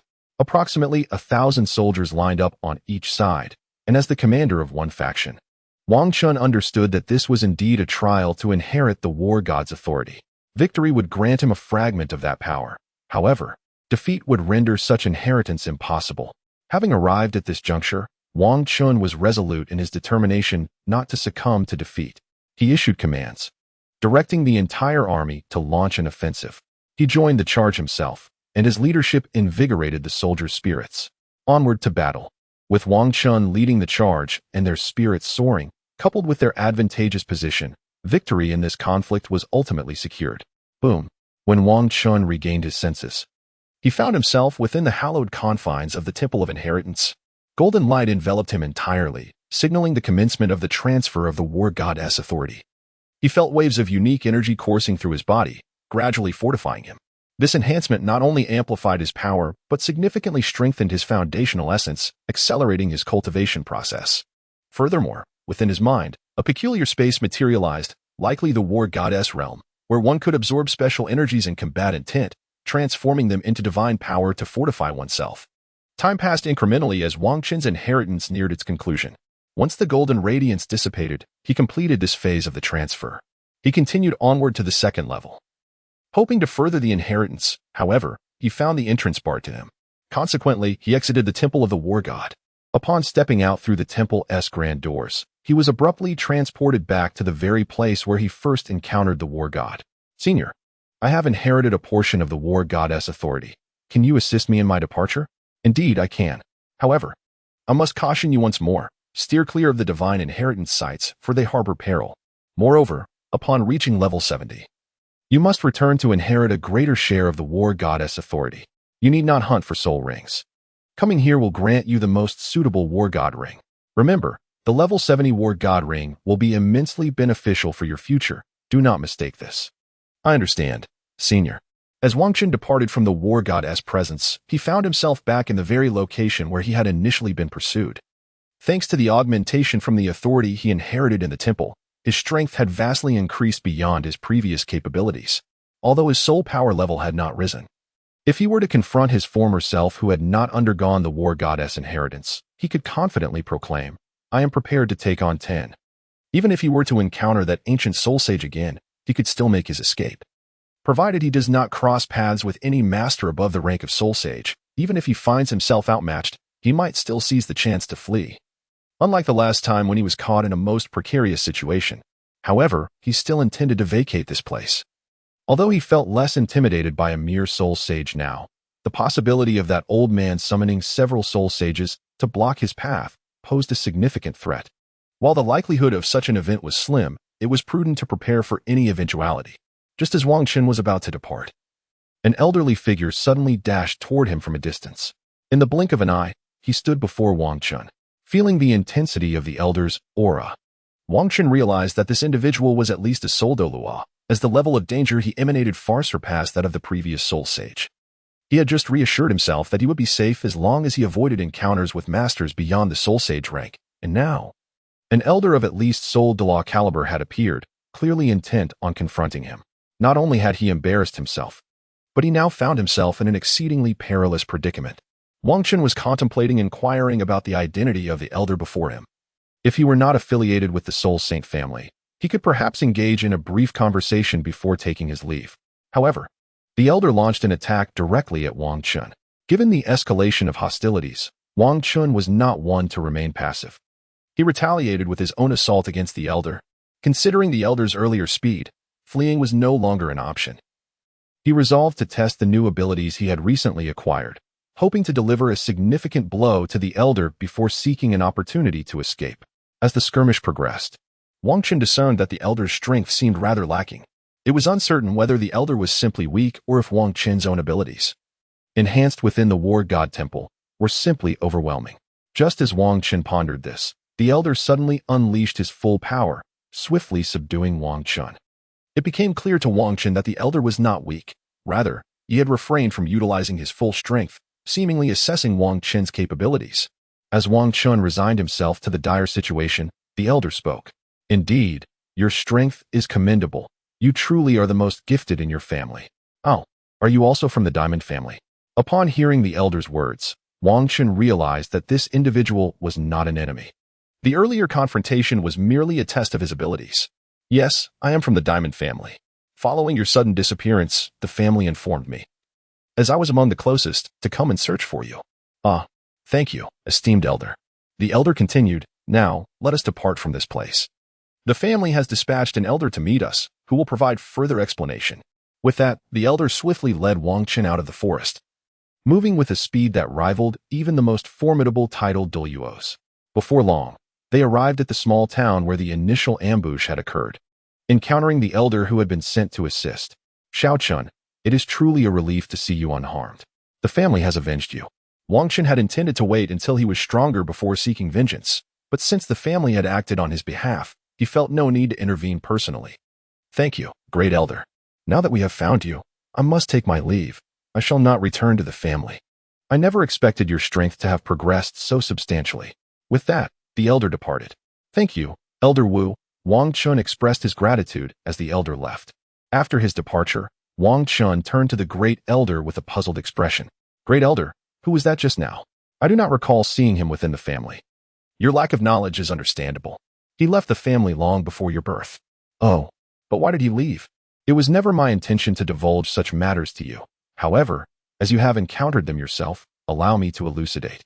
Within the Diamond Clan, a profound emphasis is placed on the notion of inheritance. To mitigate the risks of corruption and the monopolization of power by the clan's elders and leaders, each term of leadership is strictly limited to 30 years, with no possibility of re-election. Consequently, following each transition of power, the former leaders and elders depart the clan once the new leaders assume their roles. This practice serves a dual purpose. It prevents power struggles and ensures that the elder members remain within the clan during their tenure to safeguard its integrity, rather than seeking external opportunities. Now, liberated from their duties and authority, they naturally venture forth to seek new prospects, even if the chances of breakthrough are slim. One can never know what opportunities may arise. Thus, they depart the clan, yet they remain available to lend support should any descendants face peril, as seen in this instance. Ah, I see now. The clan must possess numerous esteemed predecessors. Alas, seeking opportunities is no easy endeavor. While some may find their path to advancement, others, lacking such fortune, may ultimately return to the clan in decline as their lives draw to a close. The swift acquisition of news regarding your ambush is attributable to the clan's network of spies dispersed across various locales. Given the limited positions within the Diamond Clan, many individuals have honed their skills but remain unassigned. Thus, the clan has entrusted them with intelligence-gathering responsibilities.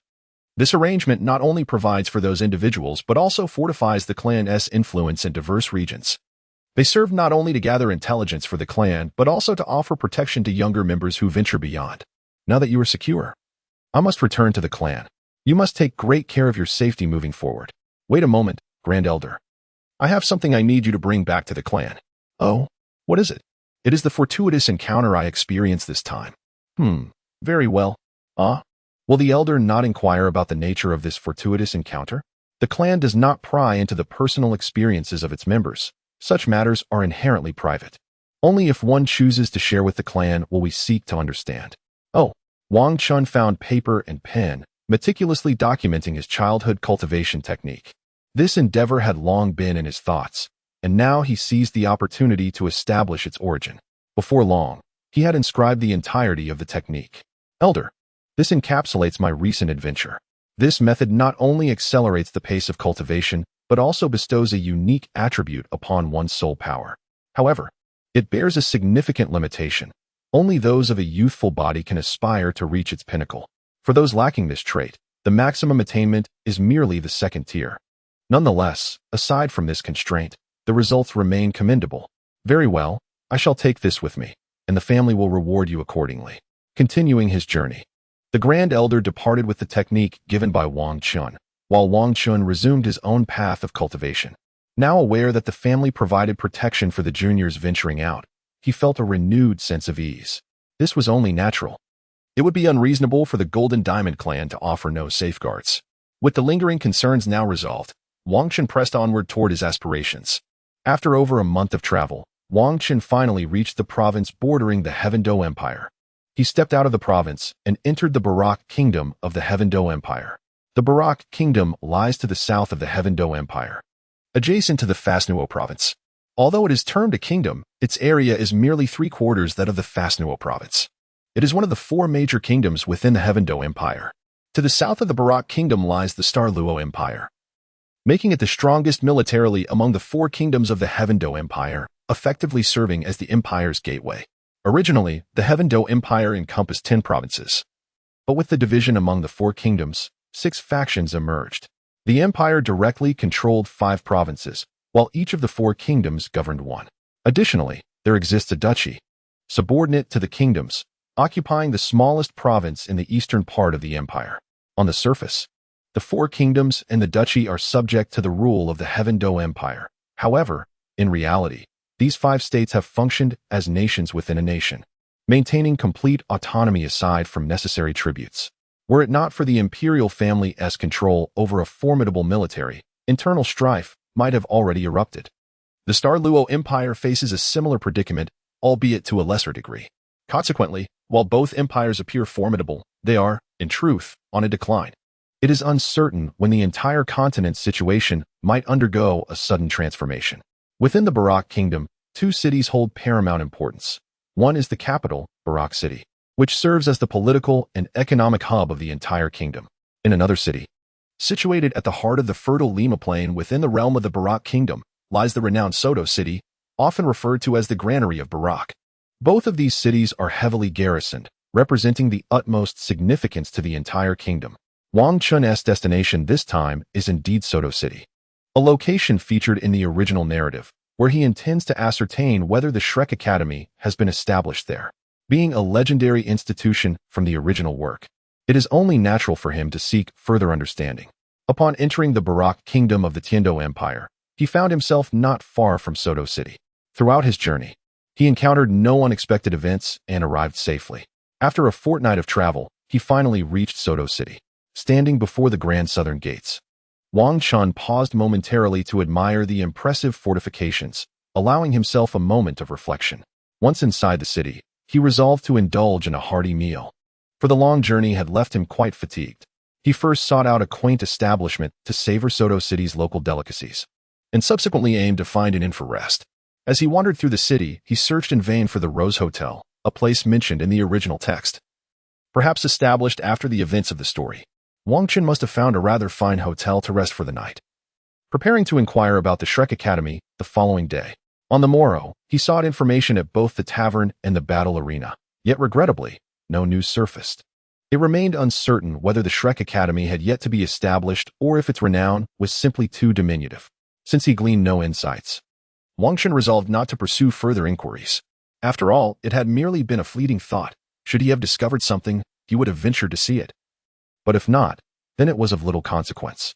He had no intention of seeking it out, as the academy held no utility for him. With no leads to follow, Wang Qin prepared to depart, for his sole objective lay within the Sunset Forest, specifically the Eye of Ice and Fire. He felt little enthusiasm for the elements of the original tale, especially since he could not yet traverse the City of Slaughter or see God Island. Thus he ceased further inquiries into those matters. He resumed his journey, intending to reach the city of Tiando before seeking the Eye of Ice and Fire. In the original narrative, the eye seemed to be situated somewhat closer to Tiando City, and arriving at the capital would likely facilitate his search.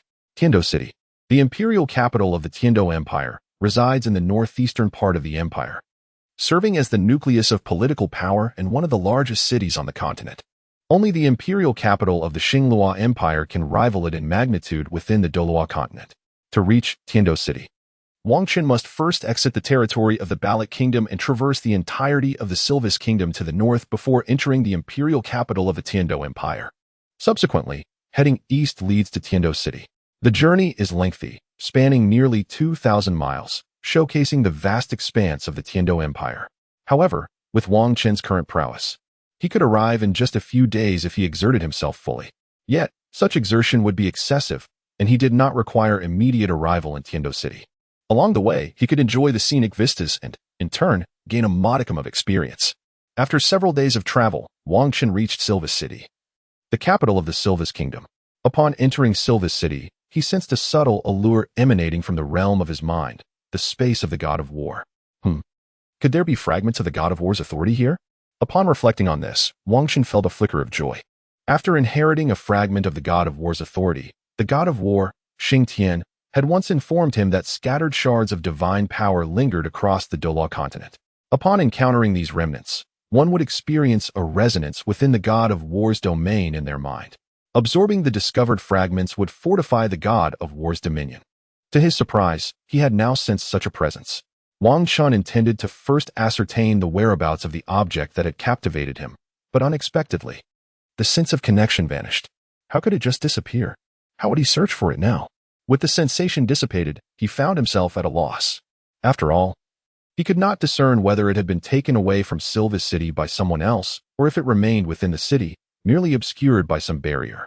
For the time being, he resolved to linger in Silvis City, hoping that he might regain his perception the following day. This was his only option, for even if it had been taken from him, he had no means to pursue the perpetrator, as he was unaware of the route they had taken. A misstep could result in missing the opportunity entirely. It would be more prudent to remain within the city and search thoroughly, as it might merely be concealed within the confines of Silvis, waiting to be discovered. He planned to seek out suitable lodging, for if he were to remain and search for the alluring object, he ought to secure a comfortable place to stay. After all, he was not lacking in resources, and it was only reasonable to treat himself well. He found a commendable hotel and booked a stay for 10 days. Following this, he ventured out for a meal, intending to register for a new account at the arena after dining. While he searched for that which fascinated him, he could not afford to squander time. Participating in the arena battles would also hone his practical skills. After a night of restful slumber, Wang Qin felt his mental acuity fully restored. The fatigue from relentless travel had dissipated, and he sensed a slight enhancement in his mental prowess. He exited the hotel and commenced his search, focusing on the more peculiar shops, for it was in such establishments that he had previously obtained the fragment of the God of War's authority. With no leads, he could only explore those venues once more. He wandered through Silvis City for over 3 hours, visiting several shops, yet regrettably, he still sensed nothing. Resolute, he pressed on, contemplating a visit to the arena should his search yield no results. At that moment, he stumbled upon a rather unusual shop. Situated on a bustling commercial street in Silvis City, It was surrounded by numerous establishments, yet, while the others exuded an air of cleanliness and luxury. This particular shop appeared as though it were on the brink of closure, its decor exceedingly dilapidated. Naturally, such an extraordinary place piqued Wang Qin's curiosity. He ventured inside, pondering the possibility that the object that had captivated him might be hidden within. The shop's door was closed, adorned only with a sign indicating that customers were to push it open themselves, a stark contrast to the inviting entrances of the neighboring establishments designed to attract patrons. Wang Qin pushed open the door and stepped inside, where a distinctive wave of energy surged forth.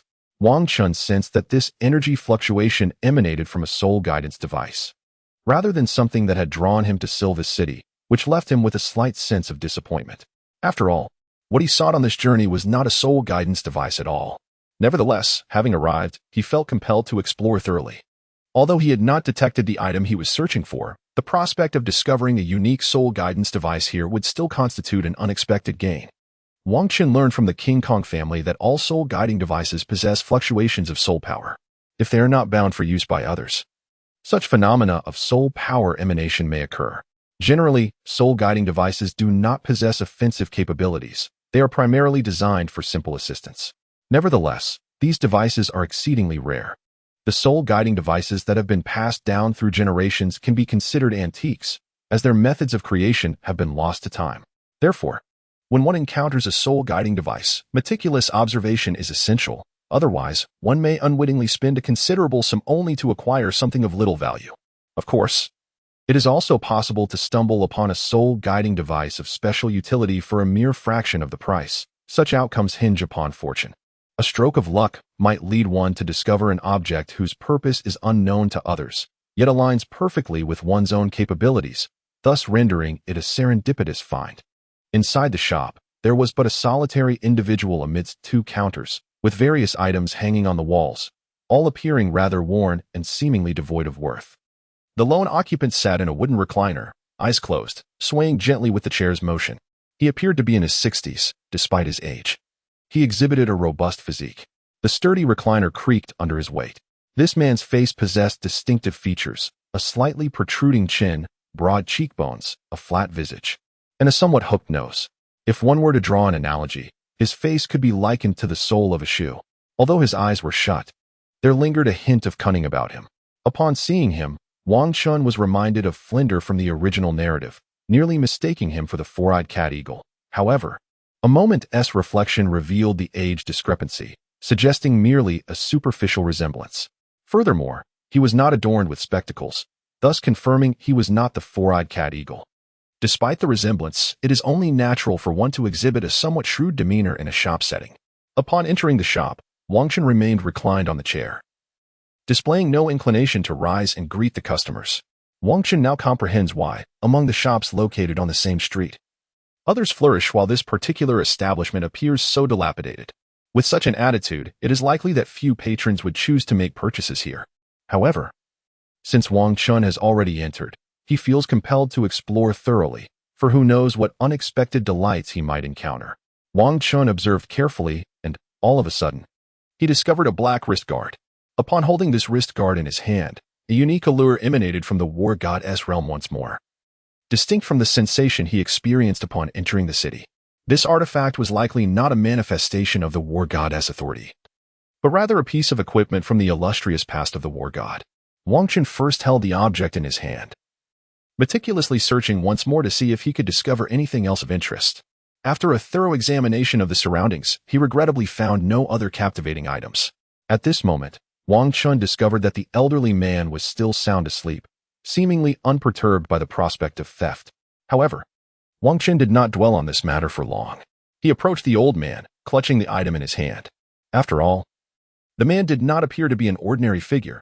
His ability to remain undisturbed despite the lengthy intrusion suggested he possessed considerable skill.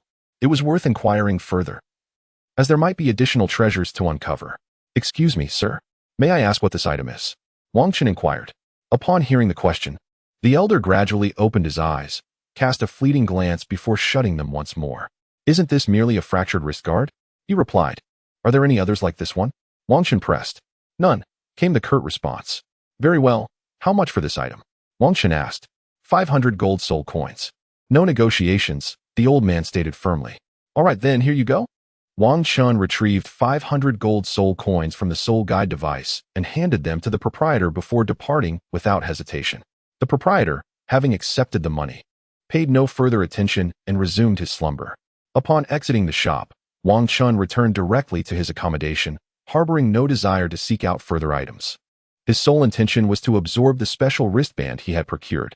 Upon reaching the hotel and requesting not to be disturbed at the front desk, he swiftly retreated to his room and secured the door. He took out the unique wristband purchased from the shop. Relying on the information relayed from his war god space, he commenced the process of refining the wristband. As Wang Chun enveloped it with his soul power and summoned the divine strength of the war god from his realm, the incomplete black wristband underwent a tremendous transformation. Its hue deepened, and it no longer appeared fragmented. This was a divine artifact of the war god, which, due to the ravages of war in ancient times, had been cast down to the continent, its spirit extinguished. Furthermore, without the nourishment of the war god's divine power, it gradually lost its extraordinary attributes, becoming merely an ordinary, incomplete wristband. Now, nourished by Wang Chun's divine strength, it began to regain its former brilliance. Thanks to Wang Chun's divine power, the wristband was swiftly refined. In that moment, Wang Chun also discerned its purpose. It could amplify strength, a function both simple and pure, yet remarkably effective as the magnitude of its enhancement was substantial. Wang Chun acquired a right arm bracer. Though its enhancement capabilities had diminished due to the prolonged absence of divine nourishment, presently it could only amplify the strength of his right arm by 100%. However, with the revitalization of Wang Chun's divine warrior power, future enhancements were assured to increase. Elated by the possession of such a treasure, Wang Chun decided to indulge in a sumptuous meal to celebrate. He resolved to continue his search the following day, but even if he were to find nothing further, he remained content, having already secured an enhancement bracer. Having celebrated the previous day's acquisition, he opted to rest instead of visiting the arena. Thus today, he planned to first explore the battleground. Upon entering the arena, he was greeted by an impressive throng of spectators. Truly, the Colosseum of the Kingdom of Silvis was grand in scale. Wang Chun has registered a new account under the name of Soul Sect Xingtian. Just as he was contemplating his participation in a soul fighting competition, he suddenly sensed a powerful attraction, even stronger than the first time he arrived in the city. This force drawing him in was emanating from the soul fighting arena. With determination, he made his way towards the source of his intrigue. Upon arriving at the main soul fighting arena, he witnessed two soul masters engaged in combat. The one who captivated Wang Chun was the younger of the two. This man stood nearly 6 feet tall, with broad shoulders and strikingly handsome features, exuding an air of dominance. His chestnut hair cascaded down his back, reaching close to his waist, with a slightly wavy texture rather than being perfectly straight. Most peculiar were his eyes, both a deep crimson, radiating an aura of menace that was truly terrifying. Within those blood-red orbs flickered a glimmer of lethal intent, making one feel as though they were being sliced by a sharp blade with just a glance. His extraordinarily handsome visage, paired with those sinister eyes and his charismatic presence, rendered him an undeniable focal point, captivating the attention of all around him. The crowd erupted in cheers, chanting, "Lion King! Lion King!" Hearing this adulation, the man on the soul fighting stage quickened his pace of attack, swiftly dispatching his opponent. This was accomplished without the aid of his martial soul. Had he unleashed his soul skills, the battle would have concluded even more swiftly. Wang Chun gazed intently at him, a thought echoing in his mind. Formidable. Since his emergence, he had never encountered a young individual possessing such remarkable strength. The man, noticing Wang Chun's scrutiny, turned back for a fleeting moment before departing from the arena of combat. Wang Chun had resolved to confront that formidable man in battle, for the allure he had sensed during the previous fight at the soul fighting arena had suddenly vanished. He felt compelled to ascertain whether the source of this magnetic attraction resided within the man himself or, like Wang Chun, had been absorbed. Should it dwell within him, Wang Chun would devise a means to acquire it. If it had indeed been absorbed, he would have no choice but to await his next visit to the war god Xingtian to inquire further. After all, Wang Chun was uncertain about how to extract such an absorbed authority and could only bide his time. Moreover, the Lion King possessed immense strength, making him an ideal adversary to gauge Wang Chun's own prowess. Since beginning his cultivation journey, he had not encountered a peer of comparable strength and combat capability. Thus, this fortuitous encounter was not to be squandered. Recognizing this unique circumstance, Wang Qin chose not to enroll in the soul fighting competition any further, opting instead to gather intelligence on the soul master. Fortunately, the individual in question was quite renowned within the soul fighting arena, and a few inquiries sufficed to unveil his background. The Lion King had recently arrived at the arena, though his level was merely 49. His combat prowess was nothing short of terrifying. He had triumphed in every match without employing soul techniques, often relying solely on his martial spirit. No opponent had managed to compel him to utilize his soul techniques, and despite his brief participation, his reputation soared, amassing considerable wealth and even acquiring an estate in the city of Sylphs. Typically, aside from competing in battles, he devoted his time to training within his estate, only venturing to a tavern in Chun City mid-month for leisure. Wang Qin planned to await him there, hoping to arrange a duel. It was impractical to simply approach the Lion King's estate and demand a fight, for such audacity might result in being turned away at the threshold. The Lion King's fame attracted many challengers seeking to bolster their own reputations, resulting in his reluctance to engage in private duels. Regrettably, the number of matches at the soul fighting arena was limited, and not everyone had the opportunity to combat the Lion King. Thus, Wang Qin resolved to wait at the tavern, confident that the Lion King's innate strength would allow him to sense Wang Qin's own abilities. They were, after all, destined rivals. A man of such caliber would undoubtedly seize the chance to face an equally matched opponent. Through their encounter, Wang Qin hoped to discern the true location of that elusive entity. Wang Qin waited for several days in Sylphs City, refraining from searching other shops, for it had become clear that the desired items were in the possession of the Lion King. He realized that a confrontation with him was all that was necessary, thus sparing himself the futility of further quests. The moment finally arrived, and Wang Qin arrived early at the tavern, anticipating the Lion King's arrival. Before long, the Lion King entered the tavern, taking his customary seat by the window. Wang Qin had long since inquired and naturally chose a position close to the Lion King. There were once individuals who came here seeking the Lion King, but unfortunately, he never engaged in battles with anyone in this locale, and eventually, no one returned. The Lion King summoned Lu Kai and began to quietly sip his wine, occasionally glancing out the window, lost in contemplative thought. At this moment, Wang Qin also approached with a glass of wine in hand and took a seat before the Lion King. "Greetings, Lion King." Wang Qin greeted him, but unfortunately, the Lion King did not respond, merely indulging in his drink. Wang Qin could only unleash a hint of his battle intent, and upon sensing this, the Lion King finally regarded him with attention. "You are formidable. Do you wish to engage in combat with me?" Although the Lion King's inquiry was phrased as a question, his tone carried an air of certainty, as if he was convinced that Wang Qin had come solely for a duel. "Indeed. I have observed your fighting spirit and find you impressive, hence I desire to test my skills against you." "Very well. Once I finish my drink, we shall battle in my estate."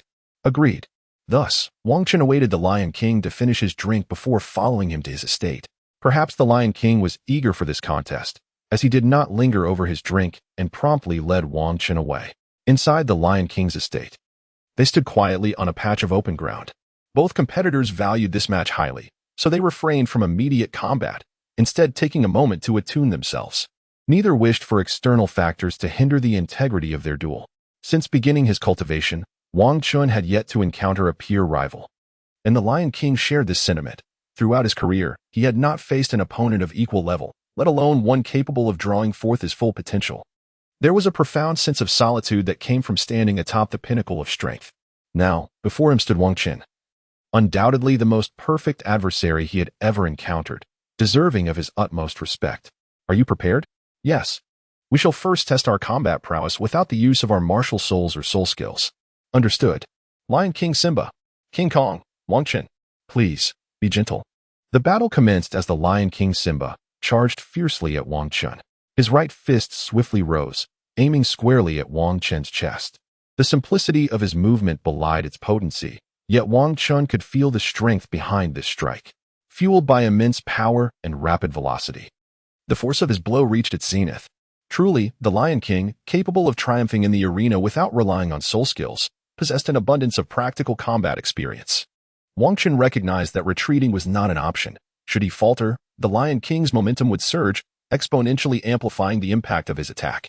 Thus, rather than evade, he surged forward to meet the challenge head-on. Wang Qin's right foot forcefully struck the ground, propelling him forward with remarkable speed, swiftly closing the distance to the Lion King. He raised his right hand and unleashed a powerful punch towards his formidable opponent, although his reflexes lagged behind those of the lion. Wang Qin, fortified by his soul bone and various enhancements, was confident that his strike would rival that of the Lion King. With a resounding thud, their fists collided.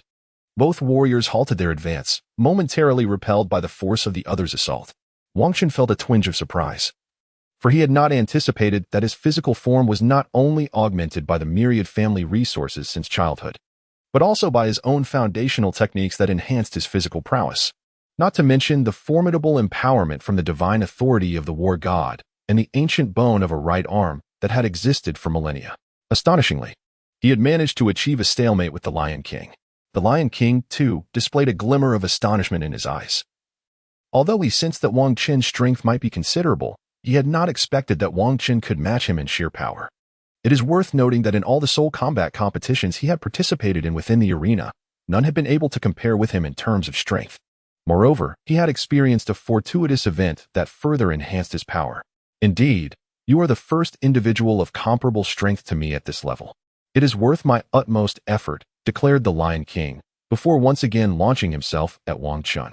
This time, his assault was far from the simplicity of their initial encounter. With his hands transformed into claws, the left hand advanced while the right remained poised behind him. He pounced towards Wang Qin with the ferocity of a lion leaping upon its prey. His aura was nothing short of awe-inspiring. Whether his opponent chose to retreat or confront him head-on, he could adapt with seamless ease. Should his adversary retreat, the intensity of his attack would only amplify, thereby increasing its devastating power. Conversely, if his foe opted to stand firm, his relentless follow-up strikes would exploit any vulnerabilities presented, culminating in a potentially fatal blow. It was through such tactics that he had effortlessly triumphed in the soul combat arena. Wang Qin, having undergone extensive trials and possessing remarkable combat experience, remained unfazed. Although he was unaware of the intricacies behind the Lion King's subsequent attacks, he was acutely aware of how to respond. He charged forward once more, unleashing a formidable assault against the Lion King. Regardless of the Lion King's potential follow-up attacks, Wang Qin's objective was to render them ineffective. The Lion King's dominance in the arena stemmed not solely from the potency of his attacks, but primarily from the fact that his peers, who wielded comparable strength, simply could not contend with him, thus leaving his strategies unchallenged. However, Wang Qin's combat prowess was not to be underestimated. He could no longer dismiss Wang Qin's onslaught. Instead, he was compelled to engage in a clash of attacks, neutralizing each other's strikes. As Wang Qin did not adopt a defensive stance, the Lion King found himself unable to seize the initiative, rendering his follow-up offensive maneuvers futile. Nevertheless, being a lion and an undefeated champion of the soul combat arena, the Lion King did not falter, even in this close-quarter confrontation. His performance dispelled any notion that he was merely a fortunate warrior relying on a singular set of attacks to dominate the arena. Rather, he exemplified a seasoned fighter with a solid foundation and rich experience. The sounds of their clash echoed bang, bang, bang, bang. The straightforward and decisive fist strikes, wielded by Wang Qin and the Lion King, appeared almost as if they were manifestations of divine prowess, dazzling onlookers with their intensity. In that moment, Wang Qin experienced once again the pull of an inexplicable force. Indeed, it emanated from the Lion King. Whenever he unleashed his full strength, Wang Qin could sense it more acutely, the magnitude of the Lion King's strikes amplifying his perception. However, in that fleeting moment of distraction, the Lion King delivered a powerful palm strike that sent Wang Qin hurtling through the air. Following this series of exchanges, the Lion King realized that his punches were evenly matched with Wang Qin's, rendering him incapable of securing victory through mere brute force. Thus, he resolved to abandon such simplistic attacks. He surged towards the airborne Wang Qin, and as Wang Qin regained his footing upon landing, the Lion King was already closing in, leaping into the air to deliver a dual kick aimed at Wang Qin's head. Wang Qin also felt the fierce gust of wind rushing towards him, causing a slight sting in his eyes. He understood that this assault was exceedingly ferocious. If he were to be struck, he would likely momentarily lose control of himself, rendering him vulnerable to the subsequent attacks of the Lion King. At this juncture, Wang Qin found himself unable to defend against this onslaught. Having lost the initiative and now facing the Lion King's close-range offensive, which included a flying kick, attempting to block with his fists would place him at a considerable disadvantage, and success was far from guaranteed. Therefore, he could only retreat to evade the impending kick. Wang Qin swiftly retreated to evade the attack, as the arc of the Lion King's kick was quite expansive, allowing him to effortlessly dodge the strike. Wang Qin deftly evaded. Just as the Lion King descended, elevating its leg high above its head, resembling a mighty axe poised to strike down fiercely towards Wang Qin's cranium. Once again, a ferocious kick was unleashed.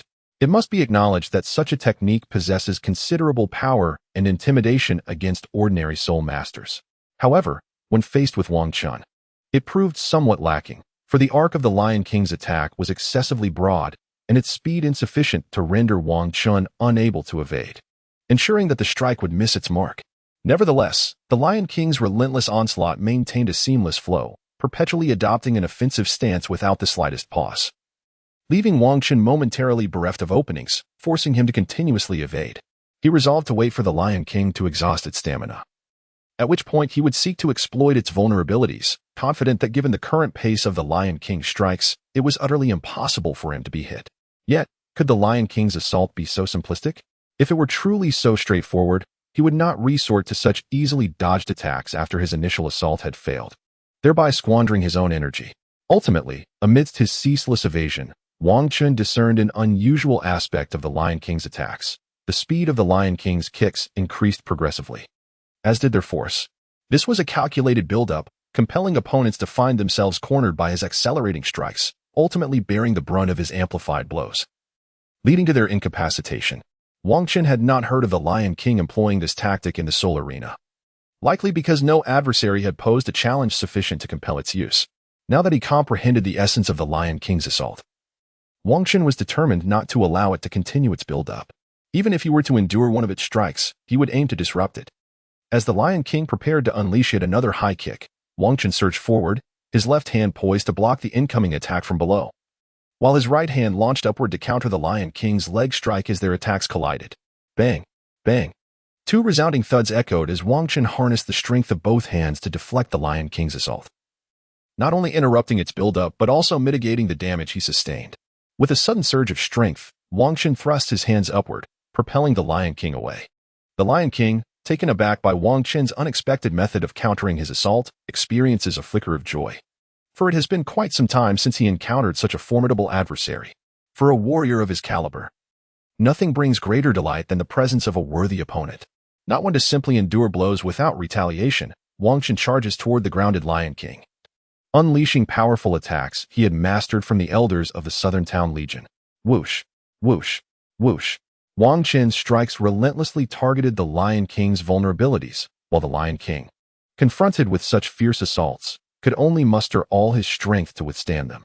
After all, he lacked the extensive combat experience possessed by the elder members of the Southern Legion, and thus could only passively defend against Wang Qin's powerful onslaught. However, prolonged defense inevitably leads to defeat. Seizing an opportunity, Wang Qin executed the King of Hell's 3 points, intercepting the Lion King's arms and landing a blow to his chin, exposing his throat. Yet, recognizing that this was not a life-or-death struggle, Wang Qin refrained from delivering a fatal strike to the Lion King's throat. Nevertheless, the intensity of Wang Qin's attack provoked a profound reaction from the Lion King, prompting him to manifest his martial spirit and swiftly retreat from Wang Qin's assault range. "I have lost," the Lion King conceded as he distanced himself from Wang Qin. Despite facing an opponent of such formidable caliber, he felt an unexpected exhilaration in defeat and contemplated inviting Wang Qin for another full-scale battle. "Let us engage in an all-out confrontation. I know you are eager for this as well." "Very well." Wang Qin readily accepted the Lion King's invitation. Hearing Wang Qin's affirmative response filled the Lion King with elation. With a mighty roar, he unleashed his martial spirit, enveloped in a burst of intense brown light. His arms extended wide, chest puffed out, and his bones crackled, muscles swelling dramatically, straining against his attire. Each muscle became distinctly defined beneath his clothing, and even the air surrounding him seemed to grow tumultuous. His mane of brown hair lengthened, enhancing his imposing presence. His hands underwent the most significant transformation, expanding to twice their original size, covered in a layer of brown fur. As his fingers flexed, short, dagger-like claws emerged and retracted from his palms, each claw resembling a blade, measuring a formidable 8 inches in length and glinting with a chilling sheen. The Lion King leaned forward, his eyes deepening into a blood-red hue, exuding the aura of a relentless killing machine. Beneath him, 4 radiant rings ascended in succession, 2 yellow and 2 purple, as the swirling soul rings generated a tidal wave of soul power that surged towards Wang Chun. I am Simba, Martial Spirit, Rampaging Lion, Level 49 Battle Spirit Master. I humbly seek your guidance. Upon completing the manifestation of his martial spirit, the Lion King declared his identity and rank, marking this as a formal challenge between soul masters, distinct from the earlier combat reliant solely on physical prowess. Martial Spirit, Manifest. Wang Chun swiftly completed the manifestation of his martial soul, experiencing a remarkable transformation in his physique. Not only did his stature increase, but his muscles also swelled, clearly indicating that he had become an exceptionally powerful soul master. Beneath Wang Chun's feet, 4 soul rings, 1 yellow, 2 purple, and 1 black, undulated in an erratic rhythm, exerting immense pressure upon the Lion King.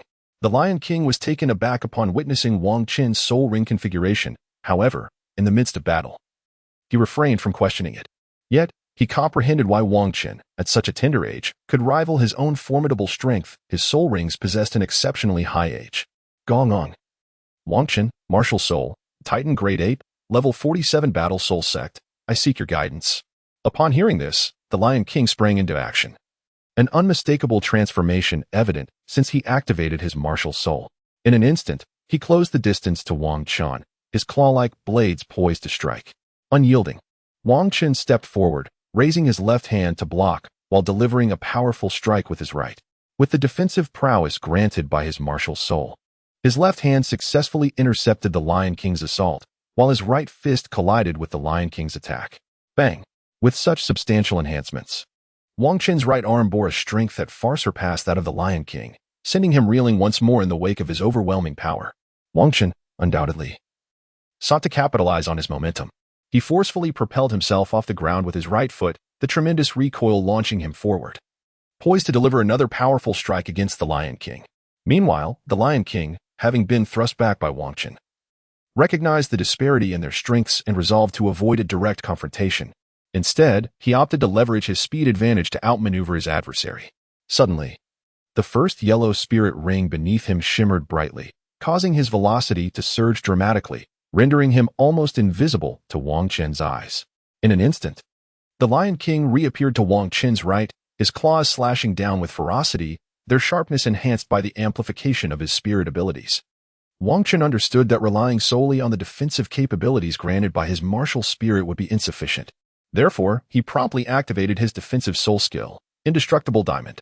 Wang Chun's entire being transformed into a resplendent golden hue, his defensive capabilities significantly heightened.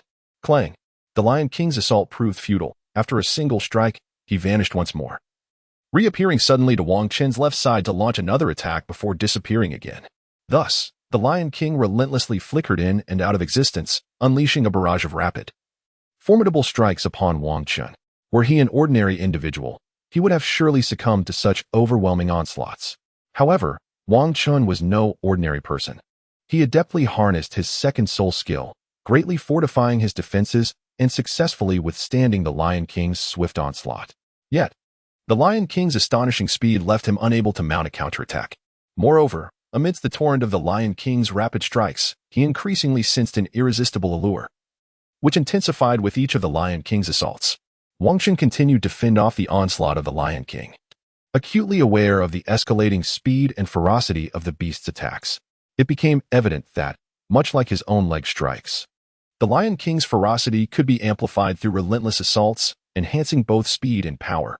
It was likely that this formidable leg strike was inspired by such a soul skill, thus leading to its development.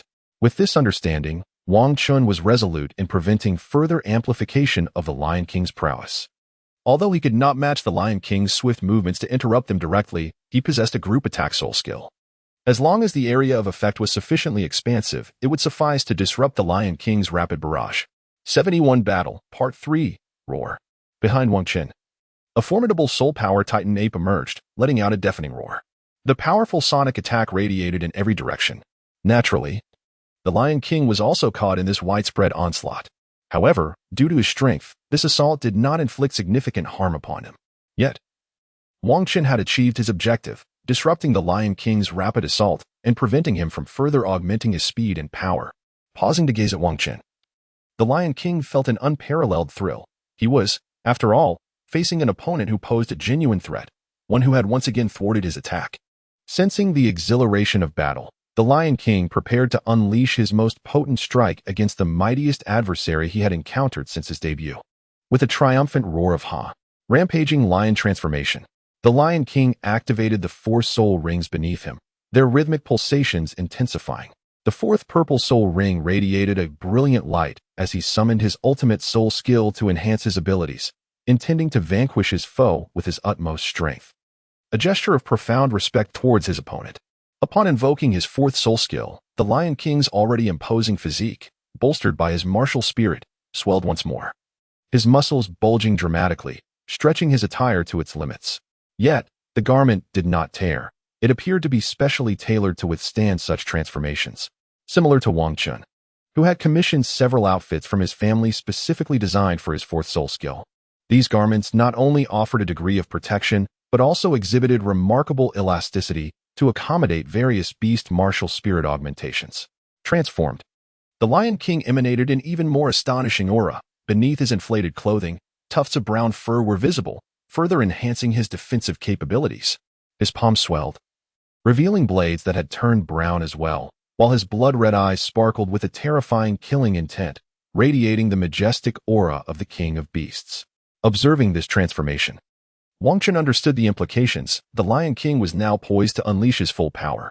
Wang Chun naturally activated his formidable 4th soul skill, bestowing upon himself a tremendous enhancement.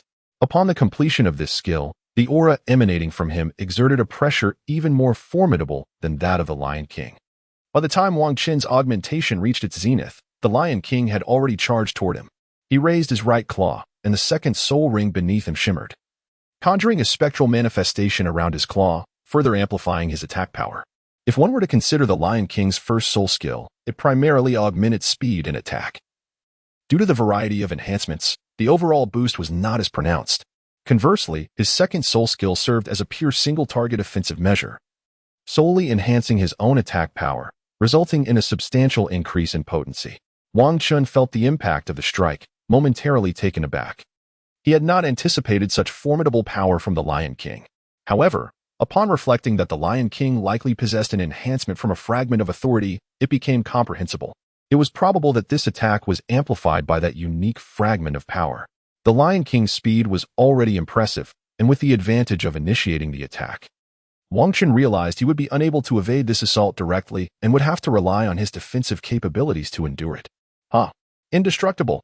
He invoked his defensive soul skill to significantly bolster his resilience, preparing to weather the onslaught before launching a counterattack. Boom.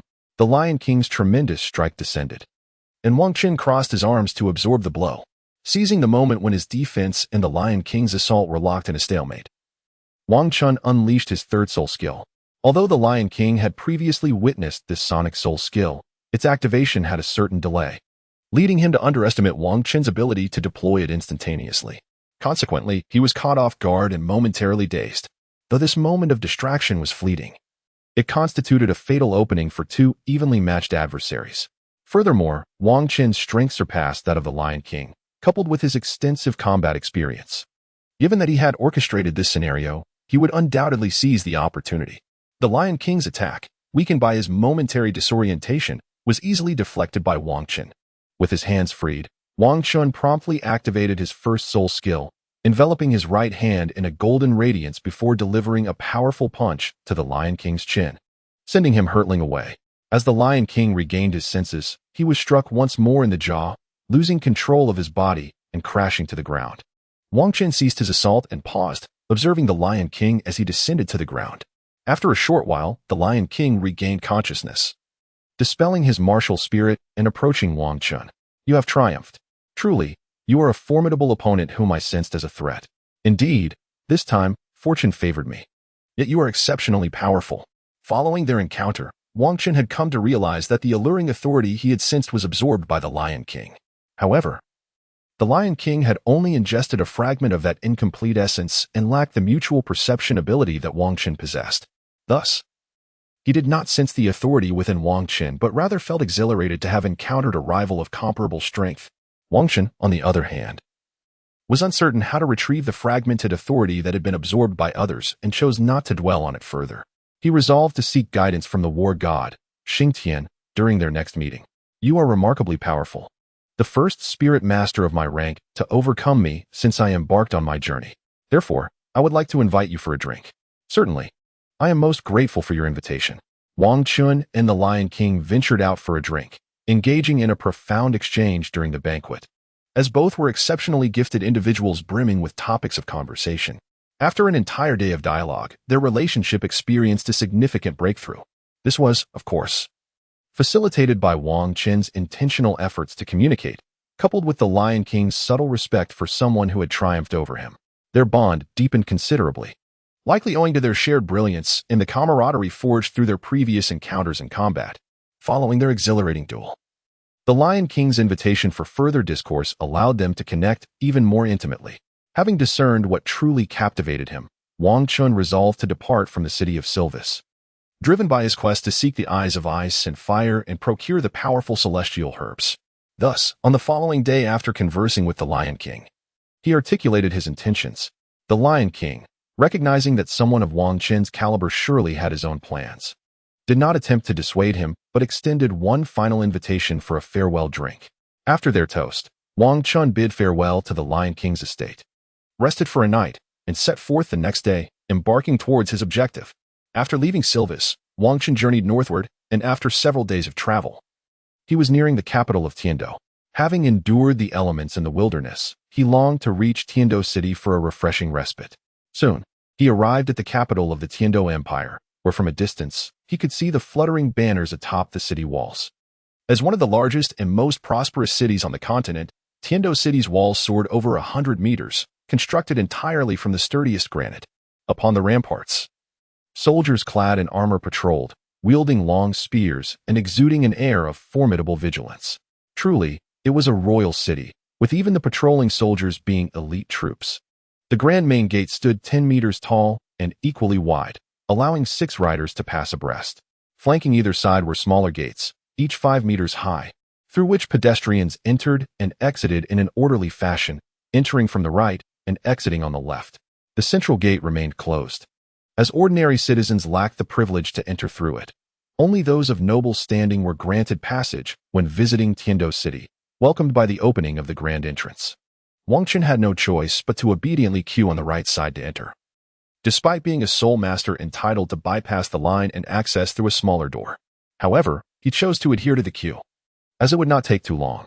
Soon enough, Wang Chun passed through the city gates and entered one of the most flourishing cities on this continent, the city of Tiando. Truly deserving of its status as the capital of the Luo Empire, the city was extraordinarily prosperous, with all streets paved in blue bricks, each broad enough to rival the main thoroughfare of Silv City. The grandeur of the entire city could only be described as magnificent. As he walked along the streets, Wang Chun noticed that even the shops here were considerably larger, with virtually all of their entrances standing at 3 meters high, some even exceeding that height. He selected a seemingly upscale hotel, booked a room, and enjoyed a meal. The prices in this capital city were indeed significantly higher than those in Silv City. After dining, he refrained from further wandering in Tiando City and instead took the opportunity to rest and rejuvenate himself. The next day, Wang Chun emerged from the hotel and began inquiring about a place known as Lamba Academy. Unfortunately, he discovered that such an academy did not exist in Tiando City. Not wishing to waste any more time, he focused on replenishing his essential supplies of food and, more importantly, water. As he was about to embark on a quest into the Sunset Forest in search of the ice and fire Yin Yagai, who could predict how long it would take to find it? After all, in the original narrative, the rapid discovery of the ice and fire Yin Yagai by Master and his companions was largely facilitated by Douluo's distinctive whistle, which allowed them to pinpoint their search. Wang Chun currently lacks the ability to locate his destination as they do, and must instead rely on time to gradually search for it. However, it is fortunate that they only took a single day to reach the vicinity of Douluo, so Wang Chun need not search vast expanses. A specific area will suffice. Moreover, Douluo has likely not yet claimed the Eye of Ice and Fire, and the poisonous miasma should be relatively easy to identify. After all, the toxic gas from the Eye of Ice and Fire renders soul beasts incapable of surviving in its vicinity. By seeking out areas where soul beasts are scarce, The likelihood of discovering the Eye of Ice and Fire increases significantly. Having prepared some specialized tools for harvesting celestial herbs, Wang Qin set forth towards the Sunset Forest. Should the Eye of Ice and Fire already be under Douluo's control, he would return to the Tang sect and enlist the aid of his family elders to seize the celestial herbs. Conversely, if Douluo has not yet claimed the Eye, Wang Qin would enter directly and gather the items documented in his family's records, disregarding everything else. As for determining whether the Eye of Ice and Fire has been taken by Douluo, one need only observe the external surroundings upon finding it. If there are formations present, he should leave immediately and return to his family. However, if only the miasma exists, he may enter freely. With the powers bestowed upon him by the god of war space, he need not fear for his survival within the Eye of Ice and Fire. For the energies of ice and fire will not only pose no threat to him but will, in fact, serve to enhance his own strength. Wang Qin departed from Tuando City, embarking on a journey to the Sunset Forest, situated over 100 kilometers away. This marked the commencement of his quest for the Eye of Ice and Fire. The Sunset Forest serves as a natural habitat for wild soul beasts within the Luo Empire, contrasting significantly with the Douluo Forest. The latter, located at the heart of the Douluo Continent, is the largest soul beast forest in the central region, characterized by its tropical climate and dominated by a plethora of tropical flora. In contrast, the Sunset Forest occupies a central position within the Luo Empire. While it cannot be classified as a frigid zone, its temperatures are considerably lower than those of the Douluo Forest, resulting in a predominance of temperate flora unique to northern regions. Tropical plants exude a sense of density and humidity, whereas temperate plants offer a refreshing ambience, albeit with less density. Consequently, traversing the Sunset Forest is markedly easier than navigating through the Douluo Forest. However, formidable soul beasts still tend to favor the tropical rainforests of the Douluo Forest. Thus, although the Sunset Forest is home to numerous soul beasts, those with cultivation levels exceeding 10,000 years are scarce, most dwell within the range of 1,000 to 10,000 years. Additionally, due to its proximity to the Luo imperial city, the empire has systematically eradicated powerful soul beasts in this area to ensure the safety of Luo City. As the capital of the Luo Empire, Luo City boasts a considerable number of soul masters, not to mention the presence of the Luo Royal Academy, which increases the demand for soul rings. Given its close vicinity to Luo City, many soul masters frequent this forest to hunt soul beasts, leading to a general decline in the quality of the soul beast found therein. Wang Qin need not be overly concerned about encountering formidable soul beasts. He can leisurely embark on his search. During this quest, he can hone his combat skills through the hunting of soul beasts, utilizing the slain creatures as sustenance, thus minimizing the time required to return to Heavendoe City for resource replenishment. Having departed from Heavendoe City and entered the Sunset Forest for half a day, he has encountered a considerable number of soul beasts along the way, albeit of inferior quality. Although he has come across a few millennia-level soul beasts, they are mostly just over 1,000 years old, rendering them largely inconsequential to Wang Qin. Moreover, given that he has only recently arrived and has ample provisions, there is no immediate need to hunt soul beasts for food, prompting him to seek other regions for exploration. The abundance of soul beasts here, coupled with the absence of hills, strongly suggests that this area is not part of the Ice and Fire Yin-Yang Eye. Certainly, he would not squander his time lingering here. However, as night has fallen, he has no intention of departing overnight, after all. He is uncertain of the location and does not need to rush. Naturally, he intends to rest here for the night before embarking on his journey. Equipped with a spatial storage device, Wang Qin is exceptionally well prepared, having amassed not only an extensive array of harvesting tools but also a considerable assortment of survival gear. With his tools at hand and his formidable abilities, he swiftly erected a tent and commenced the task of kindling a fire to prepare his meal. Given the scarcity of high-level spirit beasts in this area, Wang Qin is not concerned that his fire will attract any formidable creatures, as this region still lies on the periphery of the Sunset Forest.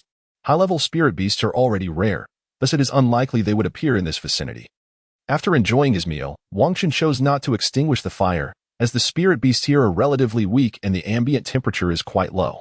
A campfire would facilitate a more comfortable rest during the night. After all, he plans to engage in simple cultivation to substitute for sleep, and the warmth of the fire would help maintain an optimal temperature, preventing any adverse effects on his training. Given the indefinite duration he must search within the Sunset Forest, it is essential to ensure his basic rest and sustain his combat readiness. with the fire's glow and the medicinal powder he had scattered before setting up camp. He was undisturbed by any spirit beasts throughout the night. The following morning, he tidied up briefly before embarking on his second day of exploration. This time, he aimed to seek out hills within the sunset forest that rise at least 500 meters, particularly those with an inverted conical summit. The ice and fire duality is located within such hills, thus, finding one would lead him directly to his goal, with a specific objective in mind. The search becomes considerably simpler, unlike those aimless quests devoid of distinguishing features that necessitate a thorough search of the entire forest. Now, he merely needs to look for hills that ascend beyond 500 meters. The efficiency naturally surpasses that of the original's Golden Triangle significantly, given that they are entirely oblivious to any characteristics, only aware of the presence of Douluo Bo in the sunset forest, rendering the search exceedingly arduous. Were it not for Douluo Bo's howl, they might have utterly failed to locate the area. However, although Wang Chun possesses one additional characteristic compared to the Golden Triangle in the original narrative, the challenge of the search remains formidable. In the sunset forest, while the hills towering at least 500 meters are not exceedingly numerous, they are not particularly sparse either, and these hills are dispersed throughout the forest, necessitating meticulous searching on Wang Chun's part. Nonetheless, by observing the population of various soul beasts residing within the sunset forest and correlating that with the hills, his search efficiency significantly increased. After 2 days of relentless searching, Wang Chun finally arrived at the base of the first 500-meter hill. Although the soul beasts in this vicinity were not particularly few, the likelihood of encountering the ice and fire yin-yang was minimal. Nevertheless, Wang Chun felt compelled to reach the summit to ascertain its nature, for missing this opportunity would be a grave misfortune. Upon ascending the hill, he found that there were not many soul beasts inhabiting the summit, and he quickly reached the top, only to discover it was not the place he sought. The summit was entirely solid, devoid of any depressions. To verify this, he struck the surface, and it was evident that he could not penetrate it, confirming that this was not the ice and fire yin-yang. Having verified the summit's nature, Wang Chun did not depart immediately, for he was feeling a bit hungry and decided to camp on the hilltop for the night. He had never rested in such a location before, and this would allow him to relish the experience of hilltop camping. Perhaps he might even witness the sunrise the following day, an experience he had yet to indulge in since his arrival in this world. Since his arrival, he had devoted himself entirely to rigorous training, unlike the children of his age, who squandered their time in leisure, with no companions among his peers. He had been engrossed in practicing his family's cultivation techniques. After awakening his martial soul, he continued with the family's training regimen, leaving him little time for recreation. His only companions were 2 younger siblings, and their interactions were limited to occasional meals in the city of King Kong, with no excursions to hilltops. When he first ventured into the sunset forest, his strength dictated that he could only train at the periphery, and he had not encountered such lofty hills. Furthermore, since embarking on his journey of experience, various circumstances had prevented him from ever camping under the stars and witnessing a sunrise. Now, he had the chance to fulfill this modest aspiration. After finishing his meal, Wang Chun refrained from sleeping or training. Instead, he gazed up at the starry sky. Observing the luminous expanse above, Wang Chun found himself somewhat entranced. In his previous life, due to environmental pollution, the sky had lost its brilliance, and he had never witnessed such a radiant firmament. After his transmigration, the demands of cultivation had left him no respite to truly appreciate his surroundings. Now, alone in the sunset forest, searching for the eye of ice and fire, he had no specific destination and could only proceed slowly, allowing himself a moment to relax. After a sleepless night, Wang Chun was rewarded at dawn with a breathtaking sunrise. Following this, he departed the hilltop, continuing his quest for the eye of ice and fire. During the day, the forest was relatively tranquil, as most spirit beasts ventured out at night. Amidst the serene solitude of the sunset forest, Wang Chun walked quietly, his keen eyes vigilantly scanning his surroundings. He paid close attention to the darker corners, ever wary of potential ambushes by treacherous spirit beasts. Although he possessed the strength to navigate the sunset forest without significant peril, as an experienced spirit master, he understood the importance of maintaining a fundamental level of vigilance. He would not allow the diminished threat of the area to dull his alertness. Those who did so often found survival elusive, even if he emerged unscathed from this encounter. Future dangers would inevitably claim him, for a lost sense of caution would render him ill-prepared for the unpredictable hazards of the wild. Wang Chun strolled quietly, simultaneously channeling his childlike cultivation technique, a method only accessible after mastering this practice. Although its efficiency paled in comparison to the rigorous meditation of full cultivation, it allowed him to refine his skills during this monotonous quest, marking a considerable advantage. After all, he could harness every moment of his existence, surpassing the capabilities of others significantly. However, this multitasking diminished his awareness of the surroundings, a minor flaw in the grand scheme. For the sunset forest he traversed posed little threat to him now. This approach to training alleviated the tedium of his search, preventing the loss of patience during the prolonged pursuit of the ice-fire duality. Thus, he continued his journey at a leisurely pace. Initially, everything was uneventful. His heightened senses detected the nearby spirit beasts, alleviating concerns of ambush. Yet, as time passed and his cultivation progressed, his perception gradually waned. Consequently, he fell prey to a sudden attack from a spirit beast, a century-old mystic ice serpent, which habitually dwelled underground, favoring frigid environments, and possessed potent venom. Even a spirit master would find it perilous if bitten and unable to swiftly neutralize the toxin. Fortunately, for Wang Chun, the threat was manageable. He reacted in time as the serpent lunged, effortlessly retaliating against the century-old spirit beast with his formidable prowess. This encounter served as a reminder for Wang Chun. Prolonged cultivation leading to diminished perception necessitated a pause for rest and recovery before continuing his search. Otherwise, the danger could escalate. While he handled this century-old spirit beast with ease, an encounter with a more formidable foe could prove far more challenging.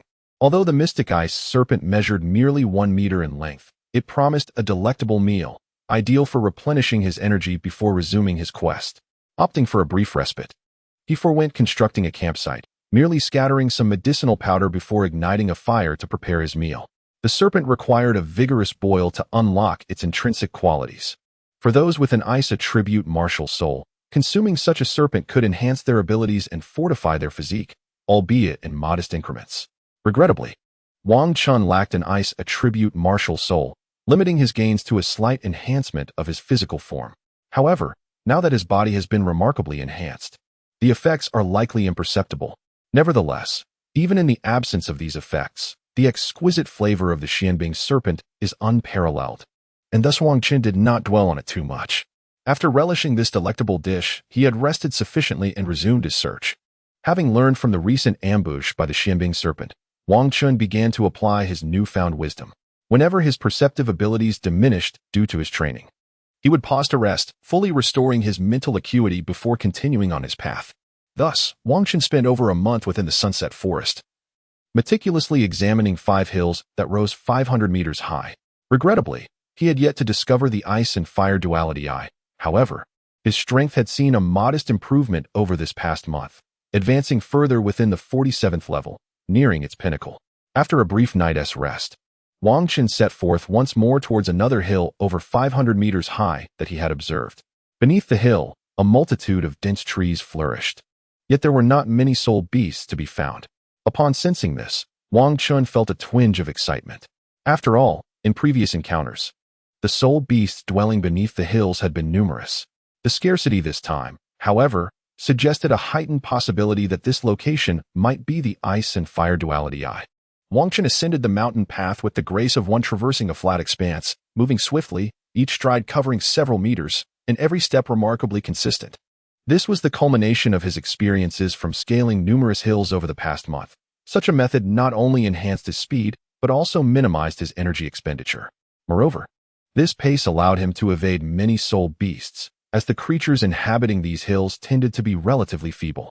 The more formidable soul beasts could not possibly thrive in such diminutive territories, as they generally shunned these uncomfortable environments.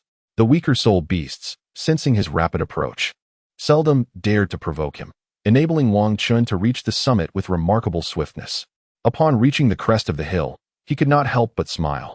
After more than a month of searching in the twilight forest, he had finally discovered a location that might be the Eye of Ice and Fire.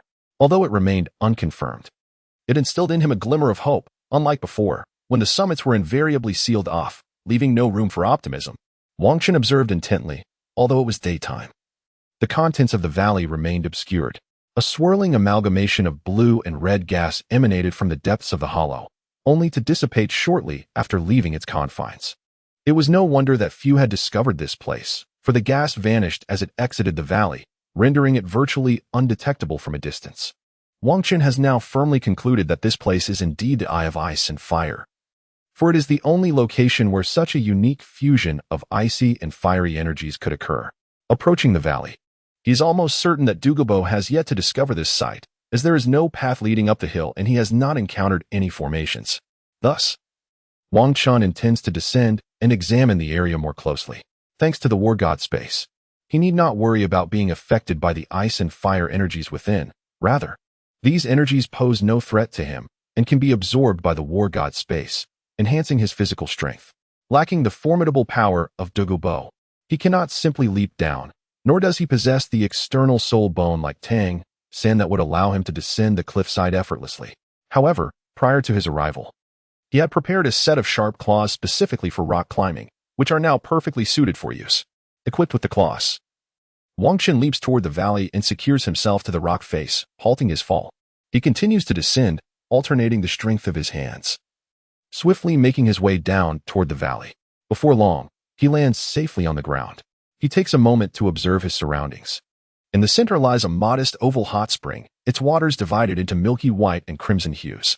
Although they coexist within the same spring, they remain distinctly separate, each maintaining its own territory without encroaching upon the other. Indeed, this is the Eye of Ice and Fire from the original narrative. After a conscious search lasting more than a month, Wang Qun has finally found this extraordinary place. Wang Qun felt the frigid and fiery energy permeate his body, subsequently absorbed by the god of war space, which in turn fortified his physique. Regrettably, the extent of this enhancement was merely marginal, rendering it almost inconsequential for Wang Qun at this juncture. Thus, he chose to disregard it. He commenced his search for the celestial herbs mentioned in the original text, as well as those he had learned about in the archives of the Diamond Clan. Having cultivated his childlike technique to the third tier, the meteor technique, his physical prowess had significantly increased, along with his exceptional vision. Utilizing his enhanced sight and the sunlight above, Wang Qun meticulously observed his surroundings. Encircling the Eye of Ice and Fire were a myriad of plants, each exhibiting diverse forms and appearances, resembling a veritable paradise of flora. Not far in front of him, near the edge of a milky white hot spring, he spotted a cluster of objects that resembled tiny insects. This must be the exquisite cordyceps, the snow silkworm. Wang Qun scrutinized the object before him, swiftly recognizing its nature. Cordyceps, commonly referred to as winterworm summergrass, is a rare and esteemed medicinal herb.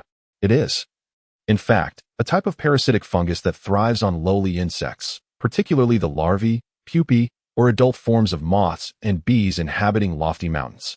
During winter, this fungal organism infiltrates the bodies of its host, extracting vital nutrients until its mycelium completely fills the insect's body. The host larvae eventually become rigid and perish. As summer arrives, the fungal spores propagate within the deceased insect, giving rise to a stick-like fruiting body that emerges from the head of the host. This is the cordyceps from which its name is derived. Moreover, snow silkworm serves as an alternative designation for the finest variety of cordyceps. This particular species exhibits a grayish-white exterior adorned with ring patterns, featuring 8 pairs of limbs, 4 of which are most prominently located in the midsection. Its texture is brittle, with a slightly flat that displays a faint yellow tinge. The fruiting body is elongated, ranging from deep brown to chestnut in hue, and is cylindrical in shape, typically exceeding the length of the host insect. The top is slightly swollen with spores, characterized by a bright yellow exterior and a white, plump interior, which not only surpasses the ordinary cordyceps in size, but also boasts significantly enhanced efficacy. Following this observation, Wang Qun's attention was drawn to another plant adjacent to the snow silkworm. This specimen bore a yellow-brown exterior, with a reddish-yellow core. The leaves were arranged alternately, with slender, curved petioles and heart-shaped blades that tapered to a point. In summer, small, yellowish-green flowers adorned with purple spots blossom from the leaf axils, presenting a curiously twisted form. This must be the... Wang Qun ceased his scrutiny of the object before him and began to search for the ethereal herbs mentioned in the original text. Soon, he stumbled upon an extraordinary flower. It was a large blossom of a delicate pink hue, devoid of leaves, with a stem measuring 3 feet in length. The flower itself was immense, boasting a diameter of nearly a foot. Each petal sparkled with a crystalline clarity, and the soft pink bloom swayed gently in the mist. This botanical marvel flourished at the confluence of red and white springs, and although Wang Chun was still over 10 meters away, he could discern its faint, enchanting fragrance. The stamen shimmered in a pale violet, resembling a cluster of amethyst gems embedded within. The aroma, while carrying a considerable distance, was subtle and delicate, reminiscent of a maiden's pristine scent. Upon beholding this magnificent pink flower, Wang Chun recognized it as the ethereal Yuxiang Qilua herb from the original narrative. However, he deemed it of little utility to himself, for his primary quest to the Eye of Ice and Fire was to procure the 2 celestial grasses consumed by Tang San in the text. His own physique was already formidable, and the cultivation of the Tongzi technique had further enhanced his physical prowess. Moreover, his god of war space had once again fortified his corporeal defenses, and consuming those 2 celestial herbs would augment his attribute defenses, thereby mitigating his vulnerabilities. Soon, Wang Chun retrieved a dagger from his storage soul guide and cautiously approached the herbs by the cold extreme spring. He swiftly halted before a white herb.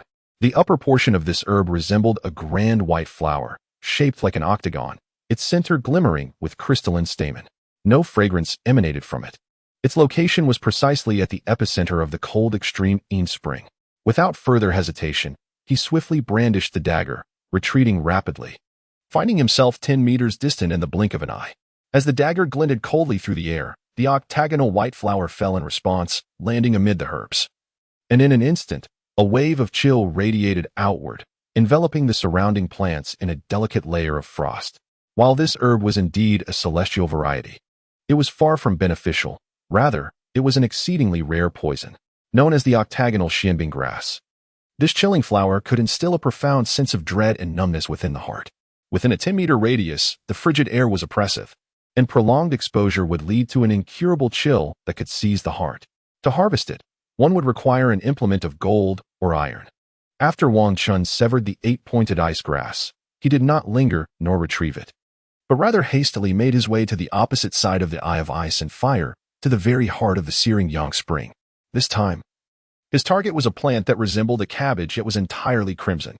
He extracted a jade dagger from his storage soul guide and employed the same method as before to harvest this celestial herb. In stark contrast to the preceding frigid 8-pointed ice grass, what Wang Chun plucked this time was a highly toxic celestial treasure, the fiery apricot blossom. This remarkable specimen thrived solely in fervent locales, capable of enduring even within magma, with properties that were the antithesis of the ice grass. However, it could not be severed with metal tools and required the use of jade for harvesting. Channeling his soul power, he drew the 2 celestial herbs toward him. Both plants landed simultaneously on the ground before Wang Chun. At that moment, the previously extreme cold and heat emanating from the 2 herbs dissipated. The 8-pointed ice grass was enveloped in a faint red glow, while the fiery apricot blossom was shrouded in a subtle white mist. There could be no hesitation. Once the 2 herbs intersected, although their energies would restrain one another, their effects would completely fade after 10 breaths. Thus, this brief interval marked the optimal moment for their consumption. Without hesitation, Wang Chun seized the 2 celestial herbs and consumed them ravenously. As these rare plants melted upon contact, they transformed into a luscious essence that flowed smoothly down his throat, filling him with an exquisite fragrance and delightful flavor. Once he finished, Wang Chun shed his specially crafted attire and approached the confluence of the ice and fire duality. As he advanced, the effects of the ingested herbs began to manifest. Within mere breaths, his body quivered, and a layer of icy blue emerged from beneath his feet, enveloping him entirely in a shimmering azure hue. Shortly thereafter, a crimson layer ascended, rendering Wang Chun reminiscent of a freshly boiled shrimp. The interplay of blue and red was strikingly peculiar. This simple transformation process posed little challenge for someone endowed with the God of War space, yet it merely marked the initial surge of extreme energy, with much more to follow. Hence, Wang Chun resolved to emulate Tang San and leap into the heart of the ice and fire duality to aid in the absorption of the celestial herbs. Upon the herbs beginning to take effect, Wang Chun plunged into the confluence of the ice and fire duality, unperturbed by any potential adverse effects from the spring waters. With the 2 celestial herbs and the waters of the ice and fire duality at his disposal, his body commenced a profound enhancement. Meanwhile, the God of War space played a crucial role, first absorbing the potent energies of the herbs and then transforming them into a more tempered essence, gradually fortifying Wang Chun's physique. Unlike Tang San, who nearly succumbed to the overwhelming potency, Wang Qin sat cross-legged at the convergence of the spring waters, activating his unique cultivation technique to expedite his absorption of the herbal energies. As his technique unfolded, not only did the enhancement accelerate, but he also absorbed the unique spring waters from the ice and fire duality, further fortifying both his physical strength and mental prowess. Moreover, the ice and fire duality facilitated his assimilation of the celestial herbs, allowing the elemental energies within to manifest more rapidly. With the internal forging of his body through the elemental forces, coupled with the external infusion of the spring waters, Wang Qin's strength burgeoned at an astonishing rate. Thanks to the moderation provided by the god of war space, he harbored no fears of being overwhelmed by the immense potency. Only after a slight enhancement would the god of war space release additional energy to bolster his physique, avoiding an overwhelming deluge of power. It was precisely due to the presence of this god of war space that Wang Qin dared to absorb the extraordinary celestial herbs, which had nearly caused Tang San's downfall in the original narrative. Within mere minutes of consuming the herbs and plunging into the ice and fire duality, Wang Qin discerned a significant augmentation in his physical strength, at least threefold. Considering the extensive enhancements he had already undergone through his cultivation, familiar resources, and the authority of the god of war, this newfound strength was indeed remarkable, particularly at this nascent stage when the effects were most pronounced.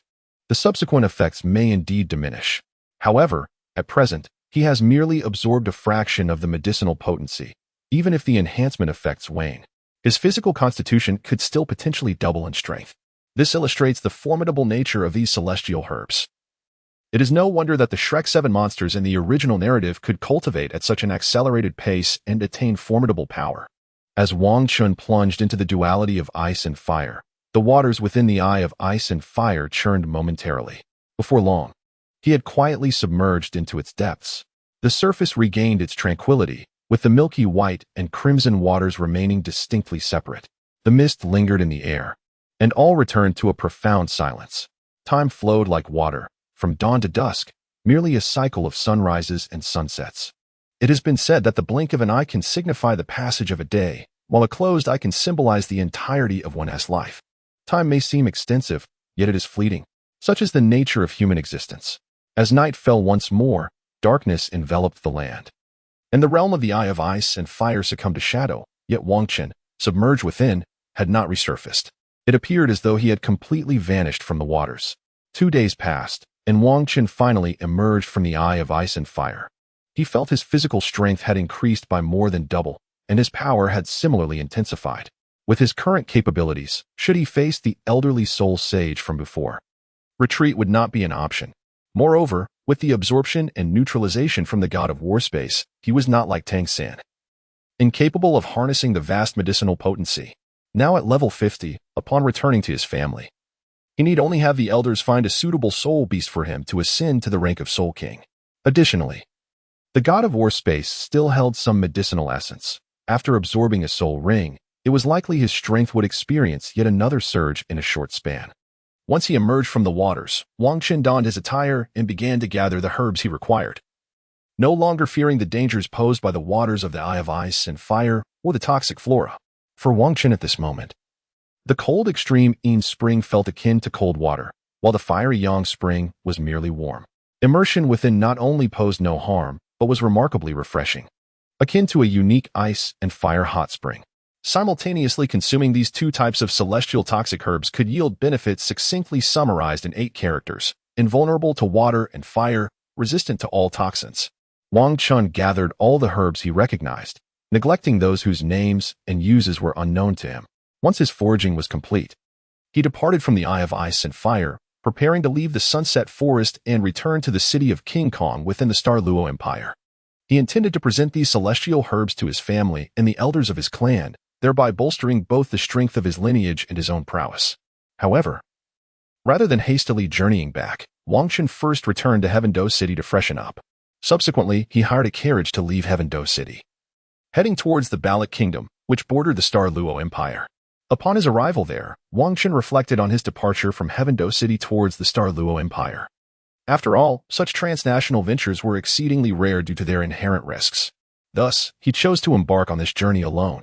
This solitary endeavor was not unfamiliar to him, as he had initially traveled from the Star Luo Empire to the Heaven Do Empire by himself. The decision to hire a carriage was prudent. Having acquired a significant number of celestial herbs, he was cautious about attracting unwanted attention during his departure. This discreet mode of transit allowed him to cultivate his skills further, solidifying the newfound strength he had gained from his adventures, thus enabling him to wield it with greater finesse. After approximately a month of travel, Wangchen finally reached the Ballot Kingdom. He disembarked from the hired carriage and began to traverse the border alone, returning to the Star Luo Empire. Upon entering the Star Luo Empire, the influence of the King Kong family was markedly greater than in the Heaven Do Empire. He no longer wished to continue his solitary journey back to the King Kong family, as traveling alone was undeniably more arduous. Moreover, his primary objective for this solo expedition had been achieved. He had secured the celestial herbs. Now, there was no need for further solitary endeavors. Conveniently, after Wang Chun had been ambushed and subsequently aided by the Grand Elder, he had been informed about the King Kong family's influence across various regions. It was an opportune moment to seek out merchant caravans heading to King Kong City to travel together. This way, Wang Chun could avoid the hardships of previous journeys, such as sleeping outdoors, suffering from restless nights, and remaining vigilant against potential dangers while alone. While the King Kong family's influence was diverse, the most formidable and significant stronghold remained the Uli Inn, which boasted branches in nearly every city. It is akin to the establishment of the Spirit Hall's branches across the continent. The Uli Inn similarly operates grand establishments in major cities while maintaining smaller outlets in lesser towns. The most diminutive of these is the Uli Inn situated on the outskirts of the Star Do Forest, which, due to its size, rarely sees direct caravans to the city of King Kong. Typically, there is only one such visit annually. Consequently, there are currently no merchant convoys heading directly to King Kong City. However, a caravan is presently transporting goods to a city located over 300 kilometers from King Kong City. It would be prudent to accompany them to that city before making the return journey to King Kong. Wang Chun readily agreed, for even if it meant taking a detour, it was far preferable to returning alone to the King Kong family. To speak of nothing else, the prospect of resting at night was significantly more appealing than solitary endeavors. At the very least, he would not have to keep vigil and could enjoy a proper respite. This contingent was led by a soul master in his 50s, a figure whose age and strength suggested that, barring extraordinary circumstances, he had likely reached the pinnacle of his capabilities. Their service to the King Kong family was motivated by a desire to secure better opportunities for their descendants, hence their engagement in transporting goods. Moreover, soul masters of their caliber typically belong to the foundational ranks of a faction, holding considerable importance. The King Kong family valued them highly, offering substantial points and merits in return for their contributions. This is indeed the reason for their fervent enthusiasm. After all, as long as they complete the tasks, they are rewarded handsomely, which naturally motivates them. Within the Diamond Clan, unless one possesses exceptional talent, the only means to study and cultivate is through the expenditure of substantial merit points. Given the limited size of the Diamond Clan, it is impossible to gather all individuals for instruction. Therefore, priority is given to those with notable talent and to those whose elders have made significant contributions, allowing them to receive thorough guidance from a powerful soul master. Such mentorship undoubtedly facilitates smoother cultivation for the younger generation. Consequently, many soul masters who have reached a plateau in their talent venture out to undertake tasks, earning points to pave the way for their descendants. The captain of this expedition is a soul master of the 37th rank, bearing the surname Wang. However, he is not a native of the Diamond Clan. He belongs to the Southern Guardian Corps, having joined after graduating from the Soul Master Academy and subsequently became part of the Diamond Clan.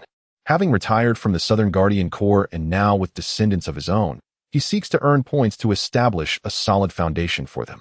This caravan comprises over 30 wagons and more than 60 individuals, making it a rather sizable group. Aside from the captain, only one other soul master and a few great soul masters accompany, while the rest are ordinary folk. This is reasonable, considering they are merely transporting relatively common goods, which pose little danger, thus necessitating only 2 soul masters, and those of rather average talent. After discussions with the shopkeeper, Wang Chun decided to join this caravan. However, he did not disclose his true strength, merely presenting himself as a somewhat talented descendant of the Diamond Clan who needed to travel to the clan for safety reasons. After a brief night's rest, Wang Chun set off with the merchant convoy. They paused only at noon for lunch, during which they fed the horses with water and fodder, and the rest of the time was spent on the road. Over the course of a day, the caravan covered more than 100 kilometers. Although this pace is not as swift as traveling alone, it is undeniably more comfortable. As night fell, the entire caravan began to set up camp, preparing meals and resting. True to their experience from frequent travels, the caravan efficiently divided tasks, establishing a secure campsite and spreading medicinal powder. Others started fires to cook. This clear division of labor ensured a remarkably high level of efficiency. By the time the campsite was ready, dinner was also prepared, allowing everyone to gather and eat. Xiaochun, it's time to come for dinner.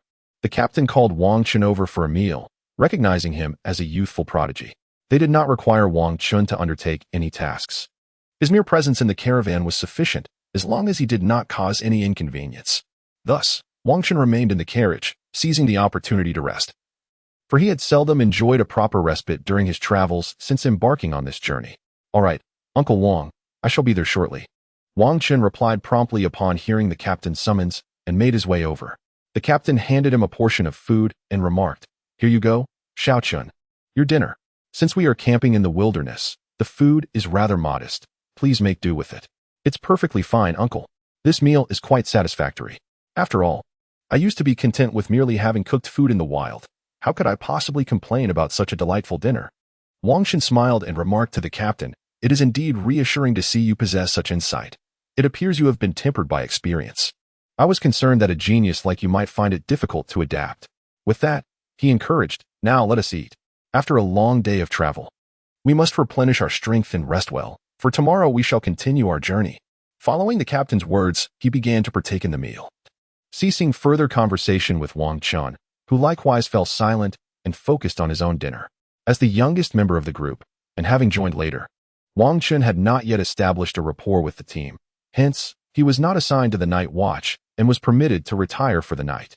Wang Chun, of course, did not indulge in any pretentiousness.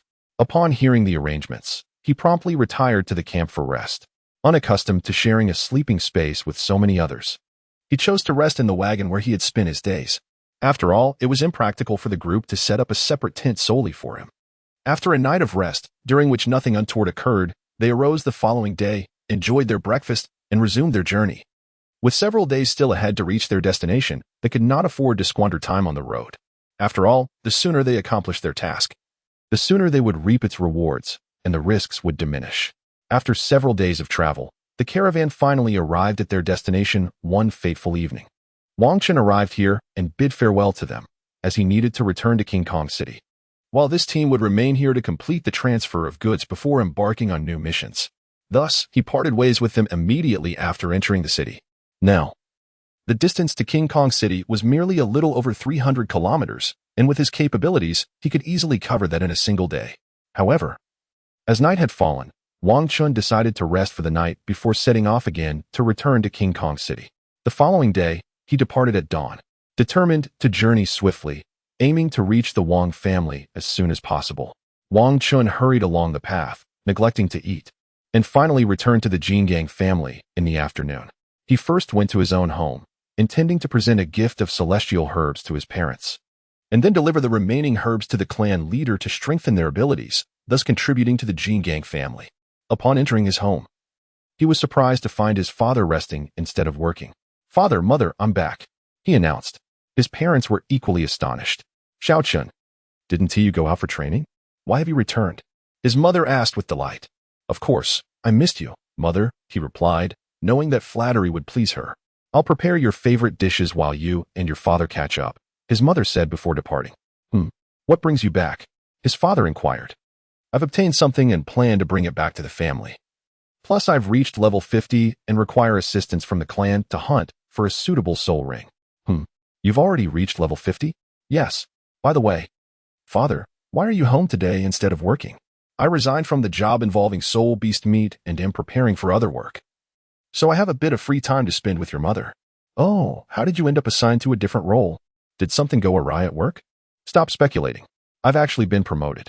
The clan is in the process of establishing a Jingang Advanced Soul Master Academy, and I've been appointed as the Vice Principal and Logistics Minister, which is why I can stay home now." With the establishment of this new academy, how can you possibly have time? Most of the preparations are already complete, and we have students lined up. However, we lack talented individuals in the academy. Thus, the clan has been deliberating whether to invite some young practitioners back from their journeys to enhance the newly established academy. Your return is timely, as you can help fill the gaps in the Advanced Academy's graduation roster. Father, why is the clan establishing this Advanced Soul Master Academy? It is primarily to attract talent. In recent years, the clan has produced exceptionally gifted descendants, which has led to this initiative. Moreover, the Continental Soul Master Competition is approaching, presenting a prime opportunity to gain recognition. We need young talents like you to participate and elevate the reputation of our Jingang Soul Master Academy, which will also serve to attract gifted students. I understand. I will join the Advanced Soul Master Academy and participate in the competition to see what capabilities the other prodigies possess. Upon my return this time, I have procured some treasures intended for you and Mother. However, since she is not here at the moment, let us discuss this matter after dinner. It would be better to wait for her arrival to share it together. After our meal, Wang Chun retrieved the celestial herb he had prepared for his parents from his storage soul guide. He first presented a peculiar celestial herb, characterized by its unusual roots and leaves resembling finely woven vines. At its peak, however, blossomed a resplendent golden tulip, the rich fragrance of which instantly filled the room, imparting an air of opulence. Mother, this is the extraordinary encounter I had during my outing. This herb not only enhances one's capabilities but also solidifies one's foundation, allowing for further advancement in strength and talent. The herb I have chosen for you is undoubtedly the most suitable. It is known as the Luo tulip, an embodiment of elegance and grandeur. Consuming it will enable one to absorb the essence of heaven and earth, as well as the brilliance of the sun and moon. Your staff, being a treasure-class martial spirit, will synergize beautifully with the Luo tulip's effects. However, this flower is not to be consumed directly. One must gently inhale its stamen, gradually absorbing its essence into the body, followed by a slow cultivation of soul power, allowing the medicinal effects to permeate throughout one's being. Oh, Shaochun, is this celestial herb the same as those recorded in our family's library? Upon hearing Wang Chun's words, his father expressed his astonishment. Indeed, the treasures I discovered this time are those I had previously encountered in our family texts. After acquiring them, I returned directly home. Since it is such a formidable treasure, I shall refrain from consuming it. It would be better for you, Shaochun, to partake in it. You are still young and possess great talent. The benefits would be far greater for you. I shall abstain. Having overheard the conversation between Wang Qin and his father, Wang Chun's mother comprehended the significance of her son's offering. If it were merely a trinket, accepting it would be a gesture of affection. However, the value of what he presented was far too great. Consuming it would undoubtedly yield lesser effects for her than for her son. To a mother, her child's well-being takes precedence. After all, she had diminished her own cultivation since conceiving Wang Qin and had devoted herself entirely to caring for him after his birth. Mother, there is no need to decline. I have already consumed one, and taking another would yield little additional benefit, perhaps even causing a clash of medicinal properties, resulting in adverse effects. You should partake in it. All right, dear. Since Shaochun has expressed it so, you should accept it, for it is indeed a reflection of his heartfelt intentions. Very well then. Father, I have also prepared a celestial herb for you. But you must choose between one that presents a challenge yet offers substantial enhancement, or one that is simpler but provides lesser benefits. Nonsense, I certainly choose the challenging path. Engaging in difficult tasks is my utmost preference. Very well. Upon finishing his words, Wang Chun retrieved a mystical herb from his storage soul guide. It appeared to be an ordinary white flower, about the size of a palm, resembling a peony, devoid of leaves. Its root was anchored to a substantial stone, which was entirely obsidian in hue, indicating its astonishing weight merely from the manner in which Wang Chun held it. The white blossom bore several striking crimson petals, vivid as blood, evoking a sense of breathtaking intensity. Wang Chun solemnly declared, Father, this herb is known as Xiangxi Duanshanghong, a treasure among the divine herbs of the celestial realm. It is accompanied by a legendary tale. Long ago, there was a young man of serene disposition who cherished the nurturing of flowers and trees. His garden was a tapestry of verdant lotus and exquisite blooms, a symphony of colors in every shade. He frequently composed verses in praise of the flowers, raising his cup to the moon, and whenever a flower withered, he would be enveloped in profound sorrow, gathering the fallen petals and burying them tenderly in the earth, shedding tears anew. As the saying goes, deep emotions can move the heavens. His genuine affection for flowers touched the celestial flower fairy, who secretly united with him in a bond transcending the mortal realm, indulging in their blissful union. However, such bliss was fleeting. Upon learning of this affair, the heavenly deities were incensed, for it was forbidden for mortals and immortals to entwine. They decreed that the flower fairy must return to the celestial domain. Since losing his beloved, the young man languished in sorrow, sighing deeply and forsaking his floral pursuits, leading to the decay of his once vibrant garden, now shrouded in desolation. One day, an elderly man with white hair visited him, revealing that the cherished white peony in his garden was the incarnation of his beloved wife. He was told that if he were to destroy the flower, the fairy would lose her celestial form and descend to the mortal realm to reunite with him. Yet, he must not destroy the stone that housed the flower. After imparting this wisdom, the old man transformed into a gentle breeze and vanished, leaving the young man enlightened. Filled with remorse for his neglect of the flowers, he began to tenderly care for them once more. Though he adored his wife, he could not bring himself to incinerate the peony. Instead, he cherished it even more, weeping day and night, his heart shattered with longing. In his final moments, he shed tears of blood upon the petals, and those crimson stains are the manifestation of the young man's profound love. Wang Chen solemnly remarked, "Father, this flower is of extraordinary quality, meant to serve its master. When plucking it, one must focus on the beloved in their heart, with utmost sincerity and devotion. A drop of blood must be shed upon its petals, should there be even a hint of doubt, even if one were to bleed to death. The flower shall remain unplucked. Once the flower is removed, as long as it is near its master, it will never wither. Beneath the flower lies a stone known as the Black Abyss. If it is forcibly destroyed, this heartbroken red will similarly lose all potency. Consuming this herb grants one the power of immortality, allowing for a profound transformation of both spirit and body."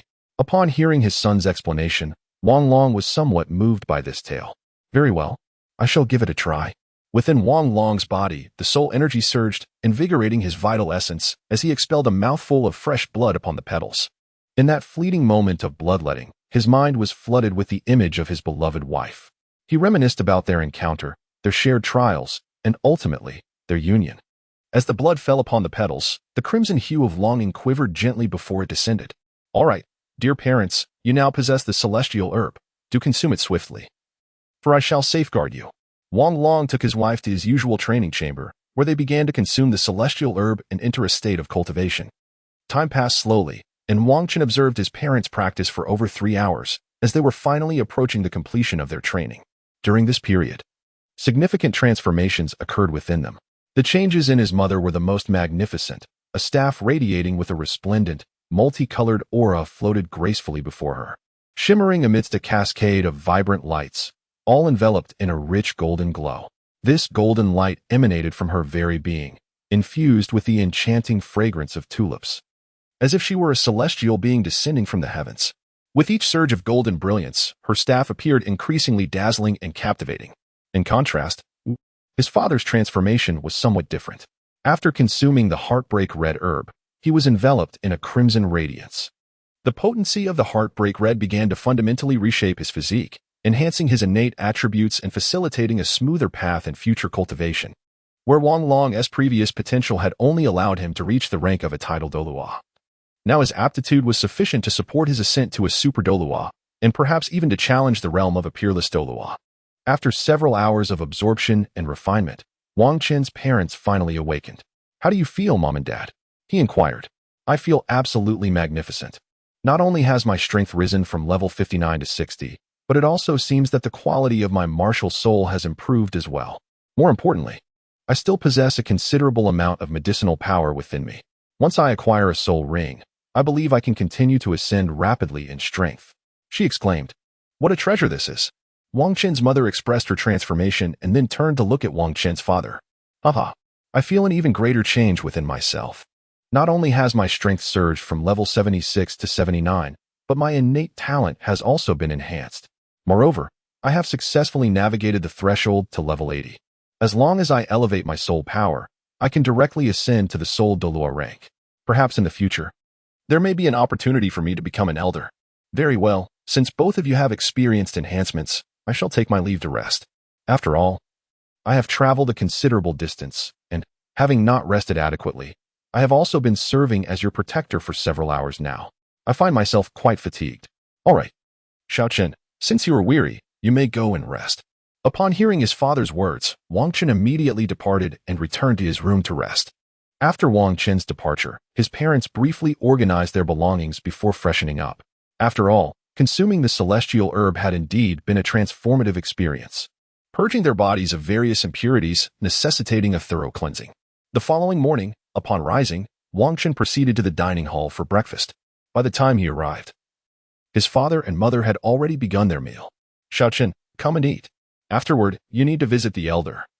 The family has sent word for you to discuss some matters, Wang Long stated directly upon seeing Wang Chen. Oh, that aligns perfectly, as I also need to consult the elders about certain issues. But what specifically requires my presence? It likely pertains to the establishment of the Advanced Soul Master Academy by our family, especially with the upcoming Soul Master competition across the continent.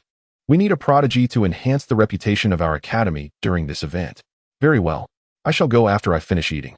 However, father, do you find yourself with such leisure now? Wasn't it common for you to be away during mealtimes before? The nature of my work has changed, allowing for more free time. Moreover, your mother is currently preparing to hunt a soul beast to absorb a soul ring and ascend to the rank of Soul Emperor. Thus, I have taken leave from the family duties. We will soon depart with the family team to hunt soul beasts. Oh, please exercise caution. Inside the inner courtyard of the King Kong family, Wang Chen was not new to this place. He effortlessly made his way to the elder's small courtyard and pushed the door open. Oh, Xiaochen, you have arrived.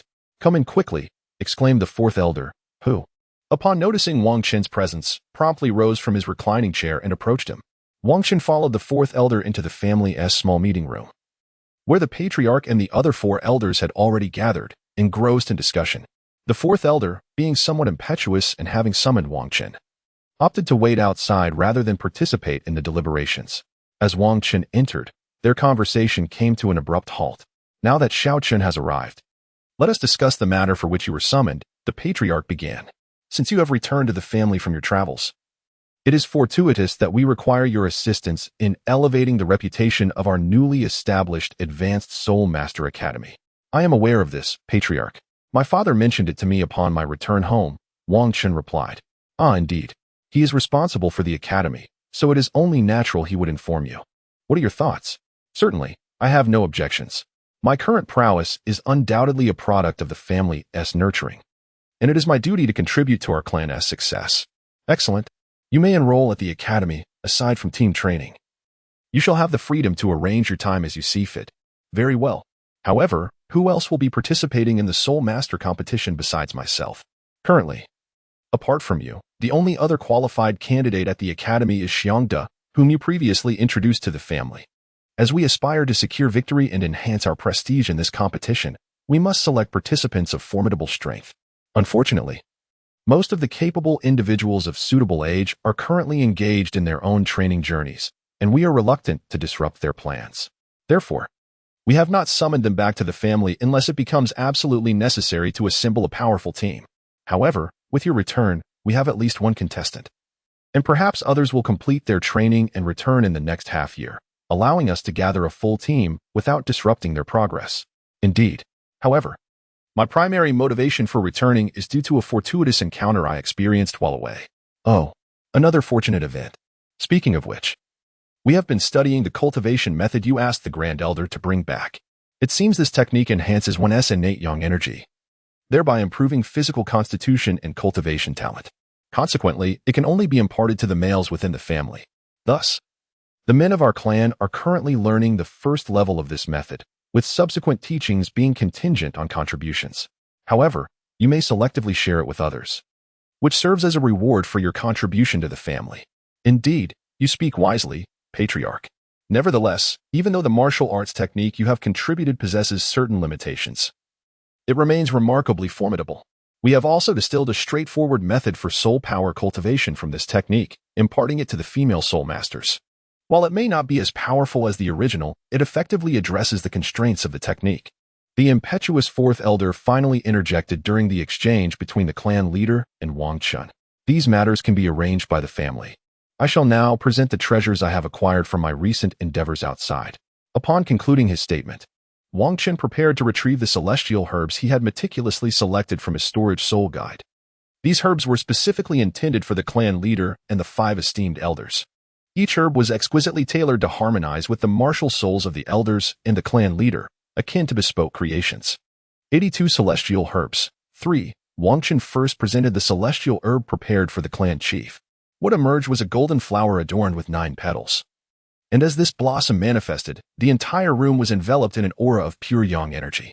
This is the pure yang 9-leaf flower, exclaimed the 4th elder in astonishment upon witnessing the flower and sensing the potent yang energy it exuded. At that moment, the clan chief and several other elders gazed at the extraordinary bloom in utter amazement.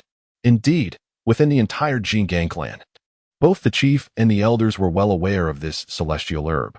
It was known that someone had partaken of this herb in the clan's history, and records had been kept. Over 2 centuries ago, the first clan chief of the Jingang family had consumed this very herb, leaving behind a detailed account.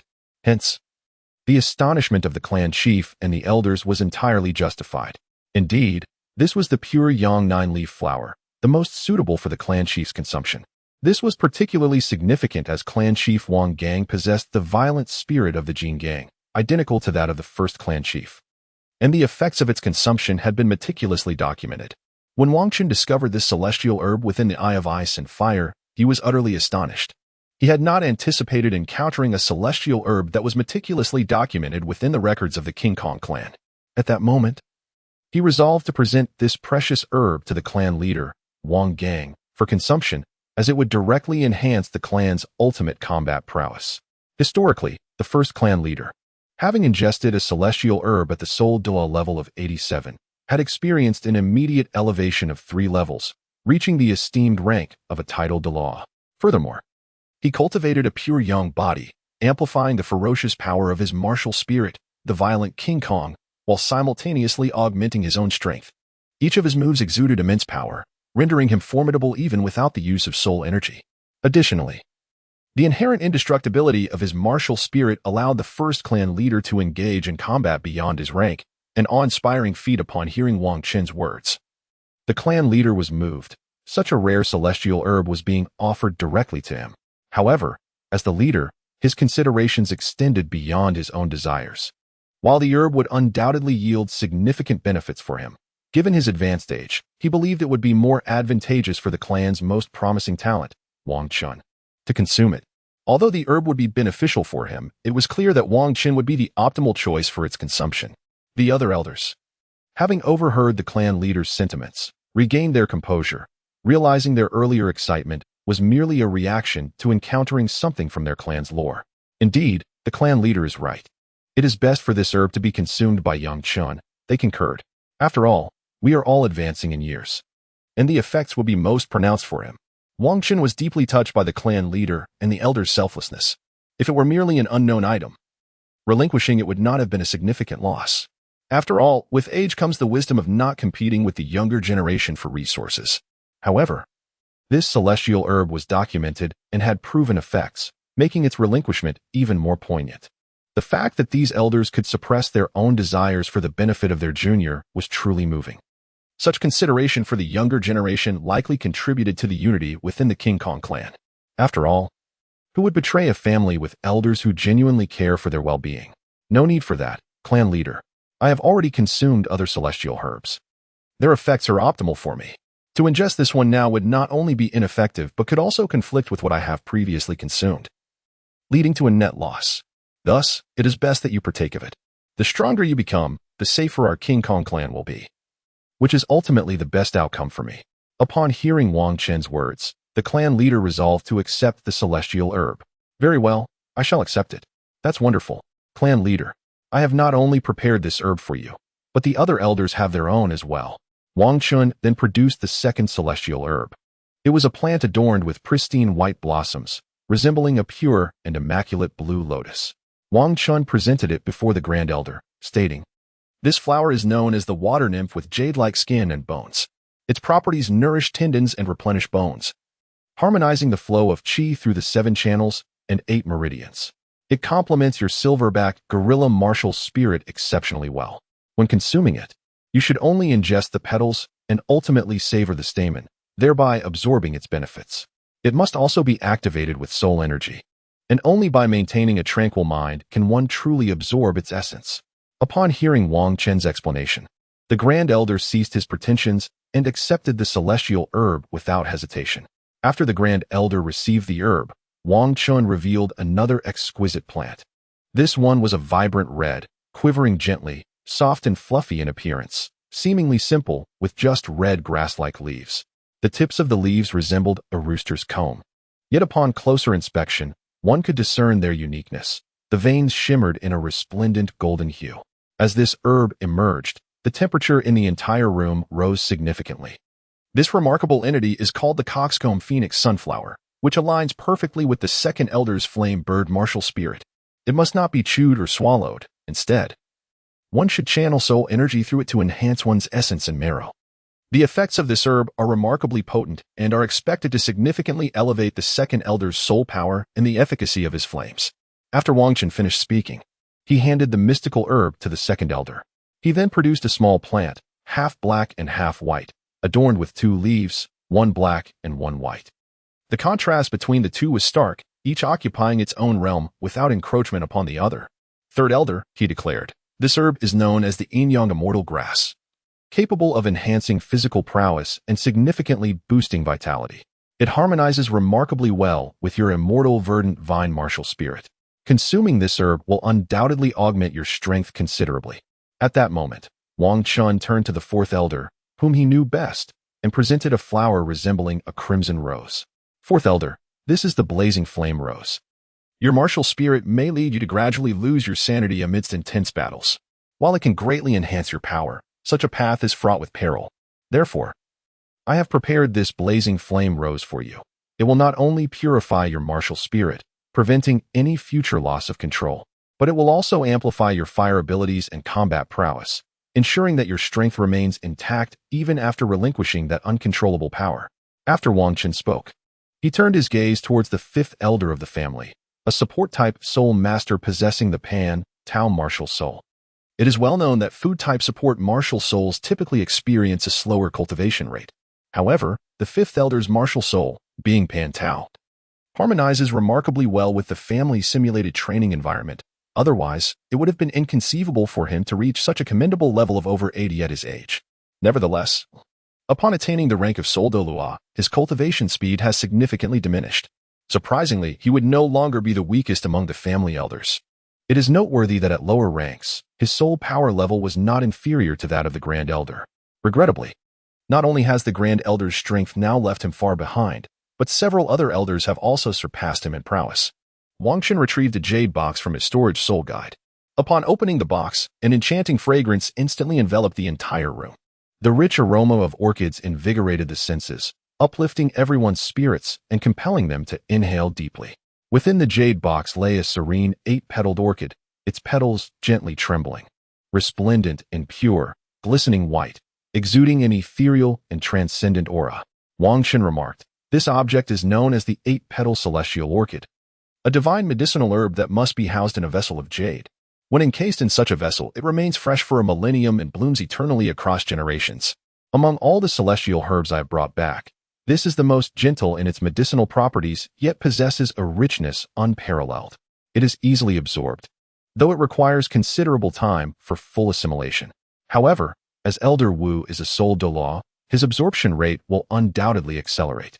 Furthermore, the primary function of this celestial herb is to strengthen the foundation and nourish the essence while expelling impurities from the body, effectively addressing the slower cultivation pace faced by food-type soul masters. These are the celestial herbs I have brought back for the clan leader and elders. Now that you are aware of the matters concerning the Soul Master Academy and have entrusted us with the celestial herbs you prepared, you may return for now.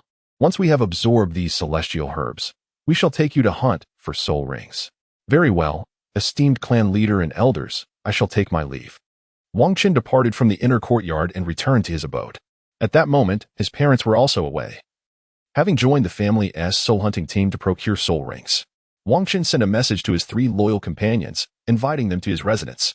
After all, he had prepared a precious herb for each of them. Before long, his 3 companions arrived at his home.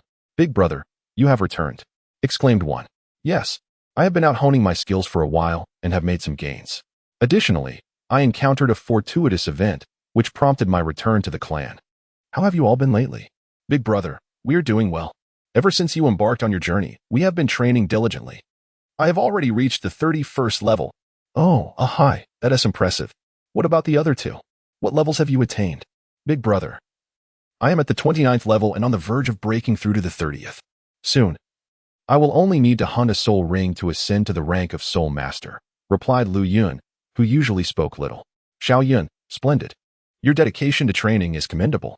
Wang Chen also praised his younger brother, who is undoubtedly the most diligent cultivator within their group. As a commoner soul master, he had little resources to aid his cultivation prior to being taken under Wang Chen's wing. Nevertheless, his prowess was commendable even at the Junior Soul Master Academy, which is precisely why Wang Chen chose to mentor him.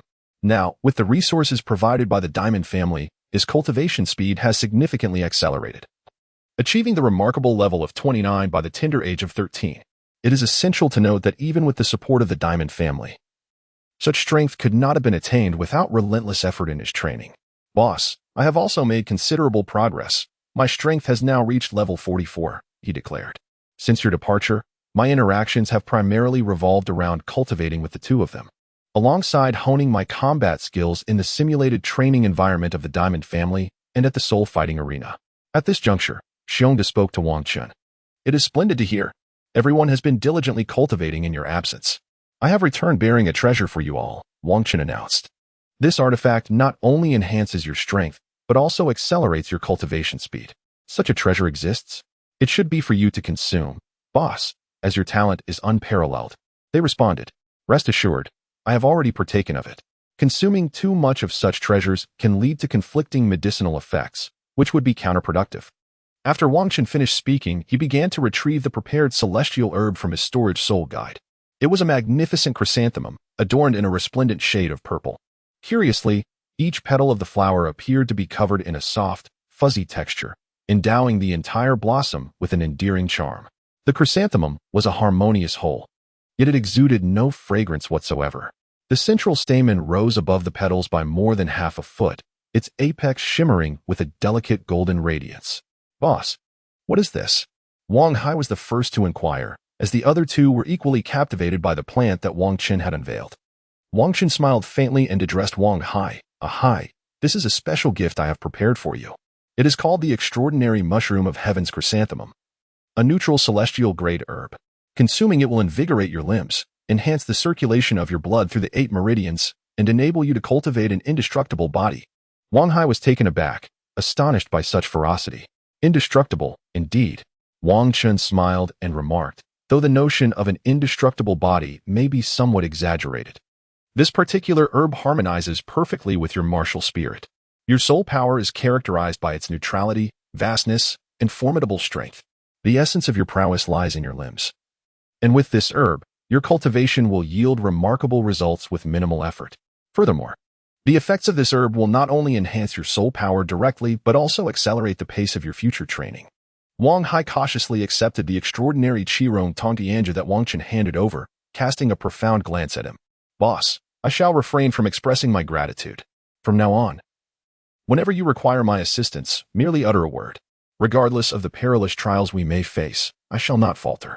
Hearing Wang Hai's words, Wang Chen felt a sense of satisfaction, for nurturing his subordinates was aimed at ensuring they could lend him support when needed. Enough of such sentiments. Allow me to instruct you on how to consume this. First, ingest the flower's stamen, followed by the petals, but refrain from consuming the stem. Once you have finished, commence your cultivation immediately. The medicinal properties will bolster your strength. After I have distributed all the items, you shall cultivate together while I provide protection. Understood, boss. At that moment, Wang Chen retrieved a small, azure-hued herb from his storage soul guide. This herb boasted 4 leaves, each emblazoned with a symbol of a whirlwind. Xiaoyun. This celestial herb is known as the 4-leaf whirlwind grass. It possesses the ability to connect the 8 meridians and enhance the power of the whirlwind, harmonizing splendidly with your martial spirit. Consuming just those 4 leaves will suffice. Upon concluding his words, Wang Chen presented the mystical herb to Lu Yun. He then revealed the last precious herb he had prepared for his younger brother. It was a unique white herb, adorned with 9 pristine leaves, each resembling glacial ice, continuously emanating a chilling aura. As Wang Chun unveiled this herb, an unmistakable chill enveloped the surroundings, felt by all present. This extraordinary herb was known as the Nine-Turned Profound Ice Herb. Not only did it possess the capacity to enhance one's physique through 9 transformative stages, significantly elevating physical prowess, but it also augmented one's ice manipulation abilities. Consequently, one's command over ice would greatly intensify, allowing for superior control. Notably, this herb was not meant for ingestion. Rather, it required merely to be held in the hand while channeling one's soul energy, enabling the herb to permeate the body and fortify one's strength. Now that you all understand how to utilize the herb, proceed to the place where I usually cultivate and commence your use of the herb. I shall guard you. He instructed. Understood, boss, they replied in unison. The trio followed Wang Chun to a tranquil location, ideal for the absorption of the mystical herb. After Wang Chun and his 3 companions arrived at the tranquil training chamber, they eagerly consumed the celestial herbs. Wang Chun, in turn, remained quietly nearby, safeguarding them. Time gradually slipped away, and before long, 3 hours had passed. As the effects of the extraordinary medicinal plants began to manifest, varying degrees of transformation occurred among Wang Chun's companions. Wang Hai, who had ingested the wondrous Dantian chrysanthemum, was now adorned with a layer of white fur. Reminiscent of his powerful spirit, the giant ape, once seated in a meditative pose, he now lay sprawled on the ground. His limbs swollen to more than double their original size, accompanied by the audible cracking of his bones. The 3 soul rings around him shimmered with astonishing brilliance, while a low growl, akin to distant thunder, occasionally rumbled from his throat. His entire being trembled in a unique rhythm. In contrast, Lu Yun exhibited the least transformation. Aside from a gentle breeze enveloping him, transitioning him from a seated to a standing position, only his martial spirit appeared behind him. The feathers of his golden eagle spirit began to shift from a golden hue to a deep azure. Although the changes were subtle, the implications were significant. It was evident that his martial spirit was undergoing a beneficial mutation. Once he fully absorbed the celestial herb, his martial spirit would likely ascend to a top-tier status. Meanwhile, the transformation of Xiongda was the most pronounced. He was encased in an aura of ice, with frigid energy continuously permeating his being. This relentless infusion was reshaping his body and fortifying his martial spirit. Upon completion of his absorption, his ice abilities were bound to experience an explosive enhancement. Wang Chun observed as they gradually absorbed the celestial herbs, their bodies beginning to strengthen. Thus, time continued to flow, and the evening sky deepened. Their cultivation was nearing completion. Among them, the first to finish absorbing the herbs was Wang Hai. He stretched widely and rose from the ground. How do you feel? Wang Chun inquired of Wang Hai. Only upon hearing Wang Chun's words did Wang Hai regain his senses, as the exhilarating sensation of awakening from cultivation had momentarily left him bewildered. At this moment, he began to truly appreciate the changes within himself. Soon, his expression transformed into one of peculiar astonishment, a blend of surprise and disbelief. Boss, I actually advanced 7 levels. This is simply unbelievable. The celestial herb you provided is extraordinarily potent. Very well, since you've sensed the changes. Let us wait here for a while until the others have completed their absorption, and then we shall venture out together. Understood, boss. Meanwhile, as Wang Chun and his companions exchanged hushed words, Lu Yun had also completed the absorption of the celestial herb. The winds that had enveloped him dissipated entirely. Moreover, the spirit behind him, the golden eagle, had undergone a complete transformation. No longer adorned with golden feathers, it was now cloaked in azure plumage. A mere flap of its wings summoned a fierce gale. This indicated that Lu Yun's spirit had indeed mutated, evolving from an ordinary golden eagle to a tempestuous divine eagle capable of controlling hurricanes. Retrieving his spirit, Lu Yun turned to Wang Chun, his eyes brimming with gratitude. From the time he entered the Junior Soul Master Academy, Wang Chun had welcomed him into the Diamond Clan, providing him with abundant training resources. Without such provisions, reaching his current level would have been impossible. Moreover, the gift of such a rare celestial herb had significantly enhanced his power.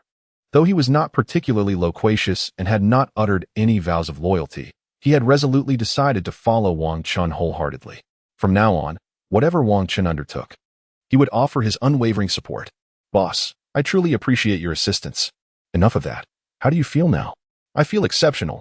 Not only has my spirit successfully mutated, but my power has also reached level 30. Furthermore, the medicinal essence of the celestial herb still lingers within me, after I absorb the soul ring.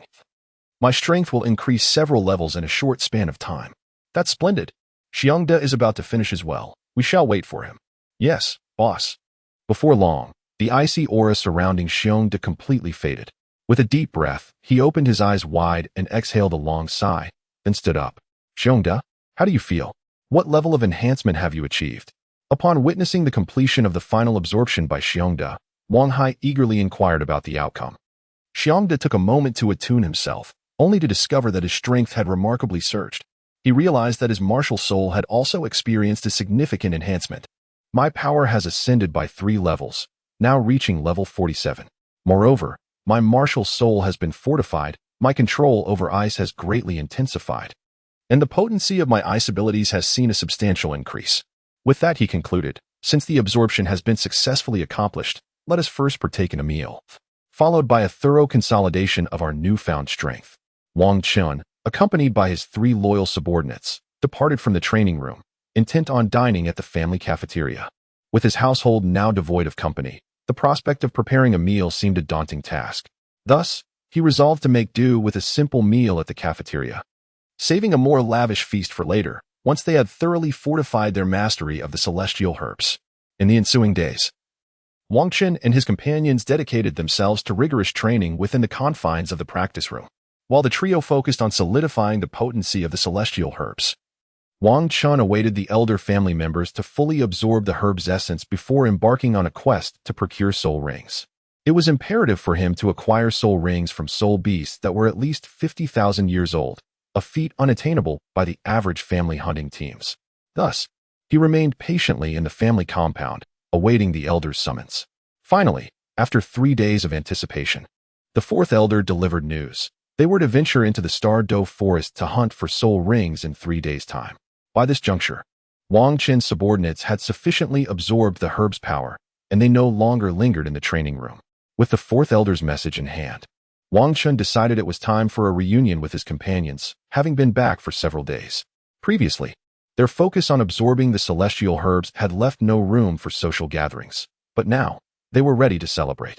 They reconvened at their usual tavern, where Wang Chun had reserved a private room in advance, eagerly awaiting the arrival of his comrades. Soon, Wang Hai and the others joined him in the room, where they ordered an array of food and drink. Their conversation flowed as they recounted the intriguing experiences Wang Chun had encountered during his time in the mercenary group. As they shared stories, the feast was prepared, and before indulging in the meal, it was customary to raise a toast to their leader, honoring the invaluable celestial herbs he had provided. With heartfelt sincerity, the 3 subordinates raised their glasses to Wang Chun, who reciprocated the gesture. Let us set aside formalities, he declared. We are brothers, and this moment calls for celebration. Cheers! Cheers! They exclaimed in unison. Wang Chun and his 3 companions indulged in a delightful night of feasting and camaraderie, engaging in lively conversation until the break of dawn, before returning to rest the following day. 85 soul rings acquired. Wang Chun rested at home for 2 days before embarking on a journey to acquire spirit rings alongside the clan leader. This expedition was not solely for Wang Chun. The 2nd and 3rd elders also joined. The primary objective of the clan leader's departure was to procure spirit rings for the 2 elders, thereby augmenting the clan's strength by adding 2 title Douluos. Following the consumption of the divine herb, the clan leader's power ascended to an impressive 96, marking him as a top-tier title Douluo, far surpassing his peers. The 1st elder also experienced a boost, reaching a level of 93, and the nourishment from the divine herb significantly enhanced his innate abilities, effectively eliminating any barriers prior to achieving Super Douluo status. The 4th elder saw his strength rise to 89, and his martial spirit was purified, alleviating the previous tendency to lose rationality mid-battle, which is undoubtedly his most significant gain. He can now exert himself fully without the fear of losing control. Meanwhile, the 5th elder, having absorbed the 8-petal immortal orchid, advanced from 87 to 89, marking the largest elevation among the elders. This may be attributed to his initially lower spirit power level, allowing for a 2-level increase. However, bolstered by the 8-petal immortal orchid, the 5th elder's cultivation speed has significantly improved, now comparable to that of other non-support spirit masters, thanks to the advantageous training environment provided by the clan. With a title Douluo in the form of the 1st elder safeguarding the clan, this time, The clan leader's expedition to acquire spirit rings does not require the stealth and caution of previous endeavors, ensuring the family's safety without the need for nocturnal excursions or hasty travel. The journey commenced with a leisurely carriage ride towards the Stardo Forest, where they would meticulously search for their quarry. Soon enough, a couple of carriages belonging to the Golden family set forth, bearing the clan leader and two elders, accompanied by Wang Qin. Their destination was a quaint town nestled on the outskirts of the Stardo Forest, where they would embark on foot to seek soul beasts. After 2 days of travel, they finally arrived at Stardo Town, the closest settlement to Golden City. As dusk fell, Wang Gang and his companions decided to rest at the Yulai Inn for the night, planning to venture into the forest the following day. On the morrow, they set forth, driven by the necessity of acquiring soul beasts. Wang Chun required one of approximately 50,000 years of age, while the two elders sought beasts exceeding 80,000 years. Given the unlikelihood of such creatures inhabiting the forest's periphery, they wasted no time there and proceeded directly into the heart of the Stardo Forest. Due to Wang Qin's slower pace, Wang Gang opted to carry him swiftly into the forest depths. "Leader, let us first seek a suitable soul ring for young Qin here," he suggested. "Indeed. Let us aim for a soul beast of over 50,000 years. Should we encounter any suitable beast along the way, we shall procure them for you," the leader agreed. As they delved deeper into the Stardo Forest, they began their careful search. Given that Wang Chun required the least aged soul beast, they prioritized finding him a fitting soul ring, believing it prudent to tackle simpler tasks before progressing to the more challenging ones. This strategy would ensure that all tasks would be completed more efficiently. The interior of the Stardo Forest was vast, with towering trees and a notable scarcity of soul beasts compared to the outskirts. An eerie silence enveloped the surroundings, broken only by the sounds of their passage. Despite their diligent search throughout the morning, they encountered no suitable soul beasts. However, due to the formidable prowess of the clan leader and elders, they felt no fatigue from their endeavors, and Wang Qin, seasoned from his experiences, was equally undeterred. Thus, they pressed on without pausing for rest or lunch. After several hours of exploration, they emerged from the towering trees into a marshy expanse. Upon their arrival, they noted the surface of the swamp rippling with immense waves. The clan leader, Wang Gang, keenly attuned to his surroundings, detected a promising presence beneath the marsh. "Fortune smiles upon us this time. We have discovered a soul beast well suited for young Chun, lying just beneath the swamp's surface," he exclaimed with a smile. Upon hearing the words of Chief Wang Gang, the other two elders also took a moment to sense their surroundings. Beneath the marshland, they discovered a colossal titan python. Indeed, it was quite impressive. As they ventured into the Stardo Forest in search of soul beasts, the duration of their expedition remained uncertain. Thus, they deliberated that one individual should utilize their mental energy to perceive the environment while the other two conserved their strength. When one's mental energy was nearly depleted, they would rotate, ensuring that vigilance was maintained without exhausting the entire team, which could hinder their combat effectiveness. Initially, the two elders had not detected the titan python lurking beneath the marsh until the chief prompted them to use their mental perception. After all, they were on the verge of securing a soul ring for Wang Chun, necessitating knowledge of the soul beast's location. "Second elder, your martial spirit cannot reach its full potential here, so your role is to ensure Xiao Chen's safety. The third elder and I will swiftly hunt this soul beast." "Understood," the second elder responded, leading Wang Chun to retreat swiftly, clearing the battlefield for the chief and the others. Third soul skill, rapid growth. As the second elder took Wang Chun away, the third elder activated his soul skill. Suddenly, a multitude of everlasting vines erupted from the marshland. Swish, swish, swish. The everlasting vines began to grow rapidly within the marsh, intertwining and preparing to extract the titan python from its watery lair, facilitating its defeat. If it remained in the marsh, Chief Wang Gang and his team would find it exceedingly difficult to transform it into a soul ring for Wang Chun. The marsh served as a buffer, preventing them from effectively controlling the force of their attacks against the titan python. Should their power be insufficient, they would fail to inflict significant harm. Conversely, excessive power could result in the soul beast's demise, rendering it unusable for their purposes. Hence, the third elder aimed to draw it out from the marsh. "Chief, prepare." "Very well." With just these two succinct phrases, they understood each other's intentions, a testament to their long-standing synergy. The third elder hurled the everlasting vine skyward, sending a 50-meter-long giant python soaring into the air, free from the marsh. At that moment, the chief had been poised and ready, taking flight to position himself before the Titan Python's head. Furious Diamond Fist. Boom. Chief Wang Gang delivered a powerful punch, sending the soul beast crashing down from the sky. Crash. The Titan Python slammed into the ground, producing a resounding impact.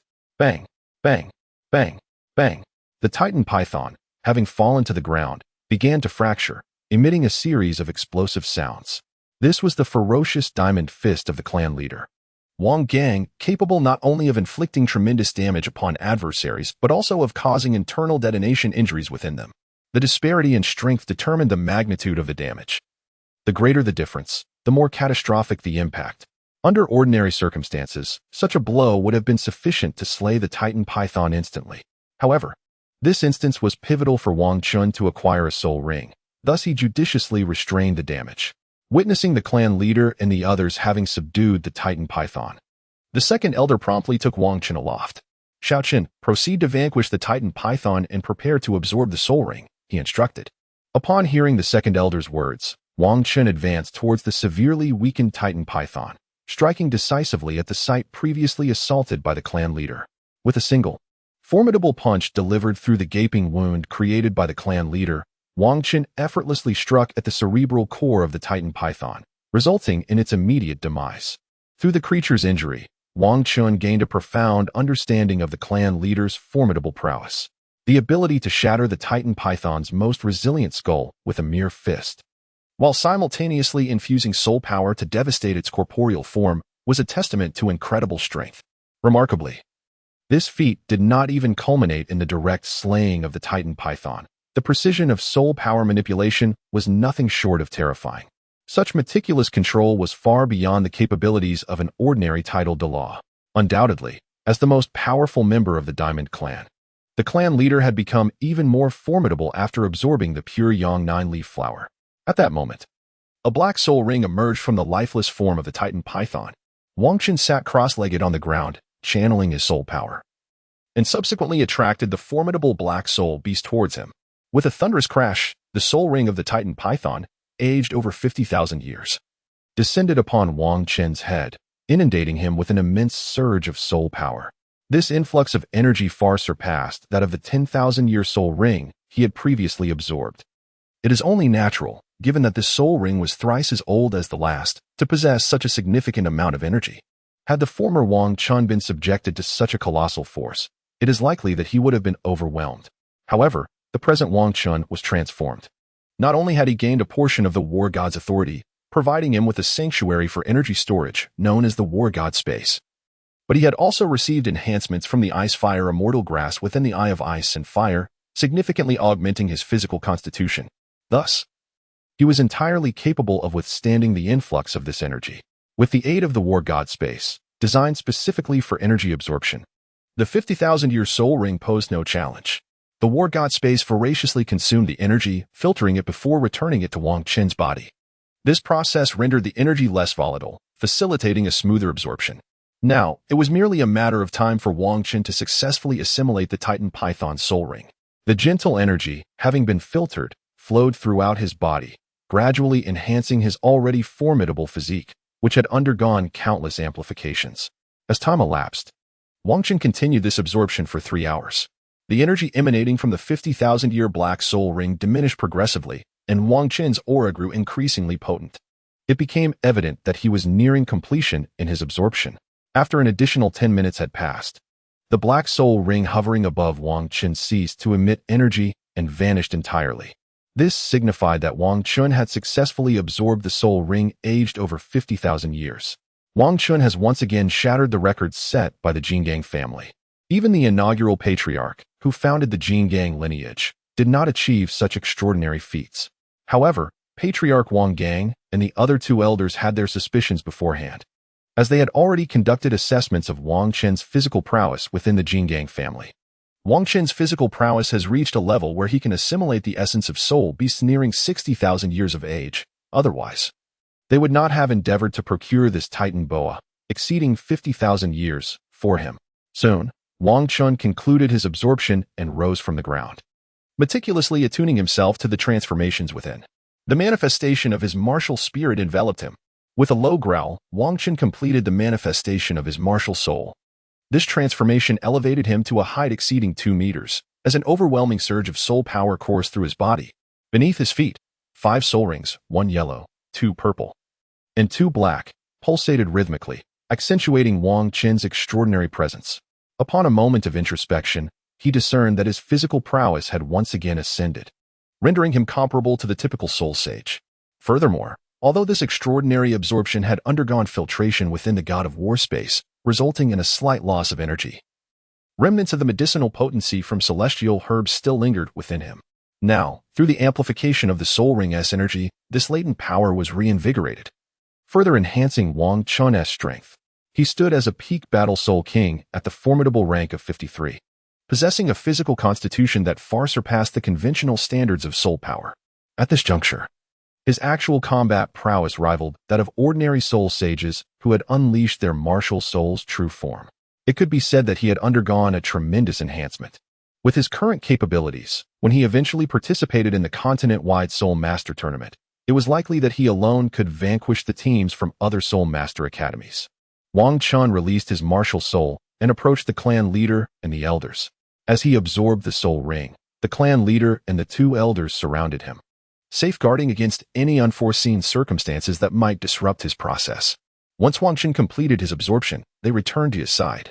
Clan leader, I have successfully completed the absorption. I extend my gratitude to you and the elders for your assistance. Now, let us put aside formalities and rest here for the night. Tomorrow, we shall venture deeper in search of soul rings. The soul beasts residing in this area were predominantly of 50,000 years and below. However, Wang Qin sought beasts of that particular age, prompting their search here. After all, the second and third elders required soul rings of at least 80,000 years, making it nearly impossible to find suitable soul beasts in this vicinity. They would have to journey deeper to locate those formidable creatures. In a clearing, Wang Qin and his companions set up camp. A bonfire blazed in the center, where they roasted the meat of the Titan python they had slain earlier that day. This would serve as their dinner. Although for Wang Gang and the others, going several days without food posed little issue, the opportunity to indulge their appetites was certainly welcome. Furthermore, the meat of this Titan python, aged over 50,000 years, was considered a nourishing delicacy. Even lower-ranked soul masters could benefit from consuming it, enhancing their physical constitution and slightly accelerating their cultivation speed. Within Wang Qin's storage soul guide, he had stowed away a considerable amount of Titan python meat, intending to treat his 3 loyal subordinates upon his return. After all, while they may have sampled snake meat before, they had undoubtedly never tasted the exquisite flesh of a Titan python that had lived for over 50,000 years. It would be a delightful novelty for his subordinates. And with so much space remaining in his storage soul guide, it would be a waste not to utilize it. Conversely, the clan leader and the elders had not chosen to store any of the Titan python meat at their level of experience. They had undoubtedly savored countless delicacies and were no longer as easily impressed as Wang Qin. The flickering campfire illuminated Wang Qin as he reflected on this camping trip, which marked the first time he had not scattered any medicinal powder to ward off soul beasts. After all, he was accompanied by a super Douluo and 2 quasi-tidal Douluos, rendering it unlikely for any soul beasts to dare intrude upon their presence, provided they did not encounter more than 200,000-year soul beasts. Their team was virtually impervious to danger. With such formidable companions, it was only natural that no soul beasts disturbed Wang Qin and his comrades during their restful night. Wang Qin had a restful night, fully rejuvenating from the mental exhaustion incurred by absorbing the soul ring. After a night of recuperation, Wang Qin and his companions set off into the depths of the Douluo forest in search of soul beasts. This time, the clan leader, Wang Gang, did not carry Wang Qin into the deeper regions of the forest as they had initially done. The soul beasts inhabiting this area were predominantly over 10,000 years old. While a few posed no significant challenge for Wang Gang and his team, engaging with them could easily attract the attention of other soul beasts. If they encountered a soul beast that could be utilized, a battle might be warranted. However, those soul beasts aged several thousand years were ill-suited for the 9th soul ring of a tidal Douluo. Engaging in fruitless combat that offered no benefits would merely deplete their strength, which was unnecessary. After all, they could not afford to waste soul power on these lower-tier beasts, jeopardizing their ability to maintain peak combat effectiveness in the perilous depths of the Douluo forest. Such a situation would be exceedingly hazardous. Thus, they chose to traverse the forest floor slowly, ensuring greater safety. Moreover, this approach allowed them to take a closer look and perhaps stumble upon a suitable soul beast, which would be a delightful surprise. Thus commenced their quest within the Douluo forest. After a diligent search throughout the day, they regrettably found no suitable soul beasts. Nevertheless, having ventured deeper into the forest, the likelihood of encountering soul beasts of higher age increased, making it easier to find suitable ones for the elders. As night fell, the depths of the Douluo forest became lively, with a variety of soul beasts emerging to forage.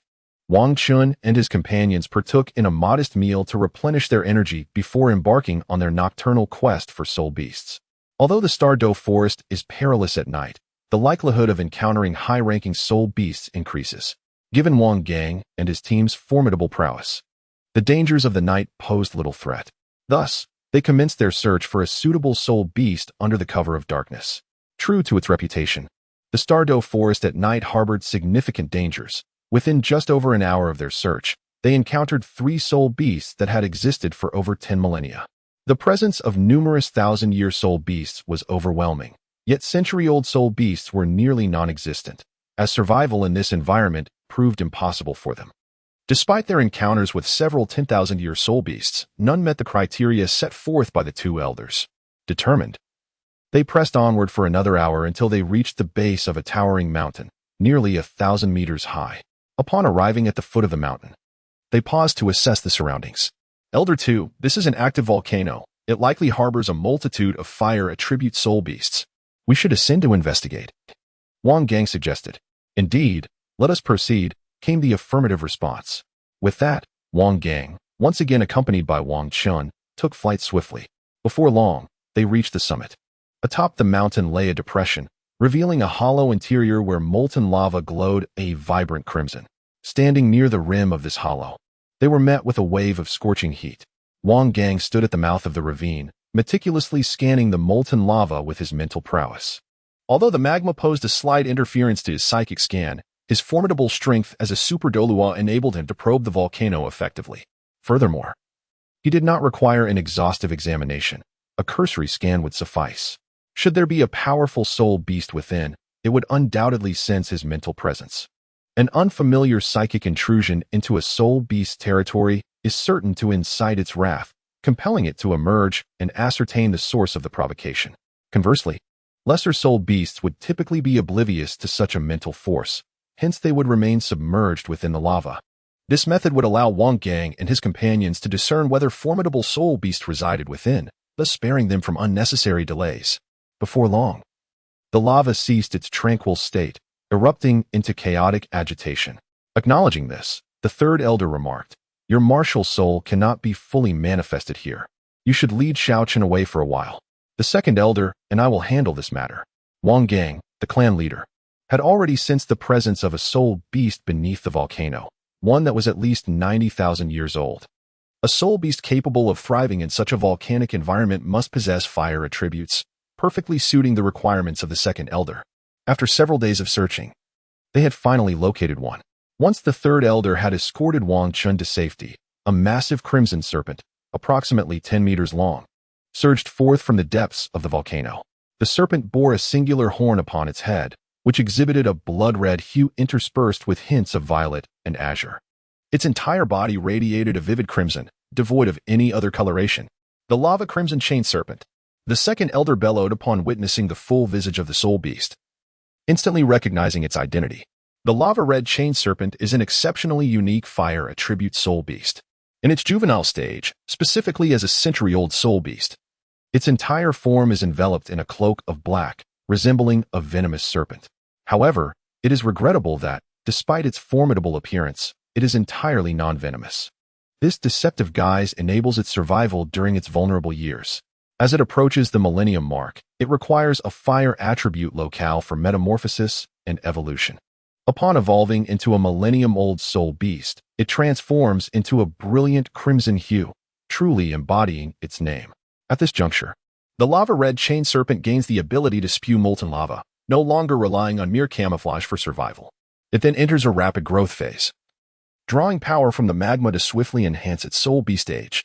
At the millennium mark, it grows 10 meters for every additional 1,000 years. As it nears the 10,000-year milestone, it reaches a maximum length of 99 meters, forever unable to surpass the 100-meter threshold. To break this limitation, external forces are required. During tempestuous weather, it attracts heavenly lightning to strengthen its physique, using this celestial power to ascend to a 10,000-year cultivation. Upon achieving this milestone, it exhibits its most distinctive feature, a singular horn adorned in purple with hints of blue atop its head. Through this horn, it can adeptly manipulate electricity. Furthermore, once it transcends the 10,000-year threshold, its body will cease to elongate. Rather, with each subsequent breakthrough, it will diminish by 10 meters. When it contracts to 9.9 meters, it can then ascend to a 100,000-year existence.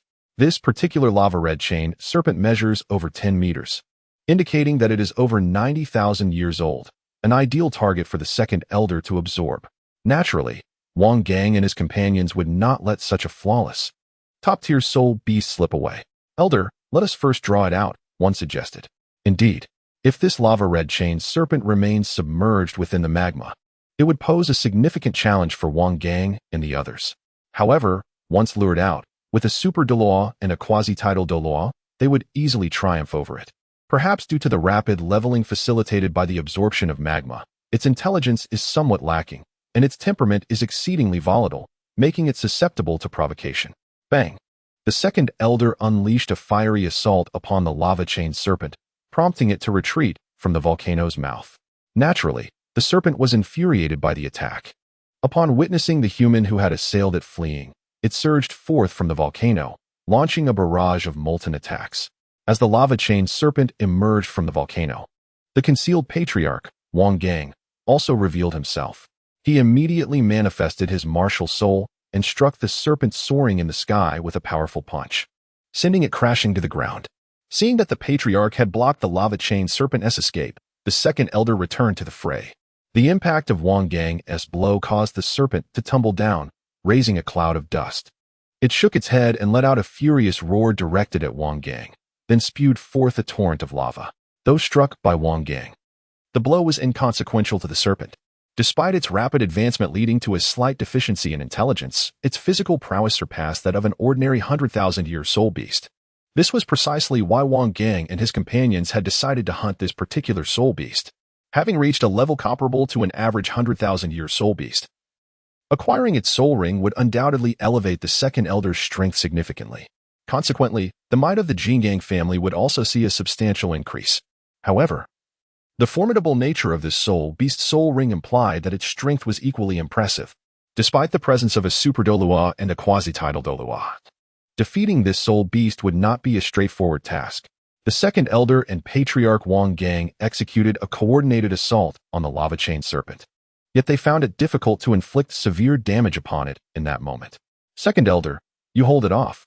I shall take care of the rest." "Understood, patriarch." The second elder comprehended the patriarch's intent.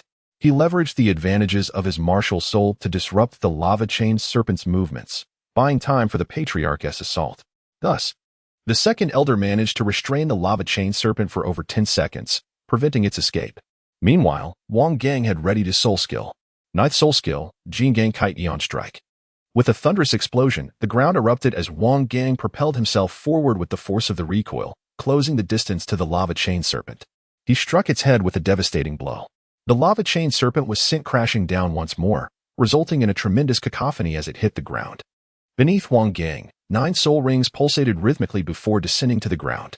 Observing the 9th soul ring, which exhibited a blend of deep black interspersed with hints of crimson, one could ascertain that it was derived from a soul beast nearing the remarkable age of 100,000 years.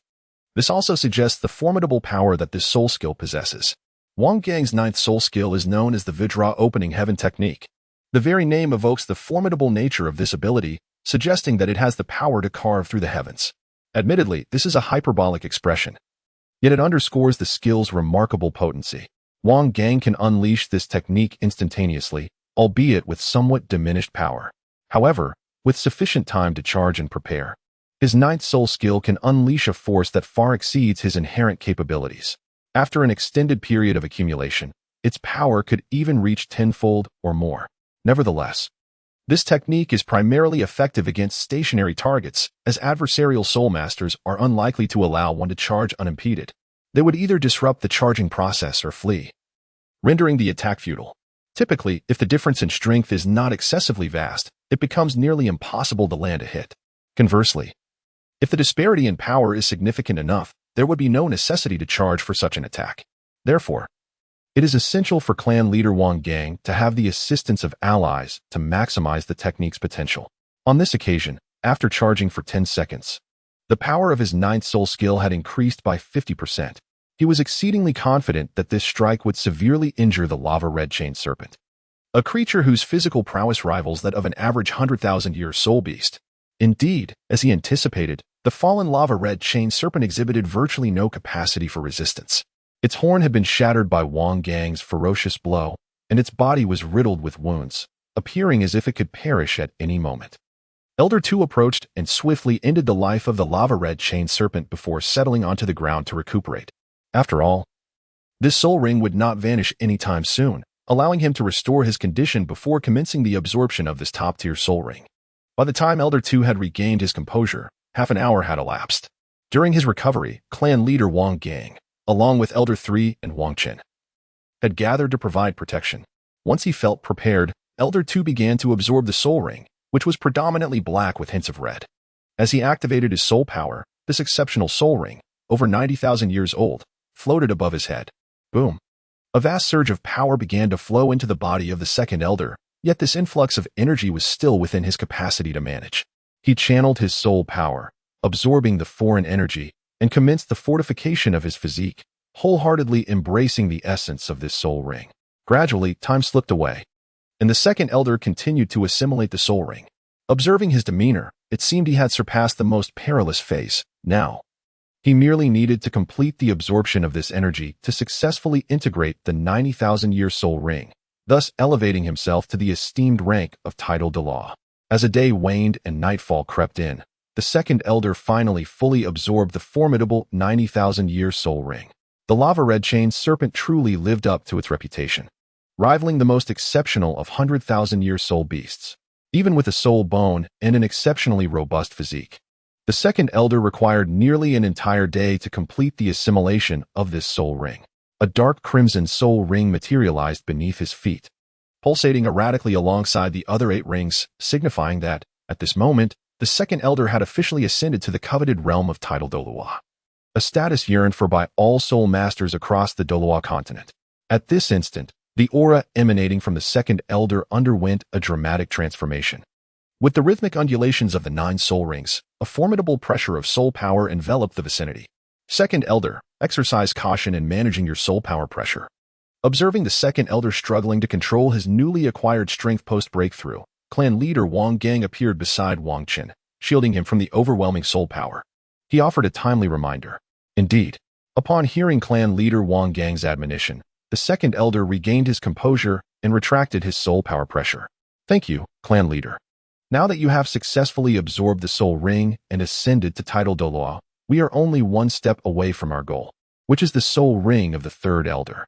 Let us first take a moment to rest and recuperate our strength before we proceed to assist the third elder in his quest for the soul ring. After a brief exchange, Wang Chen and his companions settled down to rest. Given that they had recently endured a formidable battle, ordinary soul beasts dared not approach.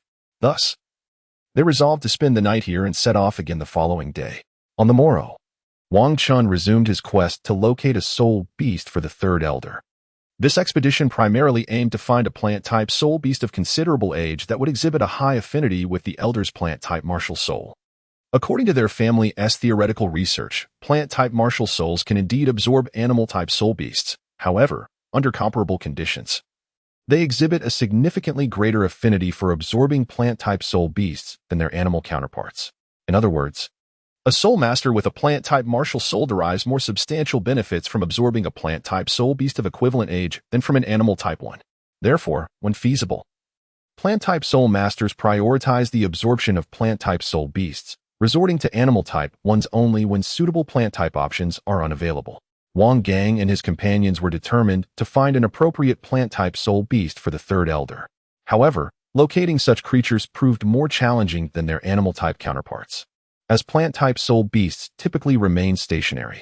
Unless they transform into human forms at the age of 100,000 years, their territories tend to be relatively small. Without prior knowledge of their domains, encounters with these elusive plant-type soul beasts are rare. Nevertheless, they were mentally prepared to search vigorously, knowing that if they could not find a suitable plant-type soul beast of the desired age, they would have to settle for an animal-type soul beast with a sufficient age and appropriate attributes. After 3 days of searching, they regrettably had not encountered a fitting plant-type soul beast. The most aged plant-type soul beast they found during this period was a bamboo soul beast, over 50,000 years old, which was neither suitable in terms of age nor exhibited a high enough affinity.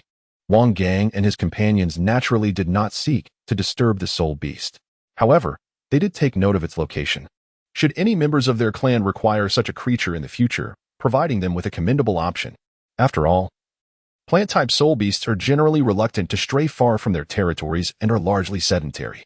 In contrast, the Douluo forest is teeming with a greater abundance of animal-type soul beasts. Not only do their numbers surpass those of plant-type soul beasts, but their quality is also significantly superior. During the past 3 days, the most formidable plant-type soul beast they encountered was merely one over 50,000 years old. In contrast, they encountered 3 animal-type soul beasts aged over 70,000 years, with even more exceeding 50,000 years. The Douluo forest indeed lives up to its reputation as a paradise for soul beasts, as it harbors a considerable population of them. Nevertheless, compared to the past, the numbers of soul beasts have significantly diminished due to the relentless hunting by human soul masters. In the past 3 days, Wang Gang and his companions have scoured numerous locations, yet regrettably, their efforts have yielded little success. As dusk approaches, they decide to pause and rest, preparing to resume their search the following day. Chief, we have been searching for 10 days. If we do not find a suitable plant-type soul beast, I shall opt for an animal-type soul beast instead. After all, we have been out for several days now, and it is impractical to continue searching indefinitely. That sounds reasonable. The clan leader, Wang Gang, also concurred with the choice made by the third elder. After all, as the esteemed combatants of the King Kong family, they could not remain away from the clan for an extended duration. Should a crisis arise in their absence, the consequences could be dire. Moreover, the search for plant-type soul beasts proved to be exceedingly challenging. Opting for an animal-type soul beast, which could also be absorbed, was a viable alternative. As long as the age was sufficiently advanced, it could compensate for the disparity in potential. Additionally, they still had 10 more days to continue their search.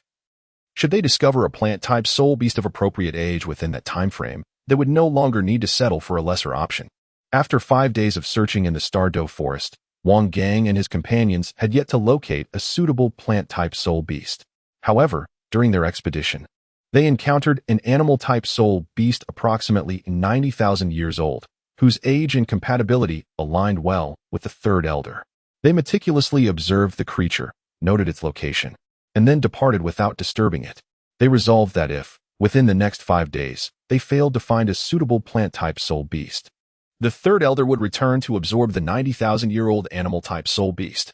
The reason for not immediately hunting the animal-type soul beast was their desire to continue searching. Should they find an appropriate plant-type soul beast, they could prioritize its absorption. In doing so, the third elder would reap greater benefits and potentially enhance his strength. After all, when a superior option presents itself, one would naturally avoid settling for an inferior choice. With a backup option now secured, there was no cause for excessive concern. Even if a fitting plant-type soul beast eluded them, they had an alternative soul ring to absorb. Thus, Wang Gang and his party continued their search for 3 more days, yet still found nothing, mentally preparing themselves to return to the 90,000-year-old animal-type soul beast for absorption. However, on the 9th day, they stumbled upon a remarkable phenomenon. Within a certain area of the forest, they discovered an abundance of life force, significantly more vibrant than in other locales. This revelation excited Wang Gang and his companions. For areas brimming with vitality typically harbor advanced plant-type soul beasts. Only such formidable creatures could potentially alter the life force of their surroundings. Ironically, just as they prepared to return to hunt the animal-type soul beast, they uncovered this thriving locale. While it was uncertain whether a powerful plant-type soul beast resided there, or if it was merely a site of special significance, either scenario would undoubtedly be a delightful surprise for Wang Gang and his team. If it were indeed a remarkable sight, they could acquire valuable treasures.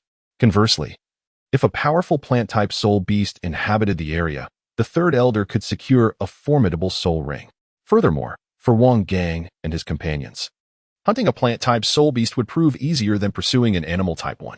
Generally, plant-type soul beasts are stationary, making them far less elusive targets. Wang Gang's charged soul technique would not have to contend with the beast evading its attacks, and through sustained charging, he could significantly amplify his offensive power, swiftly dispatching the plant-type soul beast. Additionally, the second elder accompanying them was a potent soul attribute soul master, highly effective against plant-type soul beasts, thereby simplifying the hunt considerably. Wang Gang and the second elder forged ahead, preparing to discern the true nature of their surroundings. Meanwhile, the third elder remained behind with Wang Chun, ensuring his safety should they encounter a formidable plant-type soul beast. The plan was for the clan leader and the second elder to confront the creature, while he would wait in the rear, ready to capitalize on the situation once the beast had been weakened. As they ventured into this vibrant and life-infused sanctuary, Wang Gang harnessed his mental prowess to meticulously survey the area, guarding against any potential ambush by a soul beast. After an exhaustive scan with his mental faculties, he at last uncovered the essence of this place. It turned out that a majestic evergreen pine, over 90,000 years old, resided here. The most notable characteristic of the evergreen pine soul beast is its remarkable vitality. At merely a century old, it begins to exhibit its vigorous life force. As it matures, it gradually alters its habitat to better suit its existence. This transformation enhances its surroundings, allowing it to accelerate its cultivation after reaching the century mark. The higher its cultivation level, the more profound the environmental changes it affects, thus hastening its growth. This soul beast faces challenges during its initial decade of life. But once it surpasses the centennial milestone, its rate of cultivation and growth significantly increases. It grows by approximately 1 meter every 100 years, reaching 10 meters by the time it is a millennium old, after which its growth and height ceases. Instead, it began to grow downward towards the earth, rapidly transforming its living environment. By the time this spirit beast reached the age of 10,000 years, the area would have already blossomed with vibrant vitality. Thus, once this spirit beast matured to a millennium, its exuberant life force could be sensed from considerable distances, as its vitality was overwhelmingly abundant. However, due to its extensive alterations to its habitat, it had become extraordinarily powerful, rendering it unconcerned about other spirit beasts encroaching upon its territory. This realm, entirely reshaped by its life force, effectively became a domain of the everlasting pine, where it could unleash strength far surpassing its own cultivation during battles. Consequently, as long as it survived for a century, it could generally thrive without encountering human soul masters. Typically, spirit beasts would not take notice of it, and its resilience was remarkable, as it remained largely unaffected by external conditions, capable of enhancing its environment independently. Upon entering this unique life domain, Wang Gang and his companions beheld a 10-meter-tall pine tree. Although not particularly lofty, its branches and foliage were lush. Surrounding it was a barren expanse, devoid of any other life forms, as all the vitality here served as its own growth energy, preventing any competition for sustenance. Additionally, beneath the surface, its root system constituted its means of defense, ensuring that no other organisms could impede its existence. Remarkably, this everlasting pine had existed for over 90,000 years, not only boasting an impressive age but also possessing attributes highly suitable for the third elder. The clan leader, Wang Gang, discerned the age of this everlasting pine, knowing that after a millennium, it would cease to grow taller, remaining at a consistent height of 10 meters. Therefore, its cultivation period cannot be assessed by height alone, but rather through the life crystals upon its trunk. For every 10,000 years of growth, it acquires an additional life crystal. This ageless evergreen pine possesses 9 life crystals, indicating it has at least 90,000 years of cultivation. These life crystals are a distinctive characteristic of the ageless evergreen pine. After sustaining significant damage, it can utilize these crystals to heal its wounds. By consuming the life crystals, it can recover swiftly, akin to a powerful health pack. If it does not completely deplete these life crystals, it can continue to rejuvenate and remain unvanquished, unless one can deliver a blow that exceeds its life threshold. No individual or spirit beast can defeat it before its life crystals are exhausted. Furthermore, as a premier plant-type spirit beast, despite its relatively weak offensive power, its defensive capabilities and vitality are exceptionally formidable. Hence, it is rare for anyone to surpass its life limit. Consequently, to slay the ageless evergreen pine, One typically must engage in relentless attacks to deplete its life crystals, leaving it no opportunity to recover, ultimately leading to its demise once its life crystals are entirely expended. Indeed, let us proceed to hunt this spirit beast. The second elder's attributes are particularly effective against plant-type spirit beasts, rendering most of them incapable of challenging him. Although this ageless evergreen pine possesses slightly enhanced vitality, he is wholly confident in his ability to inflict severe damage upon it, as it remains immobile and can only passively endure his fiery onslaught. With his formidable power, he can swiftly deplete its life crystals using his potent flames. Once its life crystals are consumed, he will effortlessly strike it down. Third Elder, please retreat with Shao Chun. Understood, the third elder responded, then led Wang Chen away from the life domain of the ageless evergreen pine. Noticing that the third elder had departed with Wang Chen, the second elder turned to the clan leader and said, Leader, I shall take the offensive while you provide cover. Very well. With a powerful shout, the second elder activated his martial spirit, unleashing his soul skill, Purgatory. Boom. The second elder unleashed a formidable fire attribute attack upon the everlasting pine. However, the resilient everlasting pine did not succumb passively to the fierce flames. It summoned its deeply entrenched roots to counter the purgatorial assault of the second elder. Nevertheless, fire inherently poses a significant threat to plant life, and the roots of the everlasting pine were soon consumed by the relentless inferno. Yet, endowed with immense vitality and 9 life crystals, the everlasting pine could not be vanquished by this single blow. It harnessed the power within its life crystals to swiftly rejuvenate its roots, striving to thwart the second elder's fiery onslaught. Additionally, it directed its roots to assault the second elder, hoping to disrupt his potent flame attack. However, standing beside the second elder was the formidable Super Douluo Wangang, who would not allow the everlasting pine to achieve its goal. He promptly severed the roots of the everlasting pine, preventing any interference with the second elder's assault, thus enabling the latter to unleash his full power without restraint. Consequently, a stalemate ensued on the battlefield. The everlasting pine lacked the offensive capabilities to breach Wangang's defenses and interrupt the second elder's attacks. While the second elder's flames were indeed detrimental to the everlasting pine, they could not swiftly incapacitate it, which possessed 9 life crystals. The only recourse was to persistently unleash flames to deplete its strength, waiting for an opportunity to deliver a decisive blow once it was exhausted. It must be said that the ferocity of the second elder's attack was indeed formidable, as Wang Chen, having retreated from the area, could still sense the intense heat from outside. One can only imagine the extreme temperatures endured by the everlasting pine at the epicenter of the assault. As time inexorably slipped away, the second elder continued his barrage for nearly 9 hours, ultimately depleting the life crystals of the everlasting pine to a critical point. The potency of the second elder's flames proved to be exceptionally effective against the everlasting pine. Otherwise, such a feat of exhausting its life crystals in approximately 9 hours would have been unattainable, even for a super Douluo like Wangang. This exemplifies the principle of counteraction within the spirit master realm, where the advantages of martial spirits can enable feats beyond the capabilities of even high-ranking spirit masters. Now, having exhausted the life crystals of the everlasting pine, its most vital means of recovery had been stripped away, rendering its defeat relatively straightforward. Bereft of the life crystal's assistance, the everlasting pine could no longer rapidly restore its roots to fend off the second elder's relentless assault. The flames erupted forth once more. The second elder unleashed another soul skill, distinct from the previous Inferno technique. While Inferno was a sweeping assault with a broad range and formidable force for the second elder, who aimed to clear the path for the advancing evergreen pine, the linear attack of the fire jet proved superior.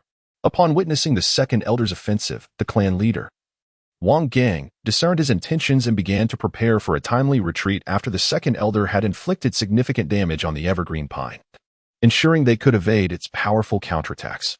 Indeed, any soul beast that has suffered grave injury may unleash a frenzied retaliation. At such moments, these creatures become exceedingly perilous, as they no longer regard their own safety and attack with unrestrained ferocity. Should one become ensnared within the strike range of a soul beast during this time, the situation could turn dire.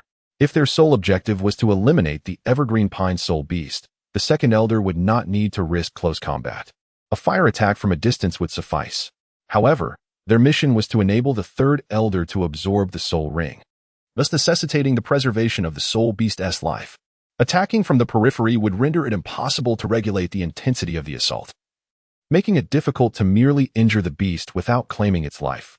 Hence, the second elder opted for close combat to control the force of his strikes, aiming to severely wound the evergreen pine, setting the stage for the third elder to deliver the final blow and acquire the soul ring. As the second elder's fire jet incinerated the roots within a direct line, he flapped his fiery wings and swiftly closed the distance to the evergreen pine. With a resounding crash, he launched his attack without granting the soul beast a moment to react. The mighty flames struck the trunk of the evergreen pine, which, bereft of its life essence, could not swiftly mend its wounds. Large sections of the trunk were consumed by the flames. After approximately 9 hours of relentless effort, the second elder and his companions finally dealt a crippling blow to the soul beast. Without pausing after his successful strike, the second elder quickly retreated. At this juncture, clan leader Wang Gang played his role effectively, obliterating the roots that had regenerated, ensuring they could not impede the second elder's withdrawal. Boom, boom, boom. The ageless, evergreen pine, having been severely wounded by the second elder, finally succumbed to madness. No longer restrained by the fear of expending energy, it unleashed its full might. A multitude of roots emerged around it, launching frantic and chaotic assaults. Though the attack power of the spirit beast was not particularly formidable, the sheer volume of its attacking roots posed a significant threat. Fortunately, the second elder had vacated the vicinity of the pine's potent strikes before it commenced its frenzied onslaught. The simpler attacks from the roots posed little challenge to Wang Gang and his companion. They effortlessly dispatched the encroaching roots. At this juncture, victory seemed assured for them. They merely needed to endure the brief period of the evergreen pine's wild counteroffensive, after which it would deplete its energy and lose its capacity to resist. At that point, the third elder could emerge to deliver the final blow and absorb the spirit ring. Boom, boom, boom. Time passed inexorably. Several minutes had elapsed since the evergreen pine was gravely injured, initiating its desperate retaliation. Its counterattack grew progressively feebler, indicating its dwindling capacity for resistance. Nonetheless, Wang Gang and his ally remained vigilant, aware that a spirit beast becomes most perilous when it finds itself with no avenue for retreat, forced into a cornered struggle. As seasoned soul masters, they understood the importance of caution. Observing the diminishing power of the evergreen pine's counterattacks, the second elder unleashed another fiery assault. Boom. The grievously wounded evergreen pine, having lost much of its ability to resist, was struck by the torrent of flames, exacerbating its injuries. Moreover, the roots burgeoning around it could no longer keep pace with the destruction wrought by Wang Gang and his companion. Consequently, the number of writhing roots around it dwindled significantly. At this point, they were confident that the evergreen pine had lost its capacity for resistance. Thus, they summoned the third elder to prepare for the decisive strike against the spirit beast. Upon receiving the news, the third elder appeared at the periphery of the battlefield, while Wang Chun remained concealed outside, awaiting the conclusion of the battle. Upon seeing the third elder arrive, Wang Gang and the second elder exchanged knowing glances before launching their coordinated assault. As comrades in arms for many years, they comprehended one another's intentions perfectly. A gust of hot wind surged forth. With a powerful shout, the second elder launched his attack. A fierce gust of hot wind surged towards the everlasting pine, obliterating its roots along the way, while simultaneously hindering the growth of any remaining roots. The second elder cleared the obstacles between the everlasting pine and their path, allowing clan leader Wang Gang and the third elder to charge forward. Although the second elder's scorching winds impeded the growth of many roots, some tenacious roots still emerged, poised to strike those who approached. At that moment, clan leader Wang Gang played his part, decisively attacking and eliminating the newly sprouted roots near the everlasting pine, enabling the third elder to approach with ease and deliver a fatal blow to conclude this protracted battle. Vine Dragon, the third elder, having reached the vicinity of the everlasting pine, unleashed his most formidable single-target soul skill. Boom. The powerful Vine Dragon attack pierced through the everlasting pine. Devoid of its life crystal and already severely weakened, the everlasting pine could no longer resist after being struck by the third elder's Vine Dragon. All of its roots collapsed to the ground, unable to impede Wang Gang and his companions any further. The everlasting pine, now pierced by the Vine Dragon, finally succumbed to death.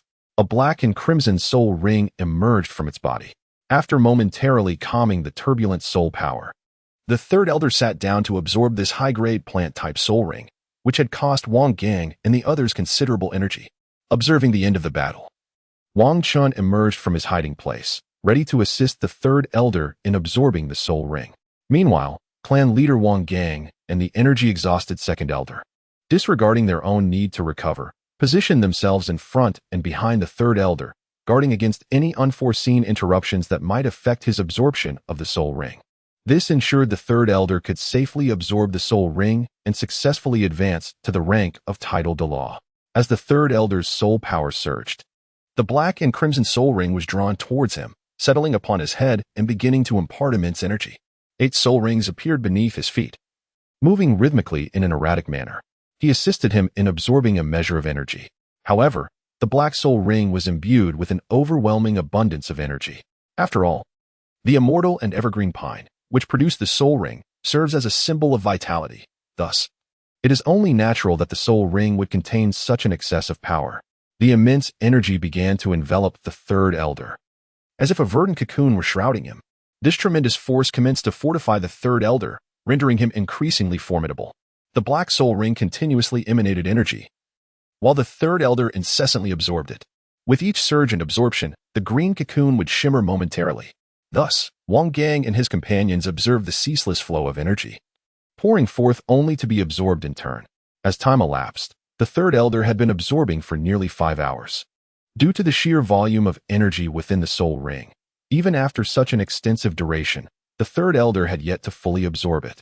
Coupled with the 9 hours of combat preceding this, and the additional time spent waiting for the third elder to assimilate the soul ring's energy, over 10 hours had passed.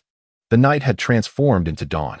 Meanwhile, the second elder, having expended considerable energy while safeguarding the third elder, found it difficult to swiftly restore his soul power, leaving him at a low ebb in strength.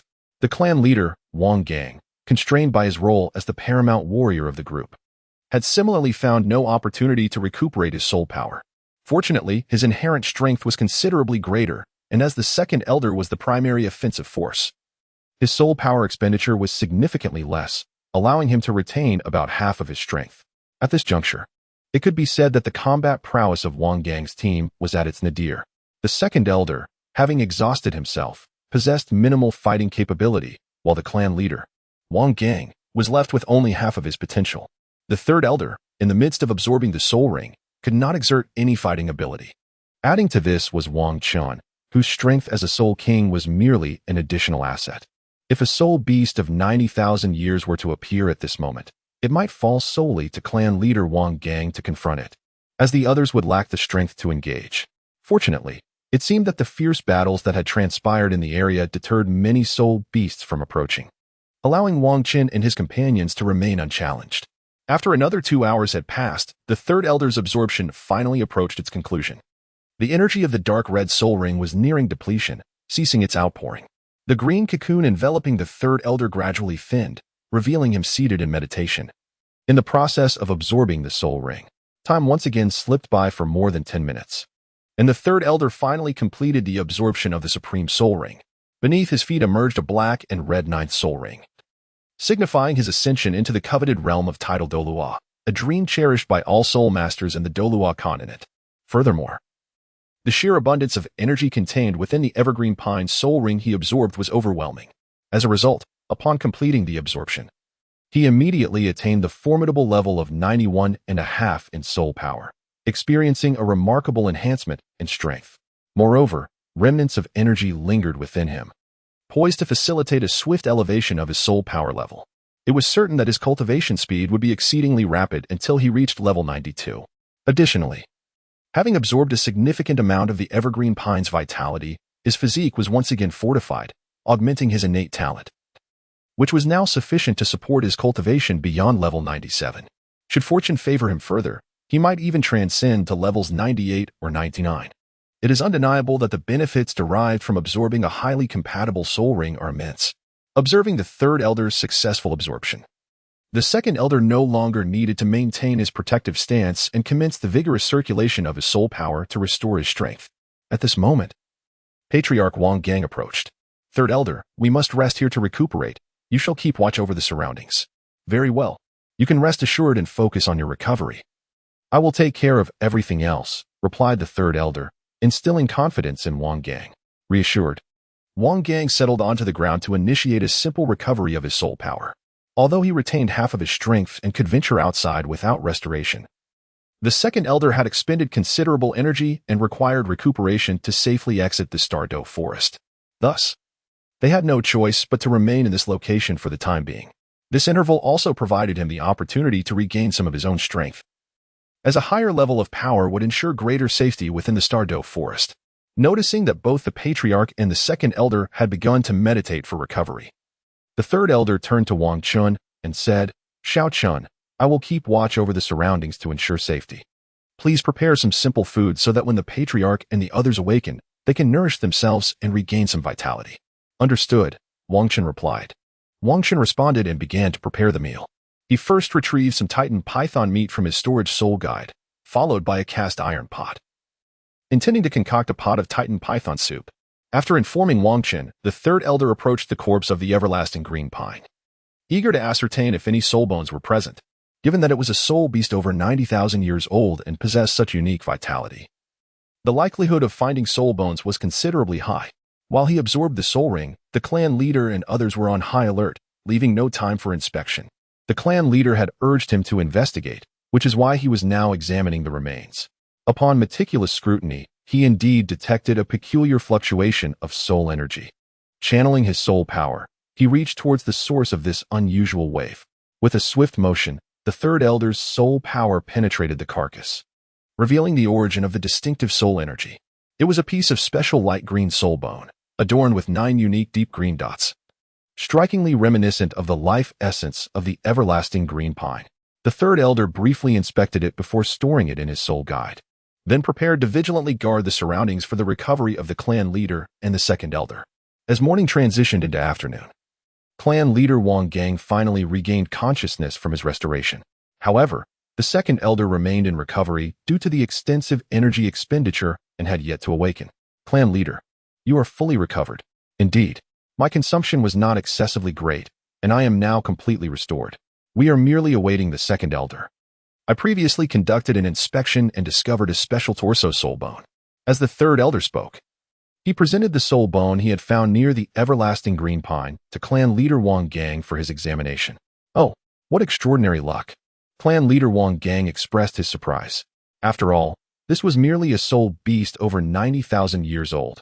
While it was somewhat exceptional, it was not a 100,000-year soul beast, which would not guarantee the drop of a soul bone. Now, not only had they obtained a soul bone, but it was also the finest torso bone. Thus, clan leader Wang Gang's astonishment was mild.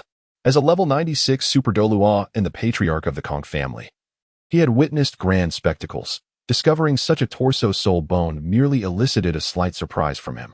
Wang Gang briefly examined the soul bone before passing it back to the third elder.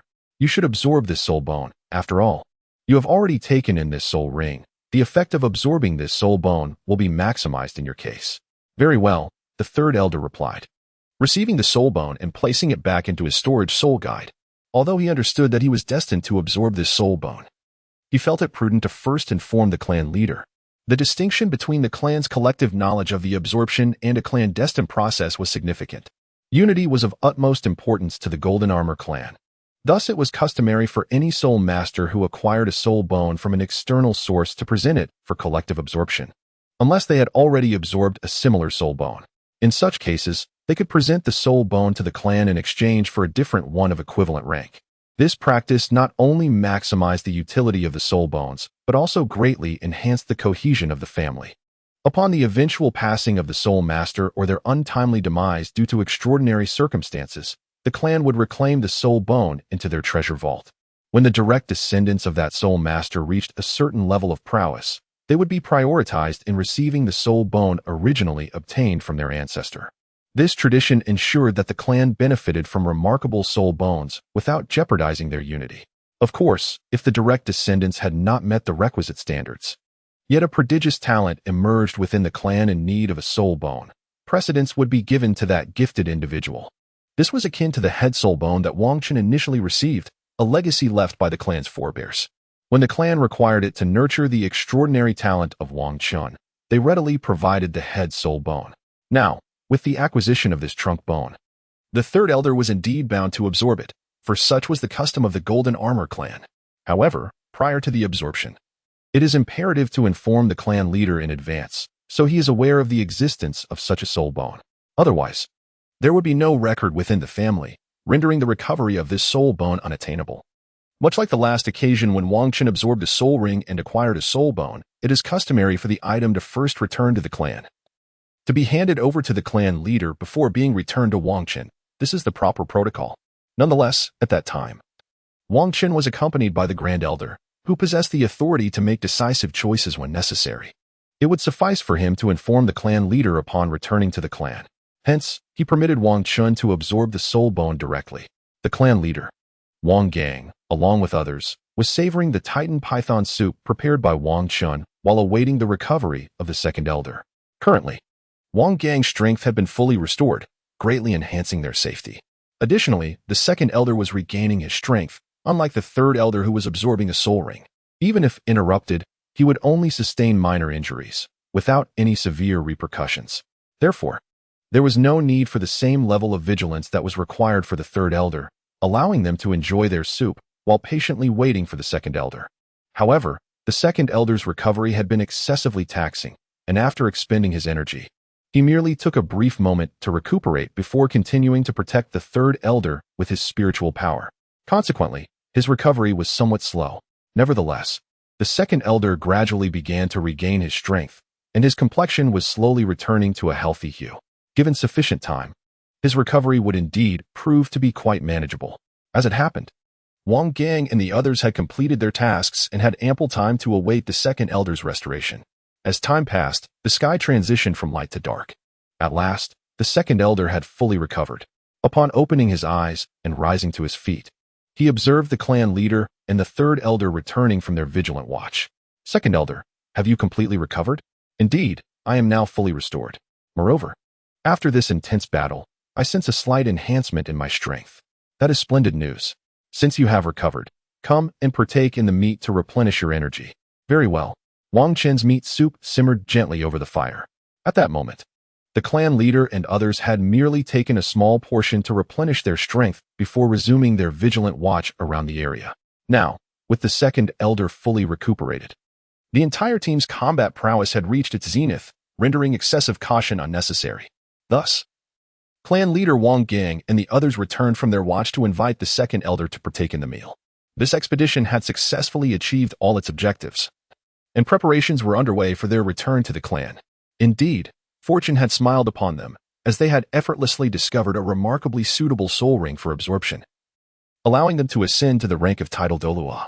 This breakthrough was largely attributable to the celestial herbs that Shaochen had unearthed. Without them, their advancement would likely have taken several more years, and their physical capabilities would not have matched their current state, making the absorption of such a powerful soul ring exceedingly difficult. Fortuitously, they owed much to Shaochen. Moreover, the clan had provided ample support, even granting him the privilege of selecting a soul bone from the clan's collection. Although he had contributed some celestial herbs, the clan had reciprocated with numerous benefits. Indeed, mutual assistance is the essence of clan life. Yet, let us not dwell on such matters. It is time to eat. After the meal, they would rest adequately.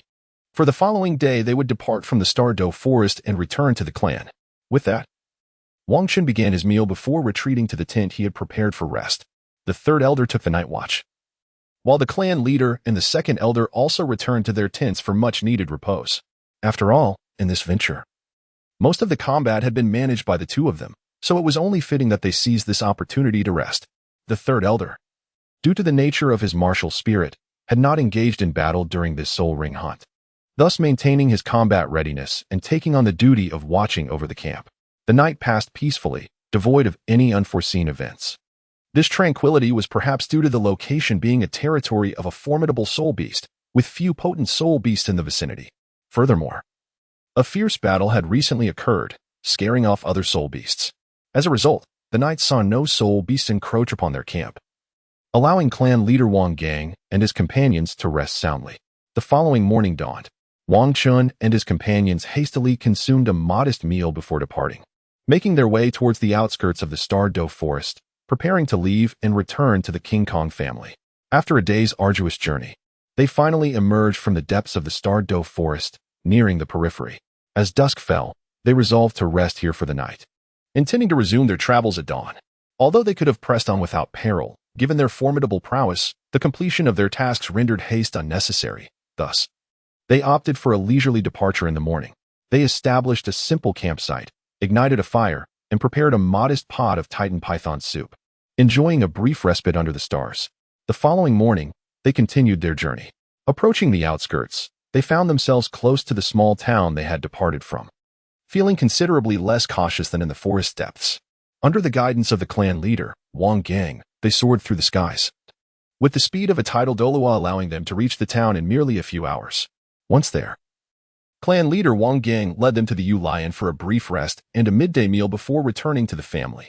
Their carriage, which had awaited their return, was conveniently parked at the inn, facilitating their journey back. It had been 2 days since Wang Chun and his companions had departed from Stardo Town. After this period of travel, they finally arrived at the King Kong family estate. Xiao Chun, come with us to the inner courtyard. Once we make the arrangements, we will take you to select a soul bone. Oh, are we going now? Indeed, it would be wise to choose and absorb it sooner to enhance your power. All right. Thus, Wang Chun followed clan leader Wang Gang to the familiar courtyard.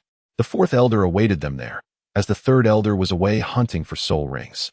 With half of the family's elite warriors absent, the fourth elder's duties were more burdensome than usual. Not only did he oversee the courtyard, but he also had to confer with the first and fifth elders on various family matters, a task that had previously been manageable with the assistance of others. However, due to the recent acquisition of celestial herbs by the elders, two had successfully advanced to the quasi-tidal Douluo level, necessitating the procurement of soul rings. Attaining the 9th soul ring for a quasi-tidal Douluo requires higher-aged soul beasts, and with 2 rings needed, the process was bound to be lengthy. The longer the clan leader was absent, the more decisions piled up for them to address, leading to the fourth elder's increased strain and departure from the ease of former times. Clan leader, you have returned. Yes, this time luck was on our side. The time allocated for searching for soul beasts was rather limited, allowing us to return earlier than expected. Please summon the other 2 elders. We shall first discuss the matters concerning the acquisition of soul rings, after which we will take Xiao Chun to select a suitable soul bone. Indeed, our expedition to hunt soul beasts for the second and third elders was quite successful. Not only did the 2 elders obtain a soul ring exceeding 90,000 years, elevating them to the status of tidal Douluo, but the third elder also acquired a remarkable trunk soul bone of similar age. Oh, the third elder is truly fortunate to have obtained such a powerful soul bone. Once you absorb it, your strength is bound to increase significantly. Haha. It is all a matter of luck. We owe much to the clan leader and the second elder. Without their assistance, I certainly would not have secured this soul ring, let alone such a formidable soul bone. Now, regarding our endeavor to procure soul rings, that is the general situation. Could you enlighten us about the circumstances within the clan during our absence? Clan leader, following your departure, the clan encountered no serious issues, primarily dealing with routine matters. There was, however, one young member who returned to the clan, intending to rest before resuming his training. We have already informed him to represent the clan in the prestigious continent-wide Soul Master competition, to which he has agreed. Now, at just over 23 years of age, he will be fully eligible for the competition in just a few months. With Xiao Chun, a formidable soul king whose combat prowess exceeds his actual soul power level, coupled with another top-tier soul king, we possess a considerable advantage in this competition, even without recruiting additional top young talents from outside the clan. Yes, indeed.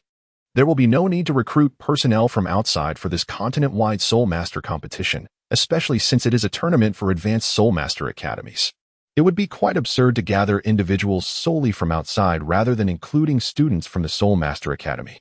Of course, if they happen to return to the clan and are of suitable age, they may participate in the competition. You did not say so at that time. Back then, in order to enhance the reputation of the clan's Soul Master Academy, you stated that if those young advanced talents did not return, you would recruit them at the last moment. Now, with 2 top-tier talents participating in the competition, your stance has changed. The fourth elder contemplated. However, despite his somewhat irritable and impatient nature, he was not a fool and would refrain from uttering such untimely remarks at this juncture. Shortly thereafter, the clan leader concluded his discussions and proceeded to guide Wang Chun in selecting a soul bone. Naturally, soul bones were typically concealed within the clan's treasury. Furthermore, The selection of a soul bone necessitated the consensus of both the clan's elders and the leader. However, in this instance, the reward for Wang Chun had been prearranged, thus eliminating the need for further deliberation. Nevertheless, entry into the treasury for the selection of a soul bone required the presence of the clan leader and at least one elder. Otherwise, access would be denied. This protocol was instituted to prevent the higher-ups within the clan from misappropriating its treasures, although it was generally understood that the clan's leadership was not composed of such individuals. Adherence to regulations remained paramount. This tradition had been upheld since the inception of the King Kong clan and had proven effective over the years. This occasion marked Wang Qin's inaugural entrance into the clan's treasury. During his previous acquisition of the head soul bone, it had been directly bestowed upon him by the clan, leaving him unaware of the treasury's existence. Had it not been for his significant contributions, he would not have qualified for admission. The treasury was unlocked by the clan leader and the Grand Elder, who employed their soul power along with 2 keys to open the grand door. At that moment, Wang Qin finally grasped the essence of the clan's premier treasury. The entire structure was constructed from an enigmatic black stone, and upon entering, one could feel an oppressive force. Wang Qin sensed a notable deceleration in the flow of his soul power. It became evident that this treasury was far from the simplicity its exterior suggested. The encompassing black stone effectively suppressed fluctuations in soul power, rendering the sensations of those outside the treasury imperceptible. This significantly enhanced the security of the treasury. Wang Qin followed the clan leader and others towards a display of treasures, where 4 exquisite boxes awaited. Xiaoqin, take a moment to consider which soul bone you wish to select.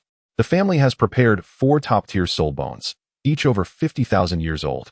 As a reward for your contributions to our clan leader Wang Gang declared, handing Wang Qin a small booklet that detailed the unclaimed soul bones collected by the Golden Diamond clan. Wang Qin examined the collection of soul bones amassed by the Diamond clan and discovered that it exceeded 10 pieces. Among these, 4 pieces were over 50,000 years old, while the remainder consisted of soul bones aged over 10,000 years but under 50,000. This observation underscores the considerable wealth of the Diamond clan, as well as its substantial strength. It is unlikely they would possess such a vast number of soul bones otherwise, not to mention the additional ones currently utilized by the clan. If these were included, the total number of soul bones within the Diamond clan would be even greater. Wang Chun meticulously examined the descriptions of all the soul bones and ultimately resolved to select the left leg bone of the Void Magic Dragon, aged 70,000 years.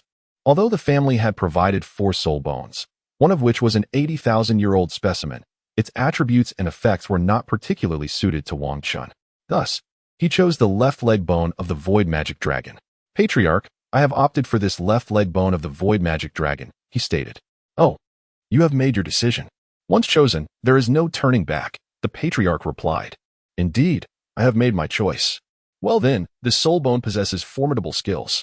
If you are certain, you may proceed, the Patriarch concluded, handing the soul bone to Wang Chun and then leading them out. Patriarch Wang Gang was somewhat taken aback. He had anticipated that Wang Qin would select the 80,000-year-old venomous spider soul bone rather than the 70,000-year-old void magic dragon soul bone. This expectation stemmed not only from the higher age of the venomous spider soul bone, but also from its superior integrity. One must understand that while the age of a soul bone is important, its completeness holds greater significance. However, when the completeness is comparable, a higher age invariably enhances its value. Furthermore, the integrity of high-age soul bones typically surpasses that of their lower-age counterparts. Thus, selecting the 80,000-year-old soul bone would undoubtedly augment one's strength to a greater extent. Moreover, it is worth noting that the 70,000-year-old soul bone was merely a left leg bone, while the 80,000-year-old specimen was a trunk bone. The trunk bone, being the most precious among soul bones, is evidently superior to a left leg bone, despite the soul skill being slightly inferior. Other attributes would more than compensate for this minor shortcoming. This is why Patriarch Wang Gang felt a tinge of surprise at Wang Qin's selection. Nevertheless, within the Jingang family, the choices made by its members are not subject to interference. It is akin to some talented individuals who, after completing their training, opt to return to the family to manage simpler family affairs rather than pursue further education to ascend to higher ranks within the clan. While the family may feel a sense of regret regarding their talents, they do not impose any coercion. After all, such choices contribute to the family, irrespective of the profession chosen. At present, he merely felt a hint of regret regarding Wang Qin's decision. Yet he would not compel him to abandon the 70,000-year-old void magic dragon soul bone in favor of the 80,000-year-old trunk bone. This is the principle that governs the Jingang family. Upon exiting the treasury, Patriarch Wang Gang addressed Wang Chen, Shaochen. You may first proceed to the discussion courtyard to absorb this soul bone. Elder C will be there to protect you. Understood, Patriarch. Without a moment's hesitation, Wang Chen acquiesced to the proposal put forth by the clan leader, Wang Gang. After all, while the process of absorbing a soul bone may not carry the same peril as that of a soul ring, it still renders the soul master largely oblivious to the external world during the absorption. The presence of a high-ranking soul master to provide protection undoubtedly enhances the safety of the endeavor. Given this advantage, Wang Chun naturally felt compelled to agree. After all, when one lacks the ability to resist, it is prudent to ensure one's own safety. Otherwise, the attempt to absorb a soul bone could not only fail to augment one's strength, but could inadvertently diminish it, which would be quite absurd. Shortly thereafter, Wang Chen returned to the small courtyard, while the clan leader and others would not accompany him any further. Their discussions had concluded, and they had no intention of wasting further time. Each member dispersed to attend to their respective affairs. Elder 4, I must trouble you once again for my absorption of the soul bone. It is but a minor matter. I shall remain here on guard. You may enter and absorb at your leisure. I will stand watch outside. Thank you, Elder 4. After speaking, Wang Chen entered the chamber where the highest echelons of the Jingang family typically convened, embarking on his process of absorption. He first took a moment to calm his soul power and emotions. After all, the shock he experienced in the family treasury was considerable. He had not anticipated that the Jingang family possessed such a plethora of soul bones, let alone other treasures. In that instant, Wang Chen truly encountered the hidden strength of the Jingang family. It was no wonder that every generation of family patriarchs bore the title of Douluo. With the family's profound heritage, even if a successor lacked a bit of strength, the family could bolster him with soul bones. Such Douluo, augmented in this manner, would not only match the prowess of their peers, but might even surpass it. However, this approach was rarely employed, given the extreme rarity and value of soul bones. Although these soul bones could be reclaimed, the process was lengthy. It was impractical to expect former patriarchs to relinquish their soul bones upon stepping down from their positions. Only after their natural demise could the soul bones be retrieved. Consequently, the availability of soul bones precluded every generation of patriarchs from relying on them for breakthroughs. This method was typically reserved for instances when a successor was needed, yet the current patriarch had not achieved the status of Douluo. Moreover, other elders generally lacked the qualification or inclination to utilize soul bones for their ascension to Douluo. Unless the family faced a dire crisis that necessitated such power for survival, at that point, the priority would shift to addressing the immediate threat rather than the nuances of soul bone inheritance. After all, if the family were to be decimated, discussions of soul bone succession would be rendered moot. Typically, the soul bones possessed by family elders were either obtained through their own hunting of soul rings or were rewards granted by the family to those of exceptional talent at lower levels of power. Wang Chen, for instance, was awarded a head soul bone due to his innate full soul power and remarkable talent, aimed at facilitating his development. Generally, such rewards were not common. However, Wang Chun's recent contribution to the Jingang family, which included the provision of several celestial herbs, presented the elders with opportunities to break through to Douluo or, at the very least, expedited their ascension. This significantly enhanced the family's strength, warranting the bestowal of such a formidable top-tier soul bone upon him. Moreover, he was granted the privilege to personally enter the treasury and select his reward, rather than being given a soul bone directly as previously. This shift in treatment signified a profound change. Once regarded merely as an exceptionally gifted junior, he was now welcomed into the family's inner sanctum. After all, access to the treasury was not a privilege afforded to every family member, and many were unaware of its existence altogether. Wang Chun calmed his wandering thoughts and prepared to absorb this exceptional soul bone that had existed for over 70,000 years. Since Wang Chun had chosen this particular soul bone, it undoubtedly possessed its unique merits. After all, it was not the only option available in this selection. Wang Chun chose to relinquish the 80,000-year-old torso bone in favor of the 70,000-year-old left leg bone, believing that the latter would provide him with greater assistance. After all, the general soul skills associated with these soul bones are well documented. The soul skill of this left leg bone from the Void Dragon is void displacement. By utilizing his own soul power as a coordinate, a soul master can execute instantaneous shifts across these coordinates. Naturally, the farther the distance, the greater the consumption of soul power. According to records, the previous owner of this soul bone was a rank 91 titled Douluo from the Diamond clan, who could achieve a maximum displacement of 5 kilometers. However, such extensive use incurs a substantial cost, which is not the intended application of this skill. The proper use of this ability is during combat, where a soul master leaves a multitude of soul power coordinates on the battlefield, allowing for limitless instantaneous displacements. This approach not only minimizes consumption, but also makes it exceedingly difficult for the enemy to track, enabling the user to manipulate the battlefield with ease. This is precisely why Wangchen opted for this particular soul bone. At present, his prowess stands unrivaled among his peers. Even if he were to acquire the 80,000-year-old torso bone, its lack of compatibility would yield only a modest enhancement to his foundational strength. Furthermore, its soul skill would not significantly augment his peak combat potential due to its misalignment with his fighting style. Essentially, it would raise his combat floor but scarcely elevate his combat ceiling. Conversely, by selecting the over 70,000-year-old Void Dragon Soul Bone, Wangchen would find that its skills align perfectly with his combat system, substantially boosting his upper limits of power. Hence, he chose this soul bone, which, while not the most esteemed in his family's collection, was undoubtedly the most suitable for him. After all, the best option is not necessarily the most prestigious. It is only the most fitting that can be deemed the best. Once Wangchen had regained his composure, he retrieved the soul bone awarded by the family from his storage soul guide. It was a relatively intact left leg bone. Although it did not compare to the exquisite torso bone, it was nonetheless a rare treasure of considerable quality. Wangchen held the black bone, interspersed with glimmers of silver. Gazing at its flickering brilliance, without a moment's hesitation, he pressed it against his left leg. Channeling his soul power, he embarked on the absorption of this exceptional soul bone. Unlike the previous one he had assimilated, this soul bone presented a far greater challenge.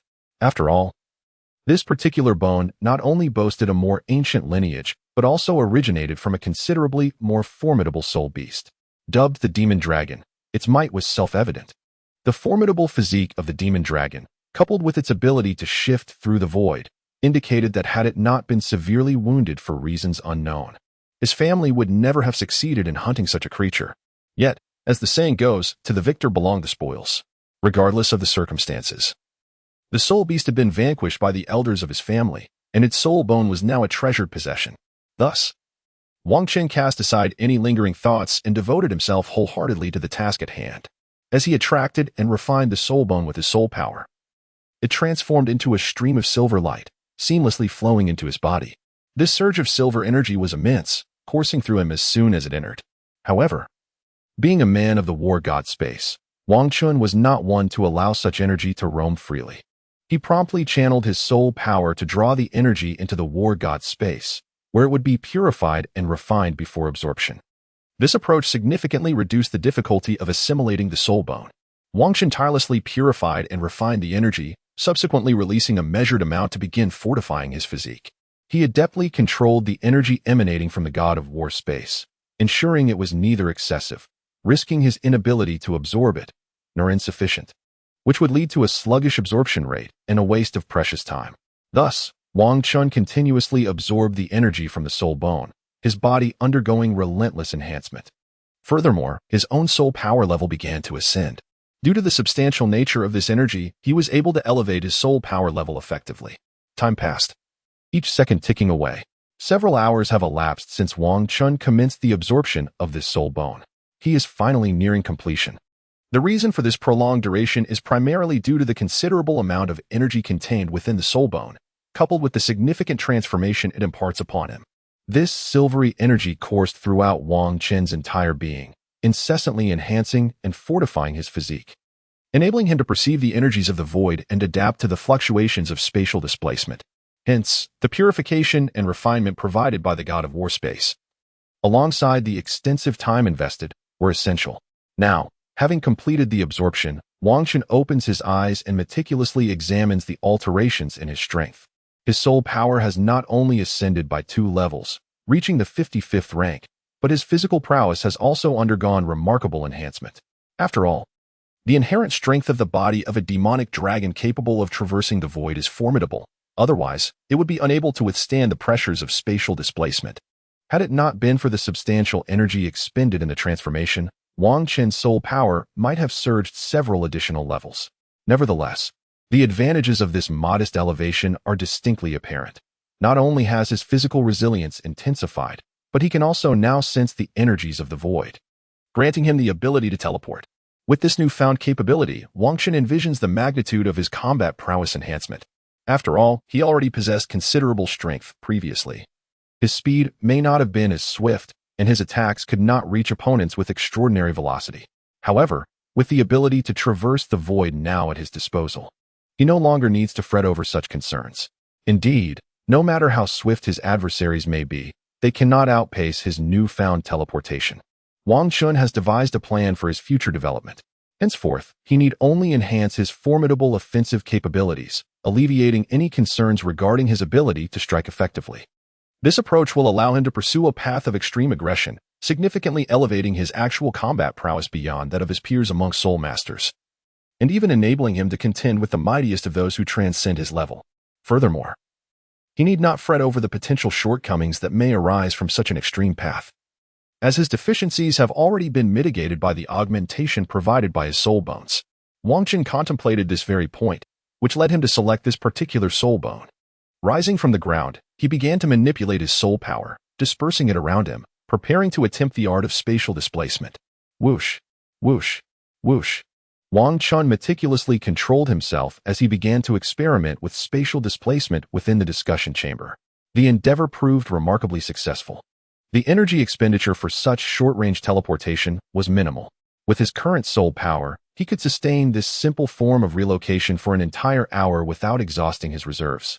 This observation clearly illustrated that the shorter the distance of the soul skill's displacement, the lesser the consumption of energy. Of course, this was also attributable to Wang Qin's exceptional prowess, which far surpassed that of his peers. After conducting his experiment, Wang Qin exited the discussion room, preparing to return home for a well-deserved rest. Fourth Elder, I have completed the absorption. I appreciate your assistance this time. Very well, since you have finished, you should return and recuperate. After all, your recent expedition to acquire the soul ring must have been quite taxing. Understood. I shall take my leave now. The fourth elder spoke wisely. Indeed, this excursion to procure a soul ring has left Wang Qin utterly fatigued. Although he did not engage in the hunt for soul beasts, he had the opportunity to witness the formidable combat prowess of top-tier soul beasts alongside the clan leader and others. This experience, while profoundly significant for Wang Qin, also proved to be mentally taxing. After all, such levels of combat are still somewhat beyond his current reach, leading to his feelings of considerable mental exhaustion.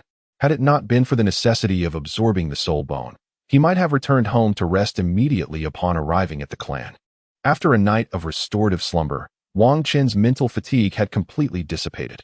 Now, he must remain within the confines of his family, awaiting the continent-wide Soul Master competition. During this time, he has resolved to refrain from venturing outside and instead focus on diligent cultivation within his clan, as his personal matters have been resolved, and there is no longer a need for solitary endeavors.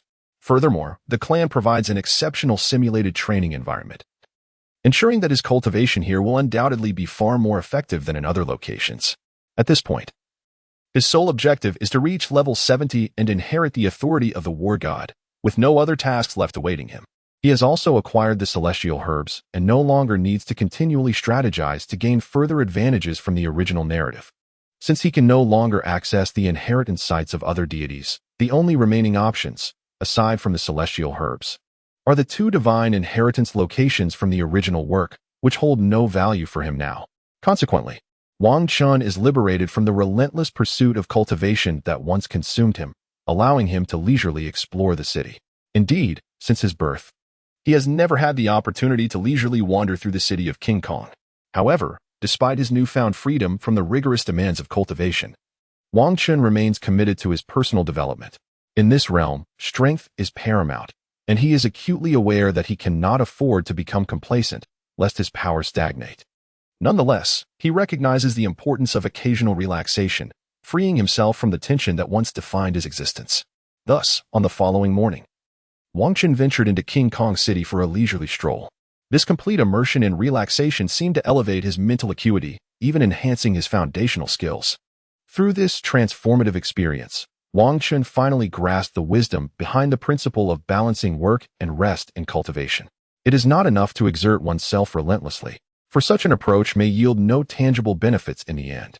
Although he had understood this principle in his previous life, comprehension alone does not guarantee execution. In his pursuit of gain, he had tirelessly cultivated and meticulously planned. Now, having reaped the rewards of his efforts, he can finally afford to relax wholeheartedly.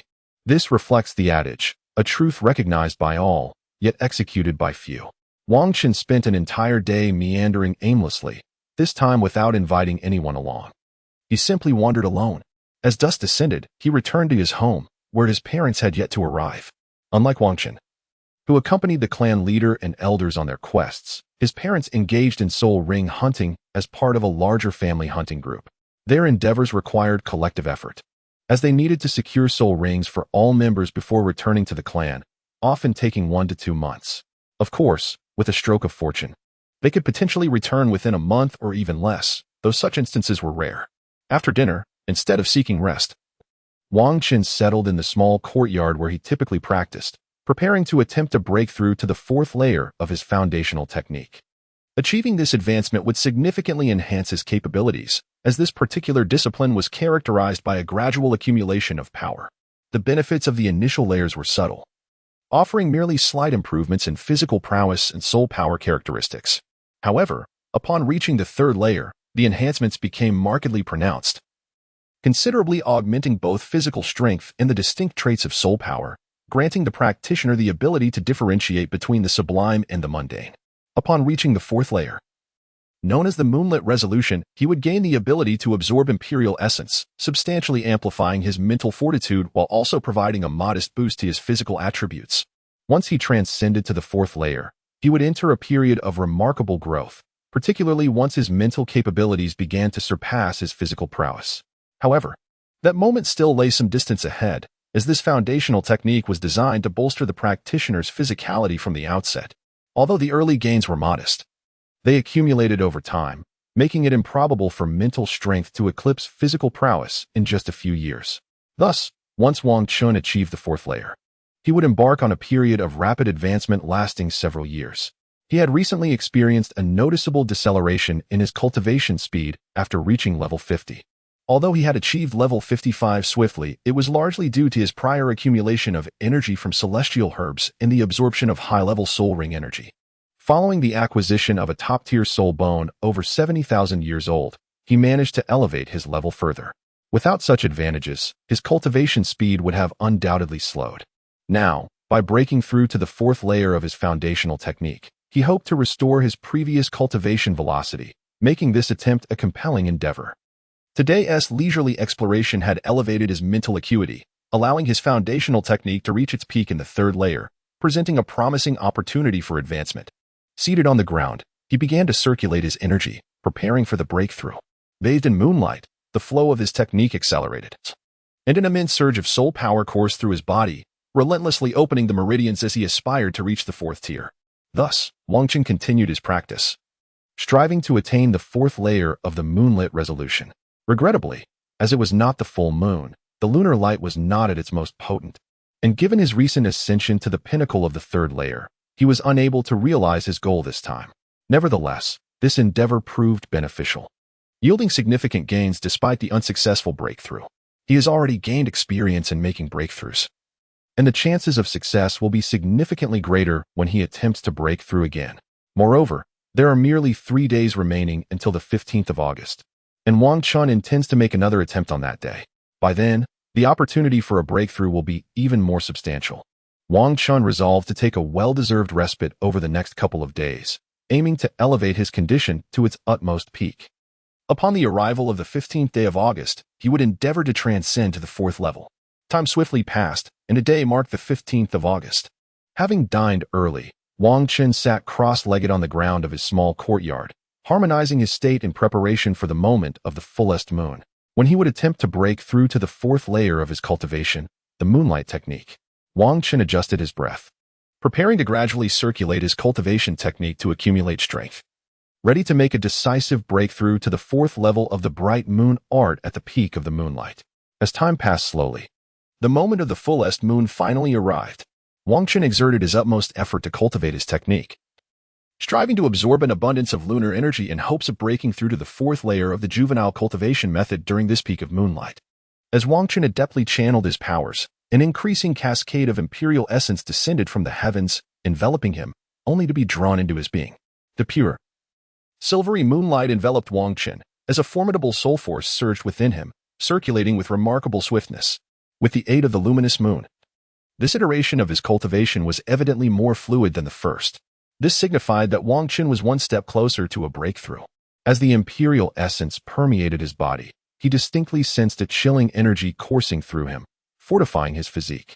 Furthermore, as this energy flowed in tandem with his soul force, he became aware of a transformation occurring within his very essence. With each continuous cycle of his technique, his soul force traversed throughout his body, refining his muscles, bones, and meridians. The wandering soul force, infused with the imperial essence, began its metamorphosis from a blend of starlit energy to a resplendent silver hue, reminiscent of moonlight, pure and ethereal.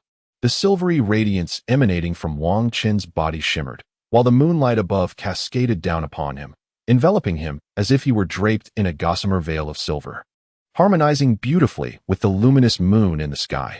Suddenly, a resounding crash echoed, reminiscent of something shattering. Wang Qin had finally ascended to the fourth layer of the youthful cultivation technique. Following this breakthrough, he continued to circulate his energy for several cycles, solidifying the newfound mastery of his technique. Once he completed his practice, he rose from the ground, eager to explore the differences that his advancement to the fourth layer of the youthful cultivation technique would bring. Channeling his energy, he allowed his soul power to envelop his right hand.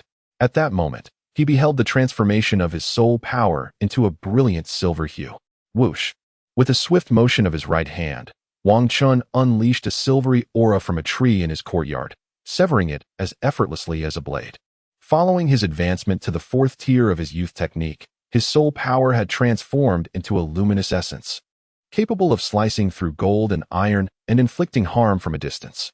This technique inherently emphasized gradual accumulation, and now, having reached the fourth level, the benefits of his previously solidified foundation were becoming apparent.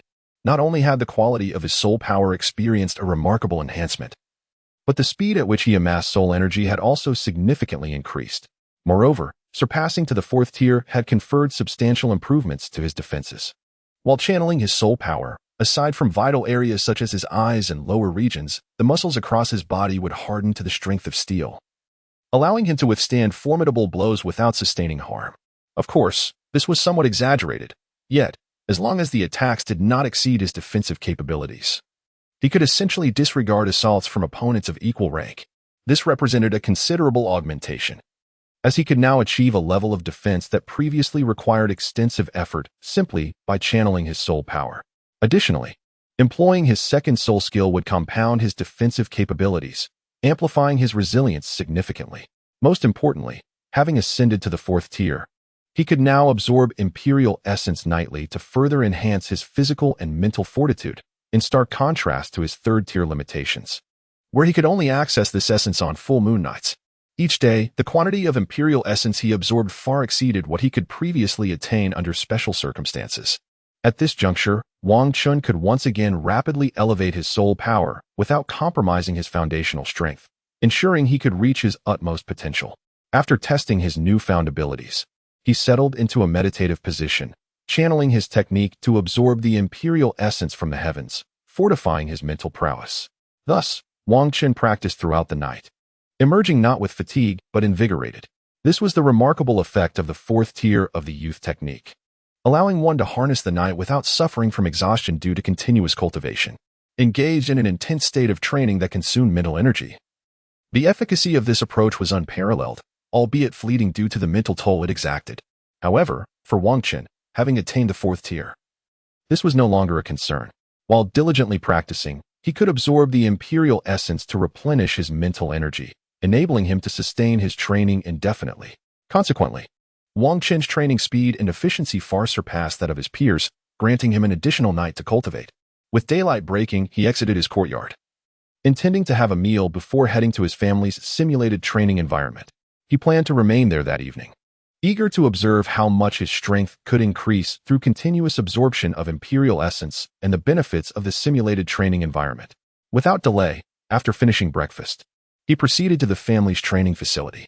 In the familiar space where he had previously trained, he commenced today's session. Almost immediately, Wang Chun noticed a difference. Not only had the speed of his technique increased, but the rate of his soul power enhancement had also accelerated. Furthermore, bolstered by his enhanced mental capacity, he could now manipulate his technique with greater finesse, no longer limited to merely channeling it at full force to absorb copious amounts of soul power. To prevent the complete refinement of the soul power absorbed, one can only cultivate for a short while before halting to fully refine the accumulated essence. Once the refinement is complete, one may resume the absorption of soul power. Alternatively, one could regulate the cultivation technique to operate at a deliberately slow pace, thereby allowing for a lesser intake of soul power, which would facilitate the complete refinement of what has been absorbed. However, this approach results in a slower rate of soul power enhancement. Fortunately, such concerns are now alleviated, as he has developed the ability to perceive his refinement speed and can control the rate at which his technique absorbs soul power. Consequently, Wang Chun can engage in a continuous cycle of absorption and refinement, thereby elevating his soul power level. Since it is not nighttime, he cannot absorb the Emperor's essence to restore his mental energy. Thus, Wang Chun refrains from employing the most efficient cultivation method to enhance his soul power. Although the current rate may not be as high, the benefits of the simulated cultivation environment ensure that the pace of improvement remains commendable. Presently, Wang Chun is engaged in simple cultivation, awaiting the night when he can absorb the Emperor's essence. He intends to attempt the most efficient cultivation method in conjunction with the simulated environment to ascertain the extent of his progress after a night of dedicated practice. Wang Chun spent an entire day cultivating within the simulated training environment, after which he ventured out to partake in a meal to replenish his strength. After all, he had yet to reach the stage where he could fast entirely. As night descended and the full moon rose high in the sky, Wang Chun began to prepare for an attempt to discern the progress he could achieve under such circumstances. Following his meal, rather than returning home as was his usual custom, he chose instead to return to the simulated training environment to continue his cultivation. As darkness enveloped the land, the moonlight cascaded down from the heavens. Wang Chun sat cross-legged on the ground, embarking on an attempt to gauge the effects of cultivation under these circumstances. As he activated his foundational techniques, streams of imperial essence descended from the heavens, cascading upon his head before being absorbed into his being. Upon entering his body, the essence imparted a refreshing energy that coursed throughout him, ultimately converging in his mind. This infusion not only marginally enhanced his physical constitution, but significantly fortified his mental prowess. With the amplification of his mental strength, his cultivation speed began to accelerate. He employed the most effective yet demanding method of cultivation, one that had previously limited him to a little over an hour of practice before he would be compelled to cease due to excessive depletion of mental energy, subsequently relying on sleep to recuperate. Historically, he had predominantly utilized this method, halting his training when his mental energy dipped below half. This approach not only maximized the efficacy of his cultivation but also prevented the adverse effects of mental exhaustion that could impair his performance the following day. Additionally, pausing at the halfway mark served to strengthen his mental faculties. Each session concluded with a slight enhancement in his mental strength by the next morning. Although the growth was minimal for one like Wang Chun, who had not previously engaged in any other methods to bolster mental energy, it represented a commendable avenue for advancement. Despite its modest efficacy, it was certainly preferable to the stagnation of his mental capabilities. However, in the present moment, under the restorative influence of the imperial essence, Wang Chun could cultivate incessantly, free from the trepidation of mental fatigue. Not only that, but his mental strength would not diminish through practice. Rather, it would continuously augment and strengthen due to the imperial essence. Wang Chun sat cross-legged on the ground, continuously cultivating his martial arts, while his mental prowess steadily increased, and his soul energy surged at an even swifter pace. Time gradually passed, and Wang Chun spent the entire night immersed in a simulated cultivation environment. Throughout his practice, the ethereal liquid of the imperial flow consistently descended upon him. This pure, silvery moonlight enveloped him, as if draping him in a delicate veil of lunar fabric. This gossamer garment not only accelerated his cultivation speed, but also enhanced the effectiveness of his training. As he donned this shimmering attire, the amplification of his mental strength intensified even further. This garment not only augmented the enhancing effects of the imperial flow, but also expedited Wang Qin's absorption rate. Such a phenomenon was not documented in the original records of the novice cultivation technique. It could be that these later accounts had been lost to time. Or perhaps this effect was a unique characteristic that emerged upon his arrival in the Douluo Continent. However, Wang Qin did not dwell on such thoughts. After all, this was a favorable outcome that he could simply relish without delving into its origins. As dawn gradually broke and the moon began to retreat, the imperial flow that he could absorb diminished. By the time the sun ascended in the sky, the moon had completely vanished. Wang Qin also ceased his cultivation. After all, without the enhancement of the imperial flow essence, the efficacy of his training would not only diminish but also drain his mental energy. Thus, he chose to halt his practice. He attentively assessed the results of his cultivation. Despite having encountered numerous fortuitous events, he could not help but allow a smile to grace his face. The outcome of this session was indeed remarkable. Not only had his mental energy increased significantly, but his soul power had also seen considerable growth. It is noteworthy that, although he had not specifically trained his mental energy, the presence of a soul bone in his head, coupled with the battle god space he had acquired, had propelled his mental prowess beyond that of the average person. Even compared to ordinary soul saints who specialized in mental strength, his capacity was unparalleled. This illustrates the tremendous benefits derived from this round of cultivation. Furthermore, his soul power was advancing at an astonishing rate. If he continued to cultivate in this manner, he could potentially ascend another level within 2 months. Though this advancement was partly due to the residual energy from the soul bone he had absorbed, which had already brought his soul power closer to a breakthrough, it nonetheless highlights the exceptional quality of his training. Even after achieving this breakthrough, should he rely solely on his cultivation without additional energy enhancements, he could still elevate his soul power by 1 level in just 6 months. It is essential to recognize that he has already reached the level of a soul king. To ascend another level through mere cultivation in half a year is indeed remarkable. Moreover, as his strength and capabilities grow, his pace of cultivation will incessantly accelerate. This suggests that in future training sessions, he might sustain this rapid progress. Thus, it is conceivable that he could reach the pinnacle of 99 before the age of 30 and subsequently strive for divinity. It is important to note that Wang Qin's journey diverges significantly from that of Tang San in the original narrative. Unlike Tang San, who could partake in the advantages bestowed by the gods of the divine realm to hasten his cultivation, Wang Qin forges his own path. One can even directly elevate their soul power level. However, Wang Qin is unable to partake in these advantages, as he remains an adversary of the deities. Should he venture into their domain, he would likely meet a swift demise before reaping any benefits. The divine authority he has inherited from the war god does not bestow the immediate enhancements to his strength that others might enjoy. It merely imparts knowledge on how to cultivate and grow stronger. After providing a space for the war god, it offers no further advantages. It is only after reaching the 70th level of cultivation that he may discern what additional benefits inheriting the war god's power might entail. Were it not for Wang Qin's personal cultivation methods, coupled with the support of his family, he might indeed find himself outclassed by Tang San. Although Tang San initially struggled with his cultivation pace and lacked resources,